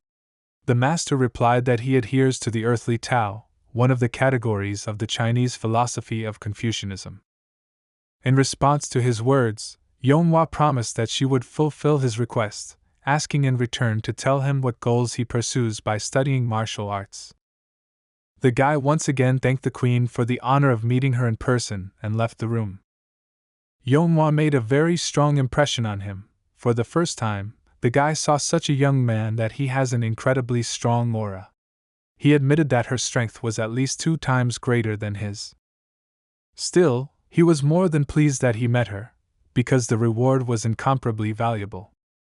On the same day, he received permission to visit Mugo Palace. Seeing the local library, the guy could not believe that there were so many books in all of Kanho. His interest piqued as he examined each of the shelves. The librarian warned him that, according to their deal, he could only stay inside for a maximum of 12 hours. The guy believed that this was more than enough. Without wasting time, he selected several of the most interesting works for him and began to study. The libraries of the Jianam sect and the great Jigo family could not compare to what the library of Mugo Fortress was. 12 hours of studying books about various martial arts went by pretty quickly. The time was up and the librarian approached the master to warn him about the end of the session. The guy thanked him for this opportunity, and said that he had just had time to study everything he could wish for. He read a lot of the basics of various arts, thanks to which he was able to learn that he still lacks a lot to become a master of the highest level. In addition, he was able to learn that even useless martial arts are interesting, and they can also be used to improve the effectiveness of his own techniques. Having learned a lot of new things, the guy went back to the temple of his comrades to share his new knowledge with his student. The next day, the long-awaited meeting took place at the Hagen Sanen Temple. Gongchan has not seen Sehen for a long time, who came as a representative of the private army. He reported that the Bond group was on its way home, and moreover, thanks to the training developed by the immortal master, the recovery process of the warriors had become much faster. Having heard positive feedback about the work done, Gongchan realized that he had done everything he could, so he decided not to delay returning home. Saying goodbye to the manager, he asked him to keep an eye on the Bond group, while thanking Sehen for his attention to the process. Gongchan and Viwa set off, so that the road would not be boring. The guy began to talk about what he managed to study in Mago Castle. Evening came, the guys were still on the road. After a long stay in the capital, Vikva completely lost the habit of this type of activity. To distract herself from fatigue, she asked the teacher how long the training would take to reach his level. After thinking a little, the guy answered with a smile that he did not know the exact answer, but suggested that it would take about 20 years to achieve this goal. But looking at his student, he admitted that she was a fast learner, and if she continued to work hard, she would quickly become a master, as she continued to hone her skills even while returning home. Despite the positive answer, her look was still pitiful. She was worried about where they would spend the night. The guy reassured her, saying that this time they would not set up camp, because they were already very close to the village, where they could spend the night and take a shower. This answer cheered up his student, and she began to walk much faster. But the village they were heading to was brutally attacked. Everything around was on fire. We don't know what goals the robbers were pursuing, but it was noticeable that they did not spare anyone. The big fat leader of the bloody murderers gave the order to speed up, plunder all the houses, not sparing the local residents. The surviving people tried with all their might to escape. Despite the fact that they did not pose a threat to their attackers, the brutal killers continued to pursue everyone who saw their atrocities. The heavy spectacle, smoke and fire took their toll, and one of the last surviving women was unable to escape. With the child in her arms, she tearfully begged to spare at least her defenseless little son. But one of the attacking villains with Mongolian features was not going to spare them, even though they posed no threat to them. Taking the knife in his hands, he rushed at the defenseless woman, saying that he hated the noise of roaring children. At that moment, the single mother accepted that this was the end. But suddenly for her, the robber did not get her. Some magic balls hit him, which threw him back. Looking up, she saw the face of her savior. Gongchan and his student were late, but at least they managed to prevent another death. It was obvious from the immortal master's face that he was not himself with rage. The guy gritted his teeth, not having the patience to restrain his rage. Filled with anger, Gongchan was no longer able to control his raging energy, and shouted that the robbers must stop immediately. The appearance of a daring stranger alerted the robbers, who were turning the peaceful village into ashes. Approaching the enemies with a calm step, the immortal master nervously asked who they were, and how they dared to create such horror. Looking at the young master, the leader of the robbers could tell for sure that he was strong. But despite this, he believed that he was only one, so he could not cope with their numerical advantage. Confident in his fighters, he ordered them to destroy the insolent man. The enemies began to run towards the immortal master. Gongchan asked his student to hold on tight, as a battle awaited them. Looking back, the guy was once again convinced that he was dealing with inhumans. These robbers not only turned a peaceful village into ashes, but also did not spare either adults or children. The inhumanity of the enemy squad, as expected, infuriated the guy. The angry master was ready to tear them to pieces. Self-confident, experienced fighters from some wilderness did not even worry about the fact that there was a real monster against them. They believed that he would not be able to do anything, because he could not even really move due to the fact that a child was hanging on his back. Having attacked the young master together, the robbers could not even imagine that their fate was already sealed. At that moment, the guy was controlled by his anger, so he didn't even think about the rational use of energy. Without even taking out his sword, he began to destroy the robbers with shots of chi energy. None of the enemies managed to get close to the immortal master. Before the eyes of the robbers, the bodies of their comrades turned into a sieve. The frightened killers no longer felt like hunters. Seeing the helplessness of their squad, they began to run, forgetting about their prey. But Gongchan could not allow this. He clearly saw each of the enemies. Never before had he looked so menacing as he did at that moment. Frightened by the inhuman strength of the enemy, the robber ordered his soldiers to flee into the forest. The young master's hatred meant that they had no chance of escaping punishment. But at the same moment, the guy heard a heavy cough from one of the lying men, whom he considered already dead. Letting the student fall from his shoulders, he immediately ran up to the wounded old man to try to save him. Raising the poor fellow's head, Gongchan began to use one of the healing techniques to at least ease the pain from his wounds. Looking around, he realized that his efforts would not be enough to change anything.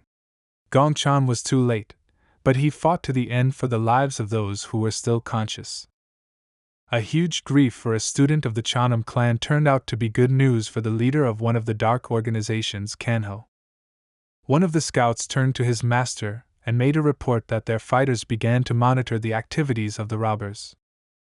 The gentleman was glad to hear this. It was good for him, so he decided that it would be nice to endow the forest robbers with magic.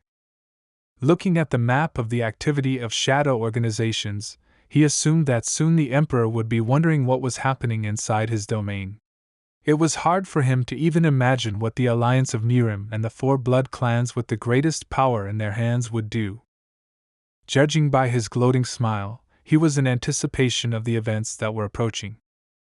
The malicious laughter of one of the leaders of dark organizations indicated that he was already impatient to join the fun. Meanwhile, inside the village, which the immortal master barely managed to save, attempts to save the wounded continued. A hospital was created in one of the surviving buildings, inside which Ganchan, together with his student, treated the surviving residents. The guy couldn't cope with the number of patients, so he asked to bring the medicine that had survived inside the recently burned down pharmacy. The local pharmacists did not survive, there was a critical shortage of free hands, and the greatest responsibility fell on the shoulders of the immortal master. There were too many wounded, but one of the residents was still able to bring people to help. As it turned out, these were the craftsmen who were nearby. They noticed smoke coming from the direction of the peaceful village, so they headed towards it. Among them was Gongchan's student named Dokian. When he learned what was happening, he immediately came to the aid of his older brother. Without wasting time on greetings, Gongchan asked to immediately begin helping the villagers. The smart guy brought several of his personal students, doctors and medicine, so the situation became more controllable. The help began treating the sick, significantly reducing the load on the immortal master, who never had time to rest from the road. Moreover, they had a cart, thanks to which they were able to bring some food for the affected villagers. The work was in full swing until the evening. The sun began to set and some of the participants in the rescue of civilians were finally freed. Having done everything in his power, Gongchan and his student were finally able to lie down on the ground to rest. Remembering the conversation with his student, the immortal master asked when he managed to acquire followers. But Dokian unexpectedly replied that he actually didn't have any students, but 3 years ago he started thinking about taking his nephew as his student. This was good news, so Gongchan praised his younger brother for his efforts and asked how old his nephew was. The guy replied that he was only 3 years old, so he would introduce him to the training course when he reached the age of 6 years. The immortal master admitted that this was a great idea, because 6 years is a wonderful age to begin studying the ways of the Tao. He wished his student to work hard, because then the results would be inevitable. During the conversation, they did not notice how tired Vikva fell asleep. The girl worked together with her teacher, without looking up from the process.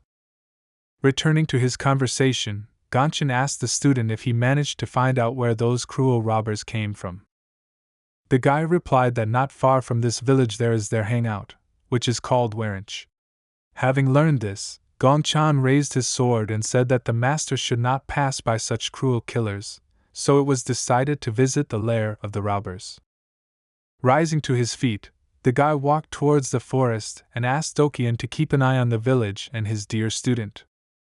When he moved away from the extra eyes, hatred for those bastards who staged such a brutal robbery of the civilians of an innocent village appeared on his face.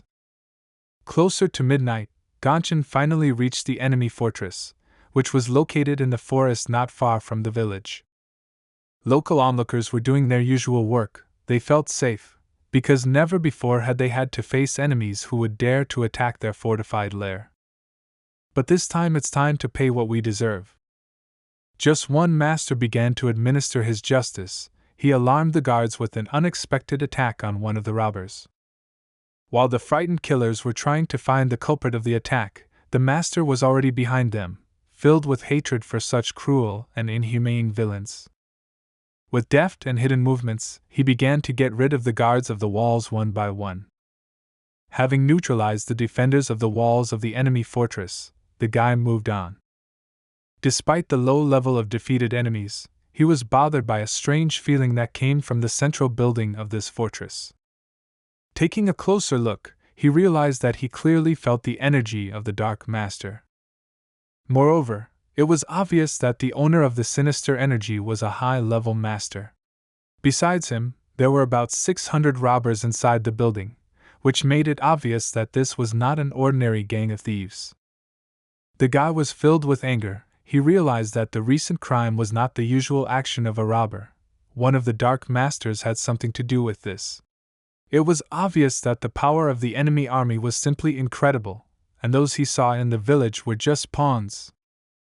The evil energy emanating indicated that this was a devilish church. It was not just a gathering of robbers, but despite the fact that members of the devilish church were everywhere, Gongchan believed that this did not mean that they could not be defeated. The first place where the immortal master made his way was a prison, in which there were a lot of peaceful prisoners.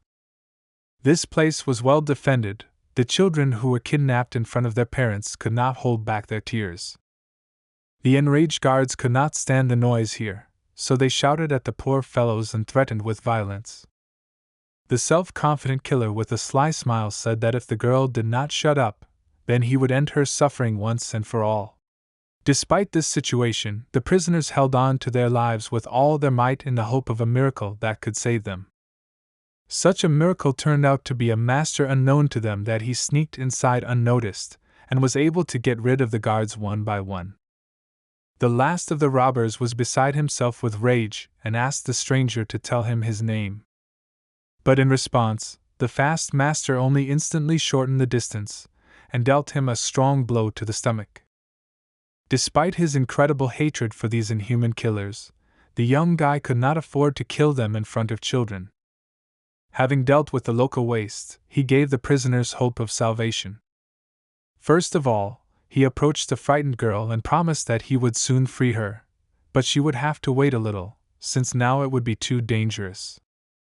Having looked around, Gongchan admitted that this room was too big for a prison for mountain robbers. In addition, it was also suspicious that there were too many captured civilians here. The robbers captured everyone, both adults and children. It was difficult to predict the intentions of these killers. Why they brought so many people here remained a mystery. The palace was still unaware of what was happening inside their fortress. In order not to prolong events, Gongchan loudly greeted the local onlookers with a powerful explosion, with the help of which he managed to get rid of dozens of robbers at the same time. At that moment, the occultists realized that they were under attack. The robbers, busy with their business, did not expect such a sudden attack. Fearing mysterious enemies, one of the fortress fighters hid behind a cart so as not to get hurt during the battle. His surviving comrade told him that it was definitely some kind of master. Despite this, they could not understand why, with the master's canopy, he was wearing clothes alien to his status. The frightened guy replied that he did not know the exact answer, but he was sure that it was the clothes of the Jeonnam clan. After these words, everything became clear. The robber realized that this was the same student of the famous sect whom they had met during the robbery of one of the villages. But just being aware of the situation did not help him avoid punishment. Sensing the energy of the young master's attack, he realized that they were dealing with the posthumous successor of Master Du Xin. With just one long-range attack from the immortal master, the cart with the looted valuables rose into the air. The guy, filled with anger, said that there was no point in hiding, because he would not allow them to simply escape punishment. He promised that that night they would take upon themselves everything that they had done to innocent people all this time. The news of the Jeonnam disciples' invasion reached the demonic church, and hearing the noise and commotion, the occultists began to come out. Their powerful aura began to spread at an even faster speed, each of them looking quite troubled. Looking at the enemy fighters, the guy understood that he would finally have to face 4 strong warriors. First, he wanted to deal with the largest of them, since he believed that it could be quite problematic. Fearing its raw destructive power, Gongchan planned to rip it apart the first time with one lightning-fast burst. His enemy was beside himself with anger. The released dark energy began to spread throughout the entire courtyard. He promised that he would deal with the culprit of this commotion. The subordinate thugs immediately rushed into battle, leaving their master behind. Having assessed the number and strength of the enemy squad, Gongchan began to release energy. Thanks to his incomparable speed and acceleration, he got rid of all the villains in the blink of an eye. The next target was the thug who was protecting the entrance to the church. The guy immediately rushed to attack him, continuing to fight with his bare hands. Surprised by the power of the young master, the thug said that he had previously thought that he could cope with the pretty boy without much difficulty. The occultist's arrogant words made the guy act more decisively, so he began to release even more energy to put it into a strong blow. The loud sound and bright flash from the powerful explosion were noticeable even from the forest. The brute was surrounded by the energy of the immortal master, who tried with all his might to destroy him with the first blow. Despite all the efforts made, the man continued to resist. Although he was incredibly strong, his self-confidence was shaken when he had to take such an incredible blow to himself. This point-blank attack was called the Orb Strike. The thug's body began to be surrounded by steam. He withstood such an amount of energy, which was enough to cope with an entire squad of robbers. Although Gongchan acted in such a way as to certainly cope with the enemy, the self-confident smile on the man's face never disappeared. Stepping aside, the immortal master continued to monitor his opponent's condition. Unexpectedly, the man raised his head and began to laugh loudly, calling the young master's attack incredible. Gongchan didn't understand what was happening. He was sure that he had definitely damaged his opponent's insides, but despite this, he was still able to stand on his feet. Looking at the young master with a menacing look, the man said that now it was his turn. The occultist began to release a large amount of dark energy that was embedded in his huge sword. A strong blow caused a loud sound. A high column of dust rose above the walls of the robber's fortress. This blow was more than enough for his huge sword to cut even a stone floor. Despite his efforts, the robber with a scar on his face was unable to catch the guy, which for a moment disappeared from his field of vision. Having a significant superiority in maneuverability and speed, Gongchan found himself behind the enemy. So the first blow did not bring any result. He decided to attack the thug in the back, using the same magic. His decision turned out to be correct, and this time the man began to scream in pain. Another powerful explosion shook the entire enemy fortress. This time the enemy could not resist and fell to the ground, such a powerful blow creating a large hole around his body. Believing that this thug was finished, Gongchan began to inspect the area to search for the next targets. Suddenly, he heard his opponent's deep voice begin to cough loudly. A dark and terrifying energy appeared behind him that belonged to his opponent. Despite being attacked at point-blank range, this terrifying opponent was able to hold his own, and what's more, he was willing to continue the battle, saying that this time it was quite painful. The next attack did not bring the desired result. Gongchan learned the enemy's technique. In the library of the Magi Fortress, he became acquainted with this type of special martial arts. The self-confident occultist, throwing his sword over his shoulder, said that he would not mind informing his enemy about what really happened. He admitted that the immortal master had very strong hands, but noted that this was not enough. As it turned out, he used a technique called Immortal Blood Strike. Clenching his fist, he believed that this was exactly what would make him the best martial artist in the world in the future. But Gongchan disagreed with his words, answering that the immortal blow of blood would be of no use, because the result of the battle was predetermined even when he broke into this fortress. The determined guy took the enemy seriously and, drawing his sword, declared that in the next few minutes the thug would say goodbye to life, without realizing his dream of championship among the masters. Angry at the young master's insolence, the man rushed to attack, as he could not come to terms with his words. With a furious cry, he delivered the first blow, which could even split a stone. But the student Chanam turned out to be much faster. He dodged the blow and in the blink of an eye found himself behind the enemy's back. Seeing the young master's unexpected maneuver, the thug said that he could not be defeated by tricks alone. He considered the enemy's behavior to be real impudence. With each subsequent blow, his gaze became more and more inhuman. While holding his opponent's sword, Gongchan began to release his energy. The unexpected movement of Master Chana made the occultist nervous, because he did not know what awaited him next. Despite the fact that the blade of the immortal master was much lighter, by strengthening it with internal energy, Gong Chan was able to reduce the enemy advantage to 0. Contacting the young master's energy, the enemy fighter began to feel pain similar to flame burns. At that moment, Gongchen said that he had already understood all his habits and principles of movement, so he saw right through him. Seeing the enemy's weakness, the young master decided to put an end to their duel. The blade of his sword was at the neck of the enemy fighter. With one precise blow, he was able to finish this fight. The raid on the enemy fortress was successfully completed thanks to the strength of just one master hermit. Closer to the morning, Gongchen dealt with all the affairs inside the enemy fortress and returned to the village where his comrades were located. He managed to tie up the robbers and bring them with him. Dokian couldn't believe his eyes that his uncle could handle such a huge squad alone.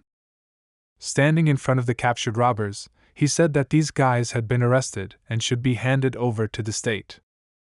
In addition, he freed all the prisoners from the prison of the enemy's lair. He asked his comrades to help them return to their homes.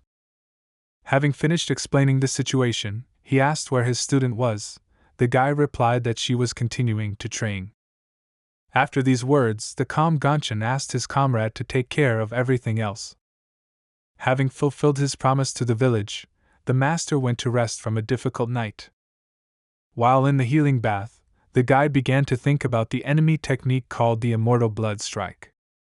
He managed to find out that robbers kidnap people to increase their magical power. Moreover, they needed women from the southeast to absorb their blood and thereby increase their achievements. If you follow this secret method, then following the example of that thug, the rate of healing of wounds on the body increases exponentially and the fighter becomes much stronger, so one could confidently say that this devilish magic is extremely dangerous. Filled with anger, the guide believed that calling them animals sounded like a compliment. He wanted to destroy every one of those who pursued such teachings. The news of the attack on the fortress of the allied den of robbers reached one of the larger organizations. The scout began a report, during which he informed his master that the robbers were attacked by the one who is called the Lord of Life and Death. In addition, they managed to smell the scent of the attacker's clan. Despite the disappointing news, the master of the blood cult was not upset. He believed that there was nothing wrong with encouraging fighting between clans and petty bands of bandits. This was to his advantage, because the more angry the robbers were, the sooner their time would come for military action. Anticipating the moment to attack Kanho, the man began to laugh maliciously. After rest, Gongchen returned to his worries. Having completed many important tasks, he was so tired that he lay down straight on the table. He has been inside this village for a month now. Thanks to his students, it was not that difficult. The moment he remembered his followers, Dokian appeared in front of him. Gongchen asked why his student was behaving so disgracefully, reminding him that in childhood he was a completely calm guy. Dokian replied that his activity was due to an urgent matter. As it turned out, he received an order to convene a large punitive event for criminals in the Murim Alliance. Hearing this news, Gongchen asked the student to tell him more about it. The guy replied that according to rumors, even the military elite will be present at this event. He was also told that an army of more than 50,000 personnel, which included both ordinary soldiers and a small number of elite fighters, had moved there. Hearing this, Gongchen thought about it. It seemed strange to him that the military began to move to this event in order to deal with the robbers, but despite this, the Murim Alliance was never able to intervene. Rising from the table, the guy suggested moving forward and asked the student to warn Vikva. The young master did not really like this whole situation, because he believed that this was the calm before the storm. Meanwhile, the alliance members continued to fight the robbers, who had become more active recently. The next lair was destroyed. The master who defeated the strongest enemy leaned against his sword.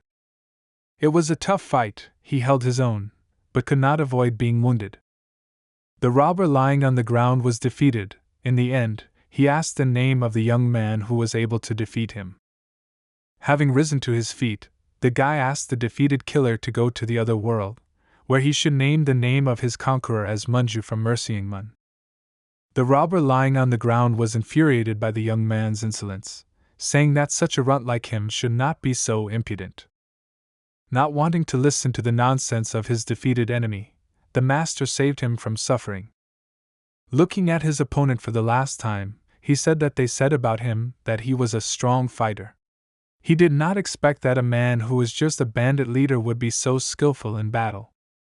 Despite the fact that he tried not to make mistakes, he could not avoid being injured. Placing his palm on his wounded shoulder, the guy decided to first treat his internal organs that were wounded by enemy techniques. He did not expect that magic would spread even among the robbers. His father turned out to be right. Despite the power of the robbers, the fighting skill of Manju of Muzongmun exceeded all enemy expectations. The next morning the young master set off on the road. He was confused as to why everyone went with him. He believed that it was not at all necessary to go together, so he said that they could go separately. Dokian objected, saying that if a fight breaks out on the way, he won't be able to handle it alone. With his hands folded in front of him, Gongchen replied that this was being told to him by the one who literally crushed his opponent to smithereens. Wisely raising his finger up, the guy calmly replied that he was not the only good warrior here, noting that combat tactics were intensively practiced in the temple. Looking at his student, the young master sighed and thought that Dokian had suddenly become so secretive, even though he had been very meticulous and serious as a child. After that, he decided to inquire about the boy who, upon reaching 6 years old, Dokian would bring to them in Jianam. He wondered if that guy had any talent for martial arts. The student replied that it was still difficult for him to answer this question, since the candidate was still too young. Despite this, the family already has high hopes for him in the future. Hearing this answer, Gongchan concluded that in any case, if the boy did not become strong enough, then their hopes would be unjustified. The guy agreed with the words of his teacher, adding that it would be enough for his nephew to reach at least the level of a master, but if he could not, then disaster would await their family again. Gongchan didn't understand why Dokian was talking about this in such a sad tone. Thinking that the situation had worsened, he said that they could always count on his help. Placing his hand on his student's shoulder, he admitted that he saw that something was happening with them. He asked him not to worry and to be frank if they needed his help. Taking his hand away from his comrade, he confidently said that they were one family in which there should be no room for secrets. After these words, Gongchan went forward. Looking at her older brother, the observant Viva was puzzled. The determination in Dokian's eyes was clear. He was ready to face problems personally, without outside help. Soon the guys reached their destination. Teacher Chun Jin and his comrades were discussing the fighting in Kanho. On their table there was a huge map with marks on the location of enemy forces. It's hard to say what they were talking about, but it seems they had some kind of solution to this situation. Taking the words of his comrades into account, Teacher Chun Jin began to think about how the Chanam clan should act in this case. After discussing the plan of action, the man went out to meet with those clan warriors who arrived to them after receiving the letters. Addressing his fighters, Chun Jin stated that their clan could not calmly watch how the royal troops dealt with the affairs of Shaanxi province. He believed that they themselves should deal with the robbers. It was their duty, as the strongest organization in their province. His words found support among those present. The anger that he had accumulated over the recent period of observing the impunity of enemy units was clearly visible on Gongchan's face. Having set off on the road, the guy could not help but ask his teacher a question about how he made such a decision. Gathering his courage together, he said that it was a matter of pride among their clansmen. His words slightly disappointed the student who was standing behind, but this dialogue could not be avoided. He still tried to stop his uncle, but the nervous guy replied that there was nothing good about going to the slaughterhouse in such a crowd. He was confident that the emperor's troops could cope without their help. Stopping and looking at his rowdy student, Teacher Chun Jin asked why he continued to object. The guy replied that he did not understand their motive. because the royal troops had already moved to the scene, so they should not interfere. The man replied that his student did not understand the situation. For him, the hike is a great opportunity to show everyone the seriousness of their intentions. In addition, he did not like the fact that Gong Chan dared to resist the instructions of a person standing above him. The guy, a little confused, began to justify himself, saying that he did not object to his idea, but simply urged his teacher to think more rationally. Surprised by the impudence of the young master, the teacher asked in bewilderment since when he began to argue. He believed that he should help those in need and follow orders, but as it turned out, the guy only got some kind of stupidity into his head. A little offended by the above words, Gongchen thought that he had always been like this. The master of life and death, not wanting to agree with the teacher, simply looked away. Looking at the student, the puzzled Chun Jin could not understand what was happening, believing that Gong Chan was obedient as a child, but over time he turned into a real rebel. Having thought about the situation, he decided that he should somehow choose a day to teach his impudent student a good lesson. The Jianam clan were not the only ones who went to eliminate the bandits in this province. Representatives of the volcanic clan were also on their way to the same goal, led by an elder named Chan Hoja. Turning to his follower, he asked how far the Jianam clan had gone. A martial artist named Mu Hyunja replied that according to rumors, the Jianam crossed the outpost 6 days ago, which means that in about 10 days they will reach the security point. The elder replied that based on such information, he would reach the goal faster than their competitors. He believed that this was their chance to tell the people of Kanho about the power of their clan. In the near future they planned to spend the night in the village, postponing the offensive until the next day. They were going to fight a fair fight so as not to ruin their reputation. Mu Hyunja took the elder's words into account and agreed to the plan of action. Chong Hoja's determination was that despite the losses, he was not going to give up position to the Chanam clan. He believed that they had a great opportunity to restore the former glory of the volcanic clan. Meanwhile, the warriors of the Jianam sect stopped to discuss rumors and further plans of action. Thanks to intelligence information, they have an important map. They were not sure of its reliability, so one of the important tasks was to verify the information. The fighters named Gohu and Kondo were the ones that Master Chun Jin was willing to entrust with a task of high importance. He asked them to take 3 clan students each to go on reconnaissance to check the area with the map. Turning to an experienced young tactician, the teacher counted on Gonsen. He asked what his actions would be if this map turned out to be reliable. Looking thoughtfully at the map, the guy began to think about his approach to this situation. Considering the description, he said that the road described on the mountain was too narrow and steep. He was interested in spending a little time building a new, safer road. Surprised by the answer, Chun Jin asked if he really wanted to bother himself with such actions. Gonsen confidently replied that they had no other option. He asked several people to cut down trees to make a different path. The commander-in-chief of the action was interested in the young man's decision, so he inquired in which direction their new path would go.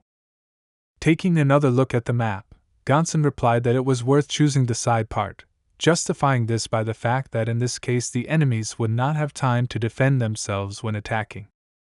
Gong Chan was infinitely surprised by his brother's knowledge, noting that he was an excellent tactician. After discussing all the details, preparations were completed and the commander-in-chief announced that they would begin tomorrow. He asked his soldiers not to kill those robbers who would surrender, after which he wished everyone good luck in the battle.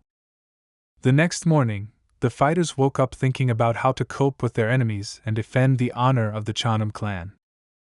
Despite this, Gong Chan was not at all worried about the battle. He was more concerned about how his student was doing, with whom he was forced to separate for the first time in a long time. With his hands behind his head, he thought about how strong he would have to become in order to gain freedom from such circumstances. He suggested that he should rise to a status even higher than a master, believing that he needed to achieve some previously unprecedented level of martial arts. Gong Chan thought that if he had not known other martial arts during that attack, he would have forever lost his precious student, who turned out to be defenseless in the face of the enemy when the barrier technique dissipated. In addition to combat skills, it was important to listen to the environment and help those around him, although he realized that it was impossible to protect everyone. The hermit held his head, because he could no longer tolerate all these thoughts about responsibility for his comrades. Resolutely placing his hand on his sword, he decided not to bother himself with nonsense anymore, having decided to go on a mission. After these words, the guy headed out. Together with his comrades, he went to prepare the site for the battle. Using his sword as an axe, the guy deftly chopped down the trees that were in his way. He helped his boys make a new road, which would give them a tactical advantage over enemy bandits. But at one point, the guy felt an enemy presence. Dozens of enemy arrows began to fly in their direction. This sudden attack took them by surprise, but was not a real threat to such an experienced master. Despite the pathetic attempt of the robbers, the road to the security point was successfully completed. Commander-in-Chief Chun Jin stepped forward to warn his enemies of the siege. He informed them that Jeonnam would spare everyone who surrendered, while the rest would face certain death. After these words, the fighters rushed to attack. In order to limit their maneuverability, the robbers had previously built a fortification from sharpened sticks. Their plan was quite good, but among the vanguard fighters there were those who mastered the Jeonnam sword techniques at a high level. Thus, the fortifications slowing down the army were destroyed in the blink of an eye. Despite the rapid advance, the commander-in-chief was wary of the strange behavior of the enemy army. The lord of the robber fortress was looking forward to the battle. He was glad to meet the warriors of the Jeonnam clan, considering them incompetent weaklings. The area around the fortress began to fill with evil energy. At that moment, even Gongchan was excited. He began to recognize the nature of this technique. As it turned out, it was a spell to protect the walls, one of those practiced by the Dark Kanho organizations. Despite the danger of the enemy force, Gongchan was interested in their approach and believed that he should also learn something similar. In order to find out where this sinister technique comes from, the guide began to use the power of yin-yang. His senses began to sharpen, and the master began to move closer to the enemy fortress. Having made his way inside, he saw several strong fighters defending a mysterious man in long clothes. It was obvious that he was the same spellcaster. Having found out all the necessary information, the guide began to think about what he could do with the magical fog, which limited their visibility for attack and made them vulnerable to enemy arrows. Still, it didn't take him much time to think, because the decision was made to engage in real madness. Having quite good techniques in reserve, he began to create a small vortex right in his palm with the help of qi. Having accelerated the technique to the limit, the guy raised his hand and started a real tornado, because of which even his allies began to lose their balance. With a triumphant shout, he further strengthened his technique in order to get rid of the enemy caster's power. After the guys recovered from the unexpected madness on the part of their younger brother, they noticed that the fog had disappeared. The old toothless spellcaster could not believe that among the ridiculous Jeonnam fighters there was one who could resist his long-proven defensive technique. Despite the failure, he was glad to see such resistance. For him, the battle began to seem less boring than he expected. He clearly saw the performer of the recent tornado. Since he was able to destroy his protective spell, he admitted that Gongchan is not as simple as it seems. Having stopped maintaining his technique, the Master of Life and Death was surprised that his opponent believed that the masters of the Jeonnam clan were simpletons who could be fooled. In order not to be verbose, he decided to prove the opposite, and using a jump and instant acceleration, went inside the enemy fortress, bypassing the fence. While in flight, the determined hermit shouted that he would destroy the self-confident caster before he could lift a finger. Despite his enormous speed, the old man was able to stop Gongchan using only one hand. He began to smile, as he was looking forward to an interesting battle with the daring young man. Gongchan realized that everything would not be as simple as he thought. In order not to waste such a wonderful chance, Teacher Chun Jin gave the order to his students to immediately go on the attack. Brave warriors rushed to the aid of their energetic younger brother, who had already found himself inside the enemy fortress. Several powerful fighters from the robber fortress had already rushed to meet them. A guy with long hair and a huge muscular body was arrogantly surprised that he would have so many toys that they came to try the power of his axe. Analyzing the power of the enemy, Teacher Chun Jin was able to determine that among the bandits there were 3 masters of magic and martial arts. In addition, he saw how defensive dark magic greatly increased their strength. Drawing his sword, he addressed the enemies and said that on this day Jianum would put an end to them.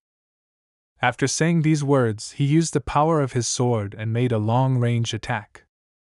As expected, the magic-enhanced bandits were able to cope with this attack. In fact, they began to mock him, saying that it was too easy for them. After this, many enemy fighters found themselves behind the Jianum army's offensive commander-in-chief. Chun Jin was shocked, because he had not previously noticed the presence of 8 more masters of the bandit squad. While the main forces were trying to get inside the fortress, Gongchen was already starting a duel with the enemy spellcaster, which caused them the most trouble. First of all, he emphasized that the jokes were over, after which he asked how many masters they had among the robbers. The old charmer was once again surprised by the daring young man's powers of observation, admitting that it was supposed to be a surprise. Despite the spoiled surprise, Gongchen honestly answered that he did not expect so many dangerous criminals. With an admiring look, the caster asked the master how, among ordinary Chanam warriors, someone like him turned out to be. He described the immortal master's face as being half dragon-like, and his interest in the youth's personality continued to grow. Gongchen asked again, since he did not understand the mysterious speech of his opponent. The old man replied that the young man would not become the hero of this attack, since he would remain just a brave man who was unlikely to live until dawn. Not wanting to listen to nonsense, the guy replied that he was too busy to listen to his chatter, so he suggested moving this conversation to the moment when they meet in the next world. After these words, he rushed to the attack. Anticipating a quick victory, the arrogant caster began to release a huge amount of dark energy in order to use one of his techniques. The enormous power that was collected by the toothless grandfather headed towards the immortal master. An explosion of enormous power raised a huge wall of dust, causing visibility to deteriorate greatly. But when the ardor began to fall, instead of seeing the enemy's lying body, the caster was unable to detect a single trace. Looking up, he realized that the young master was much faster. Gongchen switched to close combat, throwing away his sword. He relied only on the brute strength of his fists and the use of techniques that required energy. His opponent really liked this decision. The caster was ready for such an outcome. Having golden gloves on his hands, he admitted that the perky young man knows how to surprise. Being ready for any event, Gongchen said that he is always ready for such battles. Recognizing the power of his opponent, the old man began to release ominous energy, directing it towards the Jianum student. The old man began to use a dark spell, a technique that creates very dangerous magical hands, contact with which should be avoided. Understanding the maneuverability and convenience of this tactic, the young master decided not to avoid a collision and prepared to fight back. Gathering energy into a fist, he shouted the name of the technique under the name Orvekinen. His guess turned out to be correct, and this skill proved to be powerful enough to compete with the enemy spell. The tension began to increase and the guy released an even greater amount of energy, and, having destroyed the enemy's magical hands, went on a counterattack. The old man did not have time to react and, having taken this blow, admitted that Jianum school has a good base with which it is difficult to compete. Without saying a word, the enemy caster began to use another technique, during which ominous shadows began to form that stretched towards the young master. Due to his carelessness, Gongchen was caught by one of these shadows. Despite this, he believed that it was not enough to stop him. To free himself, Gongchen began to use lightning magic, which began to compete with the shadow. Releasing even more energy, the guy reused Orvekinen, sending an incredible amount of force towards his opponent. Such a powerful technique acquired incredible dimensions in the form of a raging dragon.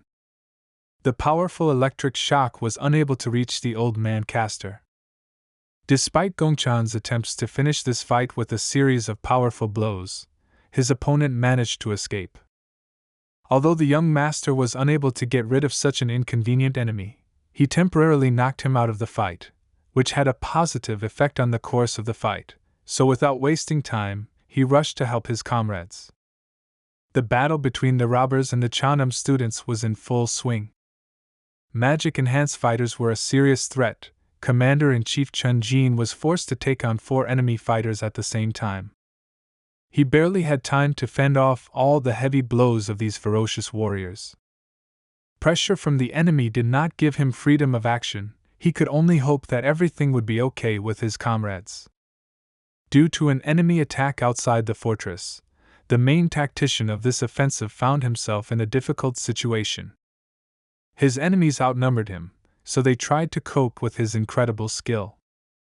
But despite the fact that the robbers had an advantage, the tide of the battle suddenly changed. Looking around, the commander-in-chief realized what had influenced the behavior of the enemies. The appearance of Gongchan demonstrated the success of Jian'an inside the enemy fortress. Having completed his task, the Hermit began to fight on the main battlefield. Noticing a huge danger in it, the remnants of the enemy troops simultaneously rushed to attack. But numerical superiority was never a problem for the young master. Stretching out his hand towards the enemy troops, the guy began to release energy for a powerful blow in a radius. Even after the battle with the old cultivator, his strength was enough to deal with them without any problems. Having gotten rid of a dozen robbers at the same time, Gongchan made it clear to them that the outcome of this battle was already a foregone conclusion. The guy's behavior increased the morale of the Chanam squad and instilled fear in the souls of their enemies. With his epic appearance turning all attention on the young master, the battle began to grind to a halt. Having demonstrated his incredible strength, the guy declared that Jian'an would spare everyone who refused to fight. Seeing the incredible power of the young master, the robbers began to doubt that they had a chance of victory. As it turned out, only one master was truly able to change the course of the entire battle. One after another, the enemy fighters began to refuse to continue the battle, admitting their defeat. Soho Palace fell in battle against the Jian'an clan, and the world learned about all the atrocities that were committed there. Despite the positive reaction from the whole world, for the masters of the Jian'an clan this was not just a victory, this battle had special meaning for them. Thanks to this siege, they were able to see with their own eyes the strength of their young hermit master, which they only knew about through rumors. The success of the Jian'an clan fueled the interest of other martial arts sects, and some of them began to take decisive action. However, one of the enemy fortresses, the Desan Palace, turned out to be not a place where it was easy to gain glory. The troops of the Kanho members were defeated without a single chance of victory, which rather led to logical consequences. In the main building of the Volcano clan, this news raised many questions. The head of the organization named Chan Dojo was beside himself with anger. According to survivors, out of 150 masters of their troops, only 3 were able to survive the clash. Reporting on recent events, the advisor asked his master to remain calm, saying that they were continuing to reconnaissance of the situation through the poor people in the Hao clan. He wanted to get more accurate data. Despite the calmness of the advisor, the head was beside himself with anger, as he could not come to terms with the fact that there were robbers who could withstand the power of their clan techniques. Nervously hitting the table with his fist, he ordered that those responsible for their failure be found.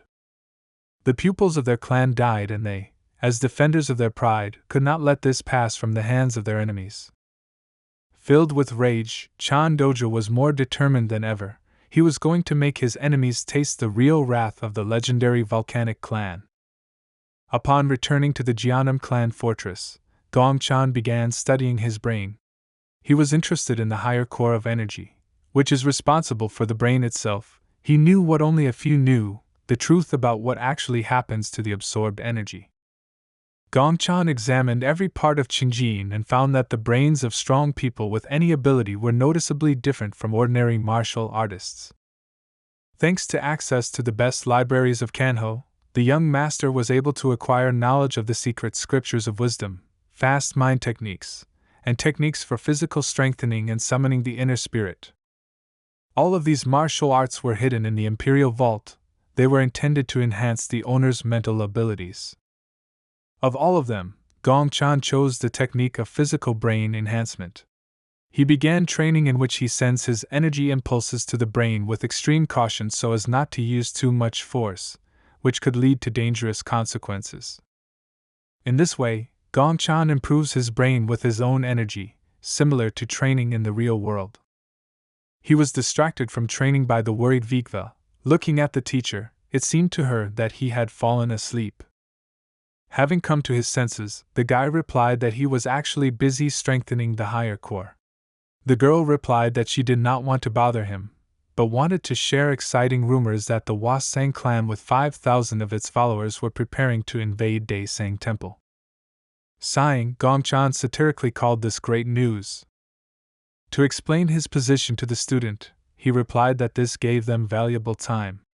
He believed that this time they would be able to invest more in their own training or learning new martial arts instead of wasting time in fighting.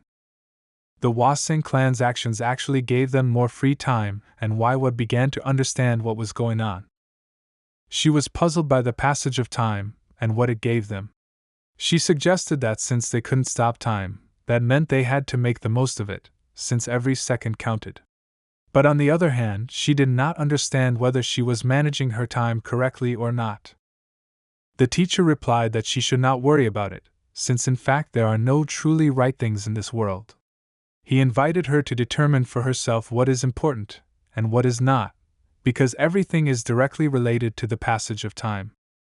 The mentor's wise words forced the girl to adopt a new attitude towards life. In order to relax her overly tense brain a little, the guy suggested seeing how much she had improved her skills. The time has come to demonstrate the results of the travels and hard training of the young student of the famous master of life and death. Looking at his student, the guy was proud that she was developing so rapidly. Let's return to the disturbing events within the Wasang clan. A charismatic man in heavy armor and a long sword loudly burst into the inner palace of the fortress. This daring guy is an army general named Guanxiang. He ordered his soldiers to immediately prepare for a raid. The loyal fighters, wearing the same heavy defense, respected his order and began to carry it out. According to the general, they planned to move out the next day after sunrise, so he demanded that all other fighters be ready by then. The decisiveness of his behavior was probably related to the recent failure, which greatly affected their status. Together with the master of the martial arts clan, they were ready to do everything possible to take revenge on the daring offenders. They couldn't just come to terms with what some robbers did to their fighters. Despite what seemed like the right decision on the part of the general, the gentleman did not say anything to him. But it was clear that he was also dissatisfied with the state of affairs.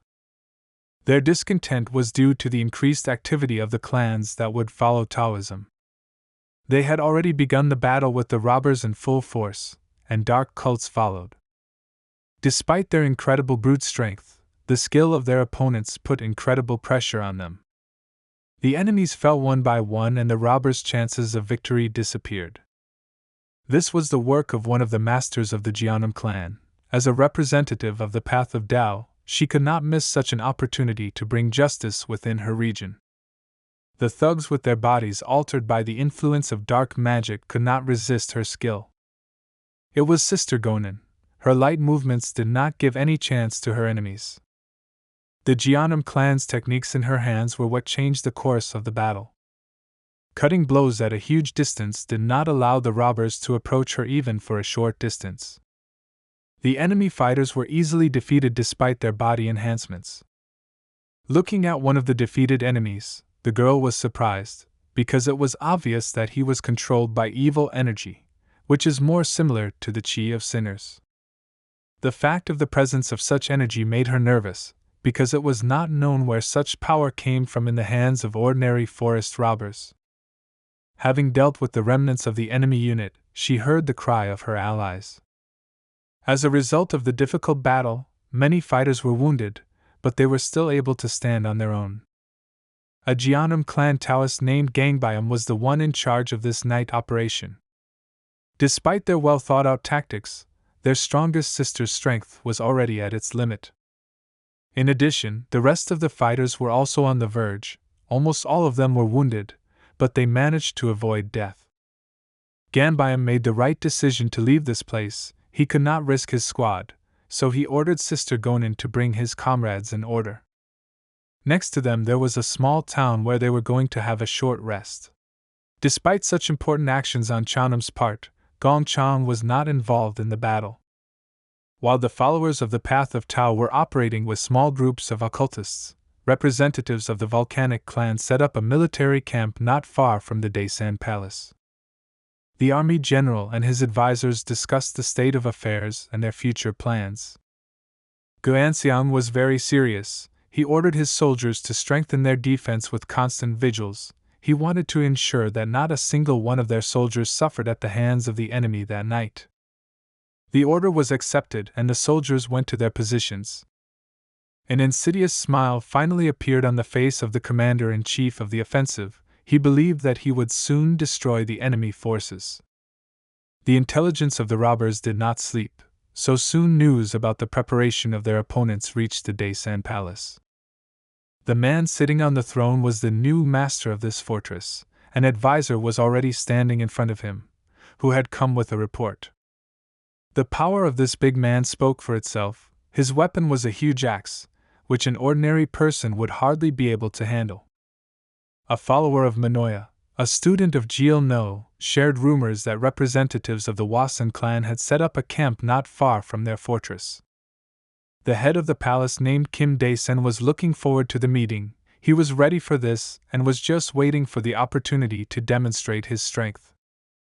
Despite the master's already utmost confidence, Jeil No believed that they should not worry, since they were well prepared and the enemies would not be able to pass through their magical barrier. Kim Dae-sen agreed with his words. He asked not to relax underestimating the enemy army. As it turned out, his plans included the experimental use of their new weapon.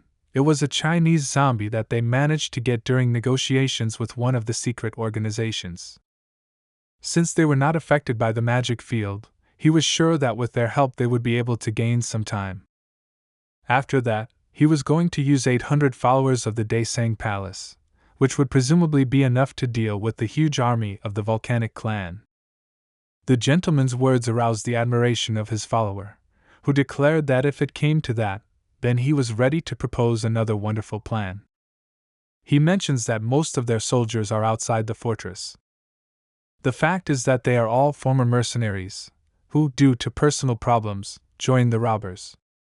He introduced to changing the tactics to having fun with the enemy's supplies instead of killing. Jeil No's cunning plan made Mr. Dae-seng smile with satisfaction. He admitted that it sounded simple, but was very effective. The gentleman's positive reaction made it clear that this plan should be implemented in the near future. For the sake of the future of their clan, these guys were ready to take any action. Meanwhile, the army of the volcanic clan began to gather for a campaign. They encountered the magical barrier that the robbers were talking about. One of the fighters told the general that it was dangerous to go further, since this fog hides the true intentions of their occult opponents. The troubled man was so interested in the battle that he did not want to retreat, so he ordered to hold his ground and be on guard. Within a moment, the bandits showed their plan. Driving the Wasan army into a place with poor visibility, they began to shoot with long-range weapons. Despite the powerful armor, it was not enough to withstand a hail of arrows. The general realized that they had been ambushed by the enemy. Not to leave this unanswered, he ordered his archers to prepare to return fire. Using fire arrows, the archers aimed their arrows in the direction from which they were attacked. The wooded areas of the higher ground began to burn. The general believed that this way they could scare away the enemy forces for a short time. which would give them time to maneuver. Drawing the soldiers' attention to himself, he ordered them to go around the prepared path. The soldiers went on the offensive. Despite being on the road for a long time, the fog did not dissipate. Moreover, they began to hear some strange, bewitching ringing of bells that was coming from the mountains. A moment after this sound, huge creatures with blue skin that had seals on their pale faces began to appear in front of them. The monsters, filled with evil energy, rushed to attack and the Wasan army went on defense. These zombies turned out to be so durable that conventional weapons were of no use. The situation began to change against the Wasan fighters. Each of the mysterious monsters was a real threat that only a master with high-level energy could deal with. Besides, there were too many of these zombies. Ordinary followers of the volcanic clan could not resist such power, so they could only flee. The news of the appearance of strange warriors from the forces of robbers also reached the commander-in-chief of the offensive. The fighters immediately recognized this technique, calling these warriors their Chinese zombies. General Gianxiang could not believe that despite their intelligence, they were still unable to obtain information about such a force at the disposal of the local bandits of Daisen Fortress. Not wanting to avoid battle, the man took responsibility and ordered to hold formation in order to gain time to prepare for the fight with the enemy. His plan began to fall apart from the very beginning. In addition to the magical barrier in the form of fog, another headache in the face of Chinese zombies began to delay their arrival at the enemy fortress. Although the general underestimated the strength of the robbers, he was not going to retreat. While local clans tried to defend their honor with rash actions, Gongchan continued to improve. This time he arrived at the request of his teacher to familiarize himself with new material. Chun Jin prepared a book about the world of yin and yang for his student. He said that it contains all the most important knowledge that the Chanam clan possesses. Gongchan was simply shocked. He suggested that in this book one could even find the secrets that the elders carefully hide. His assumption turned out to be correct. The teacher stated that in this book one can find information about what their martial arts clan once lost. Understanding the importance of such a thing, Gongchan asked if they had a copy. The teacher replied that there was no need to worry about it, because they could not afford to lose the real property of Jianam. Realizing how old this work was, the guy tensed a little, realizing that reading it would not be easy. Despite his reaction, Chun Jin said that he did not doubt the abilities of the Master of Life and Death. They had high hopes for the guy. The elders believed that he would help develop their clan by analyzing the information in this book. Despite the mutual benefit, Gongchan began to show off and asked for something in return, mentioning that his teacher had a fairly thick wallet.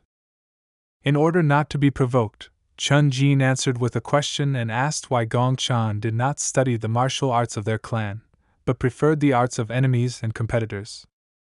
The guy replied that in his opinion, Jianam knowledge is not enough, since from it he cannot learn to either climb walls or dig the ground, so he believes that he should not limit himself to only them.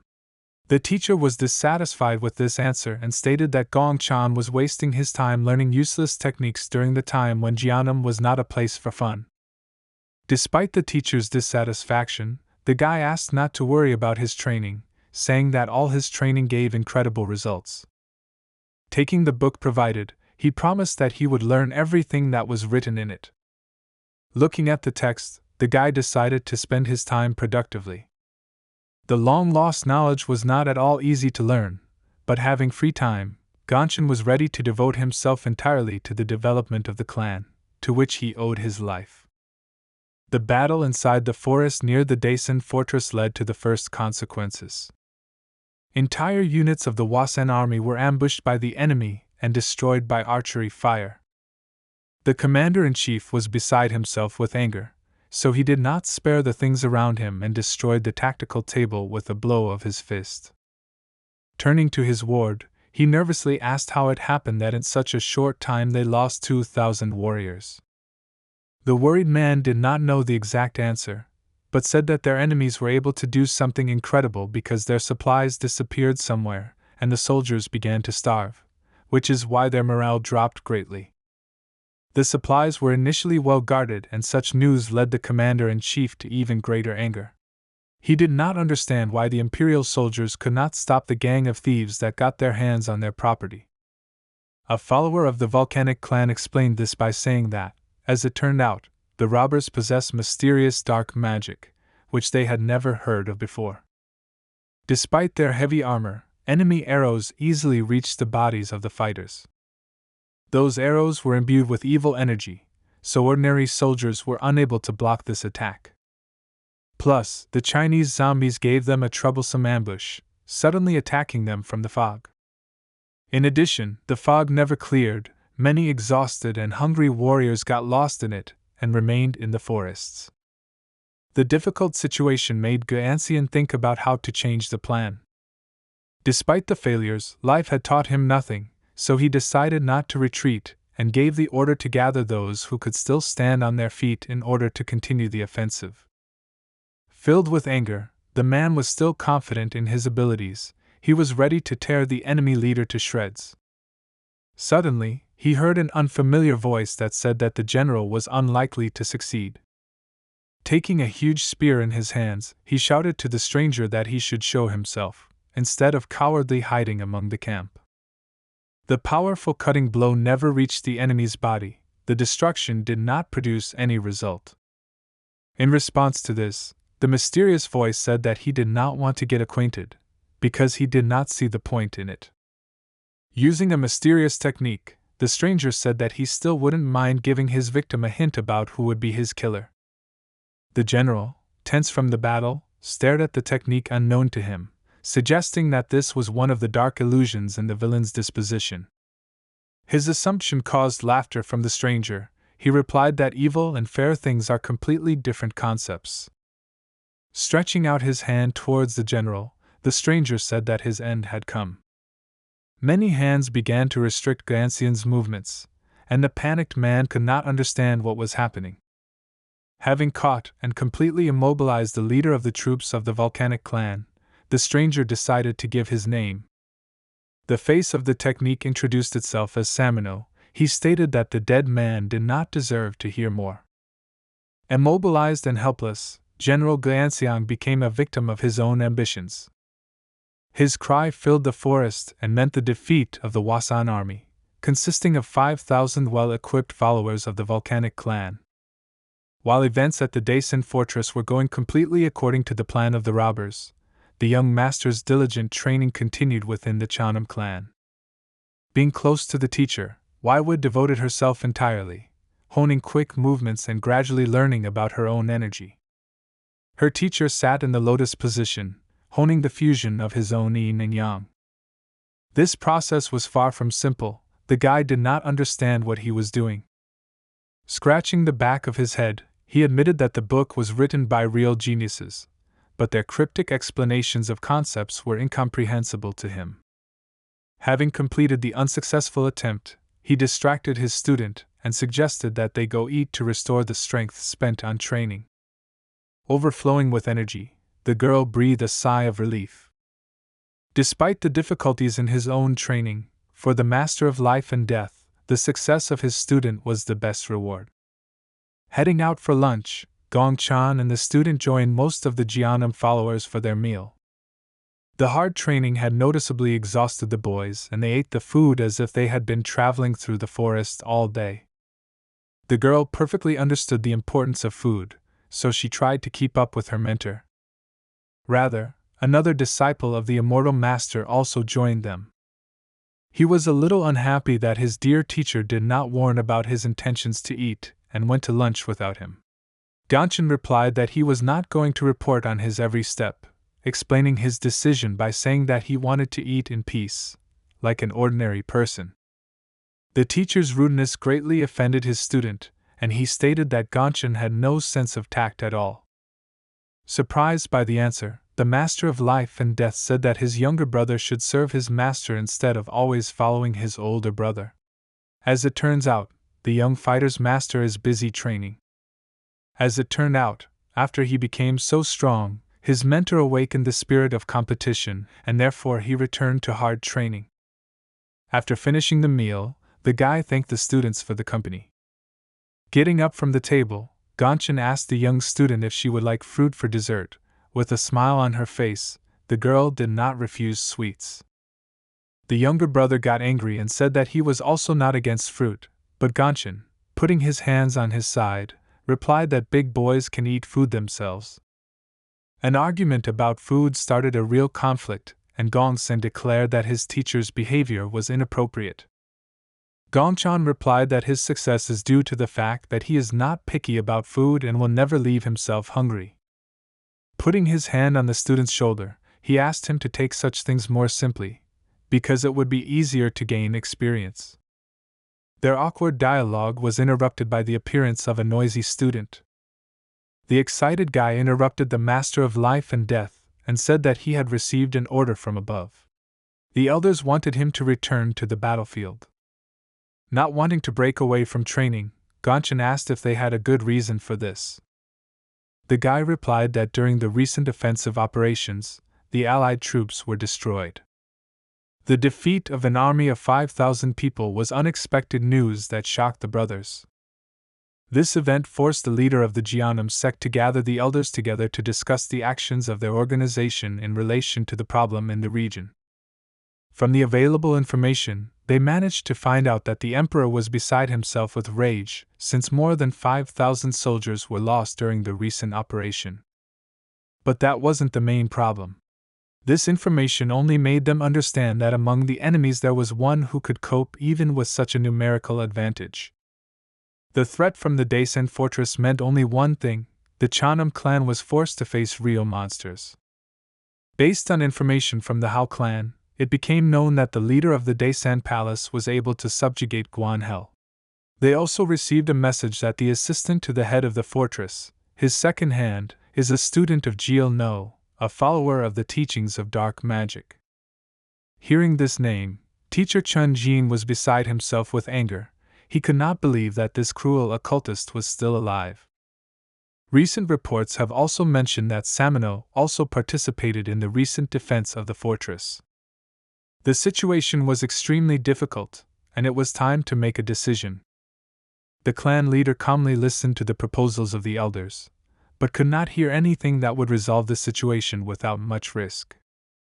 Gongchen also joined the heated discussion of the situation. He wanted to express his opinion, since it seemed to him that he understood the enemy's tactics. All attention was directed to the talented young man, who had repeatedly proven his skills. In order not to waste time, teacher Jin suggested listening to the student's opinion. Before speaking, Gongchen mentioned the words of one of the famous sages. He said that to win you need to know both yourself and your enemy, and based on this logic, he would like to study his enemies better, since it was obvious that they were not ordinary robbers. Gathering information was always a good idea, but the elders found it difficult to answer who exactly would be involved in this matter. One of the meeting participants objected, saying that a good idea is not enough. He believed that they needed a truly strong person with incredibly powerful techniques in order to resist all the tricks of the vile robbers. His words were obviously true. The discussion again went into a dead end. Hearing the words of one of the elders, Gongchen decided to offer himself as a candidate for that very strong person who could withstand the unusual enemy forces. The elder's reaction turned out to be too ambiguous, and, under the pressure of the gaze, the young master began to feel insecure. Teacher Chun Jin valued the young talented student very much, so he said that it was better to send someone else. Despite the teacher's dissatisfaction, the Master of Life and Death declared that he considered himself the strongest among those present. As it turned out, the elders agreed with his bold statement, but feared that if everything did not go according to plan, then their clan would be doomed. Leader Jiannim put an end to the discussion. He decided to listen to the opinion of the youngest participant in the meeting and decided to send him. Still, he couldn't miss the words of the other members, so he said that sending him alone was too much of a risk. He decided to ask for help from the Begara sect, asking them for a person who had achieved great heights in martial arts. Hearing about this, the views of the elders changed dramatically. They did not expect that their leader would decide to take such a step. In addition to Gongchen, he also proposed sending Masters Ganyan and Ganxian. The elders were shocked by this decision and unanimously declared that sending the 3 strongest fighters of the clan was too dangerous. Despite their dissatisfaction, the leader was not going to explain his decision and turned to the immortal master. Looking at the talented master, he declared that his adventure in Kanho was not over yet. He wished him to choose the truly right path. Filled with pride for such trust, the guy promised that he would cope with all the difficulties. The disturbing news that worried the Kanho clans turned out to be very good for the resident evil. Looking at the map with a sweet smile, the gentleman analyzed the situation around Daesan Palace and found the events interesting for their future plans. Turning to his subordinate, he admitted that he could not even imagine that the demonic cult would increase its influence throughout the world so much. Despite this, the man standing opposite him believed that this seemingly successful operation would come to an end. Hearing such a sharp answer, the gentleman assumed that they had managed to find a terrifying monster, and he was right. It was about a girl with whose help they could open an endless source of dragon blood to create Chinese zombies. Despite this tactical success, he asked his follower not to rush things and suggested continuing to observe the actions of the demonic cult, as he believed it would be fun. Anticipating the continuation of interesting events around the Daesan fortress, the leader of the blood cult began to laugh maliciously. Meanwhile, Ganxian and Ganson met their 3rd squad member. A beaten guy in tattered clothes introduced himself with a sweet smile, and said that he came to them on the orders of his master.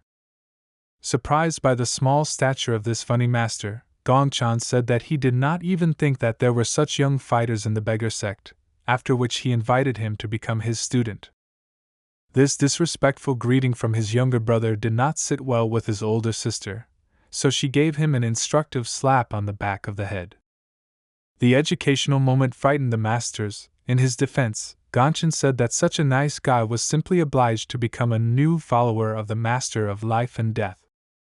A follower of the Beggar sect, Huyuzhong, admitted that it was a great honor for him to work together with his comrades from Chanam, after which he declared that he was ready for any adventure with them. This guy is also known as the Poor Dragon, and there is a special reason why this child is the successor of his sect. In fact, he is a little genius, an incredibly talented fighter, because it is believed that people like him are born once every 1,000 years. He was able to master all the techniques of the Beggar sect in just 10 years, and in 2 of them he became a true professional who has no equal. That is why special attention is paid to his personality. The diligent guy inspires confidence, and, as it seems, in the future he will definitely inherit the will and leadership of his organization. The Jianam team thanked him for his trust. Ganson personally addressed the Hu warrior and respectfully asked for forgiveness for the ill-mannered behavior of his comrades. In order not to delay the operation, the squad tactician immediately asked if there was any new information about the Daesan Palace. The young fighter replied that he knew that more than half of those who went there never returned, but those who were able to get out were no longer similar to their former selves. From his words, it was logical to assume that they were faced with something very dangerous. On the other hand, Sister Gonian shared rumors that more than 4,000 Taoists from the Wasang clan had already gone to the fortress. A fighter of the Beggar sect explained that this was due to the fact that the pride of the volcanic clan was hurt by the actions of the robbers. They took such a risk in order to regain their former honor. Words about pride caused misunderstanding among the immortal warrior. He called the fighters of the Wasang clan fools and suggested returning to their original goal. Setting off on the journey, Huyuzhong offered to talk about this along the way. He still knew a lot about the magic circles of the Daesang Palace, which rumors had not yet spread among the Kanho clans. Ganxian agreed with the proposal and set off on the road in pleasant company. The squad of 4 masters began their mission. Approaching the outskirts of Daesan Fortress, the guys saw something that caused problems for the Wasan clan. After looking around, Gongchan found out that the fog was caused by the caster's technique, after which he admitted that there was nothing worse than looking for a way in such conditions. Despite some concerns, he suggested not stopping. While the detachment continued to reconnoiter actions in the surrounding area, they were already being followed by fighters from the Daisen fortress. Thanks to his incredible experience, Gong Chan could not miss such surveillance.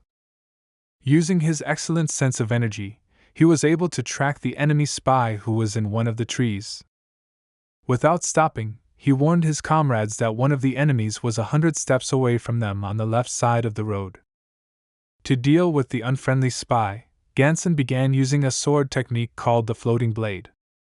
The robber noticed this and began to worry, since no one had previously noticed anything suspicious from visitors to the vicinity of their fortress. Within a moment, he saw a floating blade begin to fly towards him at incredible speed.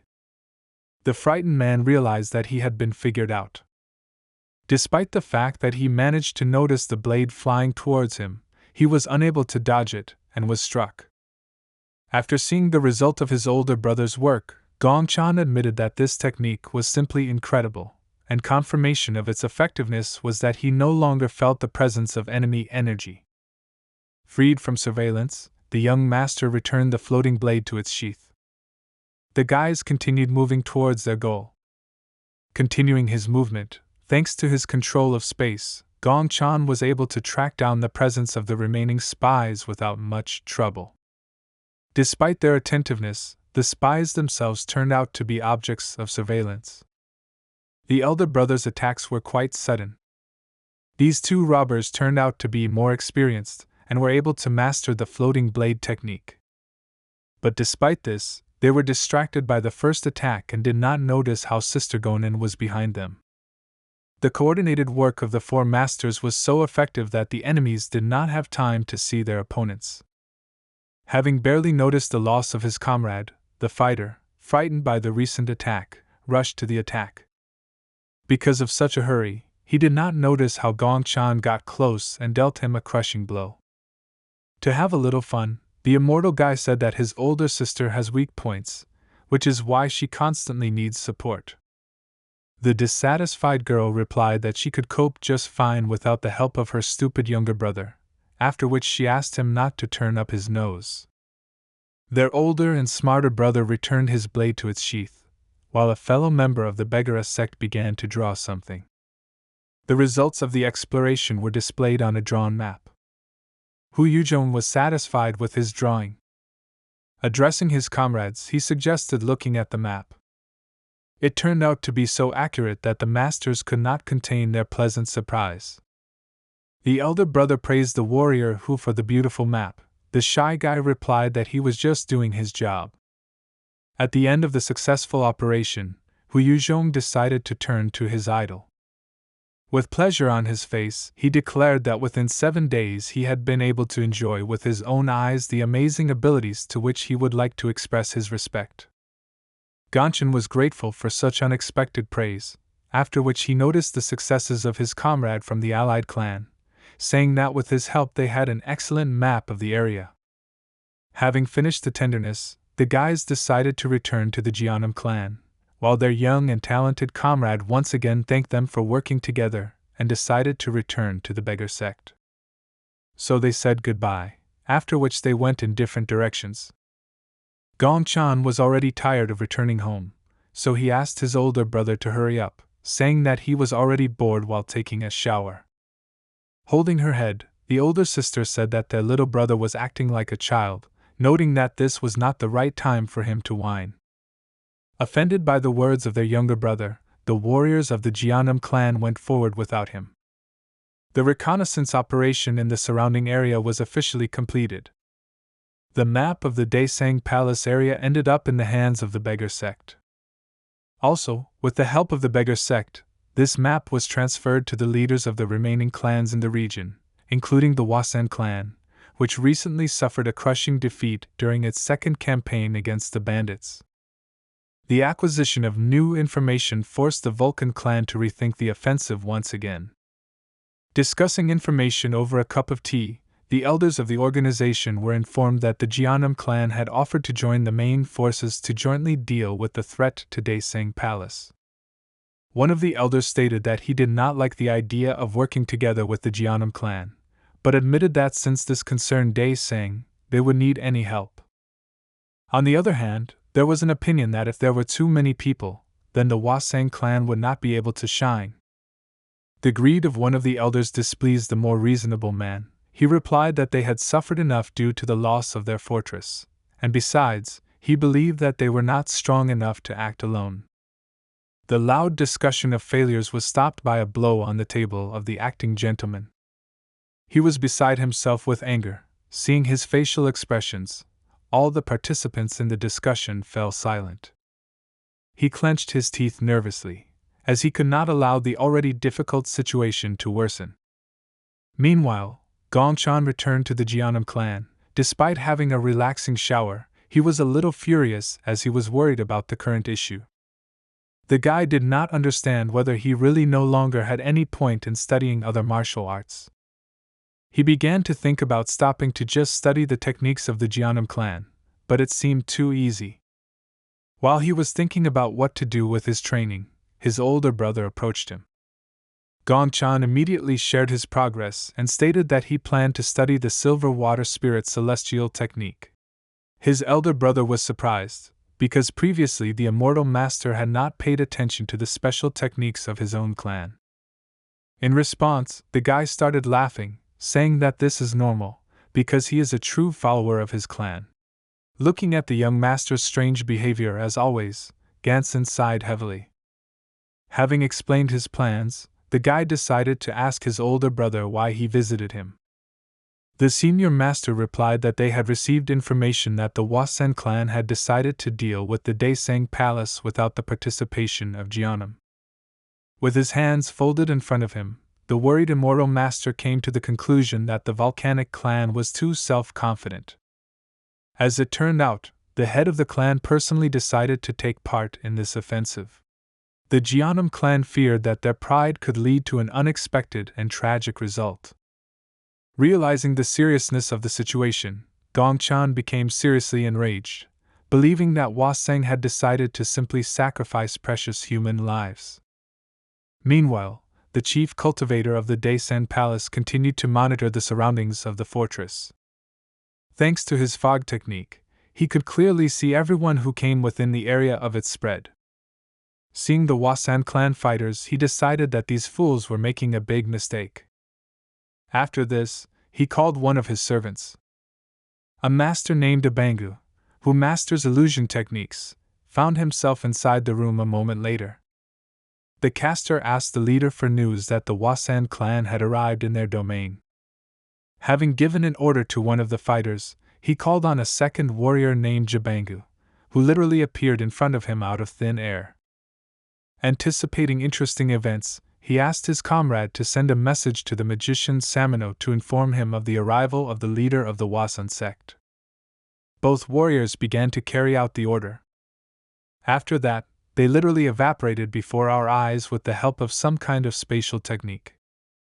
Taking another look at the events within the mist technique, Gio-no called his enemies fools, saying out loud that they would soon have to face the endless hell technique that he had recently managed to learn from his mentor. The malevolent smile of the caster spoke only of one thing: without the necessary preparation, Hwasang was doomed to failure. Events were becoming more and more tense, and the Hwasang clan was already camped on the outskirts of the palace. Inside one of the tents, they began discussing a plan for further military action. To begin with, they tried to summarize the information they had obtained and analyze how much time they needed to get to the enemy palace. However, at that moment, the palace's surroundings were covered in thick fog, so they could only rely on their old reconnaissance data. Using information on the terrain and the location of enemy defenses, they concluded that it would take them approximately 2 hours to reach the palace. Filled with hatred, the man said they would destroy the Daesang Palace within 1 day. They planned to act with lightning speed and determination to give the enemy no chance to use demonic tricks. The Hwasang clan soldiers set out on the road, while they were already being closely watched. Of course, the experienced commander-in-chief could not help but feel the enemy's presence. A moment later, he stopped and became alert to a suspicious whistle. It was the familiar whistle of arrows flying in his direction, so he stopped his soldiers and asked them to prepare for the attack. The enemy arrows failed to reach their target, and using chi energy, the soldiers skillfully defended themselves against the threat. Addressing the enemies, the man said that they were mistaken if they thought that such a small attack could somehow slow down the Wasan clan's advance. However, he underestimated the enemy and relaxed too soon. The arrows were just a deceptive maneuver and were not really their main attack. The enemies had prepared for the arrival of the Wasan clan fighters in advance. It was a real ambush. A surprise air attack and huge boulders stopped the brave commander-in-chief's advance. Realizing the complexity of the situation, he turned to Mu Hyunja and entrusted him with 50 students to deal with the enemies rolling the giant stones into the gorge. The young fighters, led by an experienced master, set out to demonstrate the anger of their clan. The enemy attack did not stop the Wasan fighters for long. The Desan Palace was close by, and the brave warriors went forward. They didn't know what else to expect from the demonic occultists, but they went forward driven by anger and a thirst for revenge. The news of the rapid movement of the Wasan soldiers had already reached the palace of Desan. Despite all their attempts, the occultists failed to stop the clan's advance. The commander-in-chief of the demonic sect asked his ward if he had finished preparations for the meeting of the guests. The man answered his master that he had done everything possible to meet the enemy attack with dignity. Rising from his throne, the owner of the palace, Desan, smiled in anticipation of fun events. Everything went according to his plan.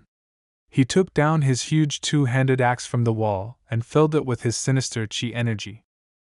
Looking at his servant, he said that in this case he would personally come out to greet the head of the Wasan clan. Meanwhile, the clan, together with its fighters, approached the gates of the palace and gave the order to break through. Surprisingly, no one stopped them from approaching the main gate. Without much difficulty, they managed to break through. But the moment they got inside the Deseong Palace, they had to stop. Confusion appeared on the faces of the inexperienced students of Wasan School. Even their head, one of the strongest fighters of the clan, stood with cold sweat on his face and could not understand what was happening. As it turned out, the palace was completely empty. They were unable to find their enemies inside. Only the warriors of the Wasan clan were present here. Within a moment, they heard a malicious laugh. The experienced fighters felt how powerful and evil energy began to overwhelm the entire Desan Palace.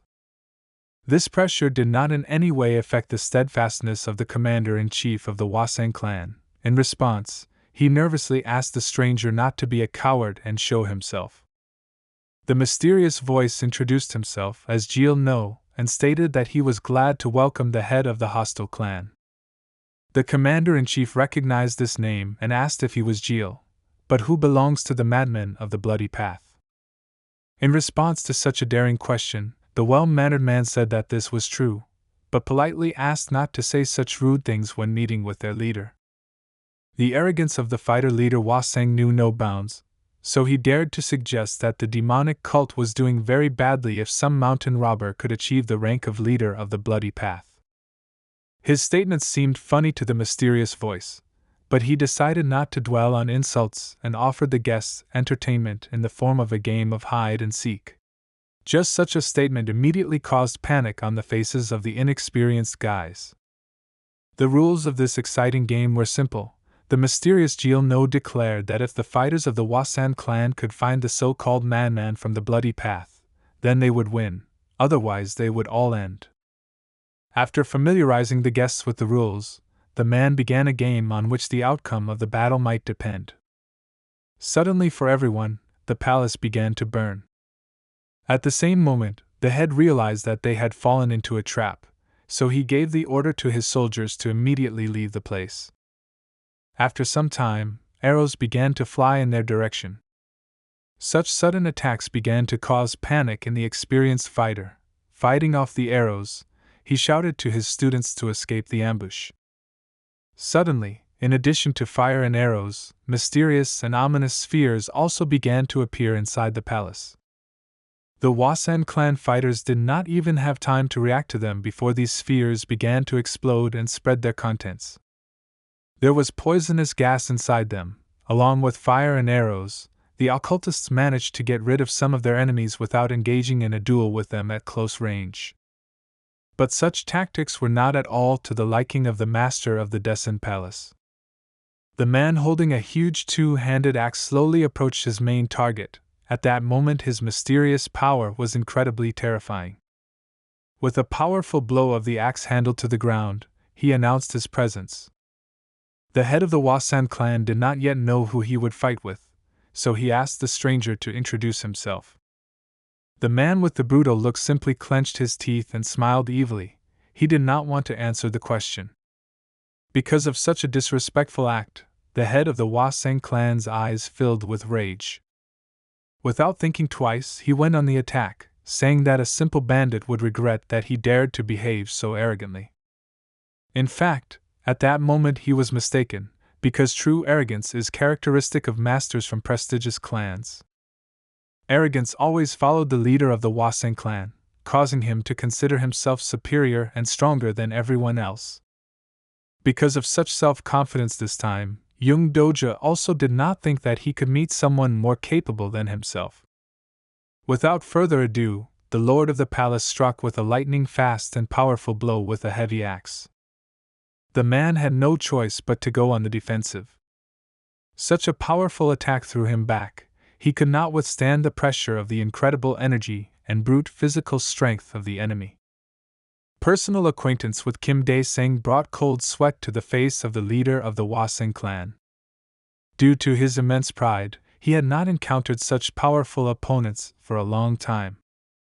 Confident Kim Dae-sang replied that his palace would become the grave for the leader of the Wasan clan. These words provoked the man. Mad with rage, he shouted that Kim would regret that he still dared to look down on their clan. In order to demonstrate his determination, Jeong Doja discarded petty techniques and immediately moved on to his trump card, the Scarlet Sunset Spiritual Technique. Pointing the sword towards his opponent, he spoke the name of this technique. The leader of the Wasan clan is truly an incredible master. But all his experience could be neutralized only by the brute force and terrifying power of his internal energy, which he began to involuntarily release outward. His sinister energy covered his entire body and finally reached the axe blade. Like a real wild animal, he growled before charging at his prey. Raising his axe with one hand, he created a similar-shaped weapon from his chi. The fighters, filled with hatred for each other, rushed into battle. As expected, the arrogant leader of the Wasan clan was unable to withstand the pressure of the enemy's energy. After his energy weakened, his sword was destroyed. Perhaps he would have had a chance of winning or escaping from the battlefield if he had not been provoked by his opponent, but the fact remains that Kim Dae-sang achieved his goal and thoroughly enjoyed such a short duel. The failure of the Wasan clan did not interest Gongchan at all. He did not even know about it, and, as usual, continued to train hard. During this training, he emphasized developing the yin and yang spiritual palm technique. He still couldn't fully understand how this technique was supposed to work. Although he was stressed by the mere thought that performing this technique separately seemed quite strange, he still did not give up and continued to work on himself. Combining the two techniques requires not only large reserves of chi energy, but also mastery in controlling this energy. Using full concentration on this power, he decided that the most opportune time to implement this idea would be the moment of exit from the previous technique. Instead of abruptly ending his use of the yin and yang palm, he smoothly transitioned into the next technique and began using the Thunder Sword. This theory turned out to be working, and after using the Thunder Sword, he used the Thunder Spiritual Field without much difficulty. As it turned out, a smooth transition from one technique to another does not necessarily have to be of the same chi nature, because the next in line was the successfully applied technique of poisonous dragon water. But at one point he decided to stop and think. It seemed strange to him that he was constantly thinking about finding a way to combine different martial arts. The young master had long known that the nature of yin and yang energies were closely related and also infinite. In addition, the techniques of the Jianum clan were created on the basis of these two energies. After some thought, he decided he should try something different. But his moment of joy was interrupted by one of his students. Gongchen asked his student why he was in such a hurry to get to him, and even interrupted his training. The guy was a little excited and said that the teacher should go to a meeting with the sect leader. Gongchen was not happy with this news, but he could not refuse the old man and agreed to take a break from training. The look of the leader of the Jianum sect was calm as usual, and the old man himself could not start a conversation for a long time. Such a tense atmosphere haunted Gongchen. He had a premonition of something bad. This premonition did not let the guy down. In a calm and serious tone, the leader of Chanam told him that the Wasan clan was completely destroyed during the attack on the Daisen occult palace. The young guy's expression changed dramatically. He couldn't believe that 3,000 people of the Wasan clan were destroyed so easily. Naturally, these events could not bypass the Chanam school, because the clan of occultists had become a real threat to all of China. Gongchen expressed his desire to completely surrender to the master's instructions. The man brought him up to date and said that after such events, the Daiseng groups were not going to sit still waiting for the first step from the alliance. Now the role of containing the enemy forces has fallen on the shoulders of their sect. They will have to take over the enemy until the main Murim forces arrive. Having confidence in the incredible young and talented guy, the old man appointed him responsible for this important mission. Besides him, the main support in this operation will also be the disciple Gonsen and the beautiful sister Gonin. They will be joined by 20 people from the fourth generation of the Chanam school, and together they will restrain the enemy from taking further steps. Taking full responsibility for the mission, Gongchen promised the sect leader that he would do everything necessary to successfully complete the mission. Having great hopes for his student, the old man extended his hand in his direction with instructions to show the whole world his true pure strength and declare the name of the Jianum clan to the whole world. The young master's gaze changed. Now he had no time for jokes. The leaders of the future operation to support enemy forces wasted no time in meeting to discuss the plan. Disciple Gonsen was already quite familiar with the recent situation. He had heard that the size of the Blood Madness squad was 800 people, and he was also reported about 300 coffins within the palace, meaning they must also take into account the presence of risks from using the powers of using occultist blood magic. His information made Sister Gonin think a little about the fact that there were many more opponents than they thought. Some indecisiveness of the sister and the character of the young monk led to the decision to appoint the disciple Gonsen as captain. He turned to his comrade and made sure that Gongchen really preferred to fight alone. This greatly changed their plan. In this case, he decided to offer to make the young master the vanguard in the battle and transfer to him control of the team on the battlefield. Gongchen did not mind fighting in the front ranks, but did not fully understand why his brother was giving him the role of leader within the battle. The guy replied that this time Gongchen will not just fight alone, but will also take care of his subordinates, and this role will be convenient for him. The young monk immediately realized that this was most likely not his brother's initiative, but a decree of the Jianum elders. Having figured out the role of the young master, Gonin turned to his sister and announced that they would go to meet the demonic cult. The demonic cult group has already left the castle and their task will be to stop the enemy forces. The tactical training leader stated that he was going to use fast attack and retreat tactics. He believes the opportunity is real as long as they have the eyes of the beggar sect and the Hao clan people in the vicinity of Siamsio Castle. There was little time, since any information at that time was delivered with delays. Gonsen suggested immediately going to meet the enemy. The Daiseng group was moving along the road at that moment, so they decided to use horses. The hot-blooded young guy decided to end the discussion of the plan with motivating words and said that if the tigers came down from the mountain, then this is the best time to catch them. The journey did not take very long and soon the guys began to implement the plan. The serious faces of the occultists suddenly changed and took on a look of confusion from the awkward situation that they saw. A lone master in blue clothes stood in front of a huge crowd of fighters. He crossed his arms in front of him and looked as if he did not want to let them pass any further. In the hands of the young master was a sword that was previously unfamiliar to us. He sighed heavily, realizing that his rest was ending at this moment. Remembering the preparations closer to the battle line, the guy understood that he would really be the vanguard of their forces, but he did not expect that everything would be so sad. Breaking the silence while spying on the enemy, he asked why the three of them could not go on reconnaissance. Disciple Gonson and Sister Gonin exchanged nervous glances as they did not expect that the guy would begin to suggest changing the plan. However, the tactical training leader quickly figured out a good answer and asked his brother if he had heard of Master Janbai from the Three Kingdoms period. Considering this a well-known story, the guy asked that he didn't understand where he was leading. Continuing to manipulate the interlocutor, Gonson asked if in this case Gongchan also knew about the Battle of the Jampin clan. The guy waved his hand and replied that this was also a well-known event. It was a battle in which the legendary Master Janbai single-handedly blocked the bridge and fought against an entire army of opponents.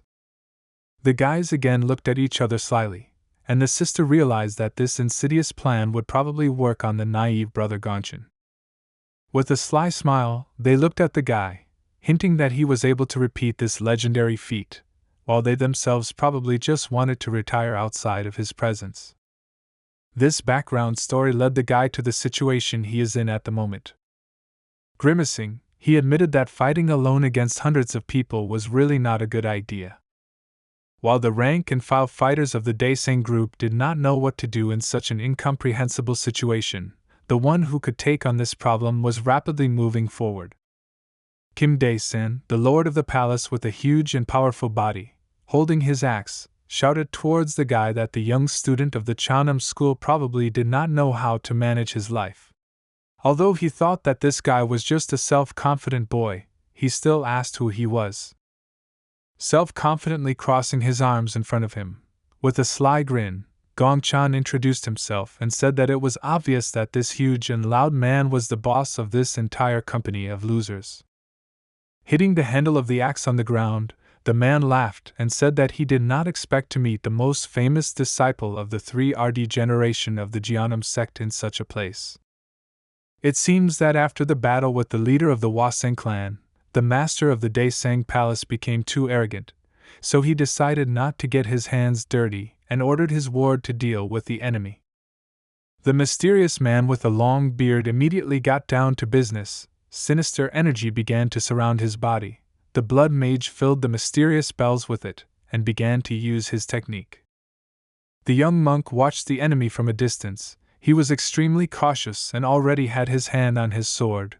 He did not know what to expect from this occultist with bells. A moment later, everyone heard a crash from the direction of the Daeseng group's cargo. Thanks to the magic of blood, the zombies began to come to their senses. Their brute physical strength was enough to break through the wooden box in which they were located.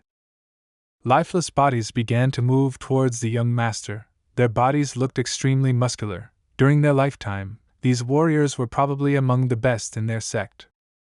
These guys immediately identified their target and attacked the guy together. Gongchan took a fighting stance to give a worthy rebuff to the enemy. Although he did not know what to expect from these creatures of blood magic, he was confident in his abilities and threw aside his sword to fight only using his incredible control of internal energy. The opponent closest to him, demonstrating the hatred contained in his body, swung violently to deliver a strong blow. An evil and powerful energy began to surround his hand. But the young master with a calm face reacted to this direct attack and dodged it. It seems that he perfectly understood the properties of the enemy's body, so he decided not to disdain and grabbed the zombie's hand. Using only brute physical strength and wrestling skills, he caught his opponent and threw him to the ground. Realizing the enemy's advantage in numbers, the guy immediately threw the enemy's body towards the crowd to slow down the zombies a little. Those who were still on their feet did not stop and, moving only by instinct, rushed to attack. Gongchan was ready to continue. He felt confident and was still not going to show his best techniques, because to fight such a weak opponent, the usual skills of the Jianam school were enough for him. Without surrounding himself with chi energy, he quickly threw his leg to the side and took a convenient position to parry the enemy attack. His cold mind was just the thing for such a difficult situation. The monk delivered a powerful kick to the opponent's body to prevent him from fighting at close range. This masterful counterattack once again sent another zombie flying, the enemy again flying into the crowd of other demonic fighters and slowing down their attack. In fact, Gongchan expected something more dangerous from the enemy, so he asked the enemy if they had something more serious, because he didn't even have to use internal energy to fight these fighters. At that moment, Kim Dae-sang realized that they had underestimated the enemy, and this young man truly had an incredible physical condition. He probably still had a lot of tricks up his sleeve. Although the man was nervous at first, his experience helped him maintain a cool mind. He turned to his servant and asked him to call off the zombies, because they had no chance against a master of this level, and it would simply be a waste of a valuable resource. Noticing the failure and agitation of the occultists, Gongchan decided to continue the moral pressure on the enemy and asked where they got so much courage to demonstrate such primitive skills to call themselves someone who follows an evil god. His provocation worked as it should. The students of the Daisen group began to worry, because the power of their army was restrained by only one young monk from the strongest sect in the world. Sighing mockingly, the guy continued his speech and asked why they were so self-confident. He believed that the god they believed in so much was just a random ghost.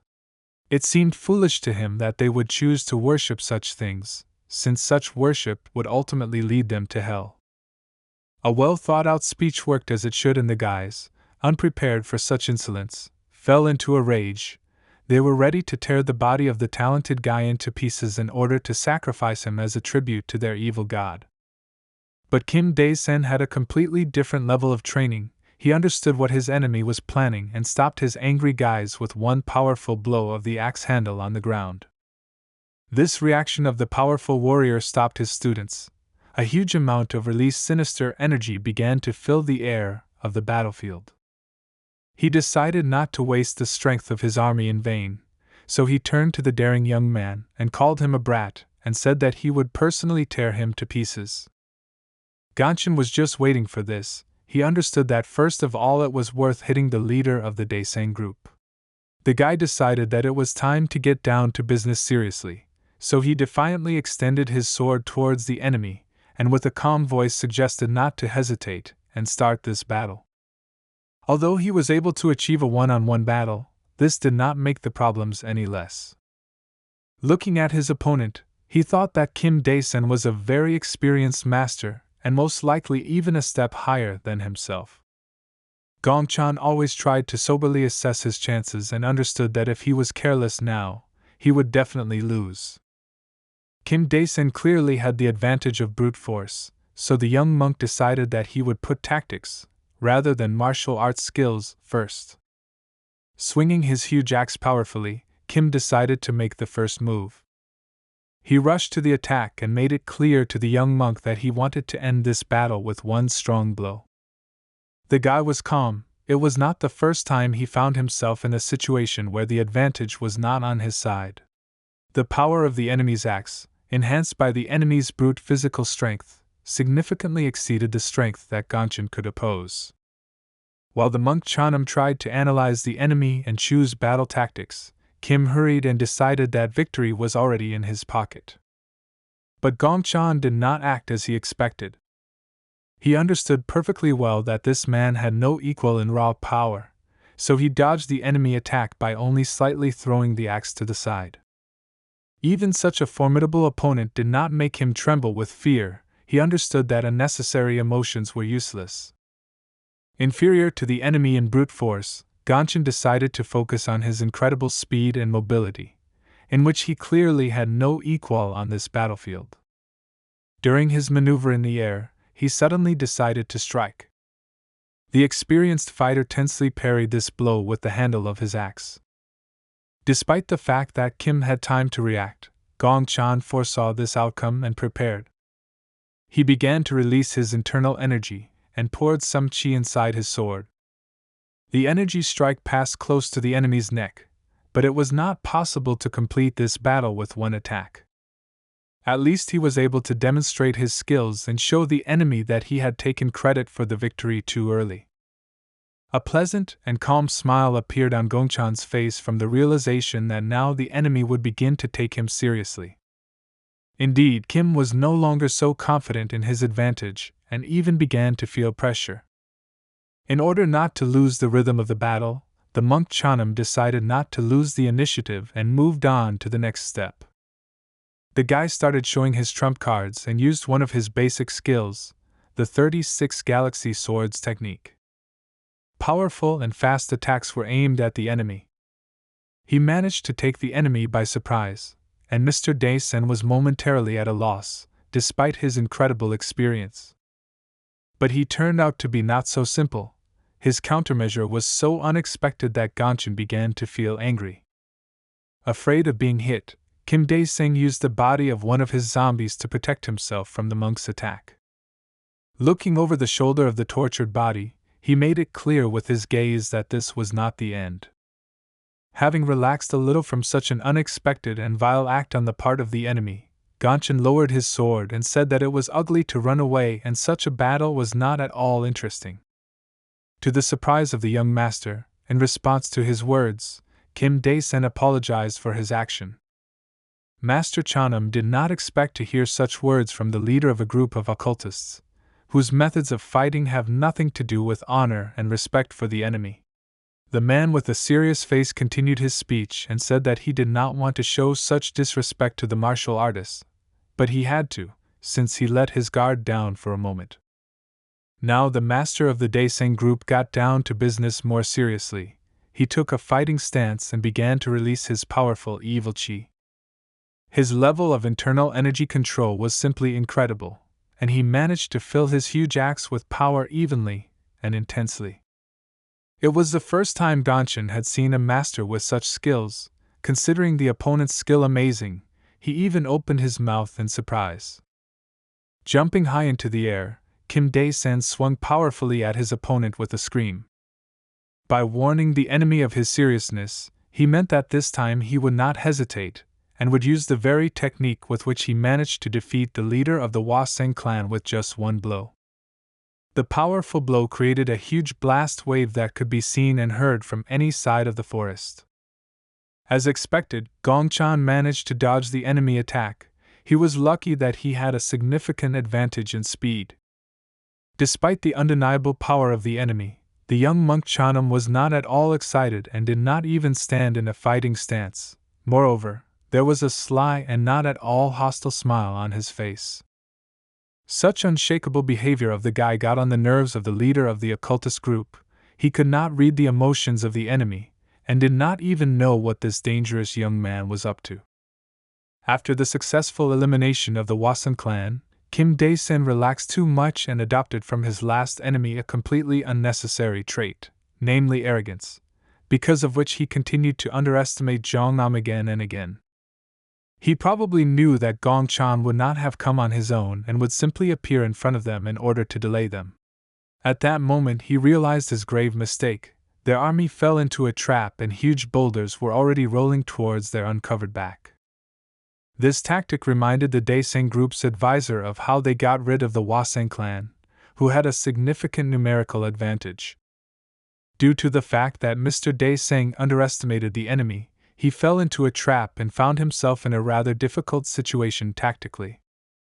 While he was trying to comprehend the situation, a hail of chi from a young monk had already rained down on him, but such an attack was not a serious threat to such a powerful opponent. In fact, this was quite enough for Chanam. Gongchan decided not to continue the battle and, with a smile on his face, sheathed his sword and fled from the battlefield. Looking around at the fooled opponents, he invited Mr. Dae-sen to continue this battle another time, and called their group fools for believing in a random ghost. One of the fighters was so furious that he decided to take control of the army, and shouted that they should pursue the impudent monk who dared to defame the honor of their leader. The Daisen disciples went after the monk without any doubt. They could not come to terms with what had happened. But their master did not appreciate such self-will and, in response to their action, shouted at them to stop. The confused guys stopped reflexively and looked at their leader. The man turned out to be smarter than his students.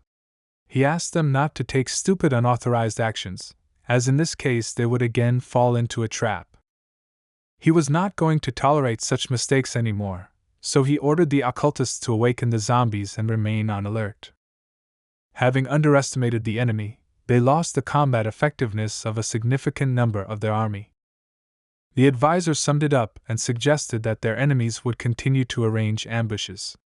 In his opinion, the only right decision would be to protect the palace and get out as quickly as possible. Finally, feeling that his fighters were safe, Mr. Daisen gave vent to his emotions.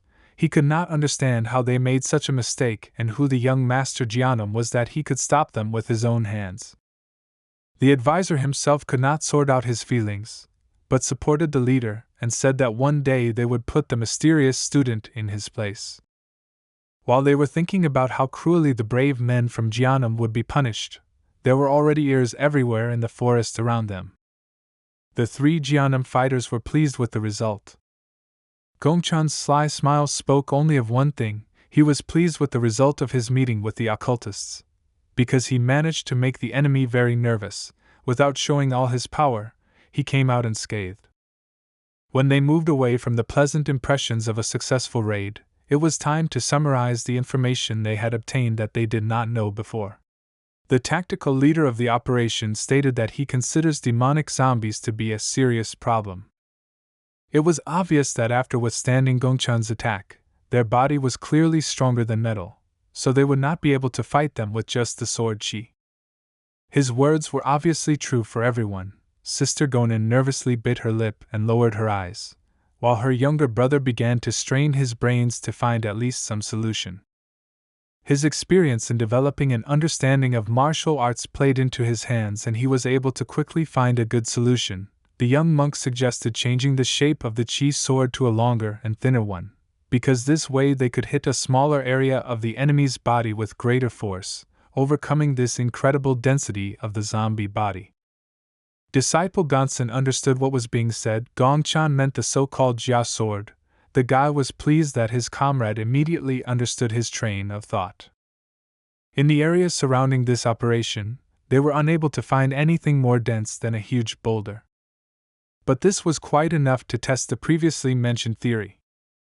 The most skilled master of this trio took it upon himself to try to put this guess into practice and began to change his usual form of a sword saturated with internal energy.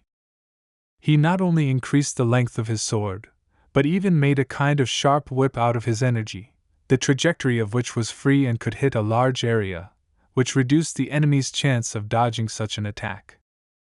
With one blow, he managed to hit a huge area of the boulder. It was something similar to narrow cuts, but due to the large amount of this damage, the effect was simply incredible.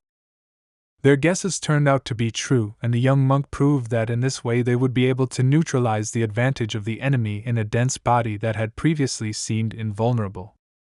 Having applied the theory in practice, Gongchan was very pleased and even noticed that even if the zombies' bodies are stronger than iron, then if they make the chi sword thinner, then they will definitely be able to effectively fight against them. True, his comrades were not so satisfied with the result. Although the theory turned out to be true, their knowledge and skills were not at the same level as that of their younger talented brother. They also knew about the Dao sword, but they were still just learning how to use the previously mentioned Jia sword. Sighing defiantly, looking at the school student, he said that in this case he could help him achieve such a level of energy mastery. His words caused the same reaction on the faces of both brother and sister, because they were a little confused by such a proposal, since they were not in the most suitable place for training. Gongchan's usual smile said everything for him. The guys began to improve their skills in mastering internal energy under the guidance of the best possible teacher. After some time, the time came to demonstrate the result of their work. Still cautious, but as self-confident as before, the occultists continued on their way without waiting to meet the Chanam students. It was quite sudden, but they managed to notice the appearance of the enemy's presence even before they showed up. A few seconds later, the main guest of this day appeared in front of this entire crowd. Gongchen quickly reduced the distance between them, deftly moving between the trees of the forest that surrounded the path. This time, he already knew what he would have to face, so he immediately took out his sword and mentally prepared for battle. The members of the Daeseng group also did not waste time and came up with several developments in order to contain the incredible disciple of the enemy sect. The master's advisor raised his zombies to their feet and ordered them to form a wall that would stop the enemy's first attack. It seemed that this plan was as reliable as a Swiss watch, but they did not know what conclusion Gongchen had come to after their last meeting. The man who controlled the zombie army calmed his fighters and said that none of the Jianam students were able to break through the wall of their zombies with only a sword. But the young monk's sly smile always hinted to them that they underestimated him. He had everything under control and immediately began to test his theory in practice. Without taking any risks, he used his Jia sword technique at a safe distance. The silence of the forest before the start of the battle was interrupted by the sound of zombie bodies cutting clothes. The razor-sharp threads began to destroy the enemy's trump card as if it were something quite ordinary. Fear appeared in the eyes of the warriors, but the advisor knew how to work with denial and, without panicking, motivated the fighters by the fact that there was only one guy against them, who would be easy to defeat in numbers. This mysterious man once showed an incredible result. It was the moment when with just one tactic he destroyed the entire Hwaseng clan, which had more than 3,000 followers. But the sweet taste of a past victory gave him the opportunity to relax and become arrogant. He made another tactical mistake and lost a number of fighters. He decided to ignore such a terrible mistake and shouted to the remaining forces that they should continue in this spirit, saying that they had almost cornered their prey. After that, he turned to Master Chanam and said that going out alone against an entire army is an undertaking worthy of a real fool. Based on the results of the beginning of the battle, this manipulation had absolutely no result, and after a moment the master's advisor regretted that he had used so many resources so recklessly. As it turned out, at that moment Gongchen was not acting alone, his comrades joined him. Not only were they attacked from two sides, but there were two more Jianam disciples on the battlefield who were capable of using such an amazing fighting technique. They easily managed to get rid of the enemy's significant advantage. Gongchen really did a great job and made his job much easier when he taught his sister and brother such an important technique for fighting such an opponent. Forming threads from internal energy, they fought as if they were using not a sword, but a whip, which an ordinary fighter of their group was unable to stop. After a moment of anger, the loser began to be overwhelmed with panic, and he turned to his master for help. Putting aside his pride, he realized that the enemy's tactic was to gradually wear down their troops, so he said that the Jianam disciples would soon retreat and their group had little time left before this happened. He did not want to lose the opportunity to deal with the three strongest fighters of this squad at once. Kim Dae-sen understood what was going on. He was the only one who had the strength not only to repel these masters, but also had a chance to completely deal with them. The leader of the group rushed into battle. His advisor decided to take on two fighters still unfamiliar to him. In fact, the leader of the occultists himself wanted to go into battle. Inside him only anger grew towards the young master for the fact that their last battle ended so unsuccessfully for his army, so he shouted that this place would become a grave for the disciples of Jianam. Gongchen knew that this would happen, yet among the enemy army, Kim Dae-sen was the only real threat. Unexpectedly for the enemy, his tactics again turned out to be vile, but effective, because he gave the order to his soldiers to retreat. As it turned out, this was unexpected for his sister and brother. Whether Gongchen had planned this before or not will remain a mystery to us, but Gongsun and Gonin had not heard of such a plan before and looked at each other in surprise in response to their younger brother's words. Although Mr. Dae-sen heard the order of the leader of the enemy squad, he still continued the pursuit. His anger and pride did not allow him to stop. Nevertheless, the words of the angry and offended man reached the guy's heart, and he generously stopped and looked towards the enemy. But Mr. Daeseng was no longer the same. His traumatized psyche told him that most likely the young Taoist of the Chanam sect was again going to use his cowardly tricks instead of a brutal male duel. He turned out to be right. At that moment, instead of starting to cover himself with oil, Gongchan simply unsheathed his sword and again used the technique of many sharp whips from chi energy. Returning to the idea of fighting was very brave of him. With one blow of the Jia sword he formed a cage that looked like he was going to use it as a defense. The leader of the occultist group was furious that instead of attacking, Gongchan gave preference to giving the first blow to him. Nevertheless, he accepted such an act of his opponent and decided that he should punish him for such insolence. The man tensed his muscles and released enough of his powerful chi energy to form a spiritual aura for the axe. The technique of the young student of Jianam created a whole curtain of dust, but Daeseng did not stop and launched a powerful blow forward, realizing that covering a huge area he would definitely be able to damage the enemy's fragile body. But when the ardor dissipated, another disappointment awaited him, because there was no one in front of him. No, he did not destroy the guy with one blow. The fact is that the Val Gongchan again played with his feelings as a warrior and in the end cowardly and tactically retreated. The realization of the end of a battle that had barely begun sent him into a mad rage. Although there was no real battle, Daeseng lost because his heart was wounded and he began to scream in rage. It seemed that his disappointment had reached its limit, but the advisor decided to prove the opposite and, respectfully addressing the master, stated that the other Chanam students also ran away from the battlefield without even crossing swords with him. Having told this sad news, he stated that if they continue the pursuit, they will most likely lose half of their soldiers and zombies. But Kim Daeseng believed that they should not be afraid of this. The man, filled with anger, suggested taking this risk and continuing to move forward, believing that they could no longer allow the students to gradually drain their strength. The advisor could not go against the will of his master, but he was afraid to think rashly. It turned out that some insidious plan had already come into his head and, in his opinion, probably a working plan, so he mysteriously replied that thanks to his wise approach, this time the Jianam students would not be able to escape with impunity. Despite the words of the master's advisor, the fighters of the Chanam clan were able to break away from their opponents. So far we don't know whether they broke away on their own or whether Kim Daeseng and his ward specifically allowed them to leave, but after a while the guys were safe. Sister Gonan sat relaxed on a stone and minded her business. Over the past few days she has greatly improved her internal energy management skills. The girl, without the use of excessive persistence, could already independently use the Jia sword technique.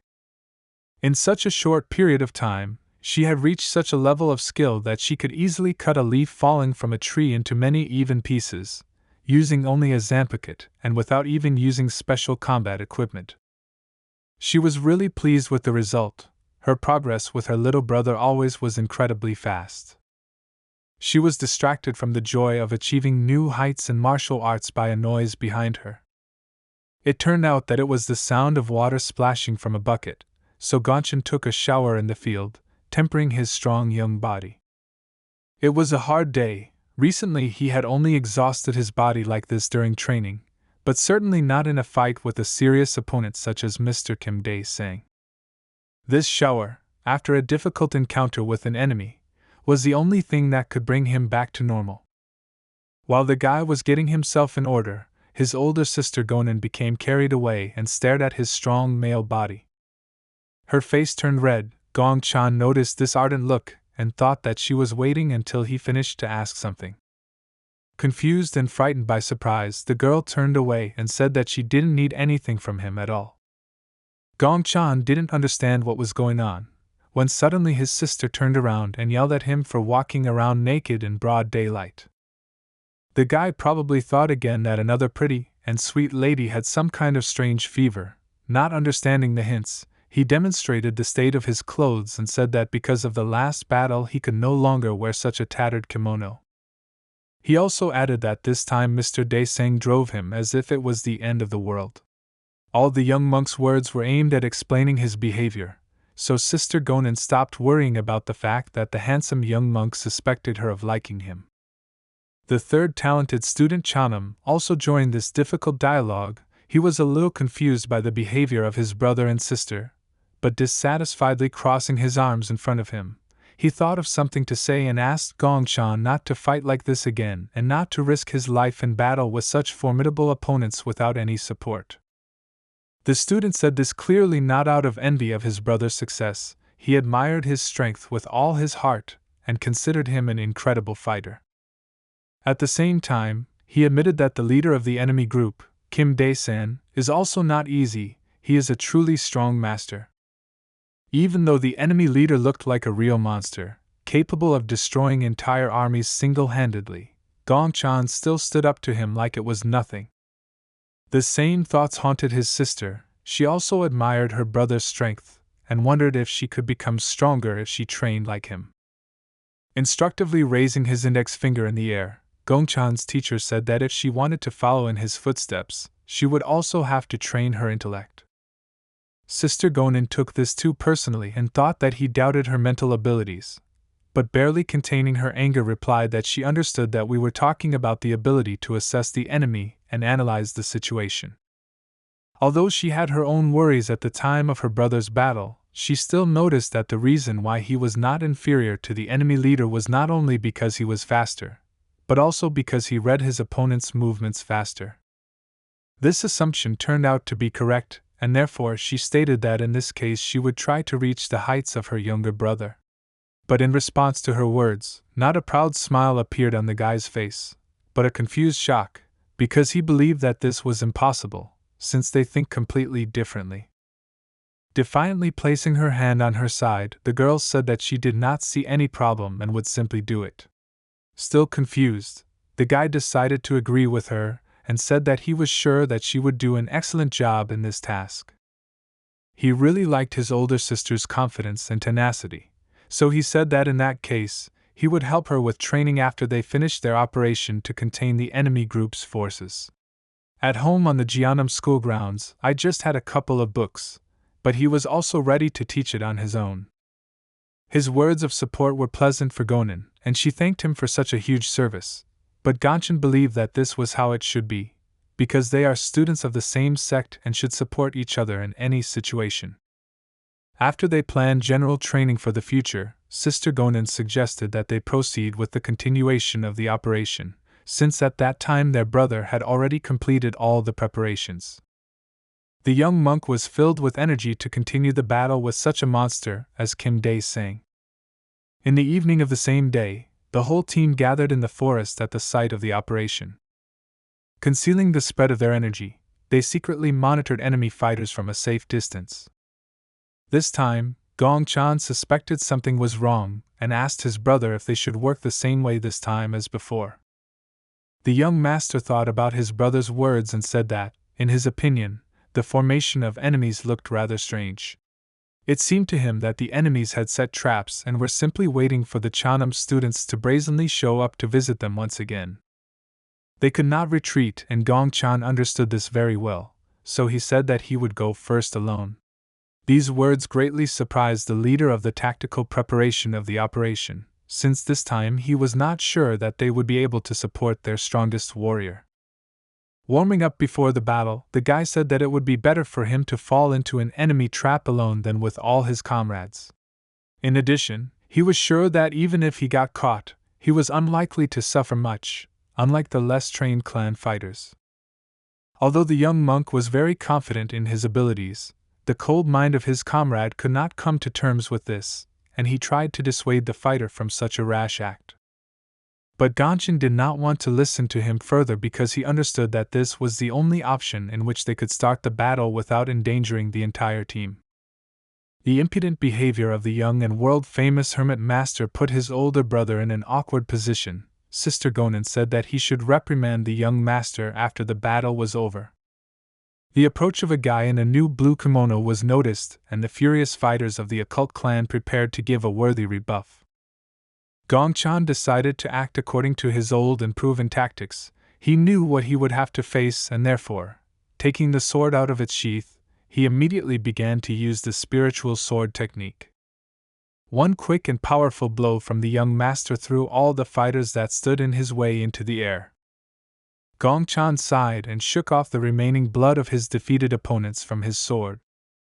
As it turned out, it was blood that was the basis of the Daeseng group's trap. Counting on the lightning-fast attack of the strongest student of Chanam, the master's advisor left a number of his guys in one place so that Gongchan would take the blow.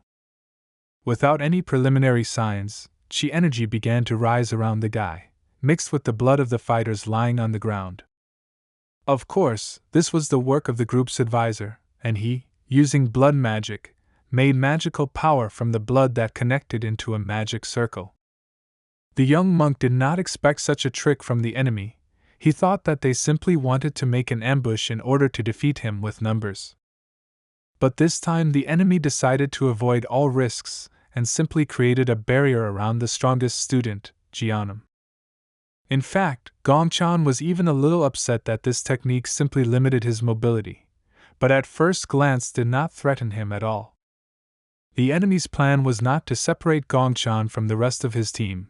The angry master of the occultist group wanted to end this competition once and for all, so that this time he would not have to leave the battlefield empty-handed. The barrier technique was created specifically to create ideal conditions for a fair fight between two incredible masters. The man, with chi energy boiling around him, menacingly declared that from now on, the games are over. Our hero saw no problem in the fact that he no longer had any escape routes. Perhaps he could have escaped the barrier and avoided a fight with the strongest enemy, but the enemy's self-confidence told him that this fight should not be missed. There was no end to his provocative phrases. Crossing his arms in front of him, he mockingly noticed that Mr. Kim looked angry and nervous, as if he doubted his abilities. The man, surrounded by his own powerful energy, extended his heavy axe towards the guy and said that he did not consider the student of Jianam a real martial arts master, since for him he was not skilled enough in a fight. He let out his anger and shouted his intention to destroy the young guy and take revenge on him for insulting his subordinates and outrage the honor of the Daeseng group. His emotional words really hurt the monk. He replied that Kim does not follow what he says at all, and that he has no right to behave in this way with his subordinates, since he defiles their existence. For the first time since their meeting, Gongchan gave free rein to his emotions and was filled with anger, all because of the hypocrisy of an enemy who had previously killed thousands of innocent people. A hot fire began to burn around him, which characterized his internal state at that moment.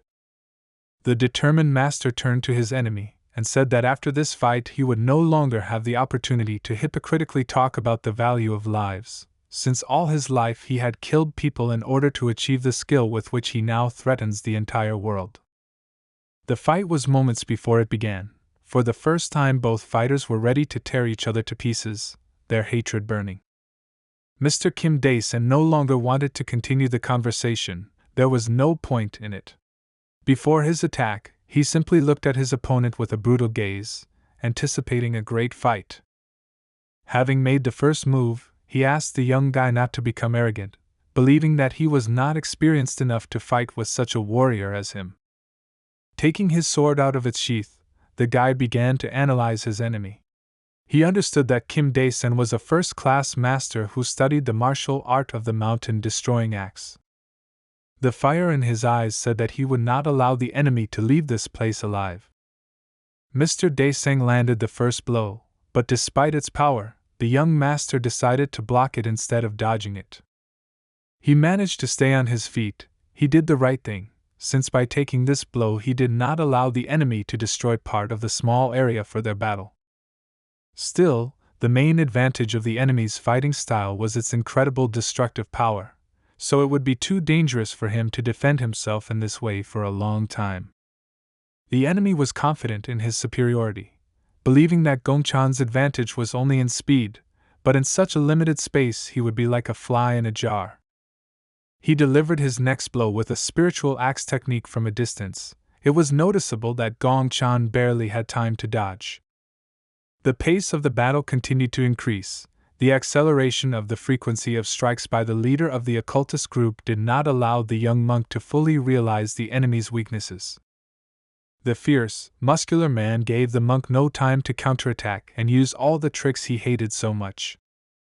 Gongchan just kept dodging and keeping his distance. He acted as carefully as possible, since the battle was too dangerous until his opponent demonstrated the remaining 10% of his hidden abilities. The beginning of the battle was without any success on both sides. Such a fight was not to Mr. Daeseng's liking, and he clutched the handle of the axe with his hand even more nervously and furiously. He said that he knew about Gongchan's plans and perfectly saw how the young master avoided a collision and only parried his attacks, naively believing that if he could study his opponent enough, he would be able to do something. Kim Daeseng considered this a waste of time and suggested that the guy simply give up, promising that his death would be quick. But the arrogant speech did not hurt the guy at all, but rather only made him laugh. He replied that he had known for a long time that the muscular gorilla would not defeat him. The monk's words added fuel to the fire and brought a smile to the man's face. Unexpectedly for the guy, he simply threw his axe to the ground. Gongchan didn't know how to react to this, because he didn't understand what was happening. Kim Daeseng crossed his muscular arms in front of him and began to release huge reserves of internal energy.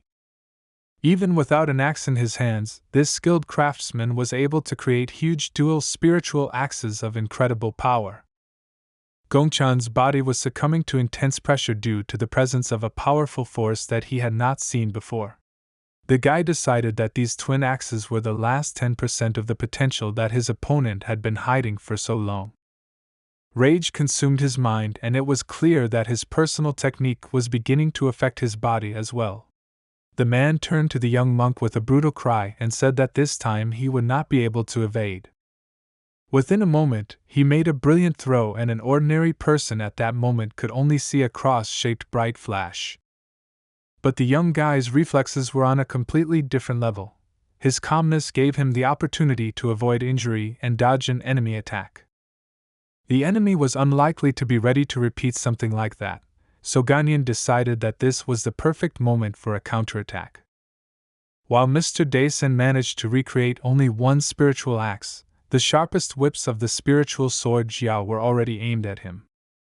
The leader of the bandits shouted to the young master that he was in vain using such small tricks, that they would not have any effect against him. Indeed, he was on a completely different level compared to his zombie army. But as it turned out, this attack turned out to be a successful trap. Gongchan wanted to shorten the distance personally for the first time in the fight, so he distracted the enemy with a technique that had long been known to him. At that moment, Kim Daeseng was driven into a corner. There was anger towards the enemy on the young guy's face. At point-blank range, he decided to use the 36 Galaxy Swords technique. One of the strongest opponents in the entire life of the legendary Hermit student of the Jian'an school could not avoid this attack. On the other side of the barrier were our hero's excited comrades. The elder brother tried to find out if there were any weak points in this barrier created by blood magic. He came to the conclusion that this demonic technique was very strong, so he was not sure that even Gongchan could destroy the barrier from the inside. The boys started to get nervous. This was bad news, as they couldn't let their older brother be left in danger alone with a real savage with terrifying power. But Sister Gonin turned out to be the smartest of all those present.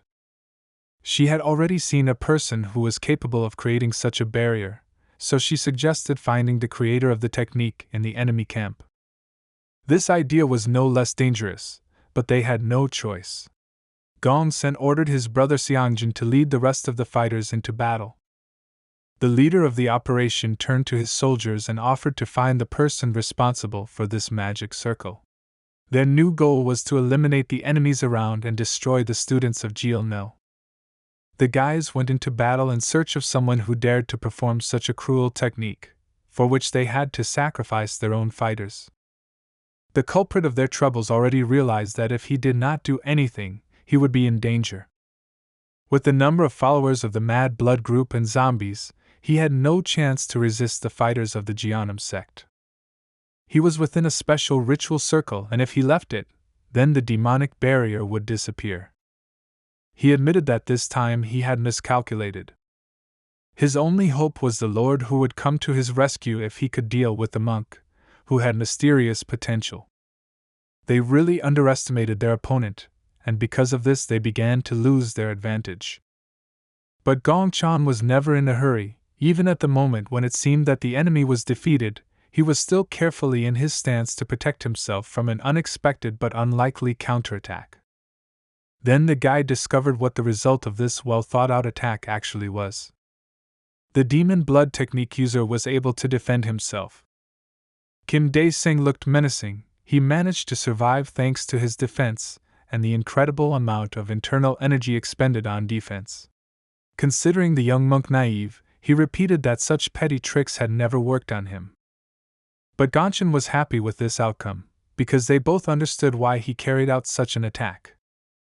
Even knowing that such a formidable opponent would survive, he still used these techniques, believing that this would give him an advantage in the future, since righteous martial arts are more convenient than demonic ones when it comes to maintaining the stability of internal strength for a long time. Moreover, he was proud to claim that the Jeonnam clan's martial arts were the best in the business, something he continued to demonstrate with every encounter with the arrogant occult master. Drawing attention to the results of his successful attacks, he stated that Jeonnam's students were already close to becoming the strongest masters in the world. Mr. Daesun did not want to listen to this. He was already well aware that the enemy's plan was very good. Nervously clenching his fist, he admitted to himself that he had made a mistake and lost all the chi reserves that he had in this battle. The angry man began to scream out of control.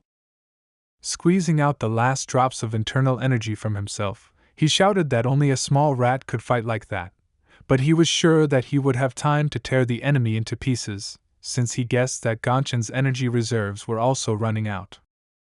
After these words, he showed all that he had left. It was still a huge amount of chi with a very powerful aura. The young monk was surprised and thought that he was not mistaken when he called his opponent an incredible master. To his surprise, the time was coming to an end, as a completely serious opponent was already flying towards him to launch an attack that could give him an advantage to destroy the Taoist's plan. He decided to use all the remnants of his energy irrationally and began to throw countless spiritual axes towards the enemy. The young master had difficulty blocking all these attacks. The affected area was so dense that the guy had no way to evade. The axes kept flying towards him, and he had to block them all. His sword could not withstand even one of them, so this was already a battle to deplete the energy of one of the fighters. Outside the magic ball that held the heads of both sides, there was another battlefield. Sister Gonin also fought with the enemy. Following her younger brother's example, she used the Jia sword and easily destroyed the enemy army despite her numerical advantage. The rest of the students were less skilled, but without their help in such a situation it would have been much more difficult. Gongchan was in control of the situation. He was looking for the enemy spellcaster, and realized that they should move faster towards his camp to help their strongest fighter. True, the enemies quickly found the most dangerous students, and approached their surroundings with preparation. Even 3 zombies were not enough to incapacitate the tactical training leader, as he had also learned the Jia sword. Their younger brother took on a small number of profound energy masters to attack the Mad Blood Warriors' camp from the rear. The skill of the Jeonnam fighters helped them not only survive, but also neutralize the numerical advantage of their enemies. The Daeseng clan was on the verge of losing, and ordinary fighters realized this. One of them burst into the caster's tent in panic, and warned him that the enemies had broken into their camp. Time was running out. His master was still fighting. Jil No gave orders to his soldiers to hold off the enemies as best they could. Things were simply terrible for the occultists. Only Kim Dae-sen could save them. Although he had very little internal energy left, it would be enough to cope with the rest of the Jeonnam fighters. The proud warrior still stood on his feet, even despite the intense pace of the battle. His axe attack didn't work, As it turned out, the young master still had tricks up his sleeve and formed a protective barrier around himself. It also turned out to be difficult for him. Mr. Kim Dae-san decided to go with his plan to the end, hoping that his opponent's chi would run out much earlier. His tactics were the same as before, to exhaust the enemy, forcing him to defend himself. The occultist's body was at its limit, but he could not give up and continued his series of attacks. Gongchan had no other choice and activated the Jia spiritual sword technique again. The battle has evolved from using tricks and surprise attacks to a clash where the most energy will win. Their forces turned out to be equal and the power of attacks was in balance. Although Gongchan looked confident, he did not expect such a situation. Despite exhaustion, the experienced fighter tried to the end to crush the young monk with his incredible power. To get out of this situation, the guy decided that he should combine several techniques. He understood that he would not be able to block the enemy's attacks for a long time, so he had only one option left, only to break the clan's ban by using the sword technique called Dark Zhongwan. Kim Dae-sen had never seen such a technique from his enemy before, so he did not have time to react in time, and only after the first missed attack did he reach for one of his spiritual axes. The enraged man was already coughing up blood, his body was on edge, but he had no intention of surrendering to an opponent like Gongchan. He had no more trump cards up his sleeve, so he relied only on superiority in strength. But at the moment when his energy was running out, this advantage was neutralized. The student continued to hit the axes, his defense seemed excellent. Out of despair, the exhausted Kim Dae-san screamed loudly. His beastly cry was a harbinger of the end of this battle, because his chi energy had run out, so the spiritual axe technique had dissipated. The second time the Dark Zhongwan Zanpakuh was used, it completely achieved its target as the occultist leader could no longer protect his back. The young master was able to defeat his experienced enemy, even though he was playing by his opponent's rules. Kim Dae-sang's internal energy ended, filled with hatred for his pathetic opponent. The Taoist of the Jianam clan again used the secret technique of his sect. His opponent could no longer defend himself, and therefore took the entire attack with his body. The enemy leader was defeated before the main forces of the Murim alliance arrived. Victory was for the young monk. He admitted that this battle was not easy, but the enemy was not as strong as he expected. The guy was sure that he would have won even if the enemy had not run out of internal energy at that moment. Having destroyed the enemy, he remembered another problem. He had never encountered enemy barriers before, so he was not sure that he would be able to leave without help. The news of the defeat of the occultist leader also reached the Dae-sen camp. His advisor was able to sense the disappearance of his boss's chi inside the barrier. He could not believe that the master had lost. Previously, it seemed obvious to him that Kim Dae-sang's level was much higher than that of the Taoist of the Jianam clan. He was filled with anger because he did not believe what had happened. When suddenly he heard the sounds of battle already next to him. Disciples of the Chanam sect broke into their camp. They were not only able to hold back the occultists, but also destroy their troops. The man realized that he was being tracked. He could no longer rely on the warriors, since they were inferior in skill to the disciples of the Jianam sect. Understanding the complexity of the situation, he decided to use resources to the fullest. He had nothing to lose, so he put all the zombies he had left to defend his camp. The Jianam clan fighters were ready to break through further, with Jia Gonen and Gansong trained in the Zanpakuh standing in front. Although they looked like they were being used for the first time, the tactical training leader was already aware of the number of fighters in the enemy's reserves. He warned his fighters that no more than 30 zombies remained under the control of the students of the Jio No teachings, and said that most likely these are the last dead that separate them from the caster. Sister Gonen understood that only they would have to fight these guys since the other students were not trained in techniques capable of wounding such a strong zombie defense. The leader suggested they try since they had no choice and couldn't leave Gongchan inside the barrier. 2 students of our young monk went into battle in order to get him out of captivity. All the zombies jumped into the air at the same time to make them harder to stop. Both spiritual swords of the Jia masters of Chanam were used. Their skills were already more than enough to stop most opponents at once. But the enemy's superiority in numbers haunted them. One of the zombies was able to sneak behind Gonin's sister and deliver a powerful blow. She could not dodge or expose the sword, so the only option for defense was to strengthen the defense, which had recently begun to be studied at their school. Applying this knowledge in practice turned out to be not so easy, especially against such incredible brute physical strength of the enemy. Student Gonson was shocked that he missed one of the zombies. In addition, he had 3 enemies behind him, so he could not be distracted by his sister. Continuing to defend himself, he asked her not to move and to hold out until he freed himself and came to the rescue. Although his skill was slightly higher than his sister's, he also could not easily hold off so many enemies at once. In the battle against the zombie technique of the Crazy Blood group, even Student Gonson went on the defensive. Their situation was difficult, and besides, they were the only students capable of resisting these monsters. The younger student watched this fight nervously. He couldn't believe that he was just standing there and watching his comrades fight inactively.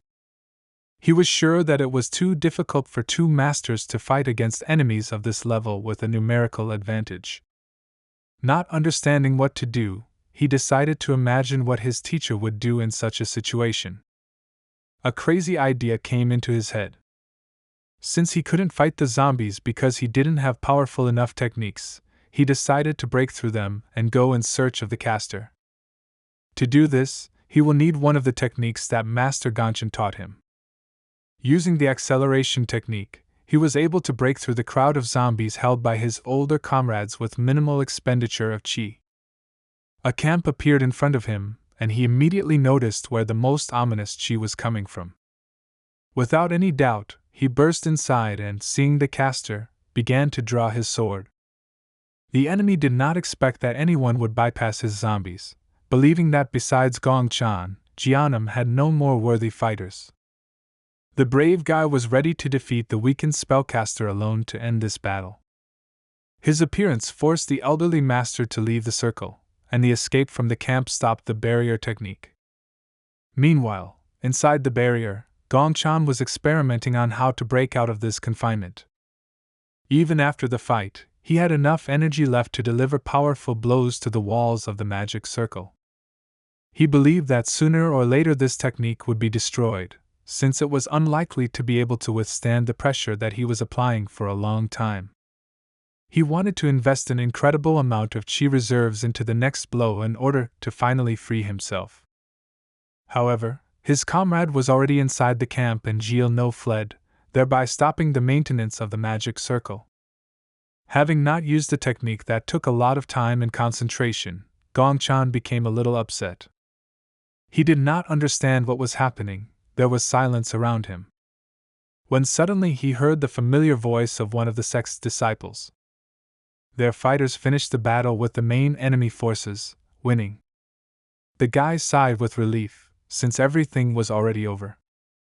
Without losing his pride, he approached Gonson and said that they should not bother fighting, since he could do everything himself. The sister reacted very impudently and asked him to stop behaving like that. The Jianam students began to celebrate their victory.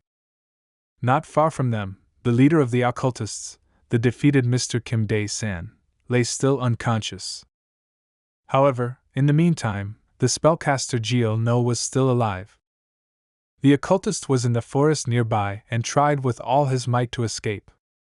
It was not easy to hold the barrier and keep the zombies fighting, but even with such efforts, he could not win. The leader of his group died, and the members of the Mad Blood were defeated. He was angry. He could not believe that in such a short time the Jianam clan managed to become so strong that only 23 of their fighters were able to destroy an entire army of occultists along with dozens of zombies.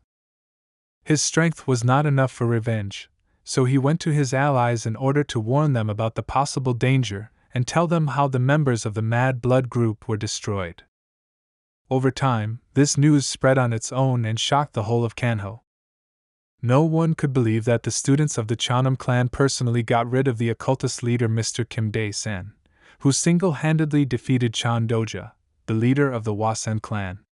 Although the Special Forces fighters missed the Jeil no cultivator, but the destruction of all the members of the Mad Blood and hundreds of zombies was a huge achievement, which further glorified the martial arts sect.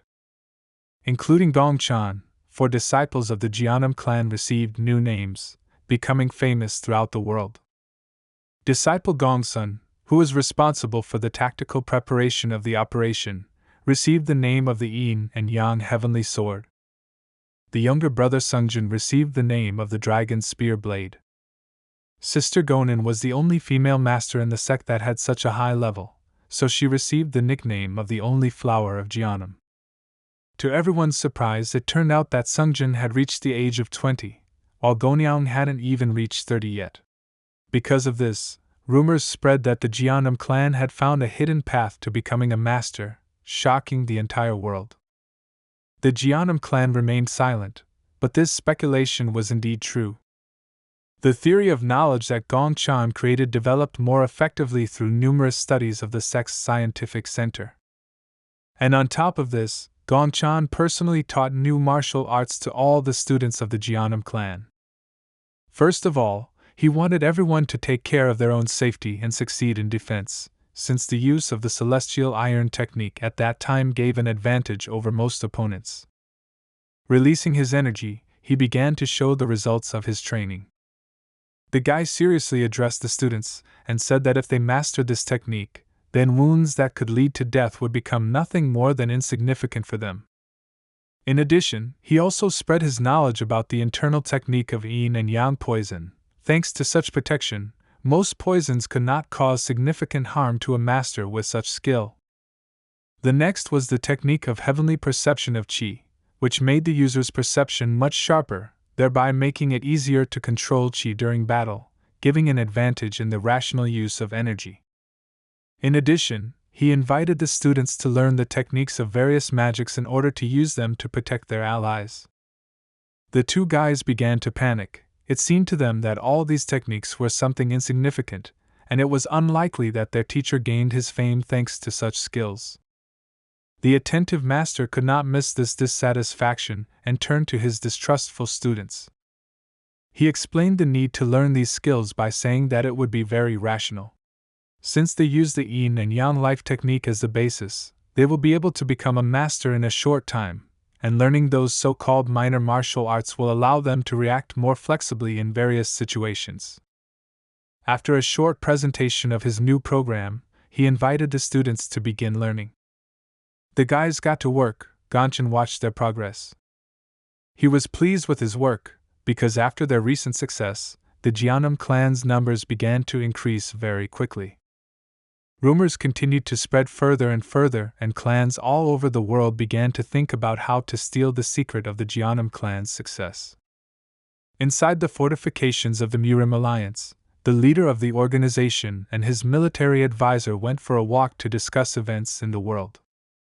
Sword King Namgung Muja asked his comrade if he really believed that the Cheonam clan had found a way to raise many great masters in such a short time. Military advisor Jigil Jongmun confirmed the rumors and said that he was more than confident that it was true. He was sure that it was Gongchan who was able to find a new way to achieve the heights of martial arts. The Sword King began to worry, realizing that this was a problem and that the balance of power in the world would soon change dramatically.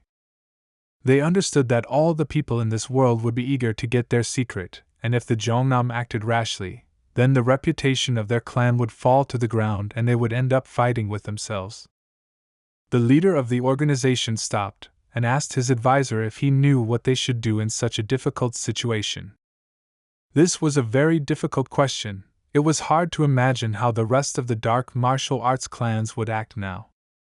Although he was not entirely sure that his idea was good, he still proposed forming a detachment. This proposal surprised Namgung Muja.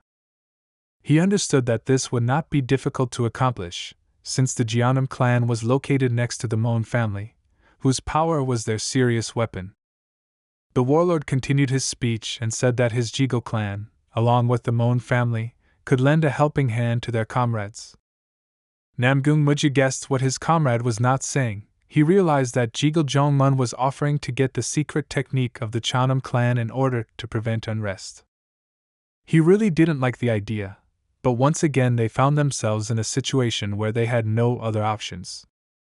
Without hesitation, he approved this plan and ordered his advisor to begin execution. It was still a mystery to them how the righteous Jeonnam clan could suddenly take the lead in terms of the strength of its fighters without resorting to the dark arts. The dark clans also began to receive information about recent events. This disappointing news began to confuse their plans. It became obvious to the leader of the organization that a mysterious person had appeared in the ranks of the Chanam sect, which once again ruined their plan. He understood that there were many ways to quickly become a master in demonic martial arts, but he did not understand what knowledge his enemies used.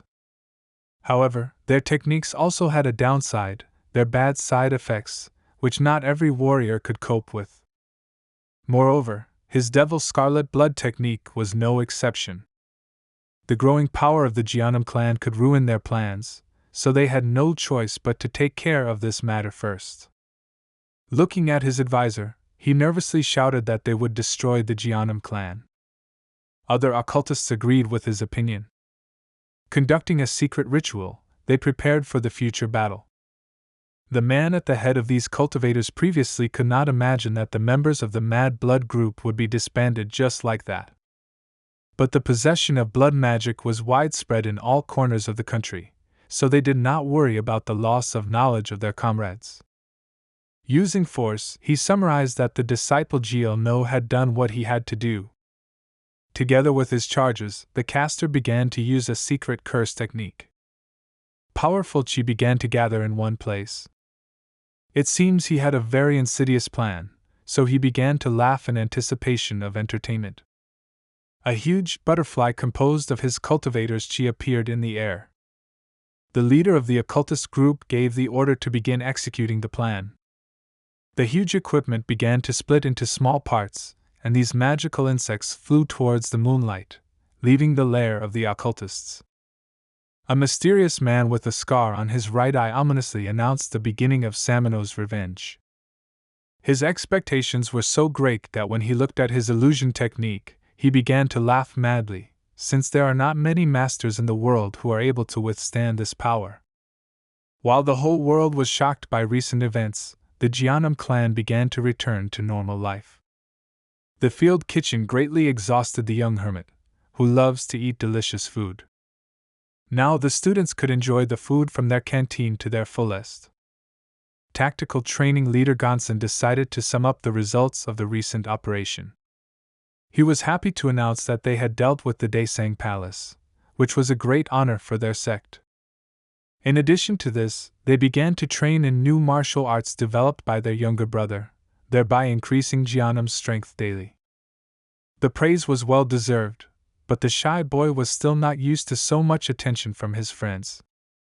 All the success was dedicated to the Jeonnam clan. Master Gonsong wanted their martial arts sect to become one of the greatest in the world and believed that this day was just the beginning of their long journey to the top.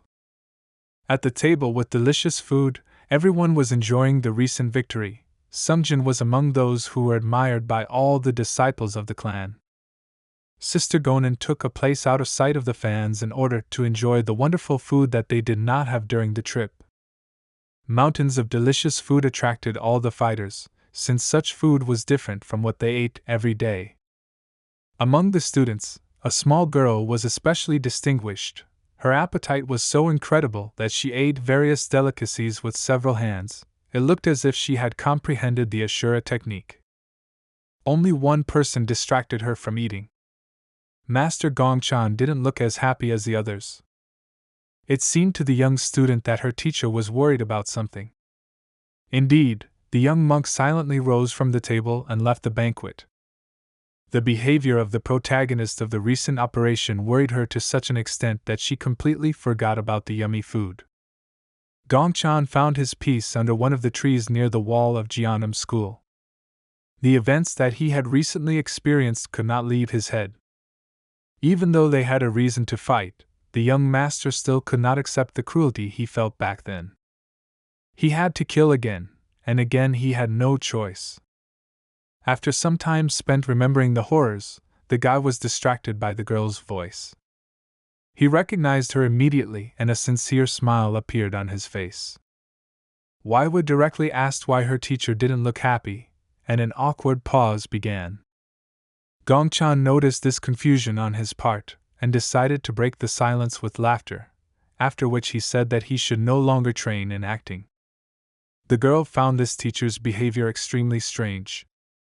He shared his thoughts similar to the recent situation, and said that he just did what he had to do, but it's not that he's actually unhappy that he had to do that. Looking into the eyes of the inexperienced student, he said that there are many things that people have to do, even if they don't want to. It was too difficult, so Vikva was confused and looked at the teacher with misunderstanding. To distract her from such heavy words, the guy simply put his palm on her head. He was surprised that she understood everything, but he didn't want her to think about that at that age. He explained to her that her teacher had killed many people, but added that he still did not feel any remorse or regret about this, since they were all their enemies, and it had nothing to do with the fact that he did not want to. In reality, he is simply dissatisfied with the fact that too many people have died at his hands. But Vikva could not withstand such pressure, and said that it was too difficult for her. The guy was surprised, but reassured her by saying that she would understand when she got older, so she would have to grow up faster. In order not to let her go just like that, he offered to check how productive her training was during his absence. The results of the change in approach to training fighters gave incredible progress. Waiwa is still a child, but her results have already surpassed some masters who have studied martial arts for more than 10 years. Gongchan was pleased to see the results of his work. Meanwhile, the end of one conflict opened the door for others to begin. A fight took place in the Gong Songchi fortress, which the walls of the building could hardly withstand. The occultists were defeated, they lay unarmed and unconscious on the ground. A respected man stood on one of the walls and looked into the forest, which was different from the fortress in its calmness. An advisor approached him and informed his master about the end of the battle. The man was pleased with the result, and thanked his soldiers for their work. He asked if there was anyone among the enemies who resisted. The ward replied that there were several brave souls, but they all studied devilish techniques. This was bad news because there were losses associated with it. The master asked his ward to bind the occultists and send them to the Murim Union. The young man objected, he was against transferring their prisoners to the Union. The leader, unknown to us, knew in advance that this guy would be against such a decision. He justified this decision by saying that everything was done for their own good. He wanted their organization to be recognized, because this would allow them to stand on top of the world. The excited guy could not go against the order of his master, so he respectfully replied that he would follow his decision. The man's gaze seemed kind and fair. His name is Majek, and he is the leader of the Shurden clan. Although Majek has little power, he is known as a man of righteous views, so there are always people with power who are ready to support him. He has 5 strong students with high skill levels. In addition, it is known that Majek himself is a great master with extensive experience in battles. He is one of the 8 great masters who call themselves Palger. For the raid on Nokrim, Majek hired thousands of martial artists, trained them. As a result, such an army was more than enough, and they simply marched through the fortress, and thereby won a victory. Majek always acts in the name of justice. No one has yet found a reason to suspect such an honest man of bad deeds. However, he is actually a spy for a demonic cult that has been serving the Murim Alliance for decades. He needs such cover in order to prepare for when the huge sword of the demonic cult falls on the world called Kanho. This is the true nature of this pleasant master. Everything was stable inside the Jeonnam clan. Gongchan returned to his training again. His goal was the natural level of possessing internal energy. The natural level is associated with the ability to control chi at will, and this means that it allows you to control energy only with the power of thought. Just by thinking, you can compress the energy and strengthen your chi. Just like the movement of your arms and legs, the energy core moves quickly, so the energy of the core can be controlled like a living organism. In comparison, the transcendental level controls chi physically. It takes time for the chi to travel through the meridians and reach the hands, and the sword chi released through the hands is still controllable. True, Gongchan believes that if he can reach the natural level, then he will definitely be able to flexibly use the energy of his core. In the last fight, he noticed that Kim Dae-sang had indeed reached a natural level, but he used the energy too frivolously. Because of this, he was unable to properly use his potential and was defeated. Gongchan was willing to experiment even though he didn't know if Dae-sang had encountered a problem or if this was the limit of nature's level. To begin with, he decided to try only what he was confident in. He exhaled and began to concentrate on the flow of his internal energy. The basic martial art that the Chanam clan studies was used. During this training, a truth dawned on him that would help him in the future to leave battles without regret, since the guy decided that fist technique was indeed better than wielding a sword. The sword is effective against many opponents, but in one-on-one combat he decided that it would be better to use the fist technique. After the fist technique, the next in the combination will be the palm technique, with which he will throw the enemy to a safe distance for him and deliver a powerful blow. This way he would be able to protect himself from a counter-attack, but this was not the only idea for using energy in combat without a sword. The next combination still began with the revelation of the basic martial art of the Jeonnam clan. What happened next was much more serious, so he concentrated even more. The second step was to apply the Jeonnam palm technique. He got the idea to try to strengthen this attack. Unfortunately, he was disappointed as the two palm techniques did not combine. His tenacity could be envied, as he decided to repeat this technique. The guy started again as before. The second step was again the second movement of the Jeonnam palm technique. A powerful shock wave of chi was sent forward from the master. On the second attempt, he still managed to implement his planned combination. The guy screamed with joy and decided not to stop there and try other techniques. One of the students watching the teacher's training asked his friend what Gongchan was doing, but the guy was just as confused and didn't know what to answer. They had not yet reached his level of skill to understand such things, but they understood that teacher Gongchan was a very special person. When it was quiet and calm in the fortress of the Chanam clan, chaos began again in different parts of China. The warriors of the next clan were defeated. Apparently, it was the work of occultists. Information about these events has already reached Seishan Palace. At a small round table, four influential men were discussing recent news. According to the intelligence report, Dang Songi from the Seishan Dang family died, and this time the death was caused by a heart attack. This was not the first time they had seen this handwriting in recent times. Clan leader Hyohengo Solang was extremely worried that the transcendental level practitioners from the three greatest families of Seishan Palace who took part in the raid on Nokrim ended up failing and dying under strange circumstances. The Chonsung clan and the Ami clan lost their strongest representatives. And this time Dang Songi, who was called the poisonous dragon killer, also died. He could not believe that a master of the art of poisons could die from poisoning. The leader had a hard time comprehending everything that had happened. He had no idea how they made such a mistake, which endangered their safety.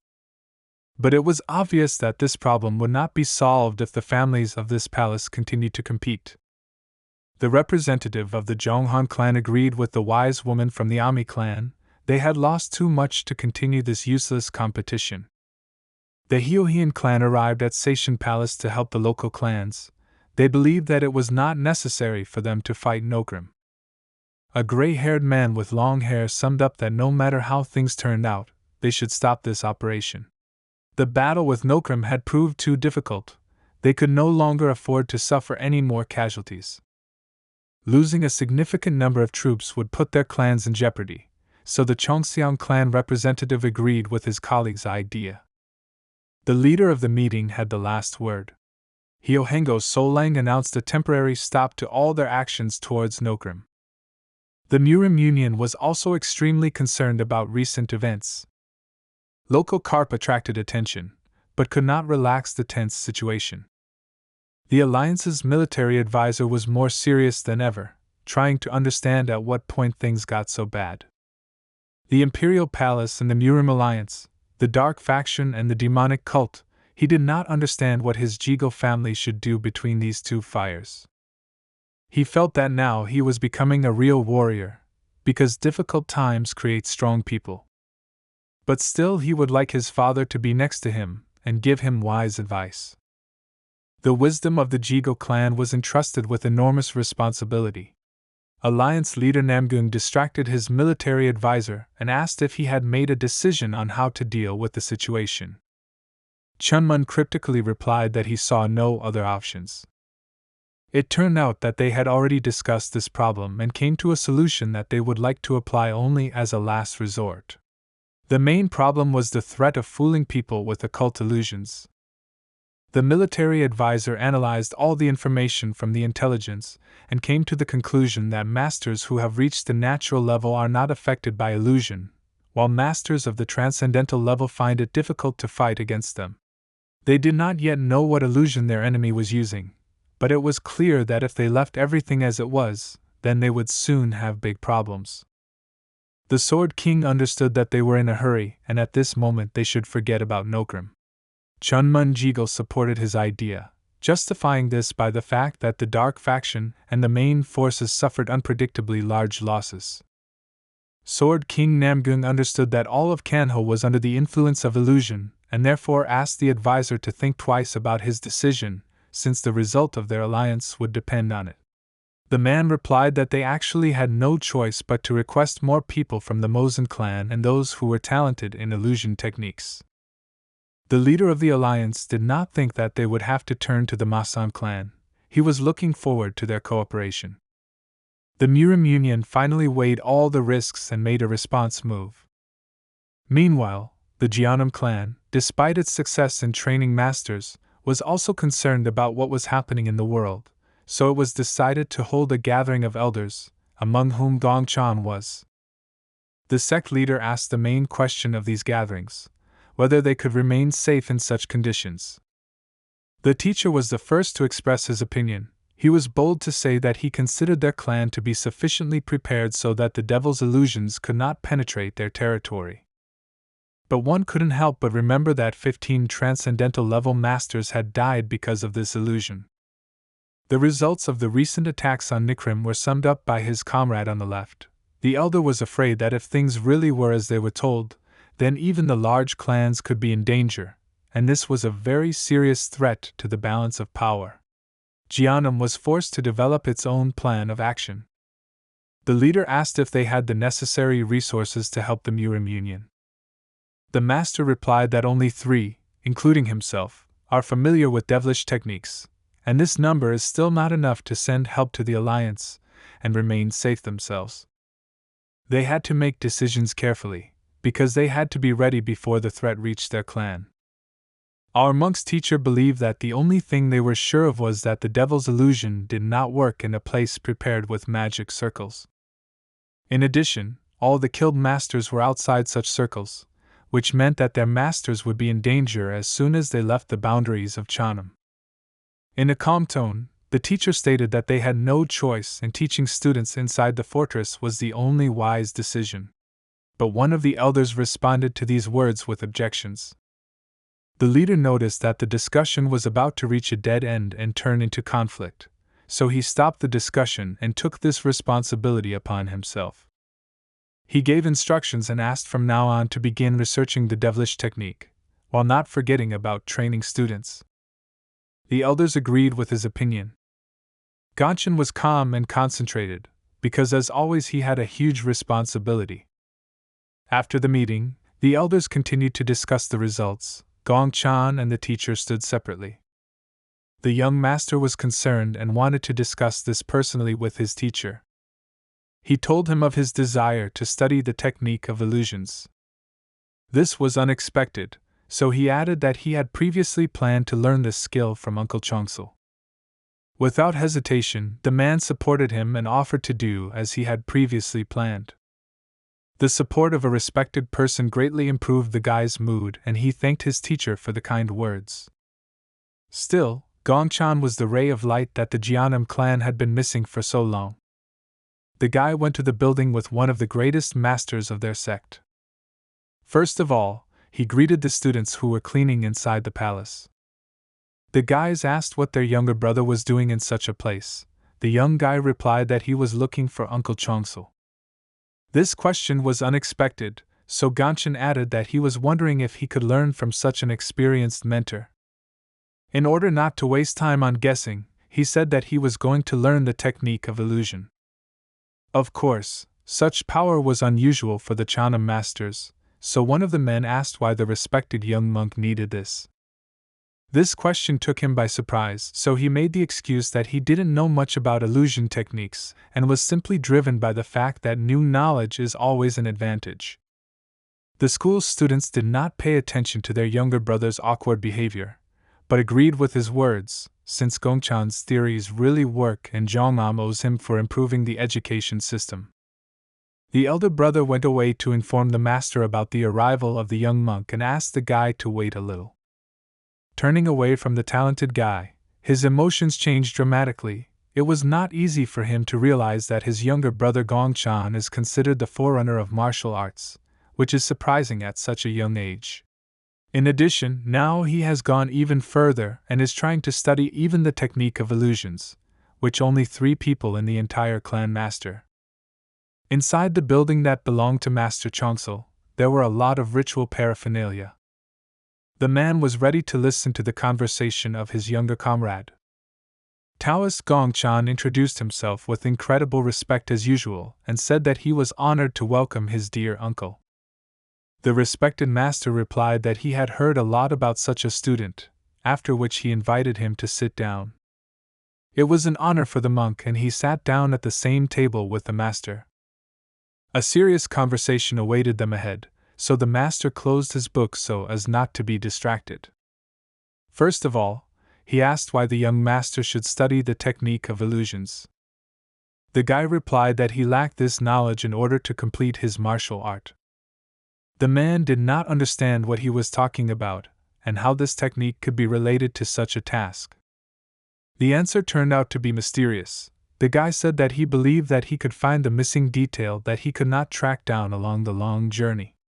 Studying illusions is the shortest path to becoming stronger. In addition, he believed that thanks to this technique one could quickly achieve the natural level of mastery of internal energy. He was sure that there was a shortest path that everyone could follow. Uncle Chongsul thought about it. He was interested in hearing that theory of the brilliant student, which he had not yet told the other prefects about. After the student's words, he paused for a moment, which made Gongchan worry about the teacher's future decision. Still, he had no reason to refuse, so he announced the beginning of their classes and asked them to prepare properly. The negotiations went much easier than Gongchan expected. He thanked the master for agreeing to become his mentor and said goodbye. Meetings with our monk always give people something to think about. Uncle Chongsul was no exception. He realized that Gongchan is truly a unique guy and the rumors about him are not an exaggeration. Remembering his uncle, he thought that it would be good if he were entrusted with looking after such an interesting and talented young man. The next day, Gongchan went to his first class in the illusion technique class at Jianam school. He had to start with theory, so first he studied the materials that were available in their martial arts library. Before he could get involved in the process, he was interrupted by the stormy appearance of his nieces. The guy was surprised to see them and asked when they managed to arrive. His words hurt the feelings of the ladies. The older sister lowered her gaze and sighed heavily, while the younger one, as usual, started the conflict and first of all reminded that they contacted him a week ago and clarified the date of their arrival. Gongchan began to wave his hand, trying to calm down the young lady's ardor, and said that he forgot about it because he was too busy training. The daughters of the Moan family were already fed up with this excuse. The hot-tempered girl nervously hit the guy on the table, and he almost fell out of his chair from fright. This was a common thing, because all their conversations looked something like this. But this time they stopped in time to discuss really important things. The girls were worried about rumors that the Jeonnam clan had acquired a secret technique. This information shocked the whole world and set organizations in motion. All the Kanho clans wanted to take possession of the secret technique for quickly achieving the transcendental level. This knowledge could in a short period bring any organization to the pinnacle of power in the world. Gongchan understood what they were leading to and assumed that they had arrived to receive secret equipment as representatives of the allied Moan clan. Such a frank assumption hurt the feelings of the youngest niece, and she burned with resentment towards her uncle. But the younger sister turned out to be more rational, so she simply confirmed this information without further ado. At her sister's words, Ren's younger niece simply became inflamed. She didn't want to say it so directly. But Ren knew very well that it was better to be honest with their uncle, especially when it comes to the relationship between the Moan clan and Jeonnam. The eldest sister admitted that their family really sent them in order to acquire such valuable knowledge, which other families began to hunt for, but admitted that this request was too difficult for them and they were ready to accept a refusal. It was about knowledge that, due to proliferation, they could completely change the balance of power in the world. Gongchan looked at the girls and began to think about what to do, because the future of many families associated with martial arts would depend on his decision. First, he turned to his older sister and said that he would like to convey something serious to them. He would like the Moyin family to declare the Jeonnam clan as their allies forever, after which the Jeonnam clan will consider their offer to share the secret technique for training transcendent level masters. From such a shocking answer, the sisters froze in place. Scratching his ear, he relaxed and replied that he had already thought about it and just wanted to talk to the clan leader about this possibility. It was strange, the girls asked why he wanted to do this. They themselves understood that the knowledge of the Jeonnam clan could change the entire world of martial arts. The guy decided to explain to them why he made such an unexpected and seemingly risky decision. It was obvious that if the Moan clan mastered the method of quickly training students, their clan would become the best in Kanho within a few years. Then both the Moyin family and the Jeonnam clan will be on the same side, and if they transfer the equipment to a couple more clans, it will be possible to create a larger group. If they can do this, then Kanho won't be able to interfere in their affairs so easily. This was the reason for his action. He had already scheduled a meeting with the elders to discuss the details.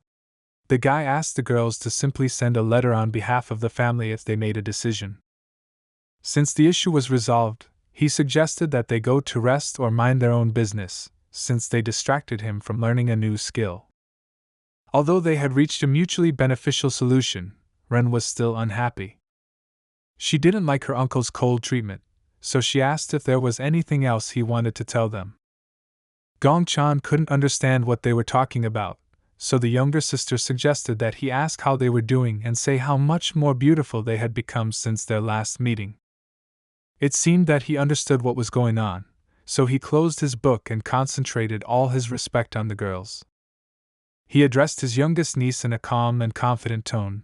The girl began twirling her hair on her finger in anticipation. But such a romantic moment was disrupted by the master's speech.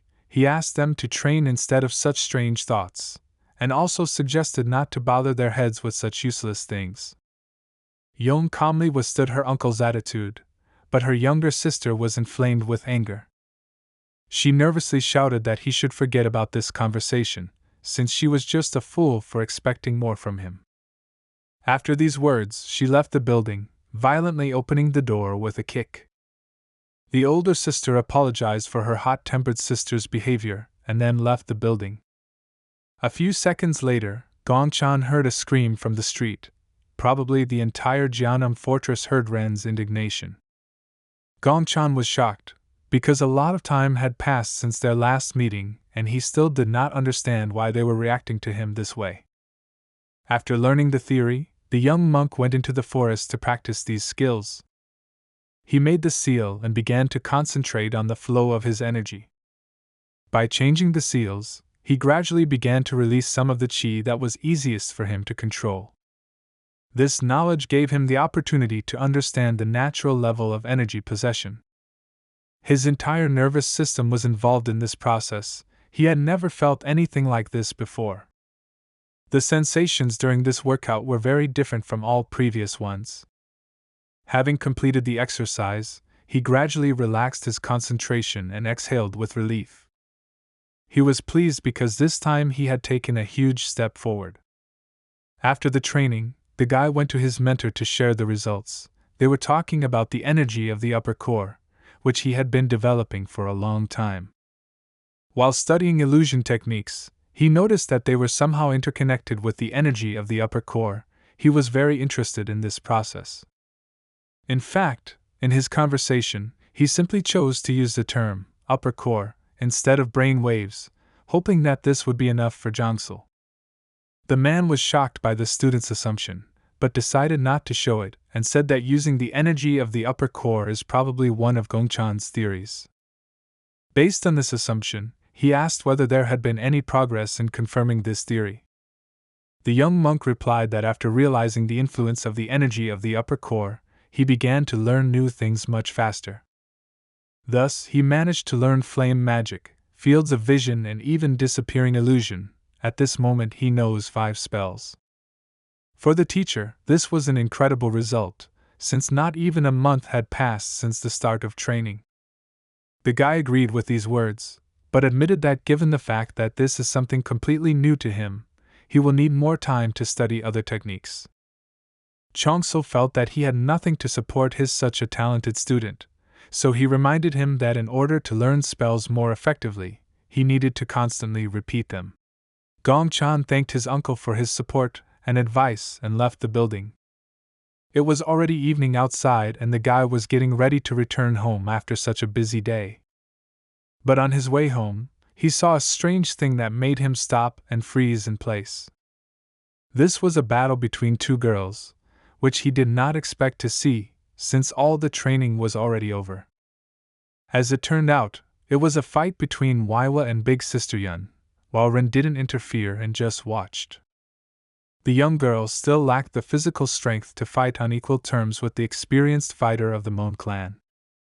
The elder sister looked very cold. She controlled this fight perfectly. To make up for the age difference, Waiwa jumped into the air to deliver a surprise and powerful attack. But Ren's experience was enough to predict such a move. The girl from the Mon family was able to dodge Vikva's powerful blow without much difficulty. After that, she began her counterattack. But punching a child was not so easy. Fear appeared on the young girl's face. She realized that she would not be able to defend herself. In reality, this fight was just some friendly training, so the fight ended lightly and with a funny feeling in the back of the head. While Waiwa was trying to comprehend how she made such an obvious mistake, Big Sister Yun praised her for her excellent skills and noted that she had definitely become stronger.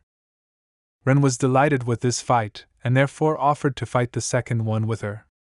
Viwa was very happy to compete with another beautiful older sister from the Mon clan. Gongchan didn't understand what was happening and sullenly asked his nieces why they were still in Jianam. To attract attention, he shouted in a nervous tone that they should not behave like that in his yard. Vikva was the first to notice her teacher and immediately ran to meet him. Sighing heavily, the cunning Ren replied that the girl simply had older sisters who were not indifferent to her success in training, unlike her teacher, so they simply decided to help her. The girl began to feel embarrassed and laughed awkwardly, while Gongchan was a little confused by the words he heard.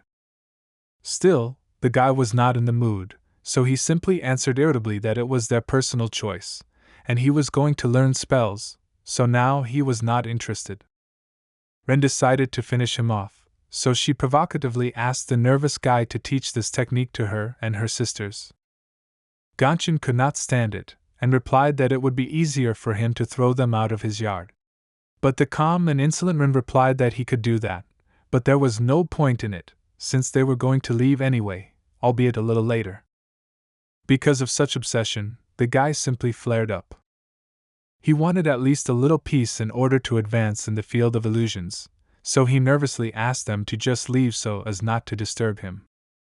The next morning, the young master's court received guests. His sisters came to visit to study the basics of the new art, while Gongchen continued to familiarize himself with the theory. The young master's mind was filled with thoughts of how to fully master the natural level with the help of his nervous system. In fact, he was not discouraged, because his progress was so significant that no master in history could compare with him in the speed of learning. The girls continued their training. Their movements were so masterful that leaves flew away from the air currents. The elder sister suggested stopping and resting. She was afraid that Viwa would hardly be able to keep up with their pace. But the girl, with a smile on her face, replied that she could still continue. Vikva's answer greatly inspired the sisters, so they, with sincere smiles on their faces, suggested not to stop and continue training even more diligently. Such dedication on the part of the girls greatly pleased their teacher, since he thought that they would only distract him. Independent nieces did not interfere with his work, so he concentrated and continued to learn illusion techniques and his inner energy. Gongchen and his students continued to train, and winter came. Ren had already begun to see Waiwa as a worthy adversary, and began to take her more seriously. Their teacher also did not stand still, and it seems that he significantly improved his understanding of the natural level of energy. Time passed and spring began. At that important moment for their lives, early cherry blossoms had already bloomed, and the Moon sisters wove a beautiful wreath for their little sister. Their communication was beneficial for the girl's development as a master. Their teacher's possession of natural energy became more and more advanced. The guy was very concentrated and worked on his consciousness and control of his nervous system. Little by little, he began to release and use his internal energy with just one seal and the power of thought. His drawn little man was no longer just lying on the table moving. Gongchen was able to suddenly lift him to his feet. This was just the beginning, since such an exercise is aimed at controlling energy, but he will still have to learn to influence the external environment with even greater force. Still, he was very happy, because this success would allow him to develop even faster. There were also some changes within the Jianam sect. Teacher Chun Jin finally received some mysterious scroll that he had been waiting for a long time. It seems he received the information he had been waiting for a long time. Gongchen and his students gathered together to relax after productive training. As usual, the master used his ice magic skills and made fruit ice for the girls. This dessert was a common treat for the protagonist in his past life, but during the heyday of martial arts, it did not yet exist, so the sisters begged him to make even more delicious and cold popsicles. Gongchen refused, believing that Ren and En were already capable of using ice magic on their own to create sweet ice. He moved away from this mundane question and asked if Nokrim had been calm lately. Yun replied that after stopping the raids on the occultist's lair, they did nothing more. This was good news, but Gongchen was sure that Nokrim was still walking around Kenho calmly. The impunity of the enemy masters was obvious, and the elder sister agreed with her teacher. The guy was busy training, but he was infuriated by the fact that despite the fact that Nokrim was out of control, Kenho still ignored this problem. Their discussion was interrupted by the arrival of one of the students. He respectfully addressed Gongchen and said that he had an important request. It turned out that Master Chun Jin asked to find his talented and independent student. Most likely this was due to the scroll he received earlier. Without wasting time, Gongchen arrived to his teacher and immediately drew attention to the letter, which, according to the teacher, arrived from the Murim Union. The Khanums were informed that the Union was gathering people who were good at spells, and of course, in this case, Gongchen was the first to whom it was decided to offer to take part in this. The guy was incredibly happy about this offer, since he had already mastered several new spells that he had not yet used in practice. The student's answer satisfied Zhong Jin, but he warned Gongchen that he should find a few more people in order to create a group of fighters that would represent the whole of Jianam. This proposal became a problem, since the young master was accustomed to relying only on his own strength, without endangering the rest of the fighters. The next day, Gongchan and his group set out outside Jeonnam Fortress. He was unhappy that his team seemed problematic beforehand. His guess was correct. His nieces and older sister were sent along with him. These wayward girls never gave him peace, and this time they all gathered together. First of all, he turned to the Moon sisters and asked why they were going to Murim along with the Jeonnam detachment.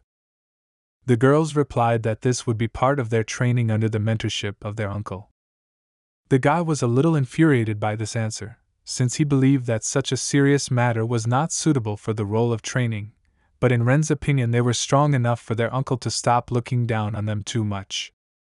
On the whole, she was right and the guy agreed with her and reduced his anger a little.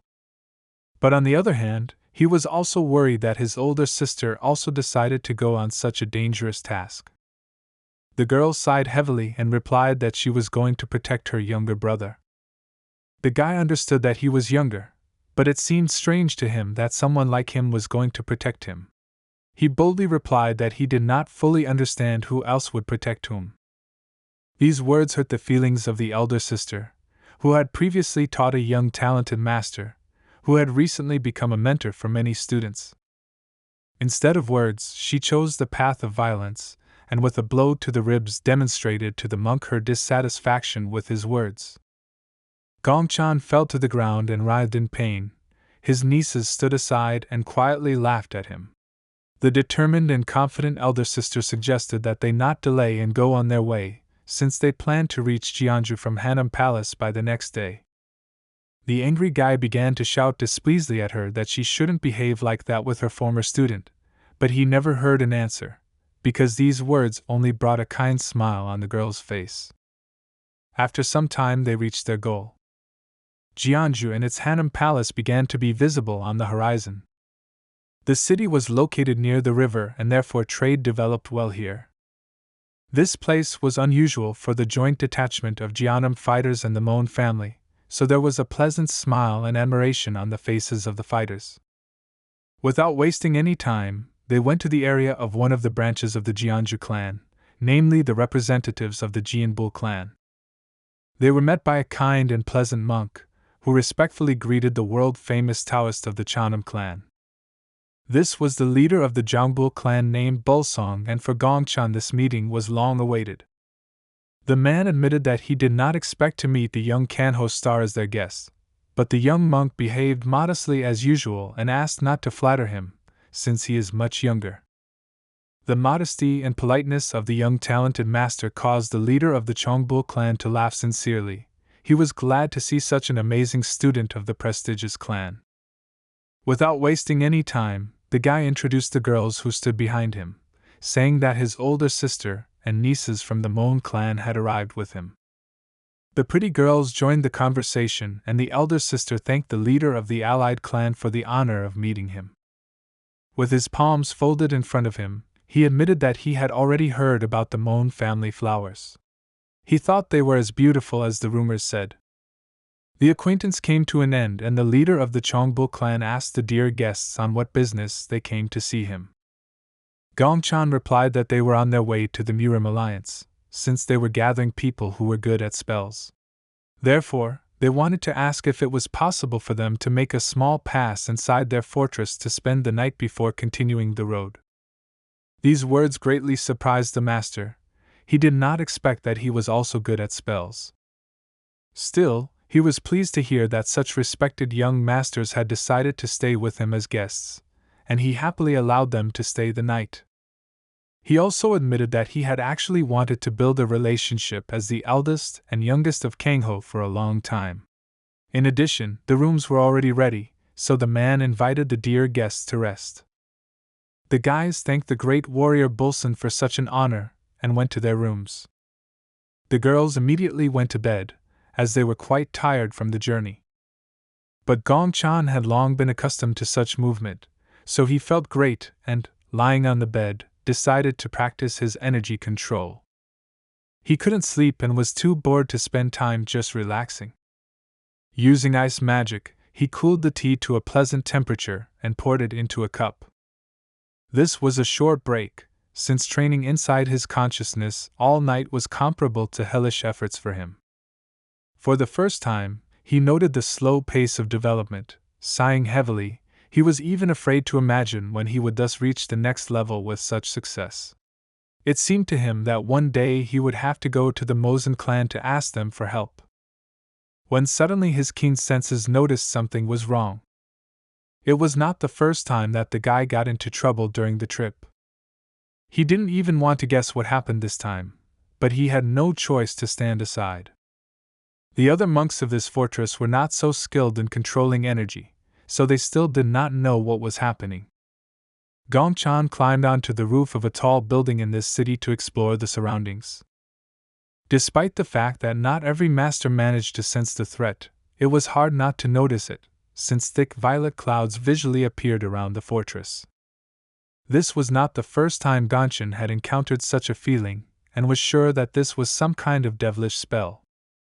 A moment later, a mysterious huge red dragon appeared among these terrifying clouds.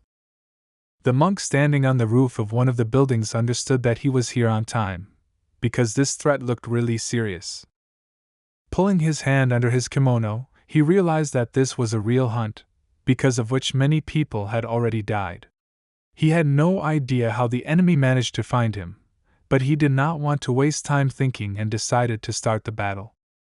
The guy took out those same paper men on which he trained his natural level of chi. He tossed them into the air before making his next move.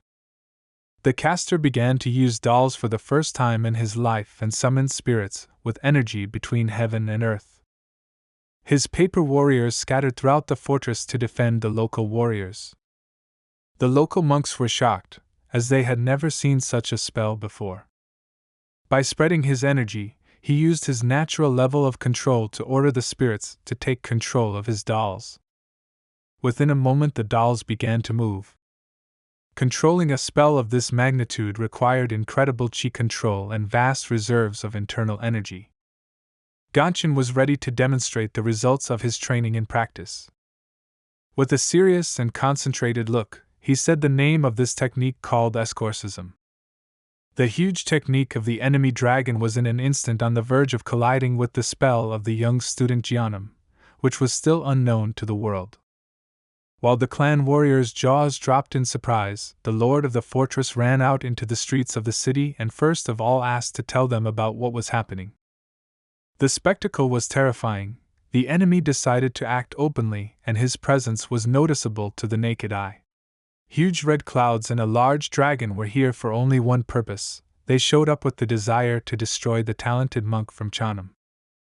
Even the legendary warrior Bulsen was shocked by the amount of dark energy that surrounded his fortress. Gongchan was in the vanguard and he was serious about giving battle to the enemy. His first attack was not enough to deal with the enemy, but he did not worry, because otherwise it would not be interesting. While the guy was looking for the weaknesses of the enemy equipment, the dragon was already rushing towards him. But suddenly he unexpectedly changed the trajectory of his flight. Now everything has become clear. Gongchan was wrong. It seems that he was not the main target of the enemy troops.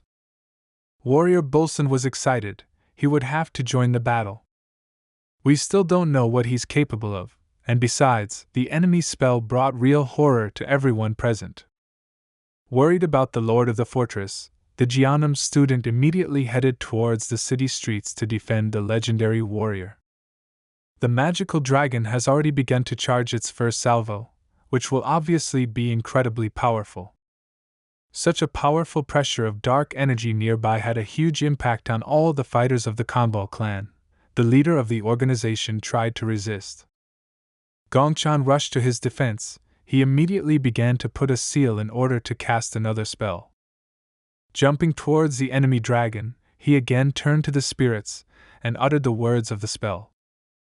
His chi became the second flash in the visibility range of the clan fighters. Wasting no time, he asked the leader of the Chonbul clan to begin his prayer, asking the disciples to support their master. The man was clearly not ready for this battle. He did not know what to expect from such a terrifying technique, but still began his prayer.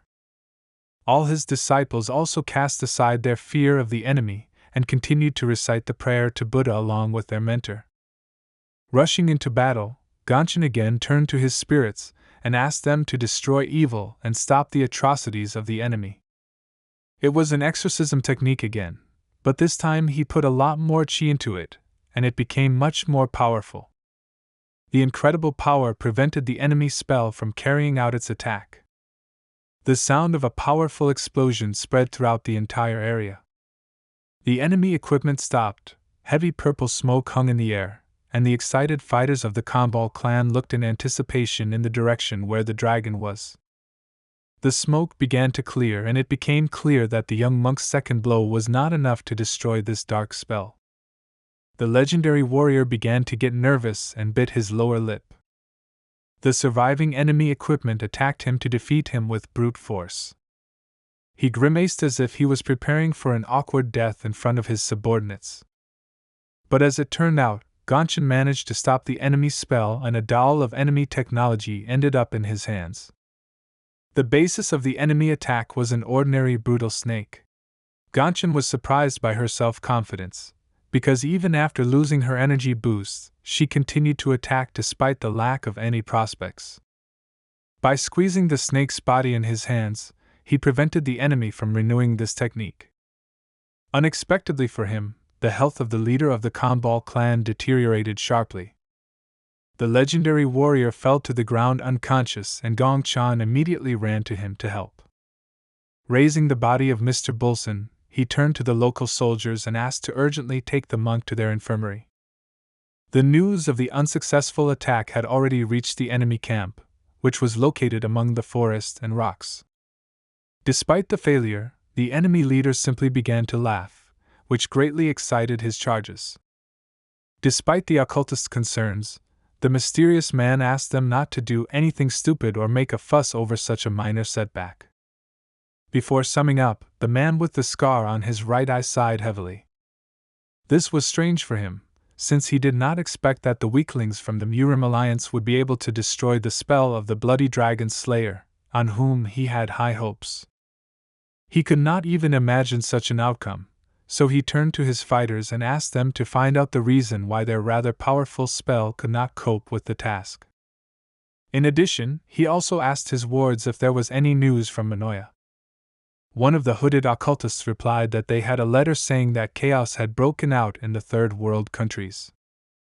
It seems that this news was so pleasant that it distracted this gentleman from his recent failure and caused him to smile evilly.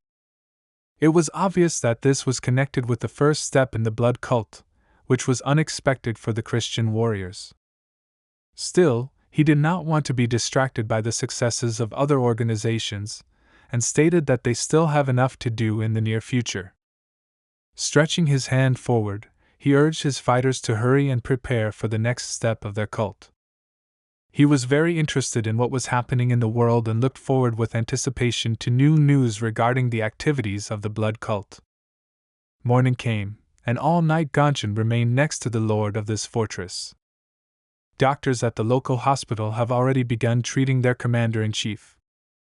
It seems that this religious clan practiced needle healing. The doctor wiped the sweat from his forehead. This task was not easy for him. Gongchen asked what was happening, and what the condition of the legendary warrior was. Summing up the state of his master, the doctor replied that in his opinion the main crisis was over and Bulson could gradually restore his energy. Despite the weakness and severe trembling in his body, the legendary warrior was able to extend his hand towards the young disciple of the Jianam clan and addressed him by name. Gongchen instantly rushed to his bed and asked the monk not to worry about recent events, and invited him to restore his strength and peace. The man was a man of honor, so he thanked the incredible guy for his help and said that the Zhongbul clan now owes him a great debt. He also apologized for not being able to take their group on the road. The worried guy asked not to worry about it and suggested using his energy only for recovery. He was so delighted with the young cultivator's strength that he asked him, with hope in his eyes, to build a relationship between the senior and junior warrior from Kanho during their next meeting. These words brought a pleasant smile on the Taoist's face, since he could not refuse such an offer. He replied that he would look forward to this moment, because for him it was a great honor to collaborate with the legendary warrior. Having dealt with the issues inside the combo fortress, the guy gathered his squad of women to continue his journey. Having finished his business, he said that they were now ready to continue their journey to the Murim Union. Soon they reached the Union city of Murim. The road turned out to be calm and they met no more enemies. Inside the city there was a completely different situation compared to the fortress of the Kanbal clan. Local beauties whispered about their affairs. It seemed that the situation in the world had passed them by. Such an amazingly calm atmosphere did not go unnoticed by Gong Chan. With a smile on his face from the gaze of the beauties, he declared that even the air is different in the Murim Union, which greatly angered his companions, who probably liked him. Sister Gonin understood that these words were associated with a large number of free beauties and therefore answered with a threatening look that he was talking nonsense, since a similar atmosphere now reigned in all the cities where they were. Such evil treatment made the guy tremble, and he awkwardly replied that he accidentally said it out loud. The disapproving glances of the nieces spoke for them. The elder sister said that Gongchen probably touched his head, but the guy again made excuses and said that most likely he was just too tired. But a passing beauty again changed his train of thought, and he said that a few cups of tea would certainly help him. Despite the beauty of his companions, he was fascinated by some passing girl. He got so engrossed that he completely forgot that he was not in this city himself. He was again distracted by Gonin. She noticed that his eyes looked too suspicious. Ren agreed with the words of the eldest sister from the Jiannim clan, and Yun simply stated that she was disappointed in her uncle. 3 intimidating and condemning glances put the guy in such an awkward position that the promising master had to go on the defensive and make excuses. He decided to get out of this situation by changing the topic of conversation, so he suggested that the girls go to the guest room of the Jiannim clan to get plenty of rest after the hard journey, since he believed that everyone was simply too tired. It seems his efforts did not change their opinion much, and therefore the girls unanimously answered that their teacher was an ordinary pervert. In search of at least someone less aggressive than his companions, Gong Chan came to his comrades who lived in the Jiannim area. The guys were glad to see one of the most talented students of their sect and gladly invited Gong Chan and his team to go inside the building to relax. The guy asked if any of the elders were there. The guys responded with surprise that there was no one at the moment. The young master quickly changed the topic of conversation and hurriedly asked not to worry and just bring them tea. While talking, Sister Goniaon could not recall the recent incident inside the Zhongbul clan fortress. With a calm look, the master replied that it was a spell in the form of a red dragon, which had as much energy as after 600 years of practice. These words simply shocked Ren. The eldest of the nieces concluded that if that dragon really carried an amount of energy that was equal to 600 years of practice, then there is no doubt that such a technique is too complex for most of the strongest masters. Sister Gonin added that she was sure that it was incredibly difficult to handle such a challenge with Gongchen's level of spell proficiency. Sipping hot tea, the young Taoist agreed that he could not defeat such a terrifying spell with his own strength alone. His first step was to distribute all the lost spirits throughout the territory of the Zhongbul clan fortress. All the spirits went to the places where magic circles were installed in the clan. After that, he changed the existing protective circles to strengthening ones, and then used them on himself. In addition to all this, the prayer of the great warrior Bulsong and the disciples of the Zhongbul clan was added. Even though it was a high-level spell, it could not withstand such a noticeable numerical superiority. Ren could not hide her delight, and asked her uncle how he came up with such an idea in a matter of moments. It was noticeable that Sister Gonin began to get nervous from such an incredible story. She believed that Gong Chan was just a low-class spell user at the moment, but he managed to easily adapt to the situation and find a way out. The conversation was interrupted by one of the clan's students. He had business with teacher Gong Chan. He said that representatives of the Murim Union wished to meet with him personally. It was a serious matter, so the guy immediately put down his cup of tea. Gongchen stood up decisively from the table and replied that he was ready for this meeting. The guy went to the meeting. He was received by the leader of the union himself. The king of the sword admitted that he had heard a lot about him. First of all, Namgung Muja inquired about a recent incident in which Gongchan himself also took part. He asked how he managed to break the incredibly powerful spell of the Red Dragon. The young Taoist of the Chanam clan told everything exactly as he told his group. The guy's cunning approach interested the elders, and one of them confidently stated that if they did the same as Taoist Jianam, then even if a person is not very strong in spells, they would still have a chance to repel the enemy's spell with a significant superiority in terms of power. The leader of the union decided that in this case they should collect energy from many people. He was sure that the illusion spell they had already seen was also made with the help of a large number of occultists. But everything was not as simple as it might seem. Sword King Namgung Muja pointed out that even if they had a way to stop the spell, it would not be enough, because their enemies were always hiding, while the alliance was always open in plain sight. The last participant also joined the dialogue. With his coughing and thoughtful silence, he attracted the attention of the second headman and the leader of the union. Scratching his beard, the old man reminded that enemy spells of this kind only harmed 5 people per day, which means that the enemy forces have a limit on the power and distance of using such techniques. Gongchan understood what was going on. He was interested in the words of this man, since he knew very well that this was the former leader of the Mozen clan, from whom he really wanted to learn experience in using energy at the natural level of possession.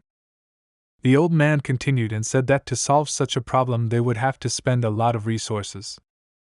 What he meant was that if they took well-made gold and a spell with them, then it would be enough to repel the enemy's techniques.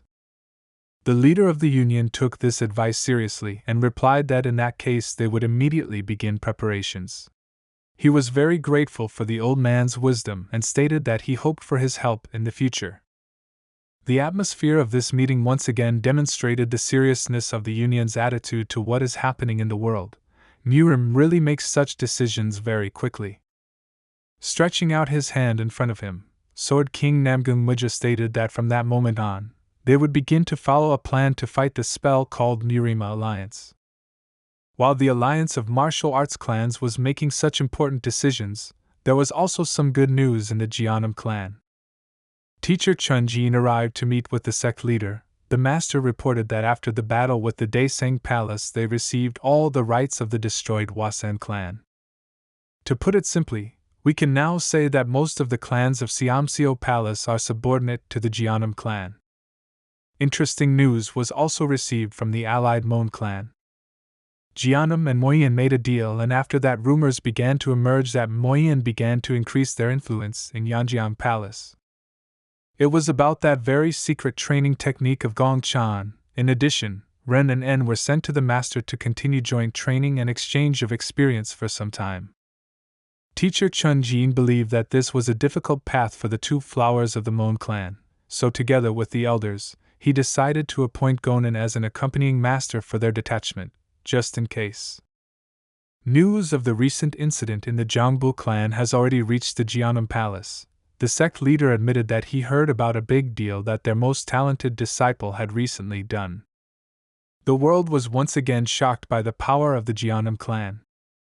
After all, Gongchan not only saved the leader of a powerful clan of a member of the Murim alliance, but also single-handedly managed to destroy enemy spells with the energy power of 600 years of spiritual practice. Let's return to our young monk. Evening had already come, and he was humming as he returned to his room. He was happy with how he spent his day, as he was able to learn a lot of interesting things just by talking to other spellcasters. It was a joy for him to learn something new completely free of charge, because this kind of opportunity does not come often. There was a smile on his face, and a sincere and friendly laugh emanated from him at the mere thought that the next day he would also be able to gain knowledge that was important to him. But suddenly he stopped and turned away from talking to himself. 3 masters, accompanied by 2 girls, walked nearby. They were vigorously discussing some rumors. One of them stopped as soon as he saw the Taoist of the Jeonnam clan. Gongchen was clearly not happy about such a meeting, but it was already too late to run away. The master stopped and respectfully greeted the young monk. It was the son of the Sword King. Gongchen awkwardly reciprocated his feelings. Despite the artificially forced smile on his face, he was very annoyed by this situation. One of Master Namgun's comrades asked who they were dealing with. It was the first time he had seen the son of the leader of the Union, Murim, say hello to someone first. This unfriendly man named Dang Muji, nicknamed the Poisonous Dragon, with a dissatisfied face, he rudely asked the young master who he was and where he came from. Gongchen was unhappy that his wonderful evening was ruined by this company, but he calmly introduced himself anyway, hoping that they would quickly leave him behind. But the violent reaction to his name said otherwise. Everyone except Mr. Namgun was extremely surprised by such a meeting. Biting his lip nervously, the dragon blade named Ping Meijin thought that it was extremely unexpected to see the one who had embarrassed his family in this place again. One of the ladies introduced herself in a calm tone as Sol Mayan from the Ice Palace. She admitted that she had been waiting for this meeting for a long time. The second lady from Master Namgun's company turned out to be less well-mannered. Her name is Hua Yun, and she is known around the world under the pseudonym Burning Flame. She didn't care about Gongchen's recent achievements. Because of rumors about the incredible strength of this master, she without further ado invited him to fight. Before Gongchen had time to answer, Dang Muji intervened in the conversation and asked his sister not to disgrace her family by trying to fight with someone from the village clan. The arrogant behavior of these arrogant rich people got on the monk's nerves. The son of the leader of the Union, Murim, who once already suffered from his arrogance towards the Taoist from Jeonnam, showed himself most adequately. He invited his comrades to cool down and move on. He addressed Master Gongchen with respect and apologized for the behavior of his comrades. It seems that the conflict was resolved and the masters and rich clans moved on. But Gongchen saw this as an excellent opportunity and provocatively told them in the back that he would not fight until he was sure that he could make money from it. Wei Young immediately noticed his words and stopped and asked him to repeat. Sighing defiantly, the guy realized that he had managed to interest the fire master from Namgun's company. He repeated his words that he does not fight for free, arguing that he is the only one who wastes time playing with masters of such a level as theirs. The guy's impudent words shocked the well-mannered lady of the Ice Palace, while Wei Young admiringly noticed that Gongchen was an interesting and hot guy. She came closer to him in order to make him a tempting offer. Her proposal turned out to be quite unexpected. Considering herself a real beauty, she stated that if he wins in their fight, then she will allow him to go on a date together. Such a move was very bold, and from hearing the words, a sly smile appeared on Gongchen's face. He saw opportunities for negotiations. The guy calmly replied that he was not interested in her, but despite this, he was ready to fight if in exchange she could tell him the basic principles of the martial arts of her clan. It seems that his words really hurt the beauty's feelings, and she shouted in rage that this was an unfair proposal, because everyone was crazy about marrying her, while Gongchen only asked to know the basis of her martial arts, which sounded like sheer absurdity to her. While Wei Young was freaking out, Dang Muji took the initiative and suggested that Taoist Gongchen was probably so confident in himself for a reason, but he didn't like the fact that the guy talked so much without any manners. The young monk from Jeonnam replied that he did not bother with manners and was simply saying that he was not going to fight for the sake of ordinary interest. Seeing through the arrogant guise, he invited him to join the deal. He was ready to fight him if he could put something valuable on the battle. Gongchen's communication skills were simply incredible. He made both representatives of the Fire Clan burn with rage. The situation continued to heat up, and the Taoist decided in time to leave the guys alone with their rage and disturbing thoughts, so he apologized and said that he was in a hurry and had to leave them. Dang Muji was beside himself with anger. His body was filled with anger. The master's provocation turned out to be incredibly successful. They are unlikely to just forget about what happened. The next day, while waiting for a response to his recent proposal, the guy continued to improve his spell casting skills. Despite his talent for studying magic, he experienced some difficulties in mastering new techniques, which was immediately noticed by one of the elders of the Union.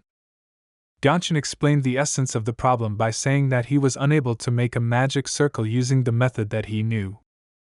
He looked so upset that the man decided to help and invited him to come closer. The old man believed that the young master was missing one detail. In such a case, he additionally used another seal. Having applied the second seal, he concentrated on it and began to release energy, making signs with his palms, which Gongchen was closely following. After a moment, he managed to realize a large magic circle within the radius where they were located. Gongchen was amazed by the incredible power of this spell after just one edit in execution. But he was still puzzled by how this method differed from what he himself had tried to accomplish. The old man laughed mysteriously in response to his question. With a smile on his face, he explained that the spell actually needed to be slightly modified depending on the time and place of its use. This is a common practice as the energy in that location is a bit unique compared to other locations, and because of this he was forced to change the spell and paper specifically for that location. The confused Gongchen was surprised and replied that in this case he should learn many more theoretical details regarding the execution of such techniques. The man agreed with him and said that this was normal, since the young Taoist Chanam had just begun his journey of comprehending martial arts. He really hoped for the young master's rapid development, realizing that they needed more magic circles to stop the devilish spell. On the way home, he said that he knew about the meeting of Gongchen and young masters from other famous clans. He was wondering why the world-famous Taoist Chanam decided to make such an offer to them. Seeing the guy's reaction, he realized that Gongchen was the only one in the entire Murim Union who had not heard about these rumors. It turned out that the situation was perceived ambiguously. Some masters from the clan were furious, and said that they would not allow Gongchen to get away with this. Out of awkwardness, the young Taoist put his hand on the back of his head and, trying to relax the situation, replied that in his opinion nothing serious had happened. Returning to the Jiannan area, he realized that he had underestimated the seriousness of the situation. Sitting at the meeting of elders, he felt that it would not be easy for him. The attention of all participants in this meeting was aimed at the young monk, which created an inconvenient problem for them. The situation was so tense that the hermit Gongchen began to worry greatly. He did not take into account the responsibility for his actions, and therefore all he could do was smile awkwardly. One of the elders complained that because of the Taoist performance, people started talking about the Jiannan clan too often. Repeating the same mistake, he began to make excuses and said that they were the first to start. His lie was easy to recognize, so they all unanimously said that it was time for him to grow up. From these words the guy sank into himself. He did not yet know that due to a recent incident, the Seishin Dang family challenged the Jiannan clan to a duel. The guy was very surprised, although he expected that this would happen, but no one personally told him this news. Remembering those guys, he realized that the same daring guy named Sanghi spoke on behalf of the Seishin Dang family. The headman decided that Gongchen had set them all up by coming all the way to the Murim Alliance just to create more problems. He ordered him to immediately apologize to the aforementioned clan and not make the problem even bigger. As an argument, they reminded him of his own wise words that the ability to restrain himself is equal to victory in battle. Unexpectedly for everyone, he demonstrated the seriousness of his intentions and firmly declared that he would accept the challenge to a duel. The elders were furious with the guy's self-will. They could not believe his arrogant and impudent answer. In his defense, Gongchen said that they were the first to disrespect the Jiannan clan, and after that he could not stand aside. He believes that it would be absolutely wrong for a Taoist from the Jiannan clan. One of the disgruntled elders stated that the monk primarily came to the alliance to fight against devilish illusions with the help of his spell-casting skills, and not to fight and conflict with other clans. Another argument was that they were worried about their strongest student. After these words, the young monk calmly asked the elders not to worry about him. With a self-confident smile, he replied that in any case, winning would be a piece of cake for him. The representative of the conflict clan is a poisonous dragon named Dang Muji. He is the grandson of the poisonous king Dang Chong, former head of the Sachin Dang family. To make him the heir to take the place of the poisonous king, the Sachin Dang family fearlessly invested huge amounts of money in him. In return, Dang Muji gained incredibly great strength from a young age by practicing with Kanho's best mentors. Therefore, he believed that he was the strongest of the 10 true Kanho dragons. This was the reason why Dang Muji looked down on other masters. His arrogance was primarily due to his early acquisition of power. This arrogance collided with Gongchan's arrogance and created a spark. The martial arts duel between the Sachin Dang family and the Jeonnam clan has become a hotly debated issue in the Murim alliance. Gongchan didn't even care about the 10 true dragons of Kanho, that's how arrogant he really was. Murima Union, the center of Kanho, many stories happened in this place, and now all the people's attention was focused on the next story, the fight between Gongchan and Dang Muji. Most of the city's craftsmen arrived for the rare spectacle. In the forefront was the company that Gongchan had recently encountered. The heroes of this celebration stood in the ring. Gongchan was unshakable and calmly stood in front of his opponent with his hands folded in front of him. With a straight face, he continued to provoke the enemy and arrogantly asked the dragon what he had prepared for him, recalling his words that he would not fight just for fun. The noble family member calmly replied that honor cannot be bought or sold. But still, he took Gongchan's words to heed and prepared a heavenly poison pill. The realization of this news immediately changed the guy's attitude towards the battle. He knew that this was the best of the best pills, which instantly gave internal energy equal to 30 years of practice. Satisfied with the enemy's response, the monk said that in this case he was ready to start the battle. Their judge was very surprised, but Dragon Dang said that before they began the fight, he would like to ask for one condition. Filled with rage, the guy shouted that he wanted to be allowed to kill the enemy in this battle. He believed that in order to fully utilize their family's martial arts, this was a necessary condition. The audience was shocked by this statement, and they began to discuss that Dang was actually planning to end everything with the poisonous technique of the Sachin Dang family. But this did not affect the equanimity of the arrogant Gongchan. No one knew about his incredible resistance to poisons, so he calmly replied that he did not object to such a condition of the duel. The judge did not like this calmness at all, but the guy assured him that there was no need to worry, because the heavenly poison pill was at stake, and for him it was worth the risk. Gongchan did not even doubt his words, which made the judge worry that everything was fine with his head. Still, he had no other choice, so he folded his hands in front of him and said that he hoped that the members would not do anything that was against the rules of Kanho. After these words, he announced the start of the fight, and the intrigued audience began chanting the names of their favorites. The poisonous dragon Sachin Dang, in anticipation of the fight, began to flex his fists. With an arrogant smile, he turned to the Taoist and said that if he asked for his life right now, he would pretend that nothing had happened between them. With a serious look, Gongchan offered to repeat these words again if he could win. After that, he began the fight and quickly rushed towards the enemy. The guy began to analyze the enemy's stance and at the same time strengthen his fist, releasing energy. The close combat began with parrying a blow. The guy who mastered poison techniques turned out to be difficult. He easily managed to block the first blow of the young monk. This was followed by a counterattack that took Gongchan by surprise. He instantly tried to retaliate using poison, but Gongchan dodged it.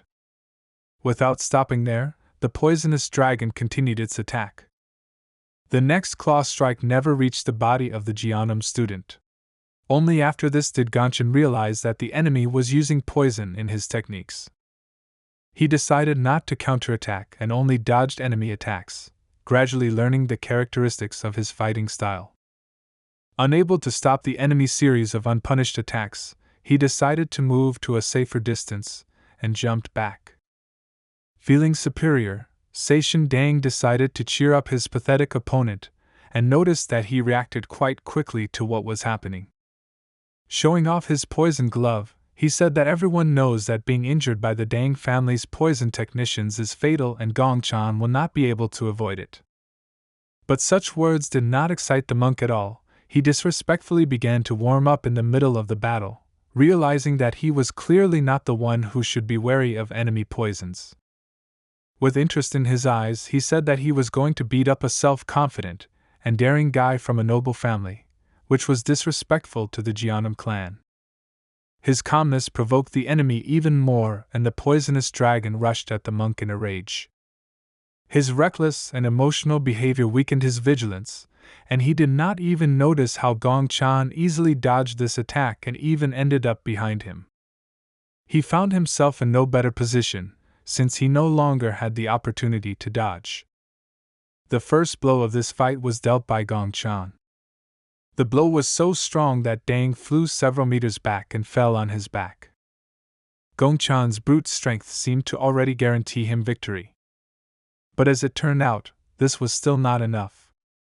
The poisonous claws of his opponent's gauntlet dug into the ground with fury. Seishin Dang rose to his feet with a burning gaze. Despite such a heavy blow, he still wanted to continue the battle, because his pride and the honor of the clan were at stake. His gaze was unshakable and said only one thing: he was not going to give up so easily. Gongchan was surprised by the enemy's behavior, so he turned to the young warrior and said that he should stop, because his tenacity alone was worthy of praise. His words only infuriated the young and ambitious guy. He screamed and reminded him of his words that the fight would end only when one of them died. The Taoist of the Jeonnam clan, understanding the situation, simply agreed with the words of the future head of the Dang clan and said that from now on he would fight seriously. Analyzing the abilities of the talented student Jeonnam, Seishin Dang assumed that in the battle of speed, Gongchan could not be that much stronger than himself. He had only one trump card that he was counting on. He believed that by catching the enemy with his poisonous claws he could immediately win. Each of his blows was accompanied by the release of poison, but the dragon never managed to reach the body of the unarmed Taoist Jeonnam. With only one strike in mind as a tactic, he did not bother with more subtle techniques or strategy. His self-confidence once again allowed Gongchan to get within counterattack range. Seishin managed to notice the enemy's intentions and immediately jumped back to a safer distance. Without hesitation, he rushed into battle again to deliver a powerful direct blow. Gongchan, without moving from his spot, responded with the same blow. Thanks to the released energy of both fighters, their fists literally hovered in the air a few millimeters away from each other. A smug grin appeared on the poisonous dragon's face. He believed that he was about to catch the enemy with his poisonous gloves. But he miscalculated again, and a moment before the end of the fight, with a calm look, Gongchan told him that this time he was really serious. Burning with rage, Seishin Dang asked not to talk nonsense, considering his victory an obvious outcome. But he was wrong. After a moment he saw Gongchan's internal energy that surrounded his fist and was able to destroy the poisonous glove. This was the last powerful blow that Gongchan dealt. Dang Muji was unable to stay on his feet for the second time. He flew several meters away and fell on his back again. With impeccable martial arts skills and years of internal energy practice, the young Taoist Jeonnam once again demonstrated the superiority of their old school. The referee of this fight approached the fighter lying on the ground to check his condition. The man was shocked, and with a trembling voice, he announced the Taoist of the Jeonnam clan as the winner. The audience clearly did not expect such a result of the fight, but the majority unanimously began chanting the name of the winner. The fiery woman bit her lip nervously. It was only at that moment that she realized that Gongchan was an unusual master, since he defeated Dang Muji with such ease. But Mr. Namgung had long seen the incredible potential of his former opponent in a friendly fight. The fight was over, and as promised, Gongchan received his valuable prize, although he could not believe that he received such a precious thing in just one day. With a satisfied smile, he hoped that he would keep it, and not have to give it to someone else. When suddenly he became distracted by the guy who stood in front of him and most likely wanted to talk. It was the young warrior Namgung, the son of the Sword King, and after the battle he couldn't help but meet Gongchan in person. With his first word, he embarrassed the young master from Jiannan by saying that the fight was incredible. Gongchan was very happy to hear such praise from his past opponent, so he thanked him. But he obviously met with him not only for the sake of these words, and realizing this, Gongchan said that if there is something that he can help with, then he will always be ready. Folding his hands and bowing, he replied that he would like to ask for a friendly duel. He also added that he not only wants to repeat their fight, but also start learning under his mentorship. The young master was surprised and asked the warrior whether his view had really changed so much. It was obvious from Namgung's look that this was the case, so Gongchan replied with a friendly smile that since they had known each other for a long time, he did not need to give him anything for such a fight. He had to say this because he had previously demonstrated himself as a person for whom values are the only benefit from interacting with other masters. He asked where the young warrior would like to fight, and Namgung replied that he was ready to do it any time and anywhere. Gongchan did not want to start a battle at the moment of conversation, so he agreed to postpone the fight until the next day, since in any case they needed someone as a witness. After these words, they said goodbye and the son of the Sword King left. It was a mystery to the young master whether everything would go well. Perhaps he thought that Namgung wanted revenge for his defeat and the defeat of his close comrade. In fact, he was thinking about all the wrong problems that he needed to worry about in the near future. In the meeting room there were a lot of negative emotions on the part of the elders. They were beside themselves with rage when they heard that their fighter had arranged another duel, and with a representative of one of the largest families, the great Namgung family. It seemed to them that the guy had specially arrived at the Murim Union to fight with others. Without having a word to answer, Gongchan simply looked down dejectedly. Another intense conversation with the other prefects left him so exhausted that he decided to rest with his group, with whom he went on a mission. While talking to Moan's nieces, he said resentfully that the elders were too strict. Ren agreed with them in a way and said that he was bad, as there were rumors that he received a heavenly poison pill as a reward for the fight. Another disappointment plunged the guy into a temporary deep depression. He thought that his nieces did not value the work of their teacher at all. It seemed to him that the attitude towards him after such an act should have been at the highest level, since he really worked productively, and through honest labor obtained such a valuable and rare thing. To put some pressure on the sisters, he said offendedly that he was having a really difficult time, but they didn't even come to his aid. Ren replied that they tried, because it was impossible not to notice how he constantly complains about everything. Her uncle was extremely unhappy with this attitude. Gonin suddenly joined their conversation. She was surprised that the guys were arguing as usual. The most active participants in this dispute immediately began to point fingers at each other. But Sister Gonin didn't care who was to blame for this conflict. She, as a more reasonable and mature girl, asked them to stop this farce before no one saw it. Then she moved on to her question. She had already heard that her younger brother had a duel planned for the next day. Gongchan said that he was really going to fight against the young warrior Namgung. As it turned out, she came with unexpected news. Their clan sent an order to Gongchan's group to return home. This was quite logical for the young master, so he decided not to challenge this decision, since he had already taken part in the Murim Union meeting and had an excellent opportunity to learn a lot from other masters. He replied that he understood everything and agreed to return, but intended to collect his things just after the fight with his next opponent. The next morning, the time came for the battle and Gongchan, as planned, met with the young warrior Namgung. Without further ado, they both charged with swords in their hands. In this fight, both sides looked like they were equal in strength. At some point, Gongchan even felt some superiority in strength on the part of the enemy. In fact, he even had to hit several times just to parry one of his blows. This time, the young warrior Namgung looked like a more serious opponent. It was obvious that his sword had become much heavier. The beginning of the battle was a battle of endurance. Despite the enemy's advantage in strength, Gongchen was able to parry each blow several times for a long time. The audience was fed up with the spectacle, as after Gongchan's recent fight with the Dang warrior, they were able to see Jianam's sword skills.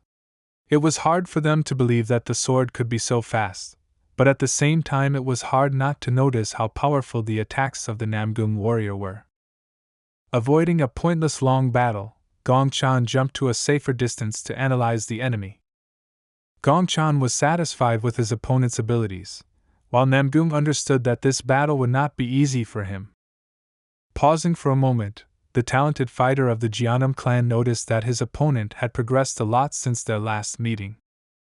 According to the warrior Namgung, he only made a little progress, but he also noticed that Gongchan had become stronger. They both seemed to have noticed the progress they've made since their last fight. Gongchen suggested continuing and asked his opponent to show him everything he could do. The Sword King's son rushed to attack the opponent he truly admired. To him, Gongchan looked so strong that he couldn't even hope to defeat him. But for the sake of his goal, he was ready to give it his all, despite the result of the fight. The experience he would gain in this fight would be priceless, and everyone understood that. Gongchan couldn't believe that Namgung had become so much stronger, because the mere presence of his internal energy made everything around him collapse right before his eyes. Taoist Jianam recognized the incredible fighting spirit of his opponent in the friendly duel. It was obvious how he was trying to suppress the surrounding area in order to prevent Gongchan from using some techniques. The shocked audience couldn't believe what they were watching. This was the technique of the Imperial Sword, and it was incredible that at his age the young warrior had already achieved such skill. Gongchan was not familiar with the assortment of techniques of the great Namgong family, but after hearing whispers about the technique of the Imperial Sword, everything fell into place for him. He realized that the enemy was able to improve this sword incredibly, because now it was definitely different from what he had heard. Having created ideal conditions for the duel, the young warrior turned to Gongchan and warned him that he would now begin to attack. Gongchan replied that he was ready to continue the fight, and also asked the enemy to show everything he was capable of. After these words, he began to release his internal energy.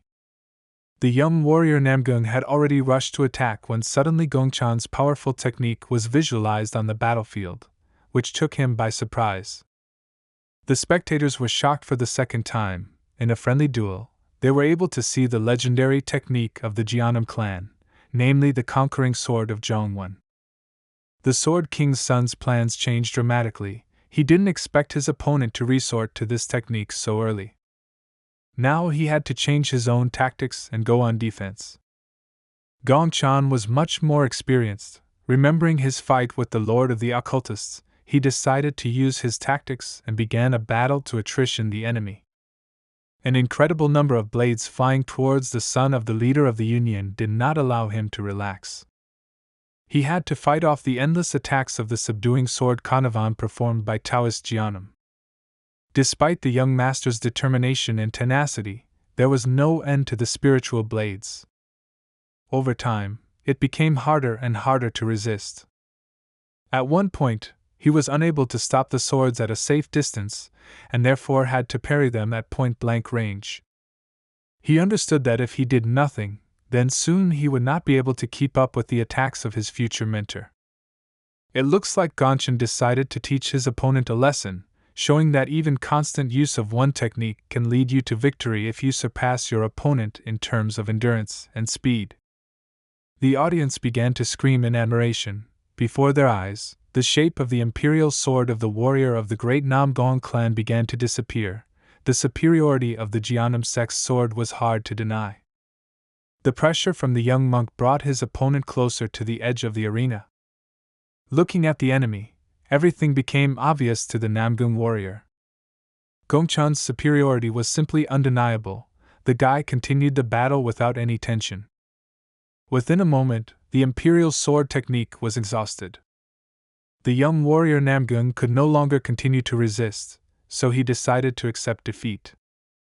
Gongchan breathed a sigh of relief. In fact, he did not expect his opponent to be so stubborn.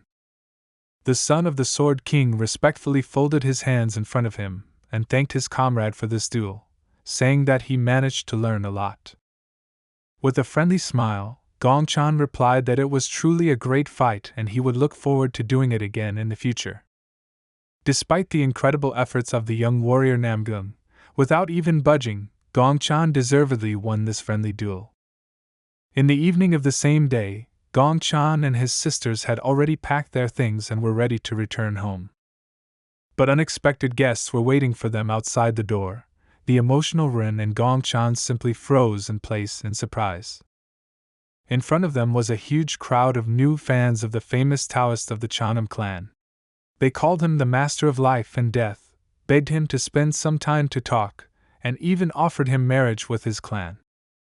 Sister Gonan noticed that Gongchan's popularity was no longer some kind of joke. In response, the guy only laughed in confusion. The hermit monk probably regretted that for the sake of his goals he became such an attractive person, because now he had to deal with fans who had no end. Still, they managed to break away from the fans and Gongchan and his team went home to Jiannam Fortress on a cart. Returning home, the hermit monk admitted that it was very tiring for him to meet so many people, and his popularity also had its downsides. The eldest niece reassured her uncle by saying that this kind of thing was very important for the growth of their clan. The guy replied that he was aware of this approach and therefore gave the best performance for such an influential audience from the entire Murim Union. Being the daughter of a large family, Yun advised him to refrain from such words, otherwise he might lose his face and other masters would treat him with caution. But the young master had a completely different attitude, so he said that when a warrior becomes strong enough, everyone begins to treat him just as well. But Jung did not agree with his words and replied that there is nothing more unsightly than a classless master. Her pride put the guy in an awkward position, and he replied offendedly that he expected such words from a descendant of the great Murong family. Such an impudent speech brought the girl to her senses, and with a serious look she asked her uncle to watch his words. This tension in the cart made everyone present feel uneasy. Gonan's more reasonable and mature sister asked her younger brother to immediately apologize to his niece. Remembering that sometimes it is worth being more polite, the guy diligently began to apologize to his niece for his thoughtless rudeness. The tense situation did not change much from this, and Rin joined the conversation, saying that before they returned to the Jiannam clan, they should defuse the situation and stop in some town to eat something tasty. Confused Gongchan saw hope in this proposal and asked where a suitable place might be. The younger sister suggested stopping in the Yangtze, where she saw a good restaurant. With a smile on his face and relief, the guy turned to the driver and asked him to change the route a little. After that, he turned to his depressed team and offered to go visit one of the great families to eat delicious food and cheer everyone up. It turned out that the Yangtze town was quite well developed in terms of trade. The streets were crowded with people. The youngest of the nieces noticed that this was a place where traders and locals stopped before leaving for Shaanxi. Originally, it was under the jurisdiction of Huajin Gate, a division of the Manhwa sect. Hearing this, Gongchan assumed that it should then be under the jurisdiction of their Jiannam clan, but things were not at all as simple as he expected. With her hands folded importantly in front of her, Gonan answered her brother that the Huajin Gate had suffered a lot of damage, but despite this, it was still quite active. Therefore, they must be careful until the position of their sect is completely determined. The young monk began to scratch his head with understanding. The girl added that there should be nothing complicated in this, but it would be better if he was aware of this issue in advance before causing problems for the family. Gongchan decided not to dwell on the problems of the sect and returned to the question of where is the good place that Jung spoke about. Anticipating fun, the younger sister replied that she would immediately take them to that legendary place. Such boasting on the part of the hyperactive Yun caught the guy by surprise, and he began to doubt whether this was a good idea, but still did not change his plans and offered to go and see if they really should stop there. They went to the center of the trading town where there was a noticeable multi-story building. The place was crowded with visitors. Ren introduced the Wangpo Hotel as a place that was a famous restaurant.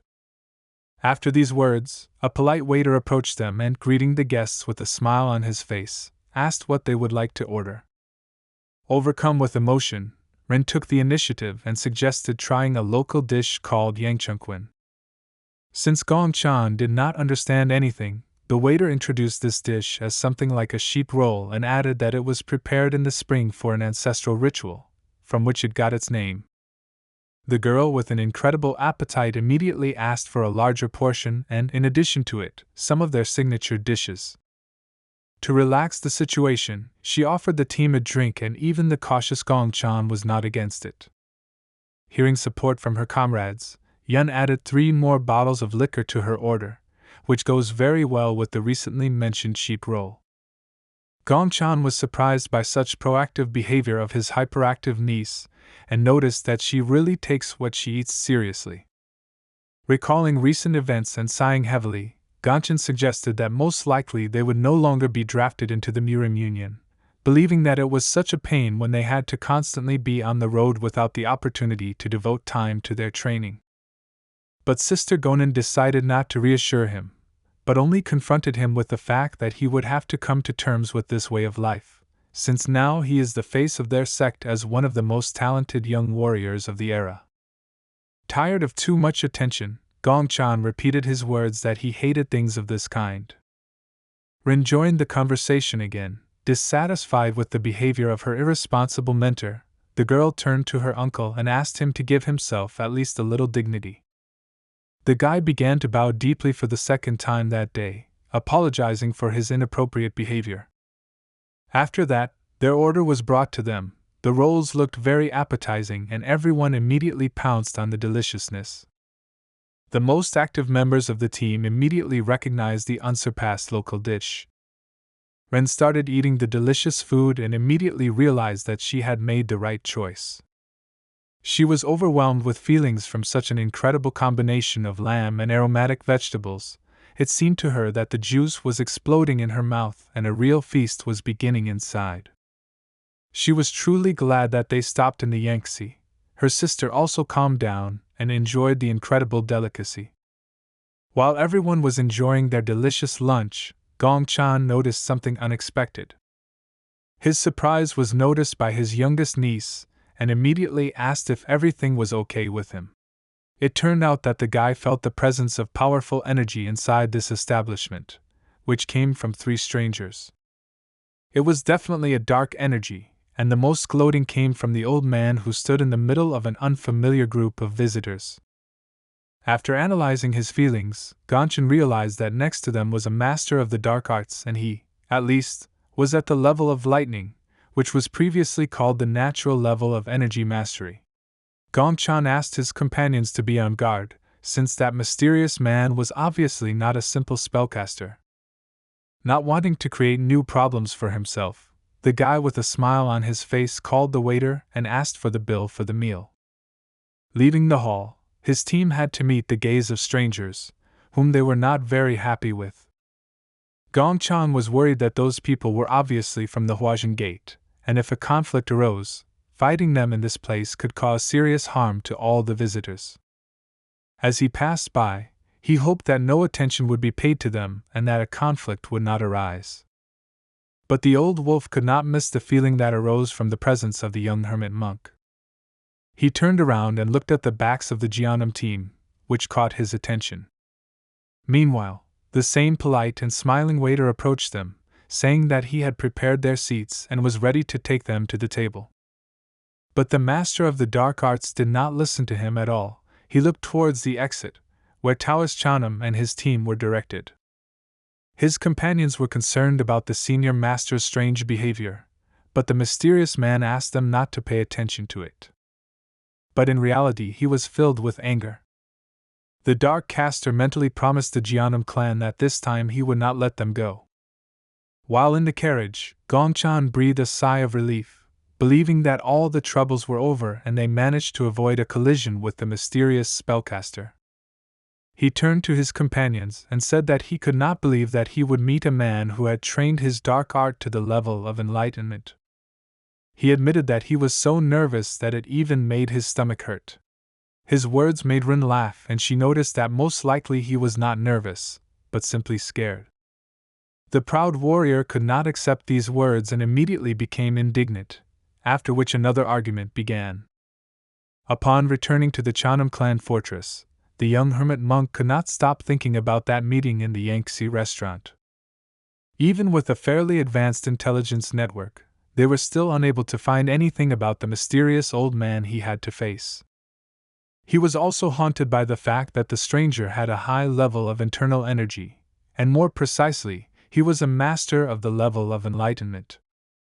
The even more frightening fact was that he had reached this level by practicing dark martial arts techniques. Such an enemy on the horizon caused real concern in the guy. With a serious expression on his face, he realized that he no longer had time to hesitate, because this was not a problem that he could solve on his own alone. Gongchan came to the conclusion that he could only relax when their Jianam clan became even stronger. This time, he would have to think carefully about how to make the clan even stronger this time. This was the stage when he would have to return to his memories from his past life, believing that that experience had helped him out more than once after rebirth. First of all, he went to meet his teacher, who, as always, pleasantly hosted him over a cup of tea.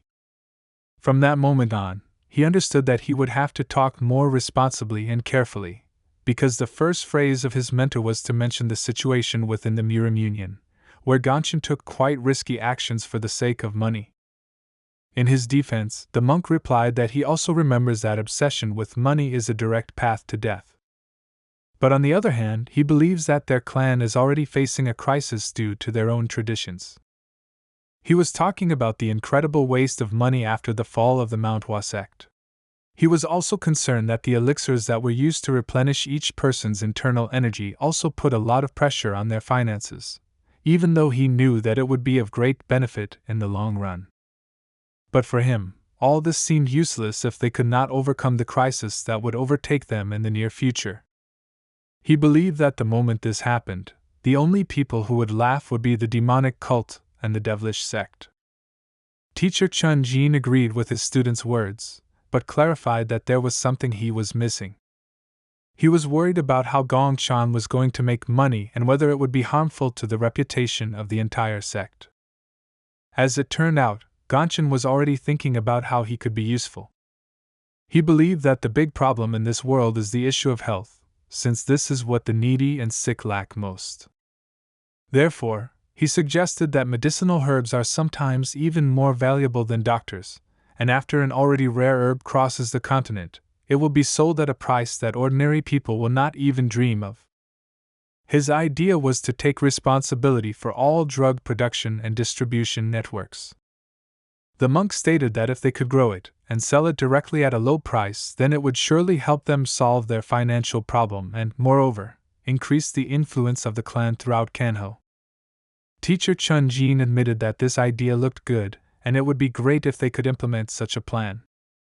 Still, they could not make a decision so abruptly, since they still had many worries that would be worth setting aside free time for. Gongchan replied that he understood everything perfectly, but continued to pour out a bunch of his ideas on how to solve the financial crisis of the clan. His stream of thoughts out loud was greatly loaded by Chun Jin, and the man did not know when it would end. The young monk was so carried away by his dreams and ideas that he did not pay attention to the reaction of his mentor, and therefore the teacher was forced to stop him. Interrupting the story, with his head boiling, he asked the student to give him a little time to think about everything that had been said. Still, their dialogue was only a discussion of some ideas and he could not decide on all these proposals on his own. Gongchan began to realize his mistake, because since he talked about the idea of selling martial arts training, his attitude towards him has deteriorated greatly, and now everyone believes that he only cares about money. Feeling awkward, the hermit monk thanked the teacher for his attention, but the man actually did not refuse everything that the talented master offered him. With a kind and sincere smile, he said that Gongchan should attend today's elders' meeting. A few hours later, the meeting began and the young master shared his ideas with the rest of the elders. After his story, a temporary silence began in the hall. It was difficult for the people of that time to so quickly accept the plan that Gongchen proposed. One of the elders nevertheless decided to answer, and said that he shared the views of their young master. He believed that if this worked, then it could become a plan that would rewrite the history of the entire clan. But he was worried about the deadlines, because the lack of money was a very close and acute problem. Gongchen responded in his defense that he was focused primarily on the final goal. He, like no one else, knew that financial problems spare no one, and even despite the rich history of the clan, it could fall only because of money problems. The elders were puzzled by his words, so the guy decided to explain this in more detail. As an example, he said that he had a lot of first-class martial arts in his mind, and if they sold them on the black market, then everyone would earn at least thousands of gold taels. Everyone was shocked by the young master's intentions. He was going to refine the techniques and sell them to small and medium-sized martial arts sects.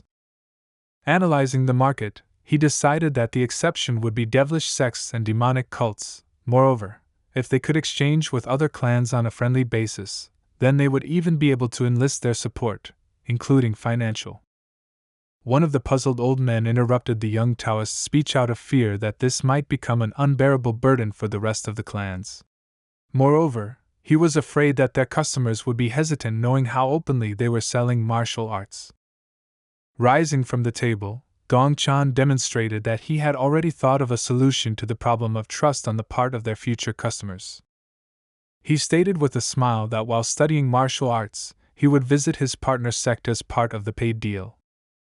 In addition to the weight of his name, he believed that if they personally saw the martial arts power they could obtain, they would have no choice but to believe in the deal. Gongchen continued to press ideas on the prospects and began to talk about further cooperation, which would be based on mutual trust, but one of the more conservative elders of the sect stopped him with his accented cough. All attention turned to him. The old man agreed that the Jiannim clan followed the world's customs to a certain extent, and he also acknowledged that they had come this far by listening to the opinion of the young and talented Gongchen. But further raising his tone, he demonstrated his indignation at the sale of martial arts as if they were not a clan, but some kind of merchants. What was unacceptable for him was not so clear-cut for teacher Chun Jin. He reminded the elders that their clan was facing a crisis, and they could set different standards to solve the problem.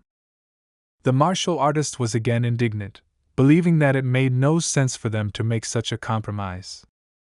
Their discussion was interrupted by the clan leader. He believed that continuing the discussion would only lead them to a quarrel, so he proposed to resolve the issue by a vote of the elders. Teacher Chun Jin politely invited the young master to leave the hall while the voting took place. The guy began to worry about what the result would be, but he understood that he had already done everything he could. As a result, Gongchen's idea was positively received by the majority of the elders. As they came up with a plan to deal with the coming financial crisis, the question remained of who would be responsible for execution. Still, none of those present decided to propose their candidacy. One of the positive-minded participants suggested providing a similar opportunity to the initiator of the plan.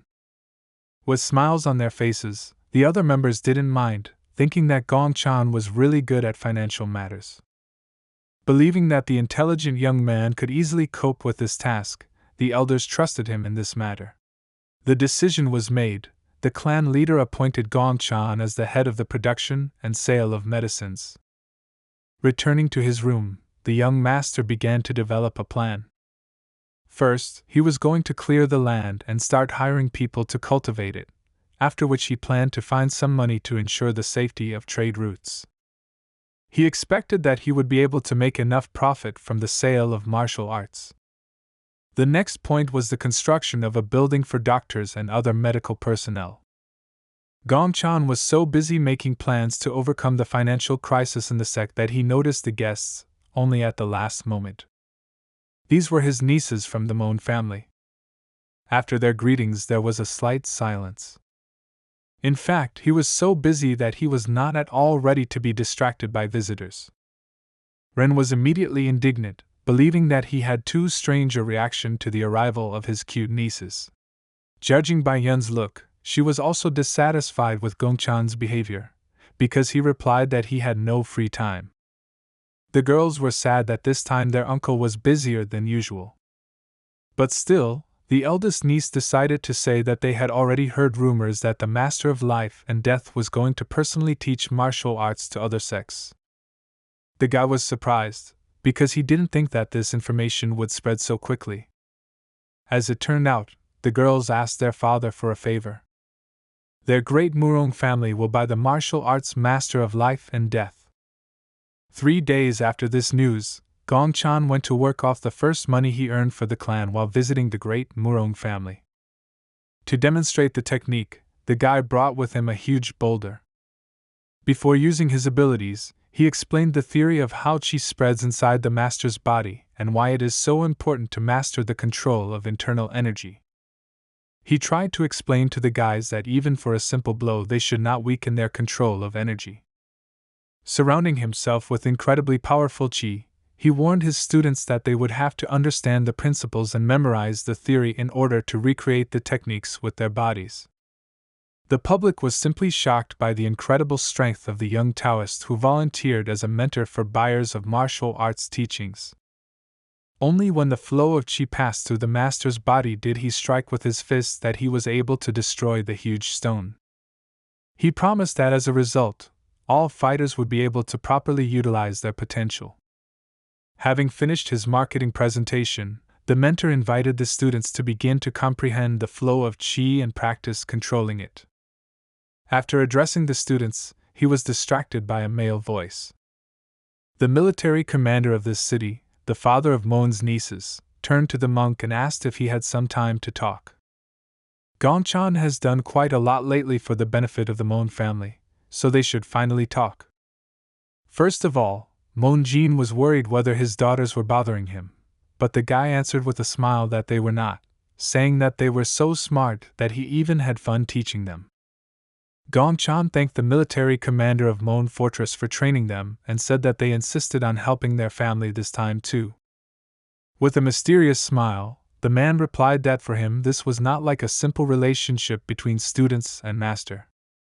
He was very persistent and wanted to hear the young master's opinion about their relationship.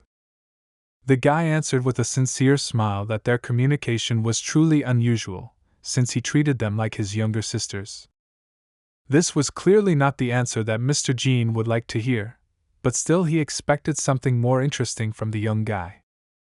Still, he had to notice that he himself thoroughly enjoyed the recent lesson among the clan warriors, and even took something for himself. As always, the humble Gongchan decided to pay a compliment, and said that this was only possible thanks to the great potential of the great Murong family. In addition, he heard that a happy event for their sect had recently happened. He congratulated Mon Jin on his incredible advancement. It turns out that the military commander has reached the stage of enlightenment. A pleasant conversation with the young master led him to the idea that the guy should be thanked in some additional way. With a smile on his face, he stated that it was thanks to the influence of the young hermit master that he was able to reach the stage of enlightenment, as the unique idea of the Master of Life and Death made him realize something new that he had never thought about. Thanks to Gongchan's help, Rich Dad was willing to thank him generously. While the master stood awkwardly in place and did not know how to answer, the man directly asked what he would like as a reward. The guy decisively replied that in this case he had only one question, the answer to which he would like to hear personally from Mon Jin. This proposal brought a satisfied smile on the man's face, and he agreed to the condition. It turned out that Gongchan wanted to ask for help in achieving the level of enlightenment. He was wondering what the key points were in achieving a level of enlightenment in the field of martial arts. While knowledge was being exchanged inside the Mon Fortress, a carrier pigeon flew to the headquarters of the demonic cult with information useful for the villains. The current leader of the cult, under the alias Demon Brain, received a letter from a secret agent from the Empire. It said that the Emperor's favorite daughter, Princess Manhwa, was finally leaving the palace. The cult follower, who stood respectfully before the leader in a deep bow, decided that the time had finally come to act. The master ordered him to prepare fighters to track the movements of the Murim Union forces. This time they decided not to attract unnecessary attention and act secretly and covertly. The guy thanked his master for his trust and promised that he would do everything possible to achieve his goal for the benefit of their cult. The leader was in anticipation of revenge, because 10 years had passed since their cult lay low, waiting for the right moment. They finally had the opportunity to hit the emperor's weak spot. After a long wait, the time has finally come for them to meet the grown-up princess, who will soon leave her palace. Their cult was going to greet her in person. Returning to his room after teaching the students from the Mon family and talking with their master, Gongchan decided to write down all the useful information that he managed to learn. As it turned out, even such an experienced and advanced warrior as Mon Jin could not fully understand the true nature of the key to advancing to the stage of enlightenment. He believed that this must be somehow connected with the upper Dantian, which masters from the Chanam clan had previously told him about. The starting point in reaching this level is to train the consciousness, and then, when the master can surpass his limits, he will come closer to comprehending the natural level of energy possession. First of all, Gongchan set himself the goal of bringing consciousness to the limit of possibilities. It's been 10 days since he completely focused on work without rest or sleep. From fatigue, his head ached as if it was ready to explode at any moment. But it seemed to him that he was on the right path, and the development of his consciousness was almost at its limit. His training turned out to be completing paperwork for a medical business. Let's return to the purpose of the demonic cult. Princess Yunhua was born and immediately possessed everything she could want. The power of the sun and the favor of the emperor, incredible beauty and natural talent, she possessed an abnormal 300-year-old internal qi, thanks to rare medicines and pills. However, this was not too important to her. All she wanted was to be freed from the shackles of the imperial palace as much as possible. On one of her monotonous and tiring days, she saw something that completely changed her attitude towards life. After seeing one of Gongchan's fights, she was incredibly inspired. The energy of the young master lit a fire in her soul, and she firmly decided that she wanted to live just like him. At that moment, the princess dreamed of participating in real battles, meeting threats face to face. Her sincere desire was freedom, such as that of the mysterious Master Hermit who continued to wander around the Union, living his best life. Late at night, looking at the moon, she remembered those feelings, realizing that she would never forget this decisive day in her life. She was ready to hit the road. In her hand she already had a bag with food supplies for the coming days. Within a moment she jumped out of the window for the freedom she had dreamed of for so long. Some mysterious Kwanaki saw this. The news that the princess had left her fortress had already reached the Devil Blood faction. The leader of the Devil Blood faction, Salma Kenshin, ordered to find her and bring her back alive at any cost. His plan was to brainwash her using their secret dark arts.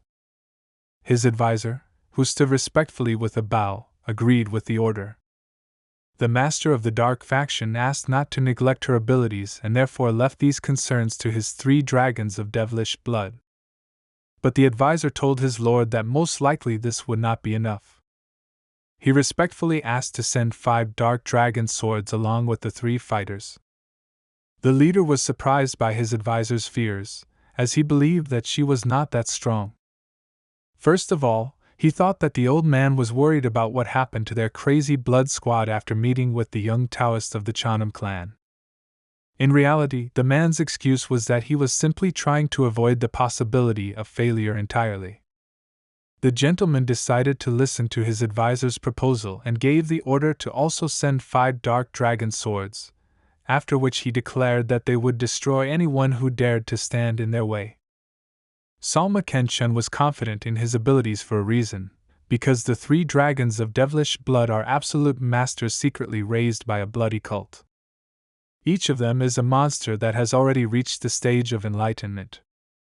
At the same time, the 5 dark dragon swords were also a huge threat, because each of them is an elite spy that was carefully selected by the bloody cult.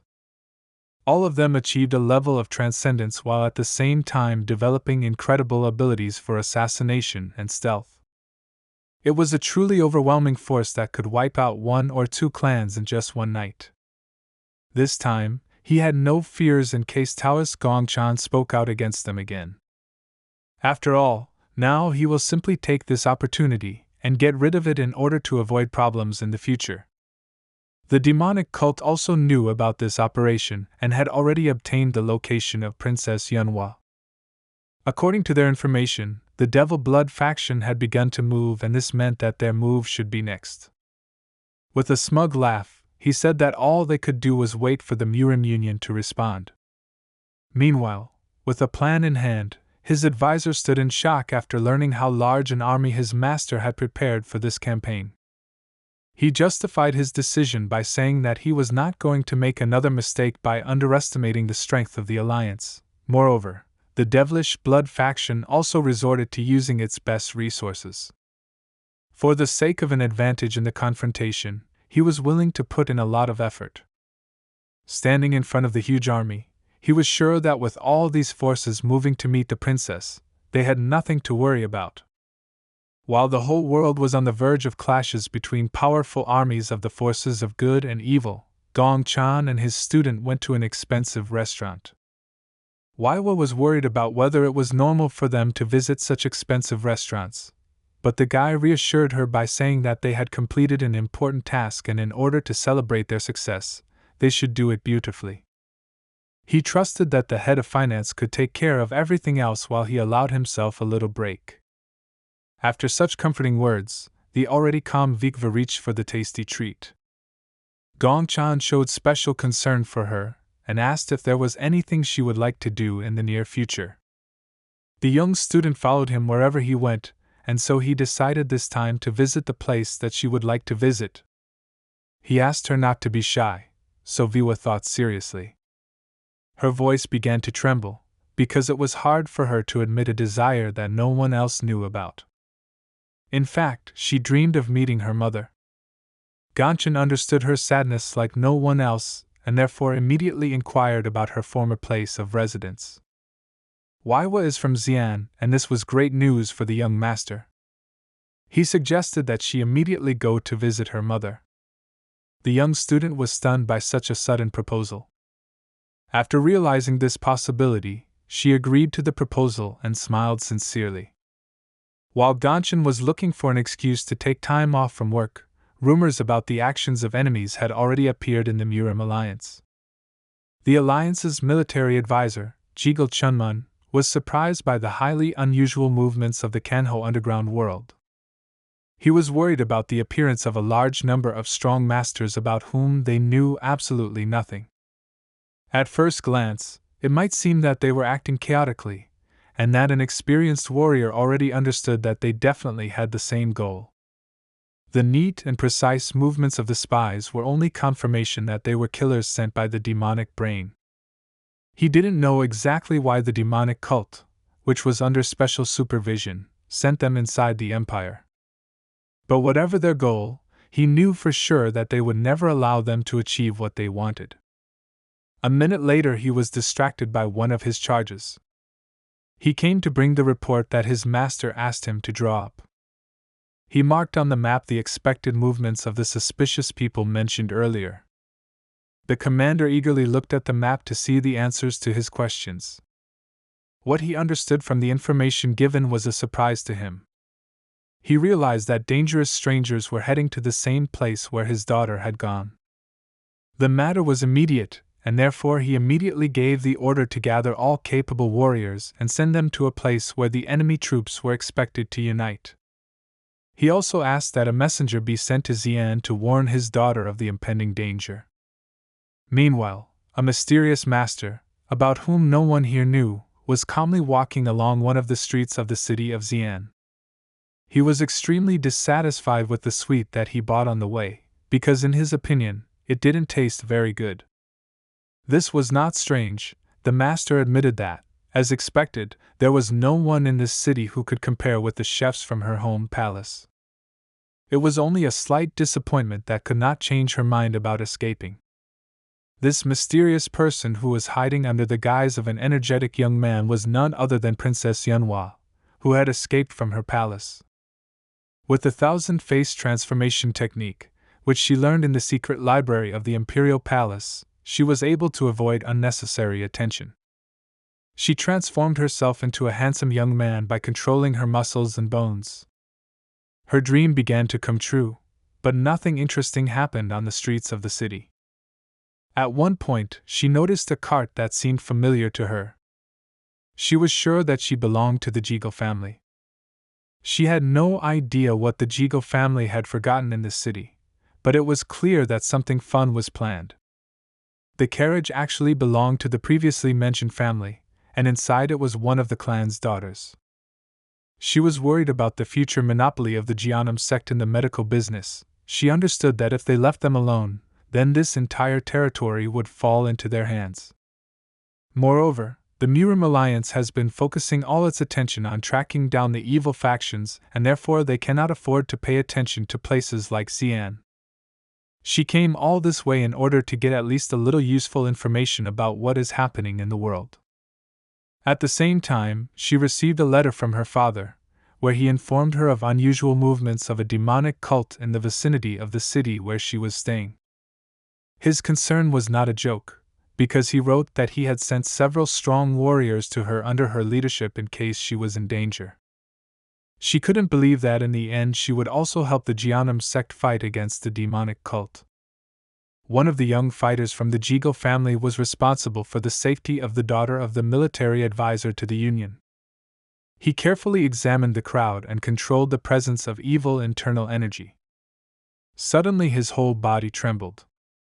For the first time in his life, he felt such pressure. It was hard for him to believe that a person could possess such a large amount of internal energy. The daughter of the family, named Jawa, turned to her escort and asked her to stop the cart. Her ward turned to the other fighters and asked them to be ready. The doors of the cart opened and the girl went out into the street. Soon the master approached them, which caused concern among everyone who accompanied her. The attractive stranger greeted her with a smile. He asked the daughter of the military advisor of the Union where she was from, suggesting that their cart belonged to the Jigo family. The pressure of being next to such a strong master did not give the girl peace. She was afraid that this welcoming stranger might be the master of the demonic cult that her father had warned her about. The polite, handsome young man introduced himself as Wei Yunji, the current head of the Wutong clan. He said that he came to this place as soon as he saw the carriage of the great Jigo family because he wanted to see if he could make new friends. With a smile on her face, Jigo Jaiwa replied that this meeting was unexpected for her, but very pleasant. She admitted that she had heard that the Wei Yunji clan was a mysterious clan with a tradition of passing on their martial arts to only one successor. She also assumed that about 200 years had passed since their last appearance. So Jaiwa wondered what could have made them show themselves now. The guy replied with a friendly laugh that he didn't expect to find those in a small town who still remembered their clan. He justified his decision by saying that he simply decided to look at the world after so many years. Mrs. Jigo was surprised, because in her opinion, Xi'an is not the place to look for adventure. Wei Yunji admitted that he was actually on his way to the Jianum clan fortress. This answer was quite unexpected. Jaiwa admitted that she was actually passing through this city, as she was also heading to Jianum. A young warrior from a mysterious clan asked if he could join them in this case. With this question, he greatly strained the entire convoy. The military commander's daughter was also a little puzzled. The mysterious stranger with an incredible amount of internal energy was not even afraid of their great family. Still, she had no other choice, and so she simply agreed to the proposal. With a smile on her face, Jaiwa admitted that she was glad to meet someone with whom she could talk during the long journey. To add some variety to the day's plans, Wei Yuji offered to treat the lady to lunch to express his gratitude. Jaiwa thanked the stranger for the offer. After this, Yuji decided to go in search of the best establishment in this small and unremarkable city. Still, the Jigo family's convoy was on guard. The young fighter understood that all the stranger's words were just a lie. He was worried whether their mistress had acted correctly when she agreed to this proposal.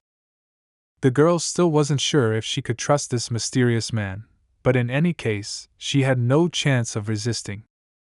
At the same time, in another part of the city, Viwa was finally able to meet her mother.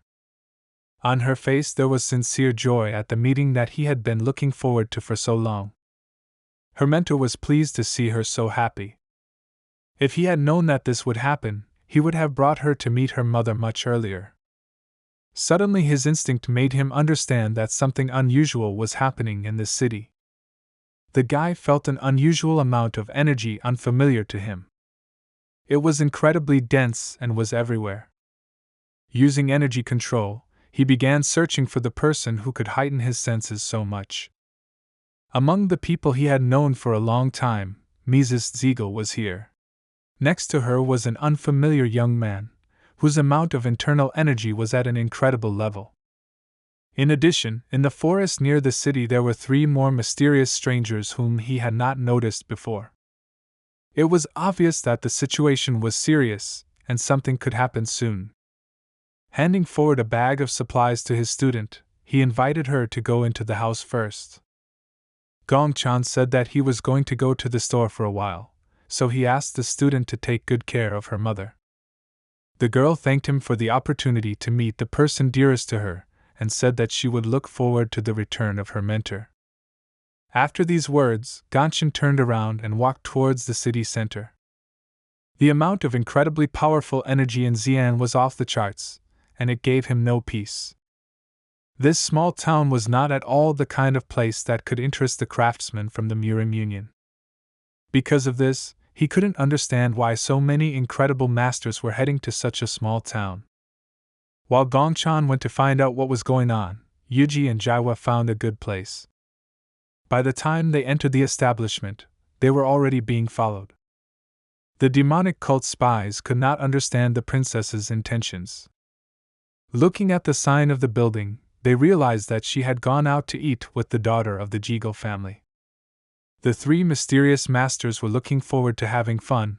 The guy in the purple kimono suggested that Yonghwa didn't even understand what situation she was in. After this, the young warrior turned around and, looking at the eldest fighter from their company, asked what they would do next. He was impatient to join the battle. The man replied with a smile that they would soon have such an opportunity, and warned that they should not even think about unnecessary movements that could give away their positions. The youngest guy from the group with yellow dragon eyes asked if they could have a little fun in this case. When suddenly their entire squad felt the presence of someone they clearly did not expect to meet. The young dragon could not confuse this feeling with any other. He realized that this was the same guy that the master's advisor had told them about. To their surprise, Gongchan immediately noticed the surveillance. Looking at the mountain opposite the city, the young monk was able to track down the location of the strangers. The trio of spies failed for the first time in their lives. The young dragon was beside himself with anger. He could not even imagine that this could happen. He realized that they had been warned about this Taoist of the Jianam clan for a reason. They both felt the same feeling. Not only the dragons, but Gongchan was also excited for the battle. He had never had to fight 3 enlightenment level masters at the same time who possessed forbidden dark martial arts. The youngest of the dragons turned to his comrades and told them that they had definitely been tracked down, but the dragon in the green kimono questioned his words, saying that with his level it was impossible to see them through the curtain. The young master of the blood cult could only hope that his comrade's assumption was true. He himself believed that Gongchan was somehow different from the other masters. He did not know why, but he was sure that he had figured them out. The enemy's unusual behavior made him nervous about the operation. He was sure that in this case, the Taoist of the Chanam clan simply could not be a master of just the transcendental level. But the senior fighter said they shouldn't worry about it because it was too late to change anything. Looking at the dark clouds, he asked his comrades if they could feel the unusual energy that was rapidly approaching. The guy with green hair had a sly smile on his face. he knew that the time for fun would soon come. He was not the only one looking forward to the battle. The elder and younger dragons also rejoiced at the warriors who were approaching. They all sensed the demonic cult army approaching. Dragons were very hostile towards competitive representatives of the dark martial arts. Gong Chan finally arrived at the establishment where the girls were staying. Jaiwa had known the young Taoist for a long time, while Yonghua had only seen one of his fights, which motivated her to change her life. She was looking forward to a personal meeting, which turned out to be very unexpected. The daughter of the Jigo family was puzzled by what he was doing at such a time in such an ordinary and uninteresting place. Gongchen decided not to explain his visit, since it was unofficial and not very important, so he simply greeted his friend from a great family. He didn't know who she was with. The stranger introduced himself as the leader of the Wangtong clan named Hua Yinju. The young guy clarified that it was his first time in Kanho and was currently indebted to Mrs. Jigo for the inconvenience caused. With just one glance, the young Taoist could understand that this was a woman who was using the art of transformation to have the appearance of a man.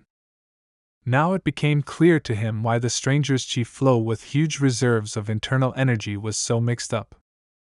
Out of politeness, he asked permission to join them for a while. The polite princess sincerely agreed and allowed him to sit at the table with them.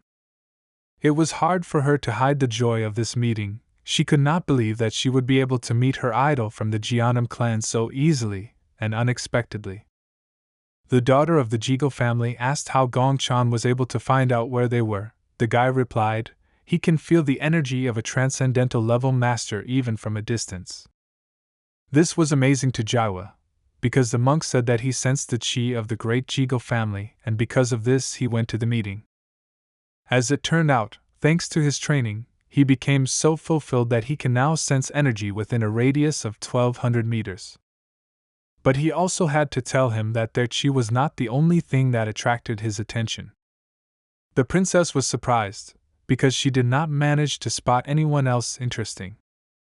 The hermit monk replied that murderers from a blood cult were hiding in the nearby hills. He also clarified that the 3 fighters that he managed to track down have a natural level of energy mastery. Their progress in learning martial arts is at the stage of enlightenment. With a serious look, he asked his companions if they knew anything about those who might be pursuing them. Jaiwa replied that she had no idea what they forgot here. Gongchen assumed that they were aimed specifically at them. In addition, he clarified that he himself could not be a target, because on the way to Xian there was absolutely no trace of the killers behind him. The princess realized that in this case a fight could not be avoided. Continuing to act out the role of the leader of the legendary clan, she said that she had been eager to meet the Enlightenment Stage Master for a long time. But she didn't even think about the fact that battles between fighters of their level could endanger the entire small town.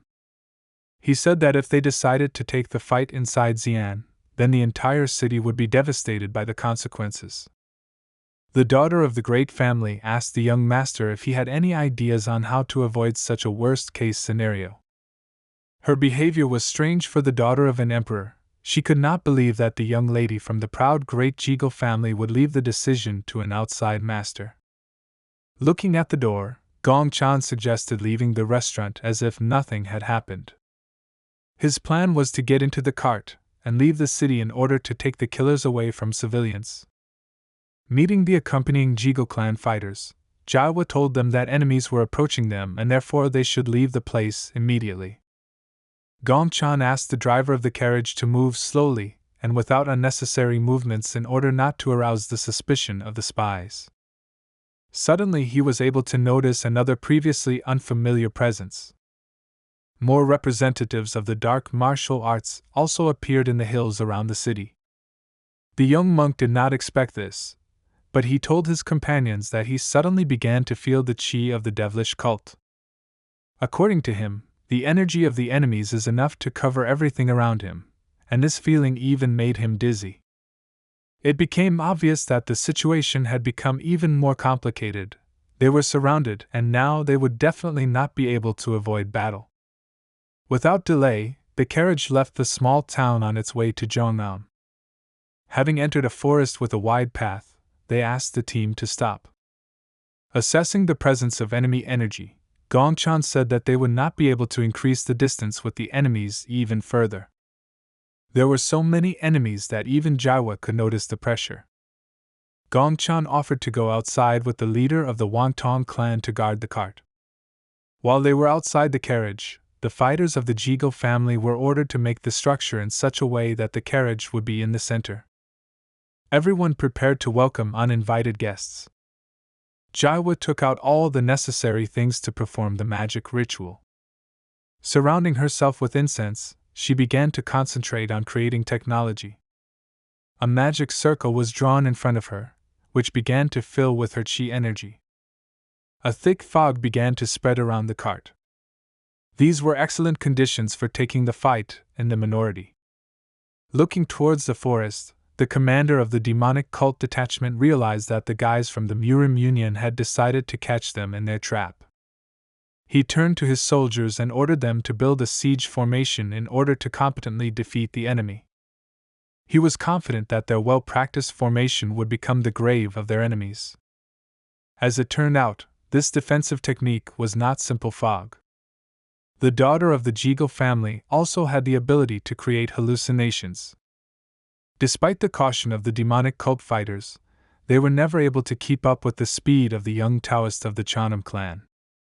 Attacking from the shadows, he did not give away his location. When the fighters began to fall, their comrades began to hear the sounds of a fight, but Danshan had already managed to change his location. By moving competently, he easily got rid of opponents with a low level of martial arts proficiency. In addition, he could easily identify enemies by tracking their chi. Picking up the sword of one of the fallen enemies, he threw it in the direction of the next enemy. With little difficulty, the occultist was able to fend off this attack, calling it a cheap trick. But Danshan didn't really expect that this would be enough, so he also managed to close the distance with the enemy and got close to him.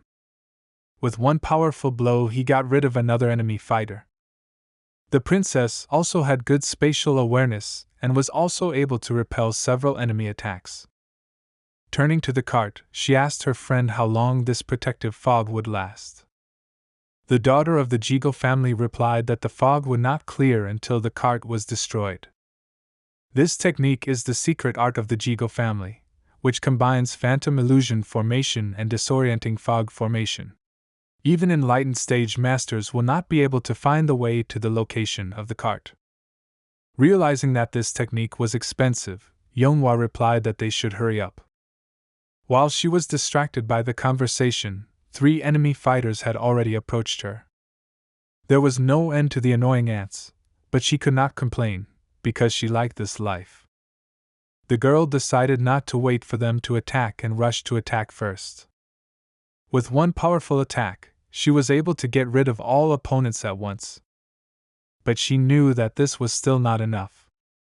There were a lot of enemies, the situation became more tense, but she was ready to fight to the end in order to get out of the encirclement together with her new comrades. A moment later, the young Taoist Gongchan joined her. She was glad to see that he was unharmed. Gongchan said that events were developing very strangely, and they should change their tactics. Having followed the main forces of the enemies, he learned that the novices from the devilish cult began to slowly retreat back.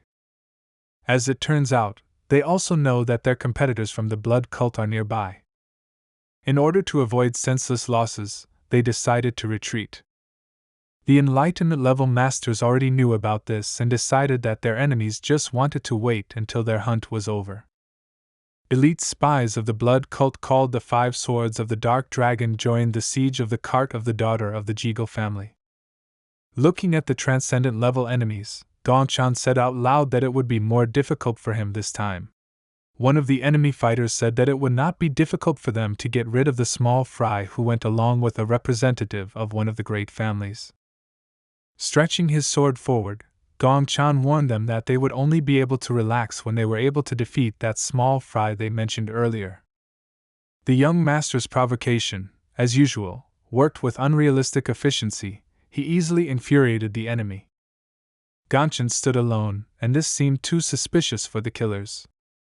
Before the start of the battle, they asked where the other fighters were. It is clear that they never heard the answer to their question. Despite this, the arrogant 5 Dragon Swords fighter stated that their enemies would show up anyway right after he destroyed the enemy formation. Looking around, Gongchen realized that it would not be easy for him. As a true hermit, he was used to fighting alone, so as not to worry about the rest of his comrades. Earlier he turned to the brave warriors accompanying the Jigo cart and asked them to take care of the rest.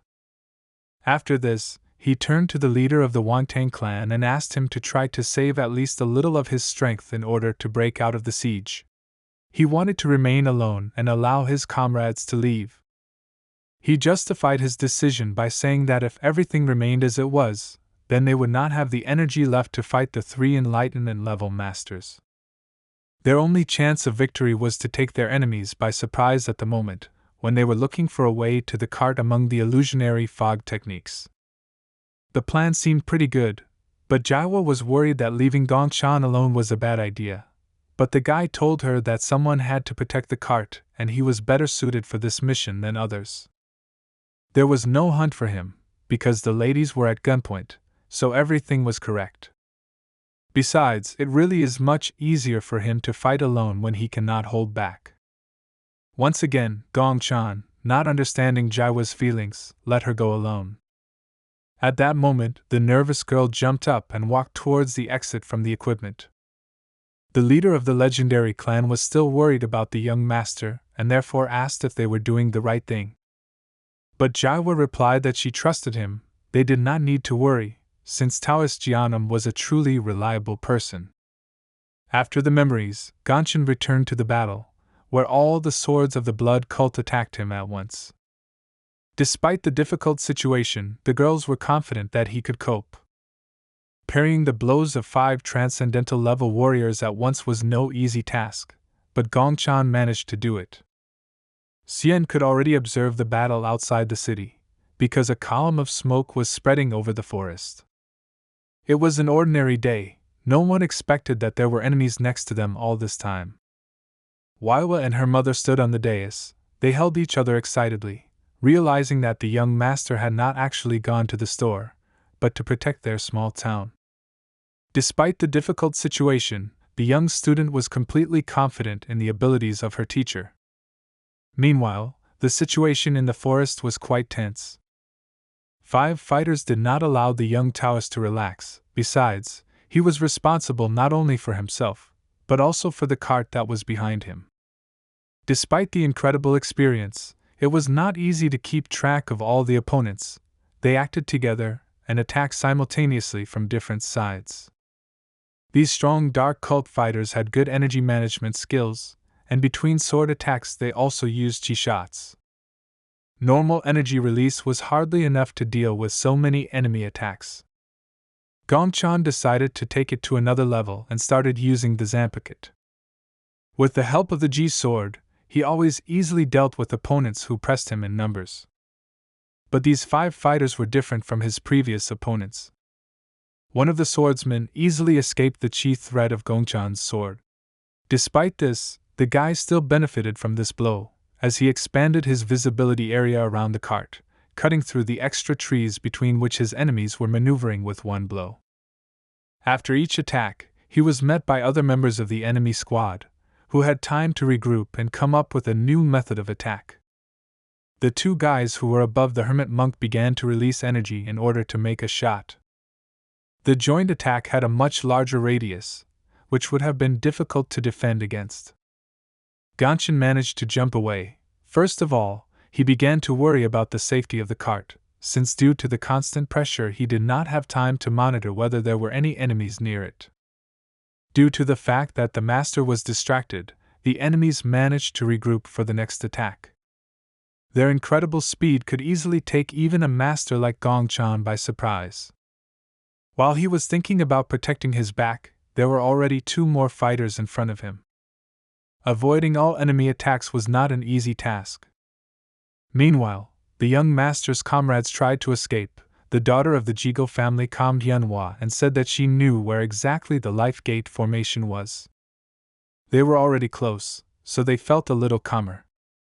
But on the other hand, the princess was not sure whether they would be able to break through the encirclement of enemies, because they were threatened not only by the fighters of the demonic cult, but also by 3 masters of the enlightenment level. Jaiwa replied that there was no need to worry about this, because with them there were escort soldiers who had gotten out of similar situations more than once. Behind her were 2 transcendent level masters, enough to protect her from several layers of surroundings. But at one point, her confidence came to an end just when the enemy appeared in front of her. This was the youngest fighter of the 3 dragons of the blood cult. He hid his incredible energy in order to prevent the enemy from discovering himself. Stretching his hand forward, he began to release the chi energy before firing a powerful shot. The shocked girl could not do anything, but one of the escort masters managed to save her. The shot turned out to be so powerful that the dense forest did not interfere with it. Looking at his enemies lying on the ground, the young dragon said that this was a rather nice attempt to protect his mistress. He hoped to finish off her technique by killing her with one blow. The guy began to furiously complain that he was very annoyed by the fog of the Jiggle family, because he did not allow them to calmly meet and have a decent battle.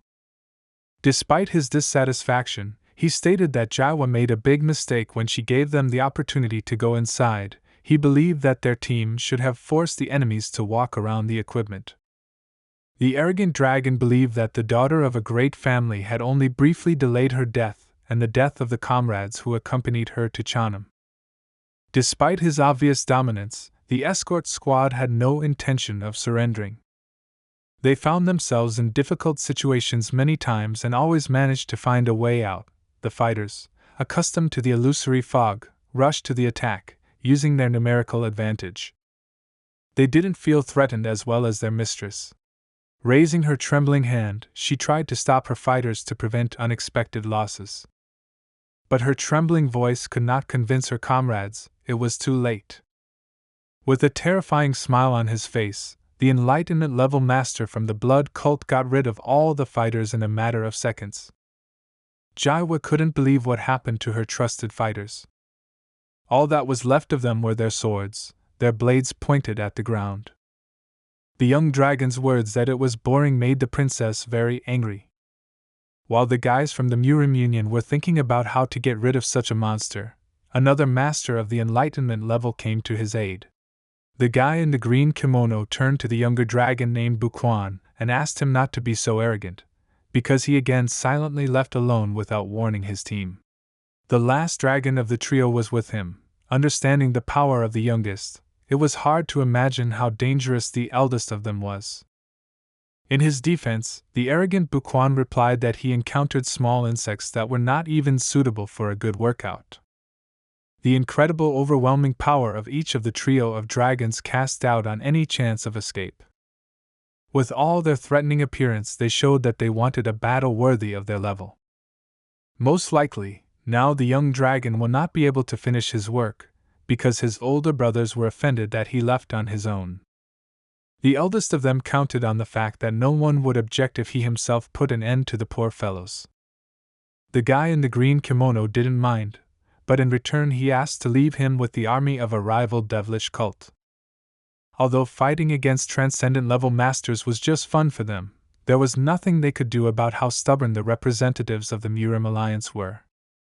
The physically developed dragon introduced himself as the terrible devil Joman and asked the name of his rival. The girl prepared for battle and replied that her name was Jiggle Jaiwa. Having learned that the opponent was from a great family, Joman began to hope that her strength would be enough to amuse him enough. The incredible enlightenment level dark martial arts master began to release his vast reserves of energy, destroying everything around him. The situation at the cart was also very difficult. Gongchan was pinned in a corner. He was unable to cope with the simultaneous pressure of 5 transcendental level masters, and for the second time in his life he found himself in a situation from which it seemed that only a miracle could save him.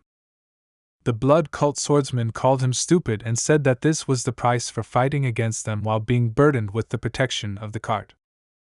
One of them offered a deal. He said that before he died, they would give him a chance if he confessed which way the rest of his company went.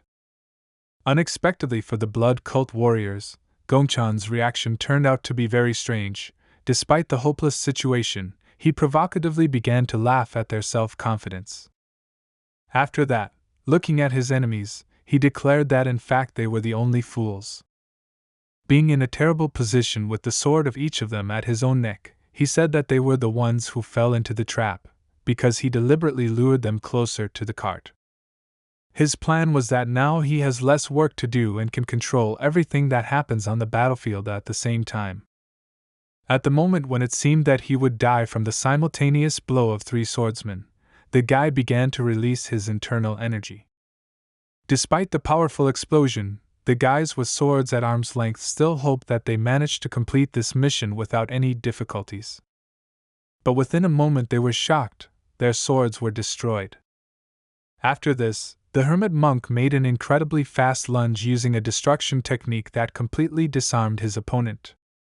He put an end to this fight by destroying everyone around him with the technique of the conquering sword of Zhongwan. Let's return to the girls' fight, where, as it seemed, the enemy's superiority was undeniable. This was indeed the case. Jaiwa was so uncomfortable that she defended herself even from a banal explosion of the release of the internal energy of the eldest of the Masters of Enlightenment. In fact, this use of chi was only necessary to distract her from the main attack, because in a short period of time the enemy was in range to deliver a fist blow. All that the daughter of the Jigo family could do was only protection, enhanced by her energy. It was incredibly difficult to parry such a blow, and she understood that she would not be able to withstand the next one. She did not have a chance to counterattack. At such a difficult moment, the leader of the Wantang clan unexpectedly joined them. Yuji had already closed the distance to deliver a powerful blow with his swords. But as it turned out, an ordinary sword was not enough. Even two blades were easily deflected with one hand, protected by the internal energy of the occultist. Joman considered this disrespectful and said that there was no point in trying to hurt him with such a blunt weapon. After that, he released the chi energy from his right hand, forcing the princess to go into defense against the enemy's powerful shot. There was a powerful explosion that could be seen from any corner of the forest. As expected, despite the incredible amount of internal energy, the girl was unable to parry this blow and ended up on the ground.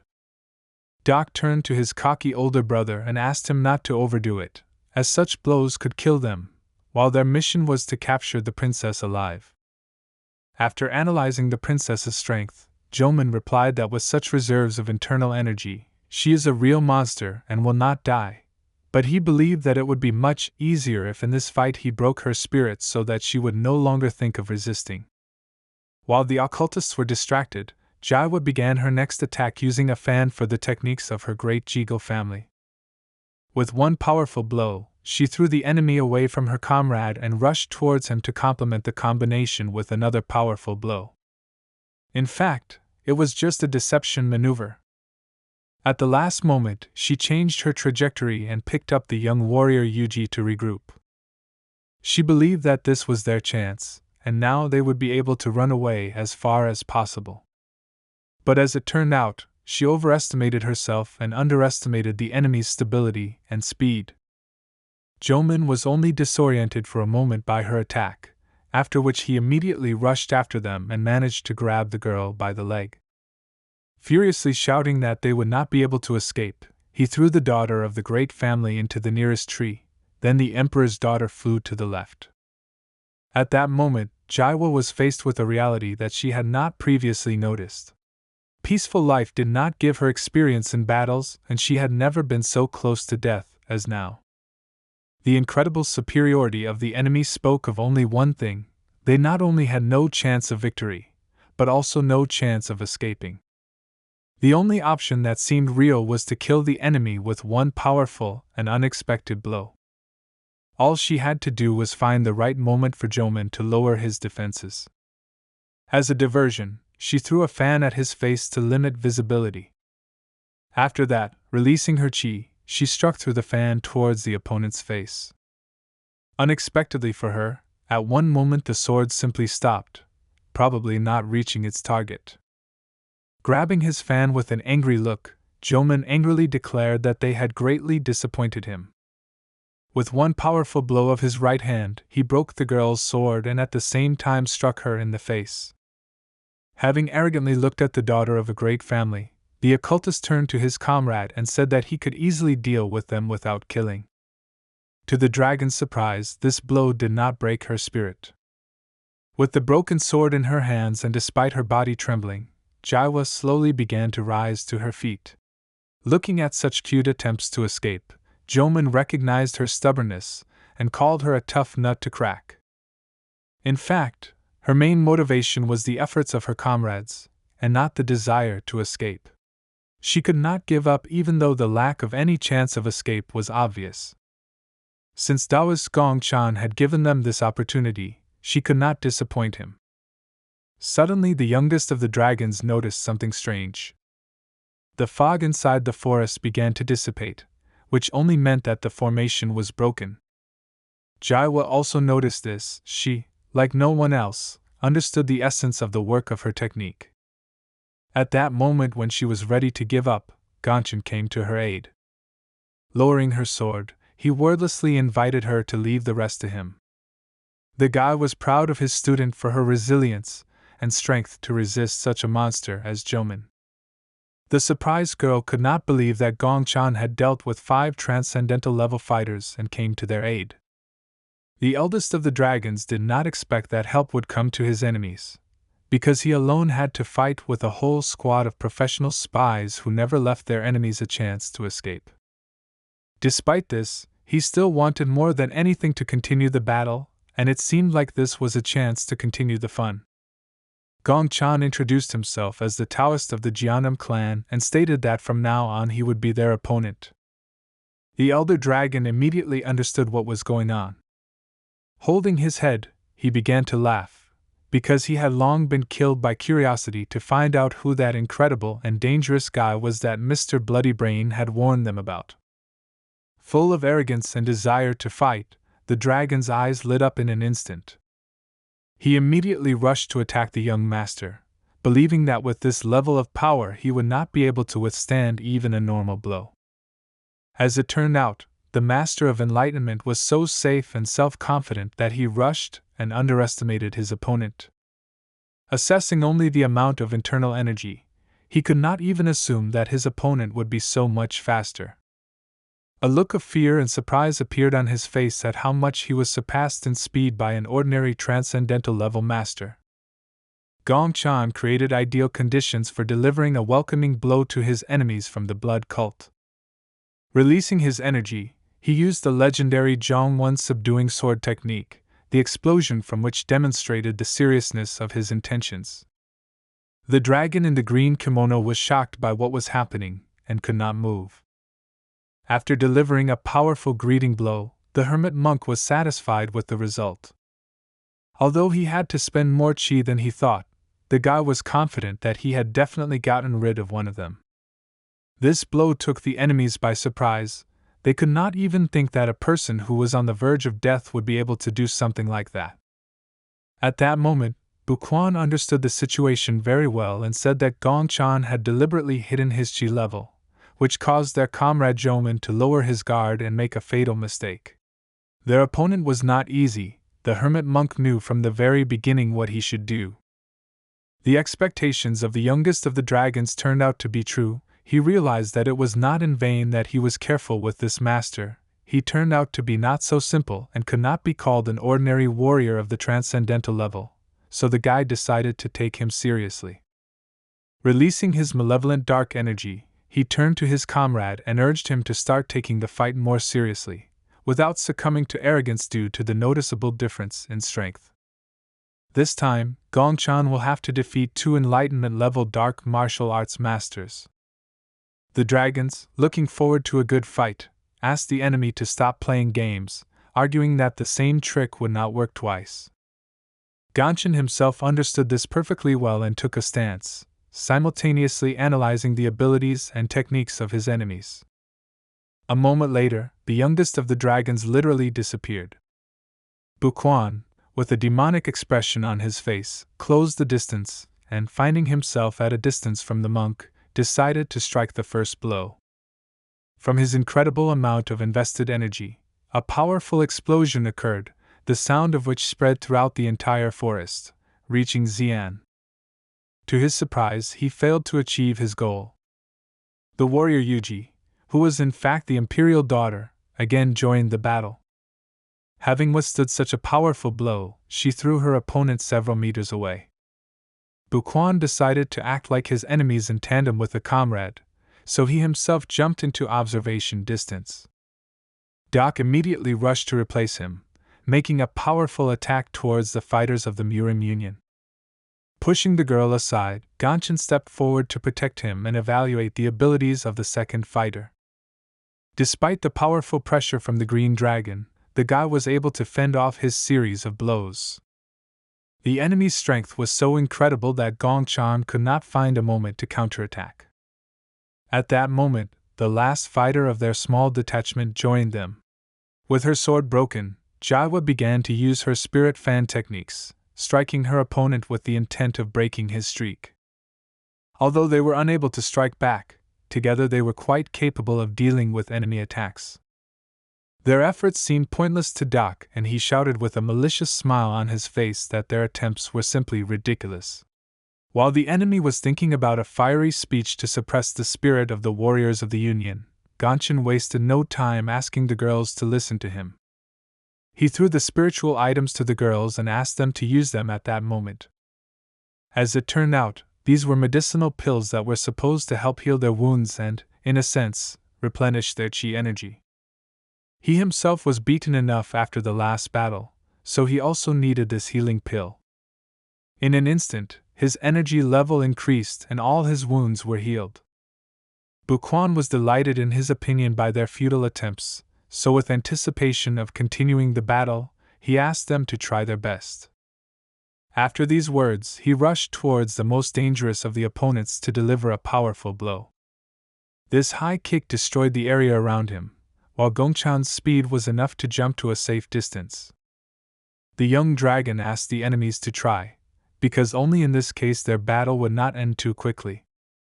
After this blow, he immediately rushed to attack, closing the distance with Gongchan floating in the air. He turned out to be inattentive and fell into a trap, because behind him there was already a princess with incredible reserves of internal energy. When he was distracted by her presence, a monk's sword was already pointed at him from the other side. It seemed that he would not be able to get out of this situation. But the Enlightenment level master was able to easily stop both attacks by deflecting the swords with the palms of his hands. During the battle, he admired the level of opponents he had never met before. He praised the princess, calling her internal energy incredible, and said that her sword chi was at a fairly high level. But even despite this, he shouted that even such a chi sword could never harm him and began to release his energy to shoot the girl. The princess could not cope with this attack and flew to the side. While fighting Doc, Jaiwa was also distracted by her comrade's failure, and this turned out to be a big mistake. A green dragon was already rushing towards her, saying that she didn't have time to look around. The girl's last weapon was destroyed, and with her possession of internal energy she found herself defenseless. Gongchan was not at all used to fighting together with other masters, and this made it a little difficult for him to plan the fight. Moreover, in this battle, even he did not have superiority over the enemy. His sword was grabbed and his efforts were not enough to escape from the enemy's clutches. Being at point-blank range with the enemy, he decided to use the Zampaket, which he had not previously shown to his opponents. A powerful flash began to spread before his enemy would take this blow, having no chance to dodge. Doc and Jaiwa were distracted by events in the sky. The girl understood that her opponent was underestimating her, and now she had a chance to show everything she was capable of. At the same moment, the princess also rose to her feet. With an incredible desire for battle, she was about to strengthen Gongchan's attack to guarantee the result. The powerful explosion from the monk's technique began to destroy their battlefield. This was the first time Buquan had encountered such decisive resistance, this blow was the most powerful of those that he had to cope with. After the strike, the battlefield was clear, dust rose into the air and impaired visibility. The broken sword of the great family's daughter fell to the ground. It was obvious that she had done all she could and was no longer able to continue the battle. Despite all their efforts, their enemies were visible through the fog. The dragons stood calmly on their feet. Having withstood the attack of the hermit monk from the Jianum sect, Buquan extended his hand forward to show what a real blow should be. Using dark martial arts, the young dragon in the purple kimono released an incredible amount of terrifying, profound energy. Jaiwa's morale was broken. She couldn't even think that they still had any chance. Moreover, she was shocked that the purple dragon still had so much internal energy left to create such a huge shot. Rising to his feet, the exhausted Gongchen tried to force himself to think about how to get out of such a difficult situation, where it seemed that their fate was already predetermined. The task before him was not an easy one, but he did not despair. There had to be at least some way to defeat these blood cult monsters. As it turned out, Buquan had not had enough fun yet and had no intention of ending the fight with this attack. He turned to the young monk and said that he was not going to change the direction of the attack and the shot would go straight in the direction he was aiming. He asked if he could dodge this, while Gongchan turned around and realized that the possible worst outcome was much worse than he could have imagined.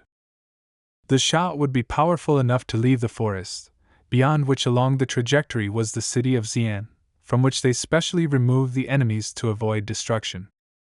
Moreover, he felt that after passing through the city buildings, this shot would hit his student, who stood with her mother and excitedly watched the explosions from the forest.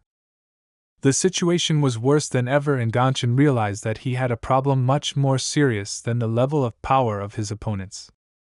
He was already beginning to be surrounded by the energy of the enemy, which was a moment before the attack. Gongchan knew that he needed to stop this attack by any means necessary, otherwise he would not be able to prevent the destruction of the city and the death of hundreds of innocent people. The concentration and seriousness in the eyes of the young monk gave the young dragon a feeling of euphoria. To him, Master Jianum looked simply amazing. This was an excellent opponent for a battle-hungry master of the enlightenment level. After the hermit's preparations for defense, Buquan carried out his attack. For the first time, Gongchan came face to face with such an incredible amount of energy, possessing terrible destructive power. It seemed impossible to simply parry this blow. The pressure was so great that the guy could barely hold his sword. The powerful technique reached its limit, and an explosion of enormous power occurred. Gongchan was able to protect the city and his student. But after such a heavy attack, it was difficult for him to stay on his feet. The princess lying on the ground was beside herself with rage. She could not help her idol in any way. Her hands were shaking, and her strength was running out. The girl did not see a way that would help defeat such monsters. Being in front of a master of a level of enlightenment that was many times greater than her strength, she thought that this was their limit. A green dragon named Diak approached Manhwa and told her not to worry, because their plans did not include killing her. As it turned out, he rushed things too quickly, and this was not the end of the battle. Despite his wounds and incredible exhaustion, Gongchen, unexpectedly for everyone, began to rise from his knees. He rose to his feet in order to protect his comrades. The green dragon couldn't believe what was happening. It seemed to him that the young monk from Chanam had already been defeated, but he not only rose to his feet, but also began to laugh loudly. Buquan was also surprised, because he knew for sure that he attacked the enemy with the goal of killing him for sure. Despite the purple dragon's efforts, Gongchan stood firm and still had a smile on his face. Doc was furious that the monk was constantly interfering with their plans and decided to end him as quickly as possible. With one powerful shot, he wanted to get rid of the guy who was haunting them. But fighting on emotions, he did not notice one thing. Gongchan had changed a lot. Moreover, this time he was able to easily deflect a chi shot from a dark master of the enlightenment level. This outcome was unpredictable, and the green dragon could not move from its place in surprise. For the first time, they faced a fighter who could resist for such a long time. Filled with the desire to fight, Buquan wasted no time in furiously rushing to attack. But this time, Gongchan didn't even dodge his non-destructive overhead kick. The young monk caught his leg with a smile. One look from him said that this trick would no longer work. Having caught his opponent by the leg, Master Gongchan first struck him in the stomach with his fist. The Enlightenment level master flew several meters back and could barely stay on his feet. He felt pain for the first time during a battle. This unusual feeling made him think about what was really happening. Besides the dragons, the daughter of the great family Jeagle was also simply shocked by how the guy began to fight, who seemed defeated. The fight was still going on, and Gongchan decided to become more serious, so he picked up his sword from the ground. Looking at her comrade, Jaiwa felt that he had literally become a completely different person. Unsettled with rage, Buquan was ready to tear his opponent to shreds. This was the first time he had fought someone who could resist his strength with such confidence. To ensure the end of this duel, both dragons attacked their opponent together. Despite the seemingly difficult situation on the battlefield, Gongchan did not think about his enemies at all. As Doc flew towards him with a sly smile, he thought about how he had never actually fought with all his might. In reality, Gongchan always hid his strength and fought, trying to be as effective as possible. It was only in this battle that he first reached his limit using efficiency tactics. For the first time in his life, he fought without any restrictions. He gave his all in the battle against such terrifying monsters. Even though he missed heavy blows from the Enlightenment level master, there was still a smile on his face, his body enjoying the fight. Fighting as a pair, Doc managed to get close and began to release chi to strike. He also admired this fight and shouted with pleasure that this was the end. Gongchan was ready for his attack and managed to defend himself with his sword. But this time, the weapon failed and his sword, with which he had come all this way, was destroyed. All the obstacles that Gongchan had overcome in the past had trained his intellect to the extreme. But the most terrible test he faces at this moment was stimulating his suppressed instincts. He experienced incredible pain and despair, and for the first time knew the exhilaration of battle. His instincts and reason are connected, even if they are opposed to each other.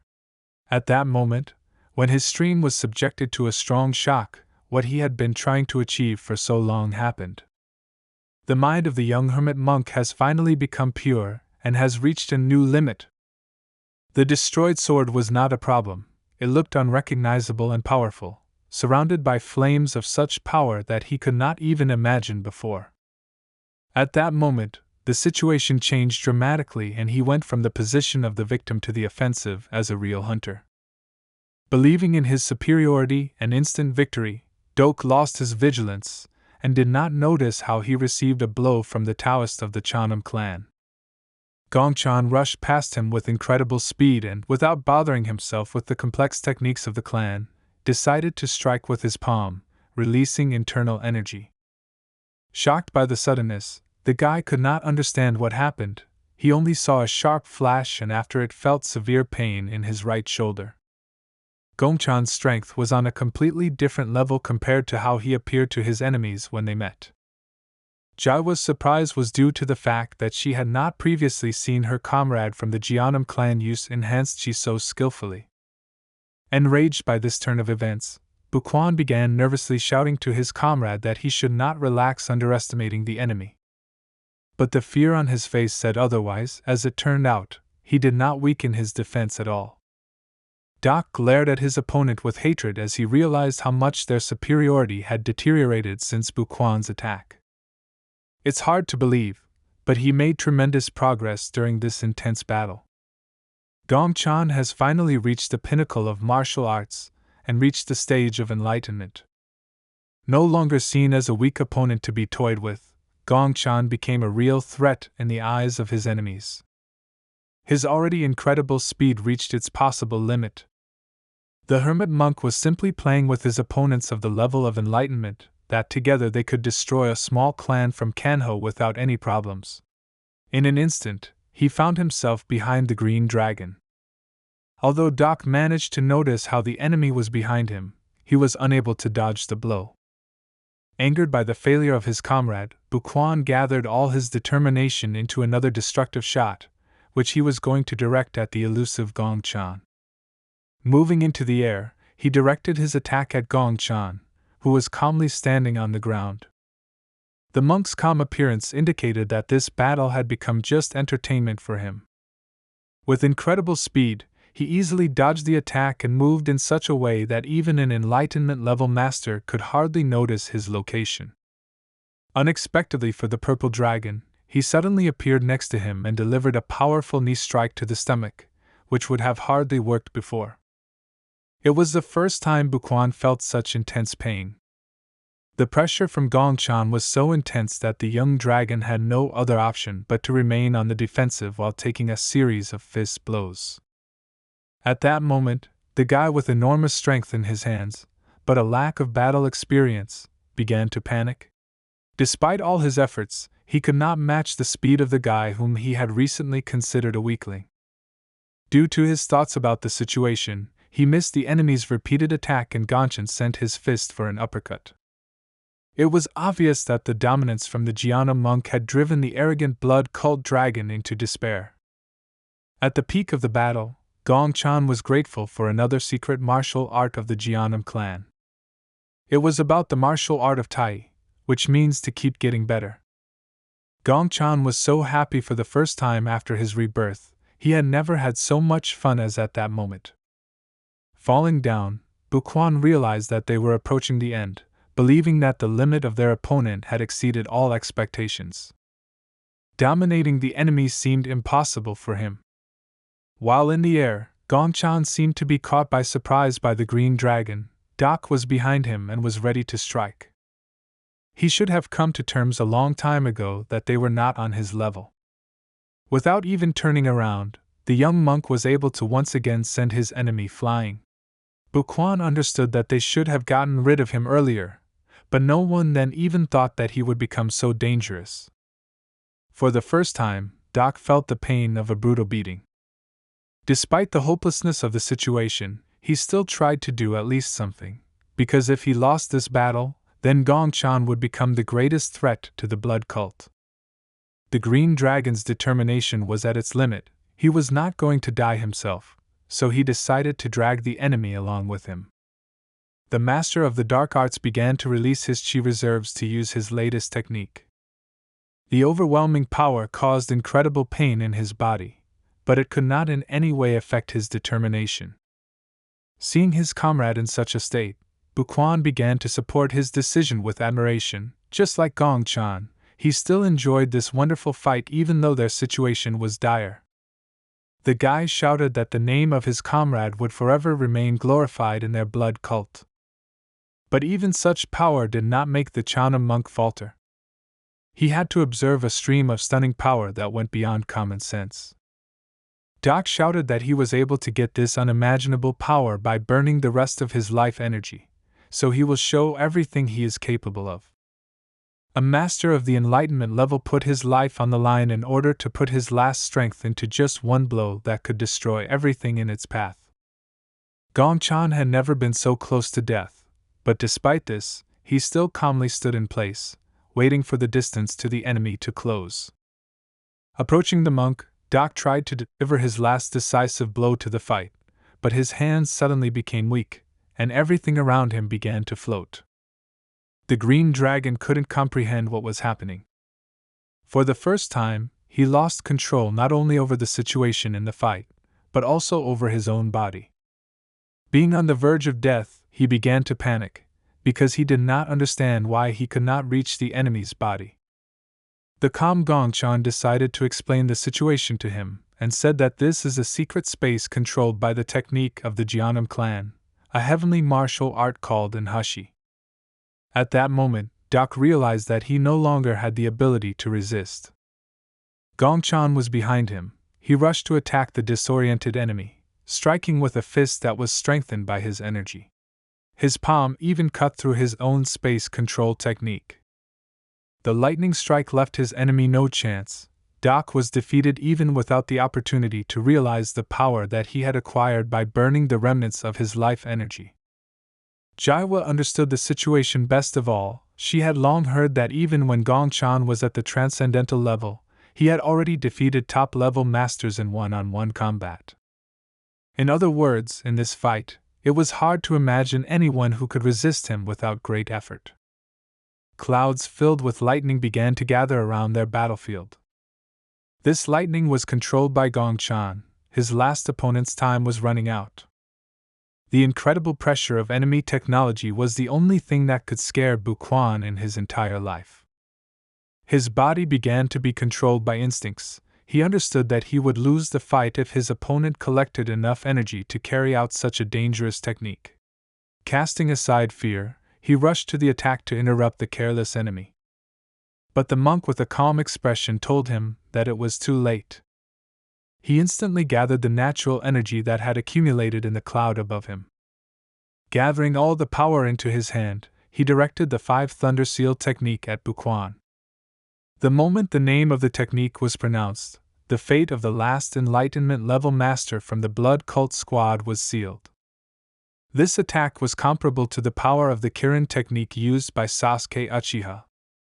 Smoke and dust rose into the air, limiting visibility. Opening her eyes, Jaiwa saw the results of the battle. All enemies were defeated. Only Gongchan survived this battle. Looking at her comrade standing on his feet, the girl addressed him by name to find out if everything was okay. Like a true hero and savior, Gongchan turned around and asked if she was injured. Jaiwa was glad to see the smile on Master Jianam's face. Considering that all the trials were over, she sighed with relief. But the young monk had one more thing to do. This time the remnants of the forces of the demonic cult came to them, who had regrouped after their first skirmish with the masters of the Murim Union. Their leader was surprised that out of all the participants in the battle, only one combat-ready master remained, but for him this did not play a big role, since he believed that now everything would be even easier than he expected. With a smug grin, he said that their goal was to allow the Murim masters and blood cult fighters to fight each other to the death, so that they could easily dispose of the exhausted winner.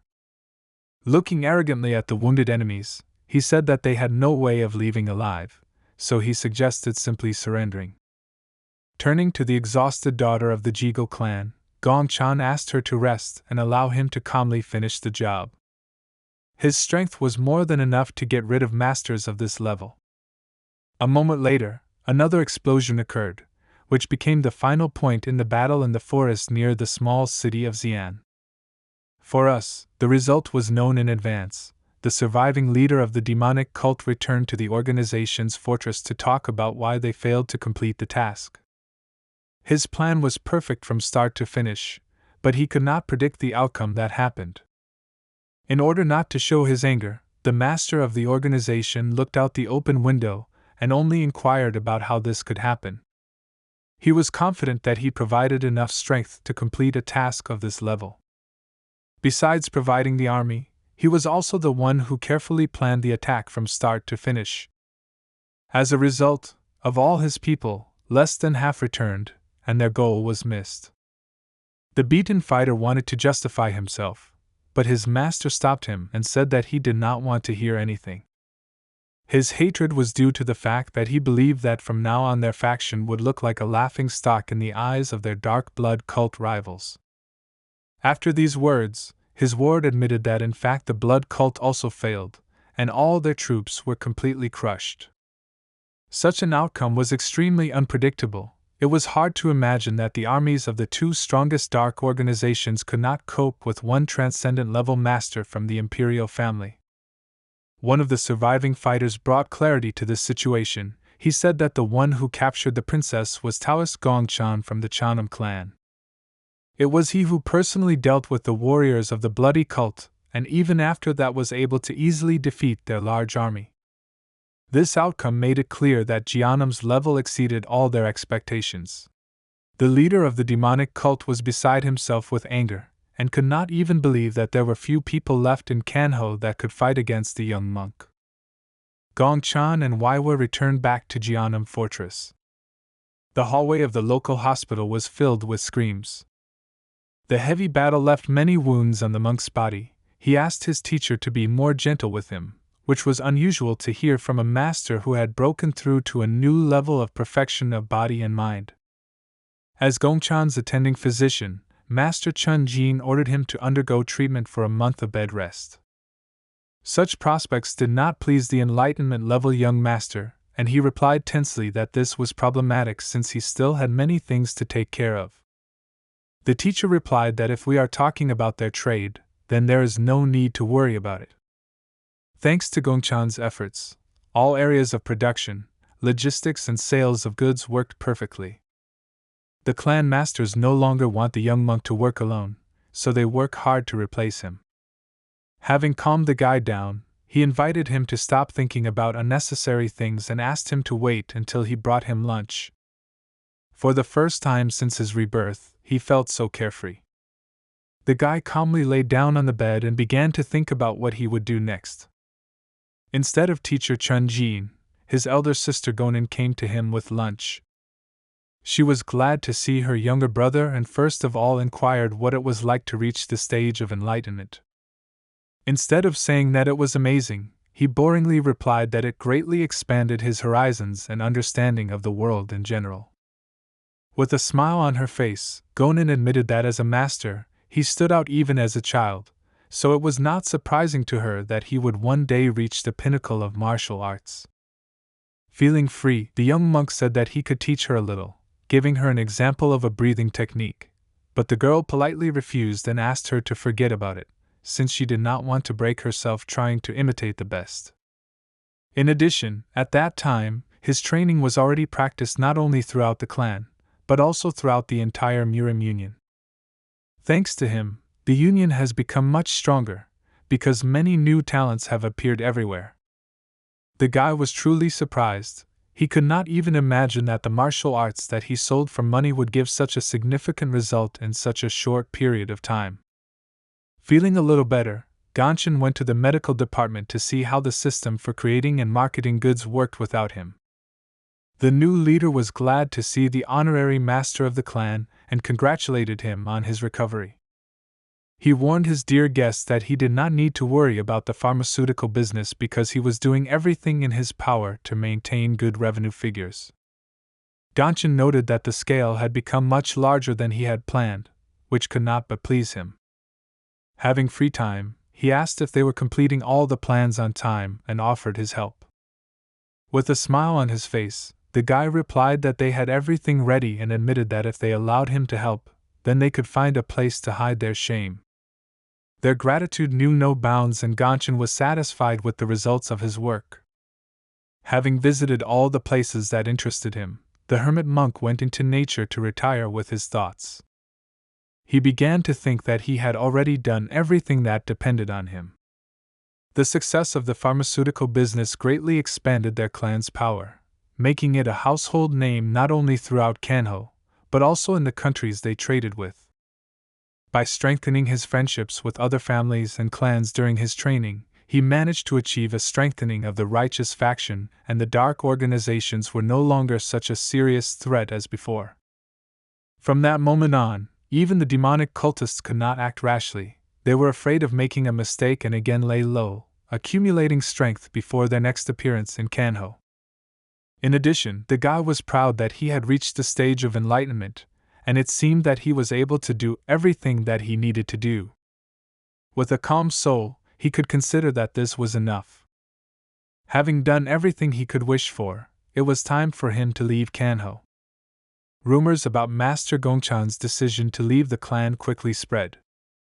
One of his students was so excited by this news that he came to visit the master to find out about it personally.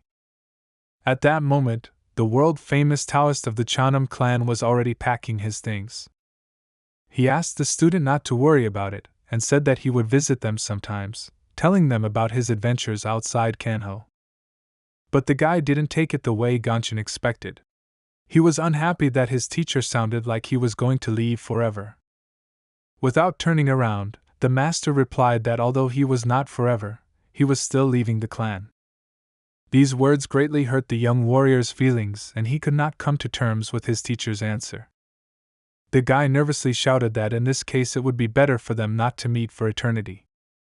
This behavior of the student greatly alarmed Gongchan. He couldn't understand his feelings and believed that there really shouldn't be any reason to be angry. The next guest was his student named Vigva. Before his departure, he decided to give her some instructions for the future. He explained his decision by saying that the closer you get to the top in any field, the freer you become. For example, having a lot of money, a person can buy whatever he wants. Another example was that if you are strong enough, then wherever you go, you will not find danger, no matter how much you look. At that moment, Gongchan could rightly be considered the kind of person who could not care about money and danger. His business developed successfully, and he himself reached the level of martial arts that he dreamed of. Clenching his fist with joy and admiration, Gongchan finally said that he had received the freedom he had been looking for so long. He could not tie himself to one place, like the Jeonnam clan, because in this case he would no longer be able to call such a life free and independent. After all these words, Viva realized that her teacher had become a perfect master who had truly become truly free. The master believed that he had fully paid off his debts to the Jeonnam clan, and he was completely right. Having done everything possible for the benefit of the clan, Gonka was finally able to live his own life. The excited girl shyly admitted that in this case the Jeonnam clan and she personally would no longer mean anything to him. Her words put the teacher in an awkward position, and he began to think about how to justify himself, but his speech was suddenly interrupted by another guest. With a smile on his face, Chun Jin came to visit his disciple before they bid farewell indefinitely. It was so sudden that Gongchan didn't know what to say to him. In order not to escalate the situation, they decided to go outside and take a short walk. First of all, Chun Jin said that Gongchan had already saved him from having to ask questions. His words were too mysterious for the young master, so the teacher explained with a smile that he heard the answers to his questions when he stood at the entrance to his room. Gongchan began to laugh because his teacher was eavesdropping on the conversation at the door, but the man with a smile on his face justified himself that he had no such intentions and it happened unconsciously. Despite this, he still had a lot to talk about. Gongchan immediately became wary, because lately he had not had a single calm conversation. The master immediately asked what the conversation would be about, and assumed that the teacher was going to stop him. Chun Jin responded with a question and asked whether the master's opinion would change even after he personally asked him to stay. His question was so correct that the young monk could not find words. In fact, Chun Jin admired his idea of leaving Kanho to seek freedom. He saw in this the real romance of the life of a master hermit, which Gongchan was. Recalling his life, he said that although he had lived for quite a long time, he had never seen such an unusual child as Gongchan. The guy replied that he was determined to leave. The teacher did not mind and agreed with him. Chun Jin just wanted to tell his student that he was proud of him. Usually Kanho people, under the pretext of cultivating their Tao, are always blinded by the prospect of new heights. But in his eyes, Gongchan was an exception. Previously he could not even think that the talent that had grown so quickly as his student would stop before a new peak with even greater strength and honor. The man suggested that it was possible for his student to decide to be satisfied with what he had already achieved, and in fact this is the path to the pinnacle of true mastery. After these instructions, he once again congratulated his student on the acquisition of true freedom, and said that he had nothing more to teach him.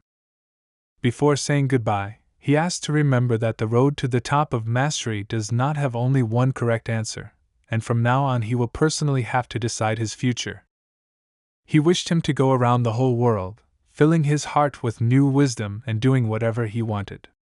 But if he suddenly changes his mind, he can always come back whenever he wants. After parting words from the teacher, the guy returned to his room to complete unfinished business only late in the evening. There was no end to his meetings, and besides, no one warned him about the arrival of guests from other clans.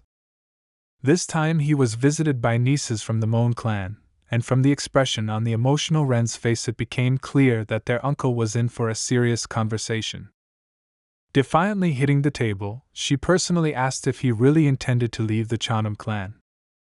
His answer did not suit the hot-tempered girl, and she asked him to think longer about the decision, but the guy calmly replied that he had already decided everything a long time ago, and was not going to change his mind. The more reasonable Yen politely asked what was the reason for such a sharp and unexpected decision. Gong Chan looked really tired, because he had to answer questions of this kind all day. Without being verbose, he simply replied that this was just the desire of a free man. He sincerely admitted that it would be enough for him to walk along the street, eat delicious food, stay in a hotel and relax, live in peace, reading books. With a smile on his face, he added that it would be nice to find love. His words didn't immediately register in Ren's head, but realizing his phrase about love completely clarified it. To understand everything completely, she asked whether there was any point in dissuading him. Gong Chan replied that she was the first one who was going to spend her time on this. The older sister, with a more reasonable attitude towards her uncle's decision, understood that nothing could be changed. Looking at Gong Chan, it became clear to her that she could not stop him, no matter what she said. Having no other options, Yun suggested that her little sister return home. But seeing the expression on Ren's face, she was simply shocked. Her younger sister was planning something dark. It seems that some insidious plan has arisen in her head that will prevent her uncle from leaving with Kanho. Rumors about the departure of the Master of Life and Death from the clan reached Jiva Jigal. Next to her was the princess of the imperial family, who still hid her identity and called herself the leader of the Watang clan named Yuji. She was surprised, saying that Gong Chan was an extremely strange guy. Yunhua couldn't understand why someone who had reached the enlightenment stage would just leave all their progress behind and leave the country. The youngest daughter of the Moyin family agreed with her words and showed her dissatisfaction. The angry girl quoted her uncle's words that he wants freedom and love, and also said that she couldn't bear to see how embarrassed he was by saying such things. A representative of Gongchan's fan club said with serious intentions that they should unite, and somehow force their uncle to change his decision. Yong understood her younger sister's dissatisfaction, but on the other hand, she didn't want to stop Gongchan from living the life he had long dreamed of. She replied that their uncle just wanted a quiet life and they shouldn't interfere with that. Naturally, Rin didn't care much about her uncle's wishes and she simply couldn't come to terms with what he was going to do. She hoped that if they did everything possible, then the master would begin to doubt the correctness of his plan. Her younger sister's determination got on Yun's nerves, but she could never keep up with her in terms of energy and temper. Ren continued her speech and emphasized that the most important problem for them would be to come up with a plan that would help return the master to his place. Her final proposal for the fan club was the idea of everyone getting together on the day of Gongchan's departure. While the girl tried her best to change her uncle's decision, Sister Gonan watched this farce. She marveled at how brave her nieces from the Mon clan were. Looking up at the sky, she realized that she herself did not have enough determination to do something like that, since she simply could not muster up the courage. The next day, Gongchan was already ready to depart. One of the assistants reported that all his things were already loaded into the cart. Looking around at the Chanam fortress, he wished that all the people dear to him would take care of themselves and take care of each other. Having left the walls of the fortress, he had no doubt that he had made the right decision. He believed that if he stayed in Jianam, then new problems would be only a matter of time, and he did not want to have any long-term attachments, because it would take away the freedom that he valued so much. Gongchan really hurried to his cart in order to quickly leave towards a free and calm life outside the cult of martial arts masters, where violence and battles for power would always reign. Opening his carriage with his things, there was a sincere smile on his face. At that moment, he clearly did not expect that his nieces from the Mon clan would be inside. At that moment he began to feel tense and awkwardly asked how they ended up there. As it turned out, even his dear student Vikva was inside. She shyly replied that they were setting off with their master. Looking to the left, the guy saw several more problems that he did not expect.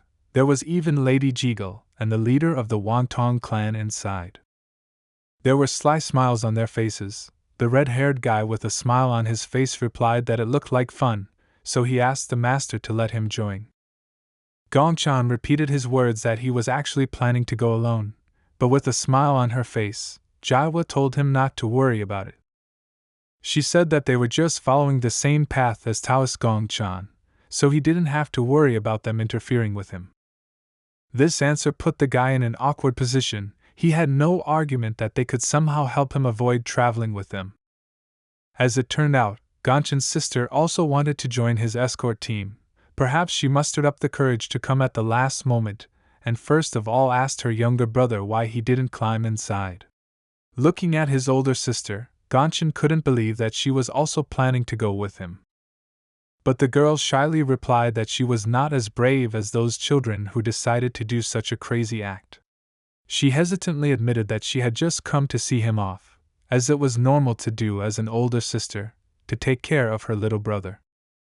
After these words, Gongchan and his companions who suddenly appeared set off. Assessing the severity of the situation, Gongchan lowered his head and sighed heavily, which made Waiwa think that he was sick and they should return. Thus began their long journey together in search of the adventures of free people. Gongchan was in search of peace. He wanted to escape from everything that could tie him to certain things, but it seems that this was not part of the plans of the determined girls. As it turned out, Sister Gonin still found the courage to leave the Chanam clan. Her action annoyed her younger brother, who hoped that at least she would not interfere with him living a quiet life. After a long silence, the guy decided to ask if she had said that she would just show him off. The cunning girl replied that this is exactly what she was doing. The presence of the girls from Kanho was impossible to avoid. The intrusive Ren, who walked behind the Master of Life and Death, asked her uncle if he liked the noodles in the last establishment, believing that they were not so tasty. She managed to increase the provocation by saying that in Jianam the food was much tastier. Hopes for a free and quiet life began to gradually dissolve in the environment in which he found himself. He could not calmly do the things that he had planned, because from the company of his accompaniment there was always someone who spoiled the whole thrill of the holiday. He didn't have a moment's peace. The girls continued to talk to him without even receiving an answer. The princess tried to change the master's opinion, saying that sleeping in the open air was too exciting, but she could sleep soundly if she had a comrade from Kanho watching her back. Gongchan objected and replied that his plans did not include a return. He asked to stop these futile attempts, saying that he would not change his decision. The guy justified his answer for the first time and said that he no longer needs to fight or train, because he is free, and no matter what happens, he will not go back. Sighing heavily, he asked not to be reminded of the past anymore, and to let him calmly live the life he had dreamed of all this time. From that moment on, he asked his companions not to mention Kanho's name again, but he could not even imagine that not only friends, but also enemies thought about him. The news of the departure of a young monk who was problematic for his enemies from Chanam also reached the leader of the demonic cult. The master's assistant reported the information according to the report of an informant located near the Jianam clan. They learned the very unexpected news that Taoist Gongchan had left Kanho and had no plans to return. Considering this nonsense, the gentleman clenched his teeth nervously, not wanting to accept this as the truth. He could not understand how a Taoist who had reached the stage of enlightenment could simply return to the ordinary world, refusing to reach new heights. This seemed strange to him. He began to suspect that Gongchan was up to something, so he ordered people to be immediately sent to search for him. Such excitement made his whole body tremble, but he believed that perhaps it was even for the best, because after Gongchan left his clan, they had the opportunity to try to carry out their plan again. This time he took this task more seriously and asked to gather all the soldiers who were still able to fight. He was afraid that if they didn't immediately get rid of the threat at such an opportune moment, then such an opportunity would never come again. Realizing the seriousness of the problem, this time he had no choice but to personally lead the warriors of the devilish faction into battle to complete the job he started. The next important stage in the Master's life forced him to remember the events that took place before his rebirth. At that moment, he was waiting for his girlfriend, who was late, and to be honest, his view has not changed since then, even despite being reborn in a completely different world. The girl was a little late and brought her friend ice cream as an apology. She noticed that the guy was not bored and was focused on the phone, so she asked what exactly he had been doing all this time and what he was looking at so enthusiastically until the moment she arrived. The guy replied that he was just reading a manhwa about martial arts and, as it turned out, back then he liked to dream about such things. He asked his friend if he was right in thinking that she only focused on her studies and only read textbooks while she was a student. His assumption turned out to be correct, and the girl agreed with him. She replied that according to her observations, guys really like things like martial arts mangas. She even suggested that her friend wanted to become as strong as the main character of the exciting comic book that he was reading at that moment. Ganchan replied that he actually reads this just for fun and doesn't really want to live like the heroes of such comics. He admitted that it would be boring for him, because a real master must cultivate his knowledge and constantly fight to develop and achieve new heights. He did not see any charm in such a life full of worries. Looking into the girl's eyes with a smile, he admitted that he would happily live a normal life, especially if it included such pleasant moments as a walk with a loved one. They were enjoying their walk since a lot of time had passed since their last date. This was very relaxing for the guy. He liked that moment. Besides, all his learning problems had just been resolved and he could feel truly free. Remembering the last moments of that ideal meeting with the girl he loved, he realized that life as a Jhana master was not originally his destiny. After dying under a mysterious truck, he immediately found himself in a martial arts world similar to the one in his favorite comic book. From the very beginning, things didn't quite go according to plan. Even his name wasn't what he liked. Because of a sense of duty, he was forced to become a Taoist of the Chanam clan. Everything did not go the way he wanted. Ever since his rebirth, he decided that as soon as he became stronger, he would definitely find the freedom and peace that he valued so much in his past life. But when he managed to achieve his goal, everything was not as simple as he expected. It was just a dream. He woke up only when his hyperactive younger niece Rin began to pester him. The girl was surprised that her uncle slept for so long despite the fact that the sun was quite high. Rin went to help her older sister. Sleepy Gong Chan could not figure out what was happening around. He could not move away from those emotions of devastation that haunted him after a heavy dream about the past. During the trip, Sister Gonin found the determination to ask her younger brother what he was thinking so deeply about in the morning. The guy replied that he simply could not remember his dream. Looking intensely at his older sister, he decided to also ask her a question.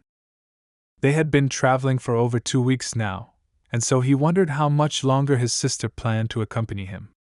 The girl with a sly smile suggested that perhaps she would be around until the very moment when the master returned to the Chanam clan.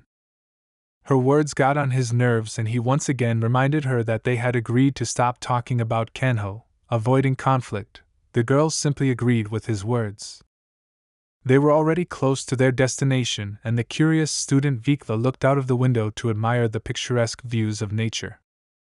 She admired what she saw. The mountain range she observed was famous for its breathtaking views that attracted tourists from different countries.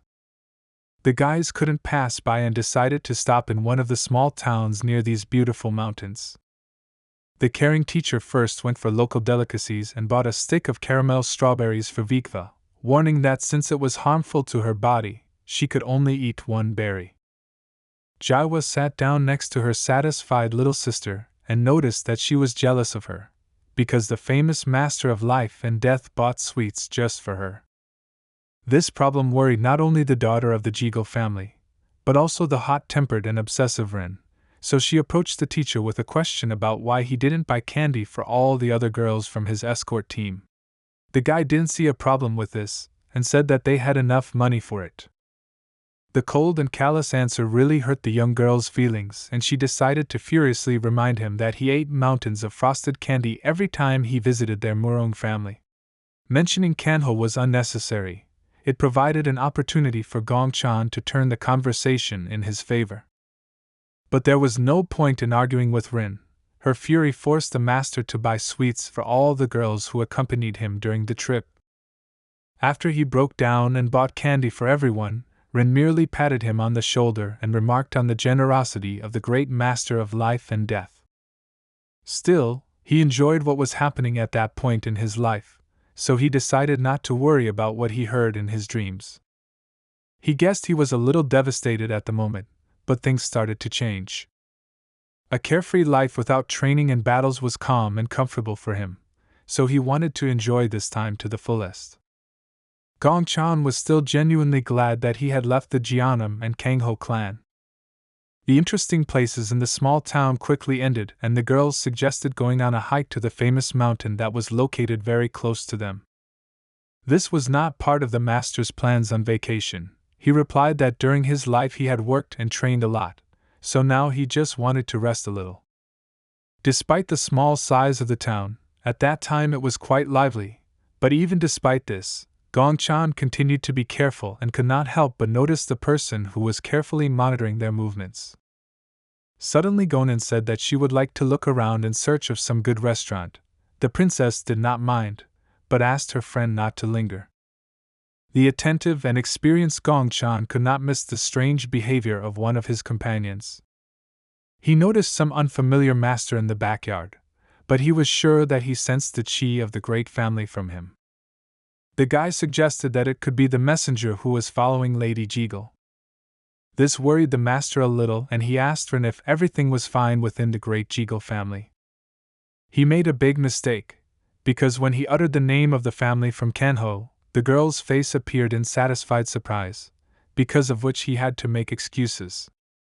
Nevertheless, the experienced master turned out to be right, and the master possessor of the chi of the great family really turned out to be a messenger. He met with Lady Jeagle and informed her that movements of a demonic cult had been discovered in her area. Moreover, the scale of their movements was unusually large, indicating that they were willing to take risks to achieve their unknown evil goal. He arrived to convey the request of the head. Since being in that area was dangerous, she was ordered to immediately return to the great Jeagle family. The girl asked to wait a little longer, explaining that she still had unfinished business. Jaiwa returned back to her comrades and was first greeted by the smiling leader of the Wuthong clan. He asked his friend if she was able to find at least some good restaurant, but seeing the girl's look, it became clear to everyone that she was not at all in the mood for pleasant discussions. Gongchan immediately realized that a serious conversation awaited him. After receiving news from her family, Jaiwa was determined to speak up. She approached the master of life and death and asked if he was sure that he did not want to return back to Kanho. The guy was confused and in response asked why she suddenly started talking about it again. Jaiwa had never been so serious before, and not wanting to answer a distracting question, she emphasized that she was asking him for the last time. She was afraid that the master would regret his decision, but perhaps at that moment it would be too late. Gongchan did not believe that he was obliged to make such sacrifices and return to the clan, since he had fully paid all his debts to those who saved his life. He did not regret his action at all, since in fact he did the right thing and was honest, first of all, with himself. All the efforts of the escort team did not produce the desired result, which is why Rin fell into herself for a moment. Politely bowing her head, she suddenly shouted to her uncle not to leave. Confused, Gongchan asked her to stop behaving this way and said that she had no reason to stop him. Rin was happy to live this way. She admitted that she genuinely liked his facial expressions during training. She enjoyed spending time together even when he risked his life and was in the middle of battles protecting the rest of his comrades. Continuing her speech, the girl talked about a simple desire to see how he tries to give his best to become better, not paying attention to the limits of his body. All this was the reason why she always stayed with him. She liked it, and was part of her happy life. Looking at the extremely upset girl, Gong-chan could not find words and simply replied that he was sorry. He asked not to perceive him the same way before, justifying this by the fact that he is not as sincere as they think. To lower the girl's opinion of him, he said that he only worked hard in training because he wanted to be popular with women. Gong-chan called himself real exactly as he was at the moment of their conversation. He was simply returning to his previous life. Continuing to put emotional pressure on his companions, he said that up to this point, all the hard work he had done was for the sake of freedom, and not being responsible for anything. That is why he finds it strange to continue to stay in Kanho, where there are many events that will not allow him to stand aside. Jaiwa couldn't stand it, and agreed to accept it, and give up. But she had one condition, under which she would no longer pester the Master of Life and Death about returning to Kanho. She wanted to see his true determination and asked him not to interfere in Kanho's internal affairs from now on. The guy replied that it would be so, but the girl objected to emphasize the seriousness of her words. Her condition was a complete lack of communication with Kanho, literally no participation. Even regardless of what atrocities the devilish cult or blood cult commits. The condition was the neutrality of the Master of Life and Death, regardless of what the situation would be in the Jeonnam clan, and even if difficult times overtook them all. A proud girl from the great Jigo family could not allow someone who was not a person from Kanho to one day come to their aid. In response, Gong-chan only asked if everything would be all right with them. The girl sharply replied that he should not underestimate their orthodox sex. She described internal problems as their personal battle, which they must fight on their own without help, believing that any outside help would bring shame upon them. This entire dialogue was aimed at ensuring that by leaving Kanho, Gong-chan would protect the pride of their orthodox sex. With a smile on his face, Gong-chan admitted that he began to feel relieved. He was sympathetic to her request and promised that, as an outsider, he would not interfere in Kanho's internal affairs. After such a productive conversation, no one had any questions and Gong-chan left on his own in the direction where his heart led him. He never managed to get far, and on the way to the next city he had to stop. Sister Gonin followed him, and said that seeing the way he turned around gave her the impression that he regretted his decision. But the calm guy explained this cruelty by saying that he turned back only because he felt the chi of his older sister. He began to laugh awkwardly, because not much time had passed since they broke up, but Gonin still followed him. The girl used the old excuse and replied that she had just come to see him off. With a confused expression on his face, the Master of Life and Death replied that they were back to the old dialogue again. This time everyone was serious about letting him go, but Gonin did not give up. Meanwhile, the cart with the girls that was returning to Kanho stopped to rest a little. There was only a scary shack nearby. Yun said that they shouldn't worry about anything. While the girls were talking about very ordinary things, the hot-tempered Rin could not find a place for herself, and did not understand how her friends could behave like this after what had recently happened. She approached her older sister, and asked her why everyone gave up so easily. Rin began to panic and screamed that they should have followed him further. Yong had a completely different opinion. She did not see the opportunity to change anything and asked her sister not to remember the name of the Master of Life and Death anymore. When suddenly they heard a terrifying, evil voice that said that he would like to hear something more about Gong-chan. Next to them was a man with terrifying chi that surrounded his body. He immediately stated that he was extremely interested in their dear Master Gong-chan. The fear on Yun's face only confirmed the seriousness of the problem that took them by surprise. The girl saw something like this for the first time in her life. She could not believe that such vicious and distorted energy existed in the world. It was obvious that they couldn't just escape. The girls were surrounded by a detachment of a demonic cult, and their master once again asked where exactly the master he was interested in, whom he hated, was located. Returning to our hero, he still continued to understand his sister, not understanding how long she would accompany him. The girl offered to take another 100 steps and this time promised that she would really let him go. Hearing these words, Gongchan coldly turned around and walked forward. The disappointed girl clenched her fist nervously due to the fact that she couldn't muster up the courage even at the end. She couldn't say that she was following him, so she made up an excuse to accompany him. Even now, she didn't want to say goodbye, so she again used her long-tested excuse for escorting. She could not forgive herself for not finding the courage to at least once ask him not to leave. But there was no more time for excuses, and she realized that if she just said goodbye now, it would be impossible to change it.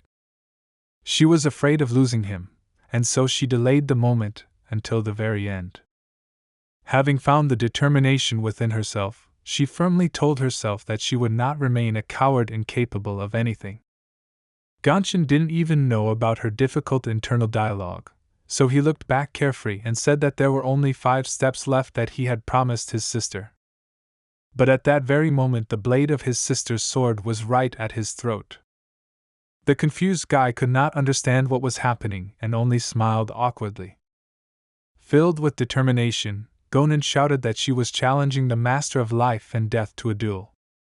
While delivering her first blow, she said the only condition of the duel, the one who touches the ground first will lose. This time she promised that if Gongchan wins, she will release him completely. But if victory is hers, then Gongchan will be forced to give them another chance to convince him. The final duel between brother and sister from the Jeonnam clan has begun.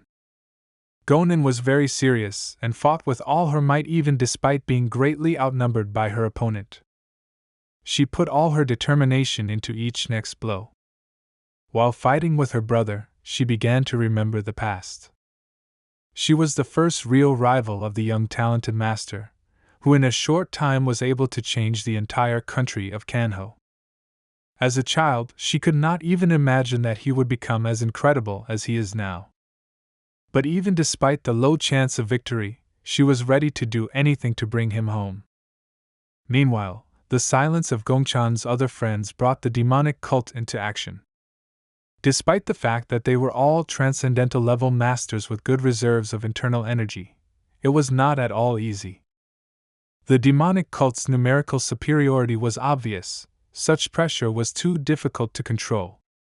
Having already fought with this army once, the princess could say for sure that compared to the last time, not only the number, but also the strength of the enemy warriors had increased.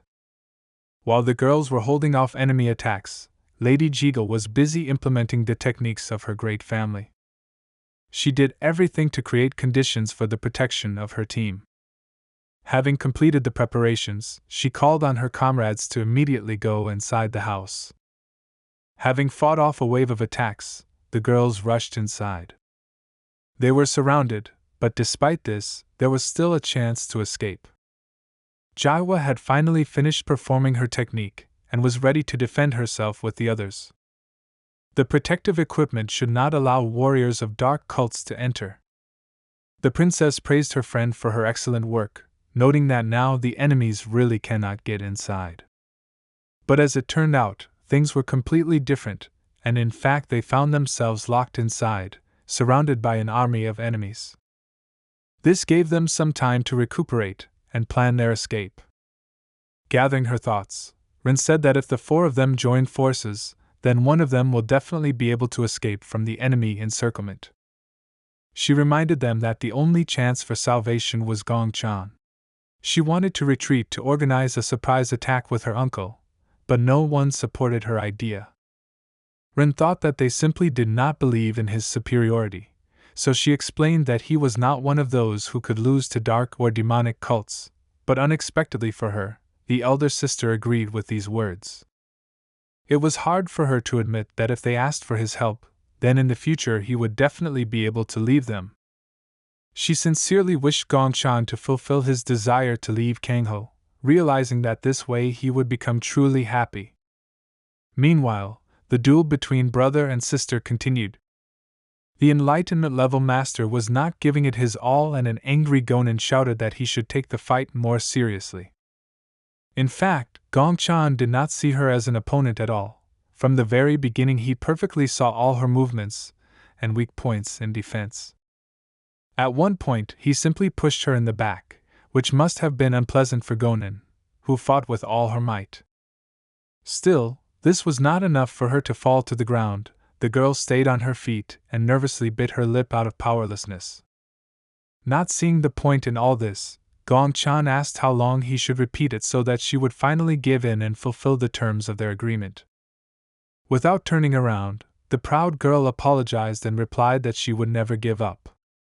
Rushing into battle again, the elder sister shouted that she was not going to listen to such a stubborn liar as Gong-chan, even if he repeated his words thousands of times. Her words hurt the feelings of the master of life and death, and defending his pride, he said that he did not remember when he lied. At that moment, the girl recalled his words that he accidentally learned martial arts despite the fact that he did not want to. She wasn't sure about the others, so she said she would never believe those words. Remembering her younger brother's life, she reminded him that the first thing he thought about all night was practice, and how to make a strike that would reach his opponent. She still remembered how happy he was after every success in learning martial arts. She also did not agree with his words that he only trained to be popular with women. The girl saw his whole life and understood that he did not just become stronger for a reason. After a series of blows that brought the master to a comfortable distance with their pressure, the girl began to use one of her techniques. It was the yin-yang technique that he used to catch her off guard during their first major battle. Surprised by the unusual sight, Gong-chan hovered in place. Gonin said that this was her improved version of the technique that he had forgotten about a long time ago.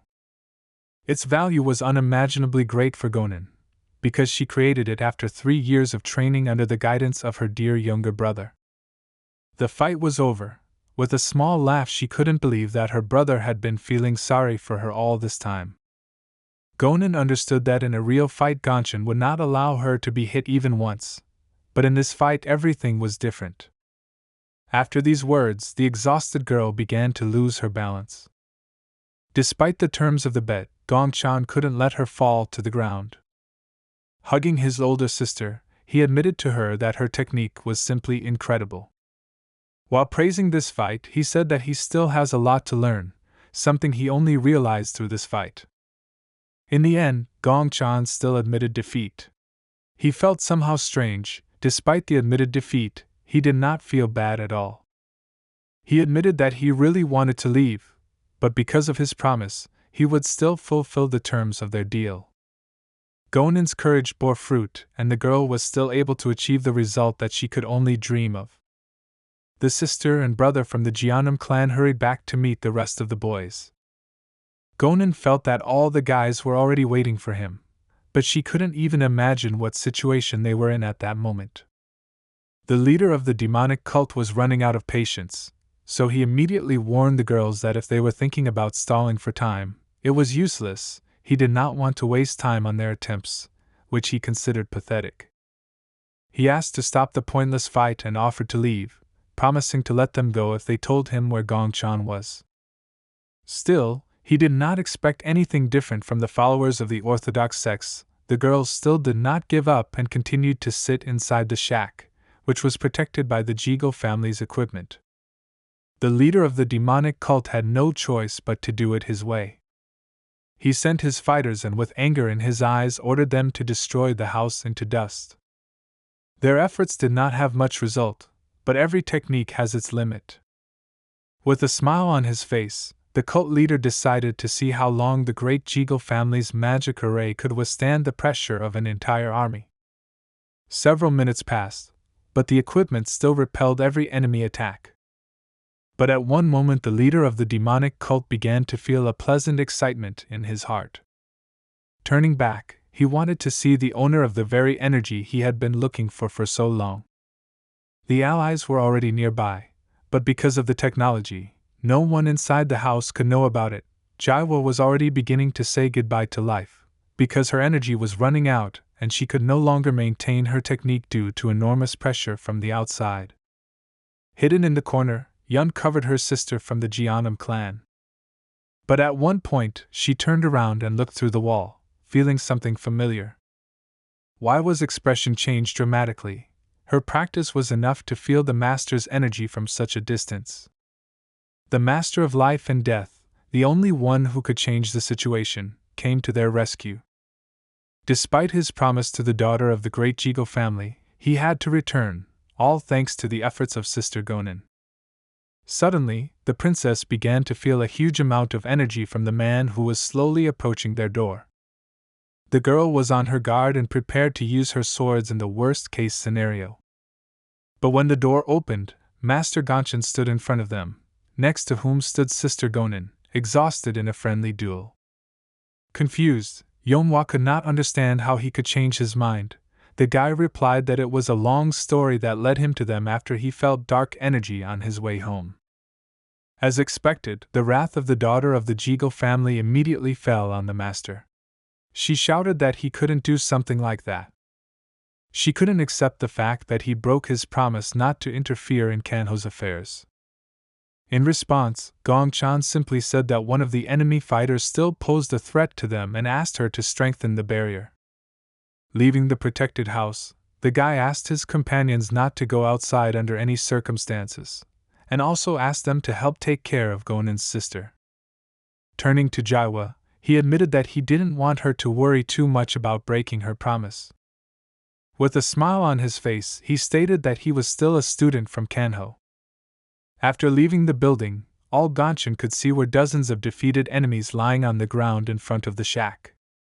Among them, there was only one person who withstood the battle with the young master. This was the leader of the demonic cult.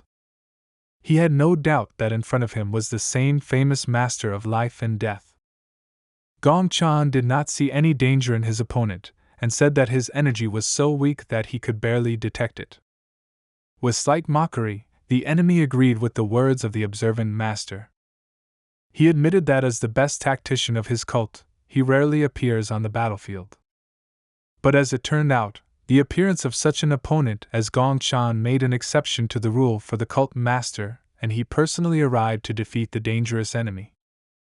A terrifying energy that had previously been impossible to notice suddenly began to emanate from him.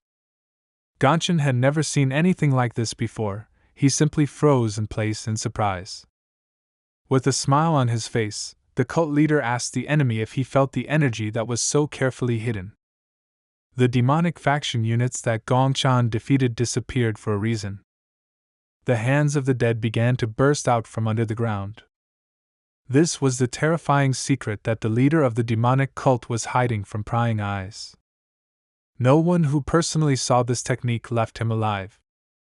Gongchan didn't understand what trick his enemy was using, but he couldn't let him finish this technique calmly. While shackled inside his dark technique, there was definitely no fear on the cult leader's face. After closing the distance to the enemy, Gonshin delivered a cutting blow.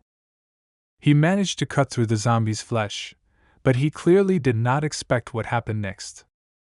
His sword was easily caught by the enemy master's bare hand. After such a movement, the remnants of the zombie body parts scattered, and terrifying power began to emanate from the enemy leader. The young master of life and death could not withstand such pressure and flew back. A powerful blow threw him towards the shack behind him, and he had to do everything in his power to stop. He wasn't sure whether the building could withstand the protection of the great Jigo family's technique alone, so he released his sword chi to strengthen the resistance. Only thanks to enormous efforts did he manage to stop the attack of the enemy who stood carelessly opposite him. The leader of the demonic cult called it a forbidden spell, which takes the caster to a higher level. For this, he brought 108 people who had mastered the dark arts as a sacrifice. With an evil grin on his face, he said that even if 108 ghosts gnawed at his body while controlling them with his brain, he was not afraid of losing control of himself. Gonshin once again met with an opponent who should not be pitied. Looking at his opponent, he said that he was not going to communicate with such pathetic trash, so he did not hesitate to call his subordinates the word victim. The loyalty of his warriors was worth a lot, as they gave everything to support their leader and follow his orders. Such a speech had no effect on the leader of the demonic cult at all. The man, overwhelmed with power, felt simply excellent, and, experiencing this euphoria, rushed into battle. Gonshin understood that in this case words were unnecessary, so he accepted the duel to prove that he was right by force. By sacrificing the power of 108 of his loyal followers, the leader of a demonic cult gained enormous power that, in his opinion, no one could compete with. The flaw of his dark technique was that it was temporary and would disappear after one night. At the same time, the great master of life and death was not limited by time, but with the pace of the battle, he had to finish this fight as quickly as possible. He managed to keep up with his opponent and block simple blows. Moreover, he struck back, but they were ineffective. This battle was of an incredible level, and if they were inside the city, it would have been wiped out in a matter of minutes.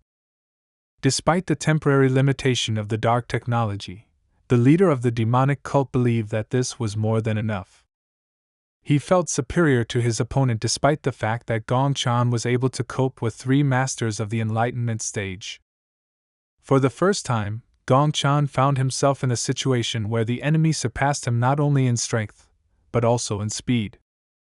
The enemy, in a state of euphoria, was already anticipating the taste of victory.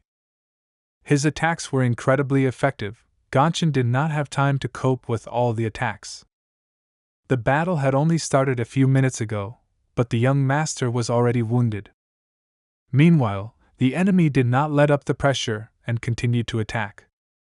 The biggest problem for the Hermit was his allies who were in the building behind. They were his real weak point.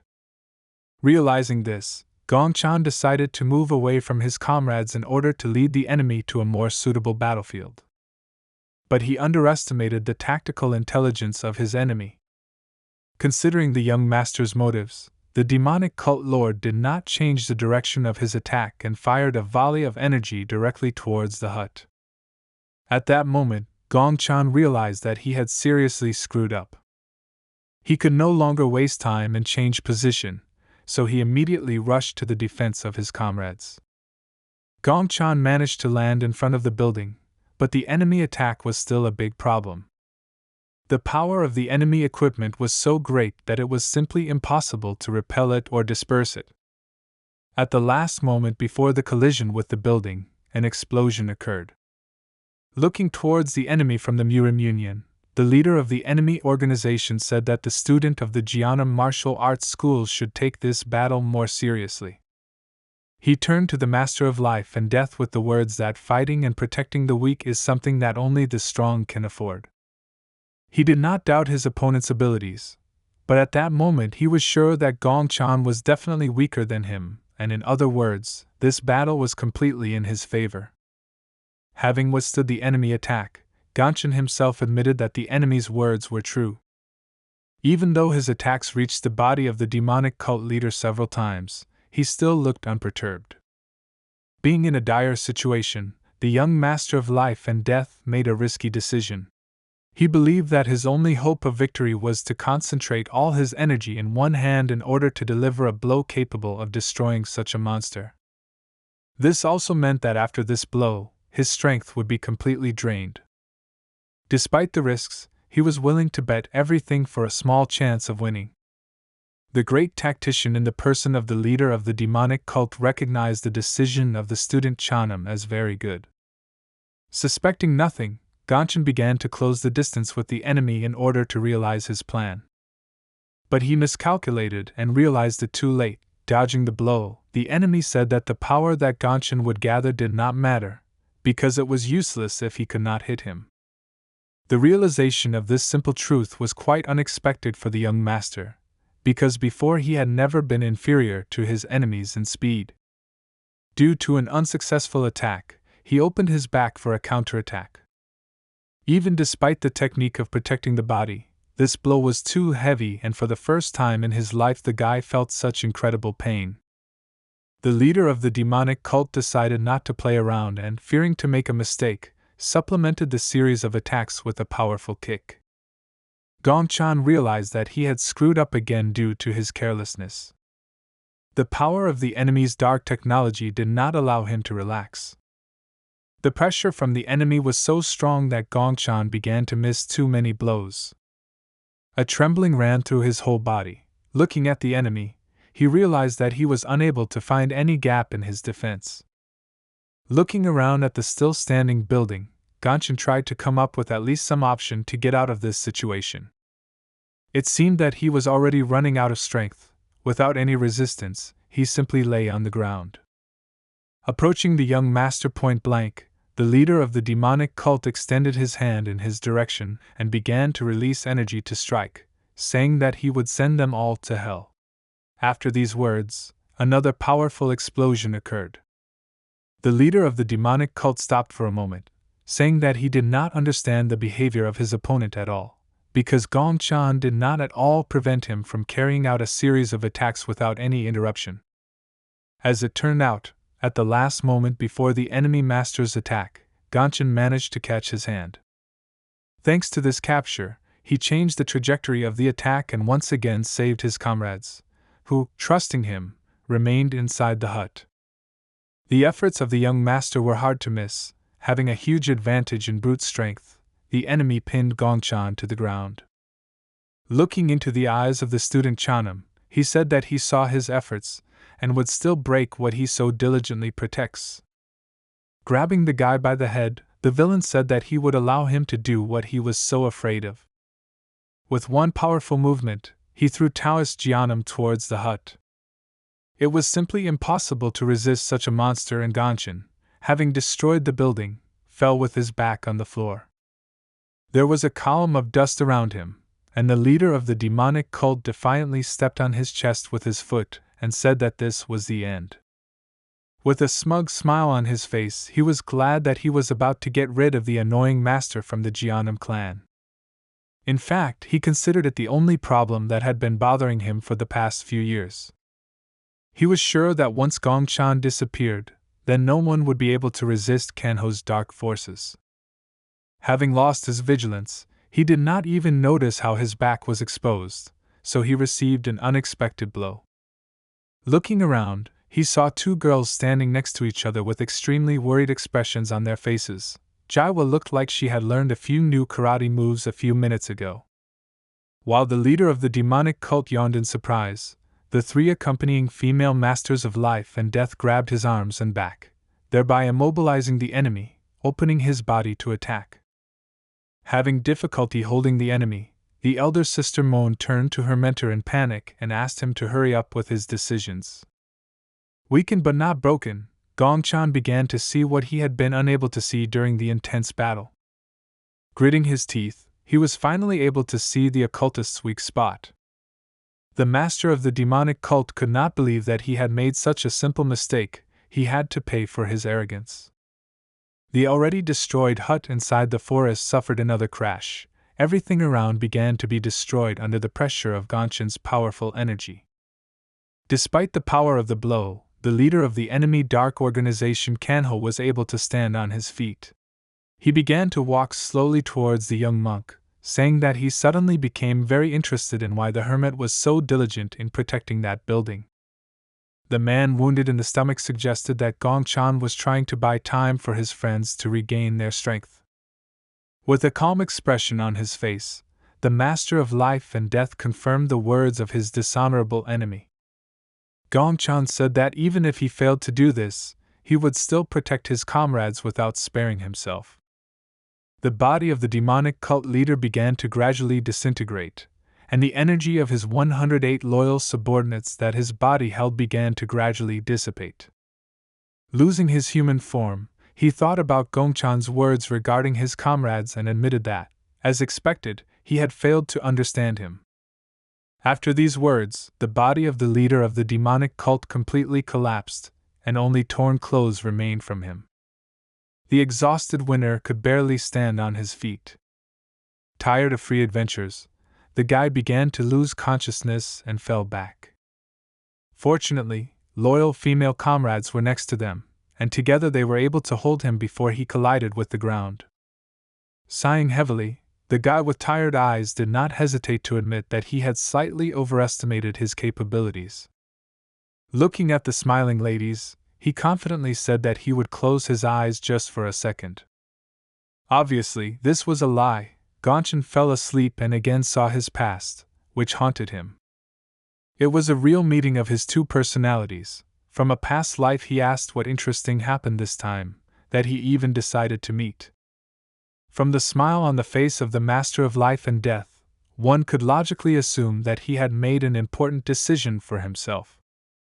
Taking a look at his past self, he admitted that even after living for 25 years in another world, he still had too much attachment to his past way of life. His views on freedom had changed greatly, and this time he could confidently say that he would return to Jian'an. His skeptical self from his past life didn't understand this decision, so he wondered if Gong Chan was really going to return to those boring days of cultivating his progress and fighting every day. But the master's soul replied that for him it was not at all boring, as it might seem at first glance to an ordinary manhwa reader. Gong Chan was happy to share with himself the happy and excited moments he experienced in his new life.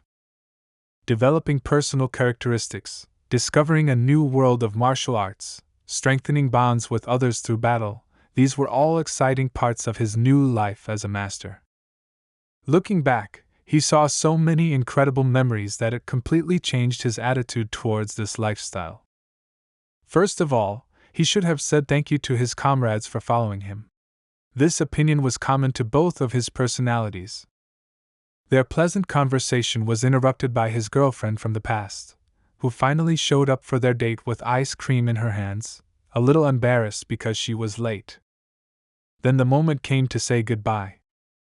His personality from the past wished him to live his new life happily, without looking back at the past. This is how Gong Chan realized that his understanding of freedom had previously been too limited.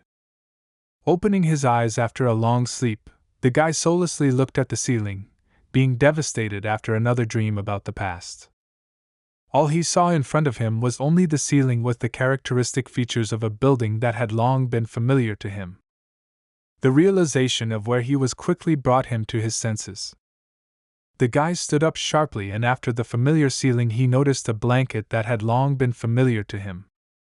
Looking up, he saw that standing in front of him was Sister Gonin, the teacher and the youngest student, as well as dozens of warriors of the Jian'an clan. Gong Chan immediately felt that he was at home.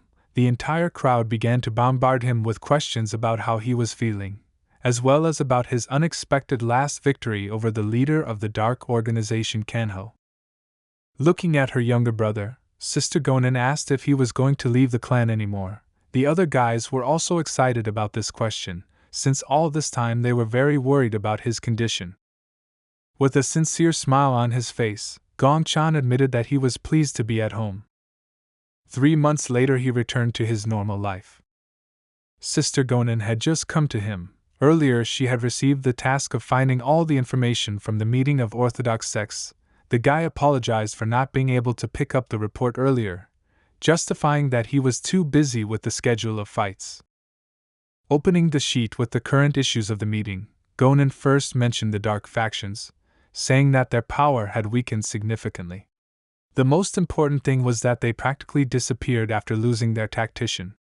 It was likely that the enemies would hide for a while in order to again gather strength for a new blow. The news was great, but the Master of Life and Death said that they still could not relax because the remaining enemy forces were still a threat, and there were still many dark cult leaders who had not been defeated. The second interesting news was a message from the great Jigal family. They weren't going to leave out the slightest detail, so Jaiwa sincerely wanted Gong Chan to believe in the power of the Orthodox sects. Regarding the leader of the Wangtong clan, he went to help other sects with the destruction of the blood cult. He couldn't wait to go through a real battle again so that he could imitate his idol and become stronger. Having finished her report, Gonin warned her younger brother that he had some annoying guests who needed to be taken care of. It was obvious that they were talking about the hyperactive Rin and her silent but capricious older sister Yun. The surprised guy said that he sees them in Jian'an even more often than when he was with the Murong family. With a smile on her face, Rin stated that they would come even more often until they could defeat their uncle in a fair spar. The elder sister complimented her sister's speech by saying that this time they had prepared something new. After these words, their beloved little sister from the Jeonnam clan appeared behind them and sharply declared that they could not fight that day.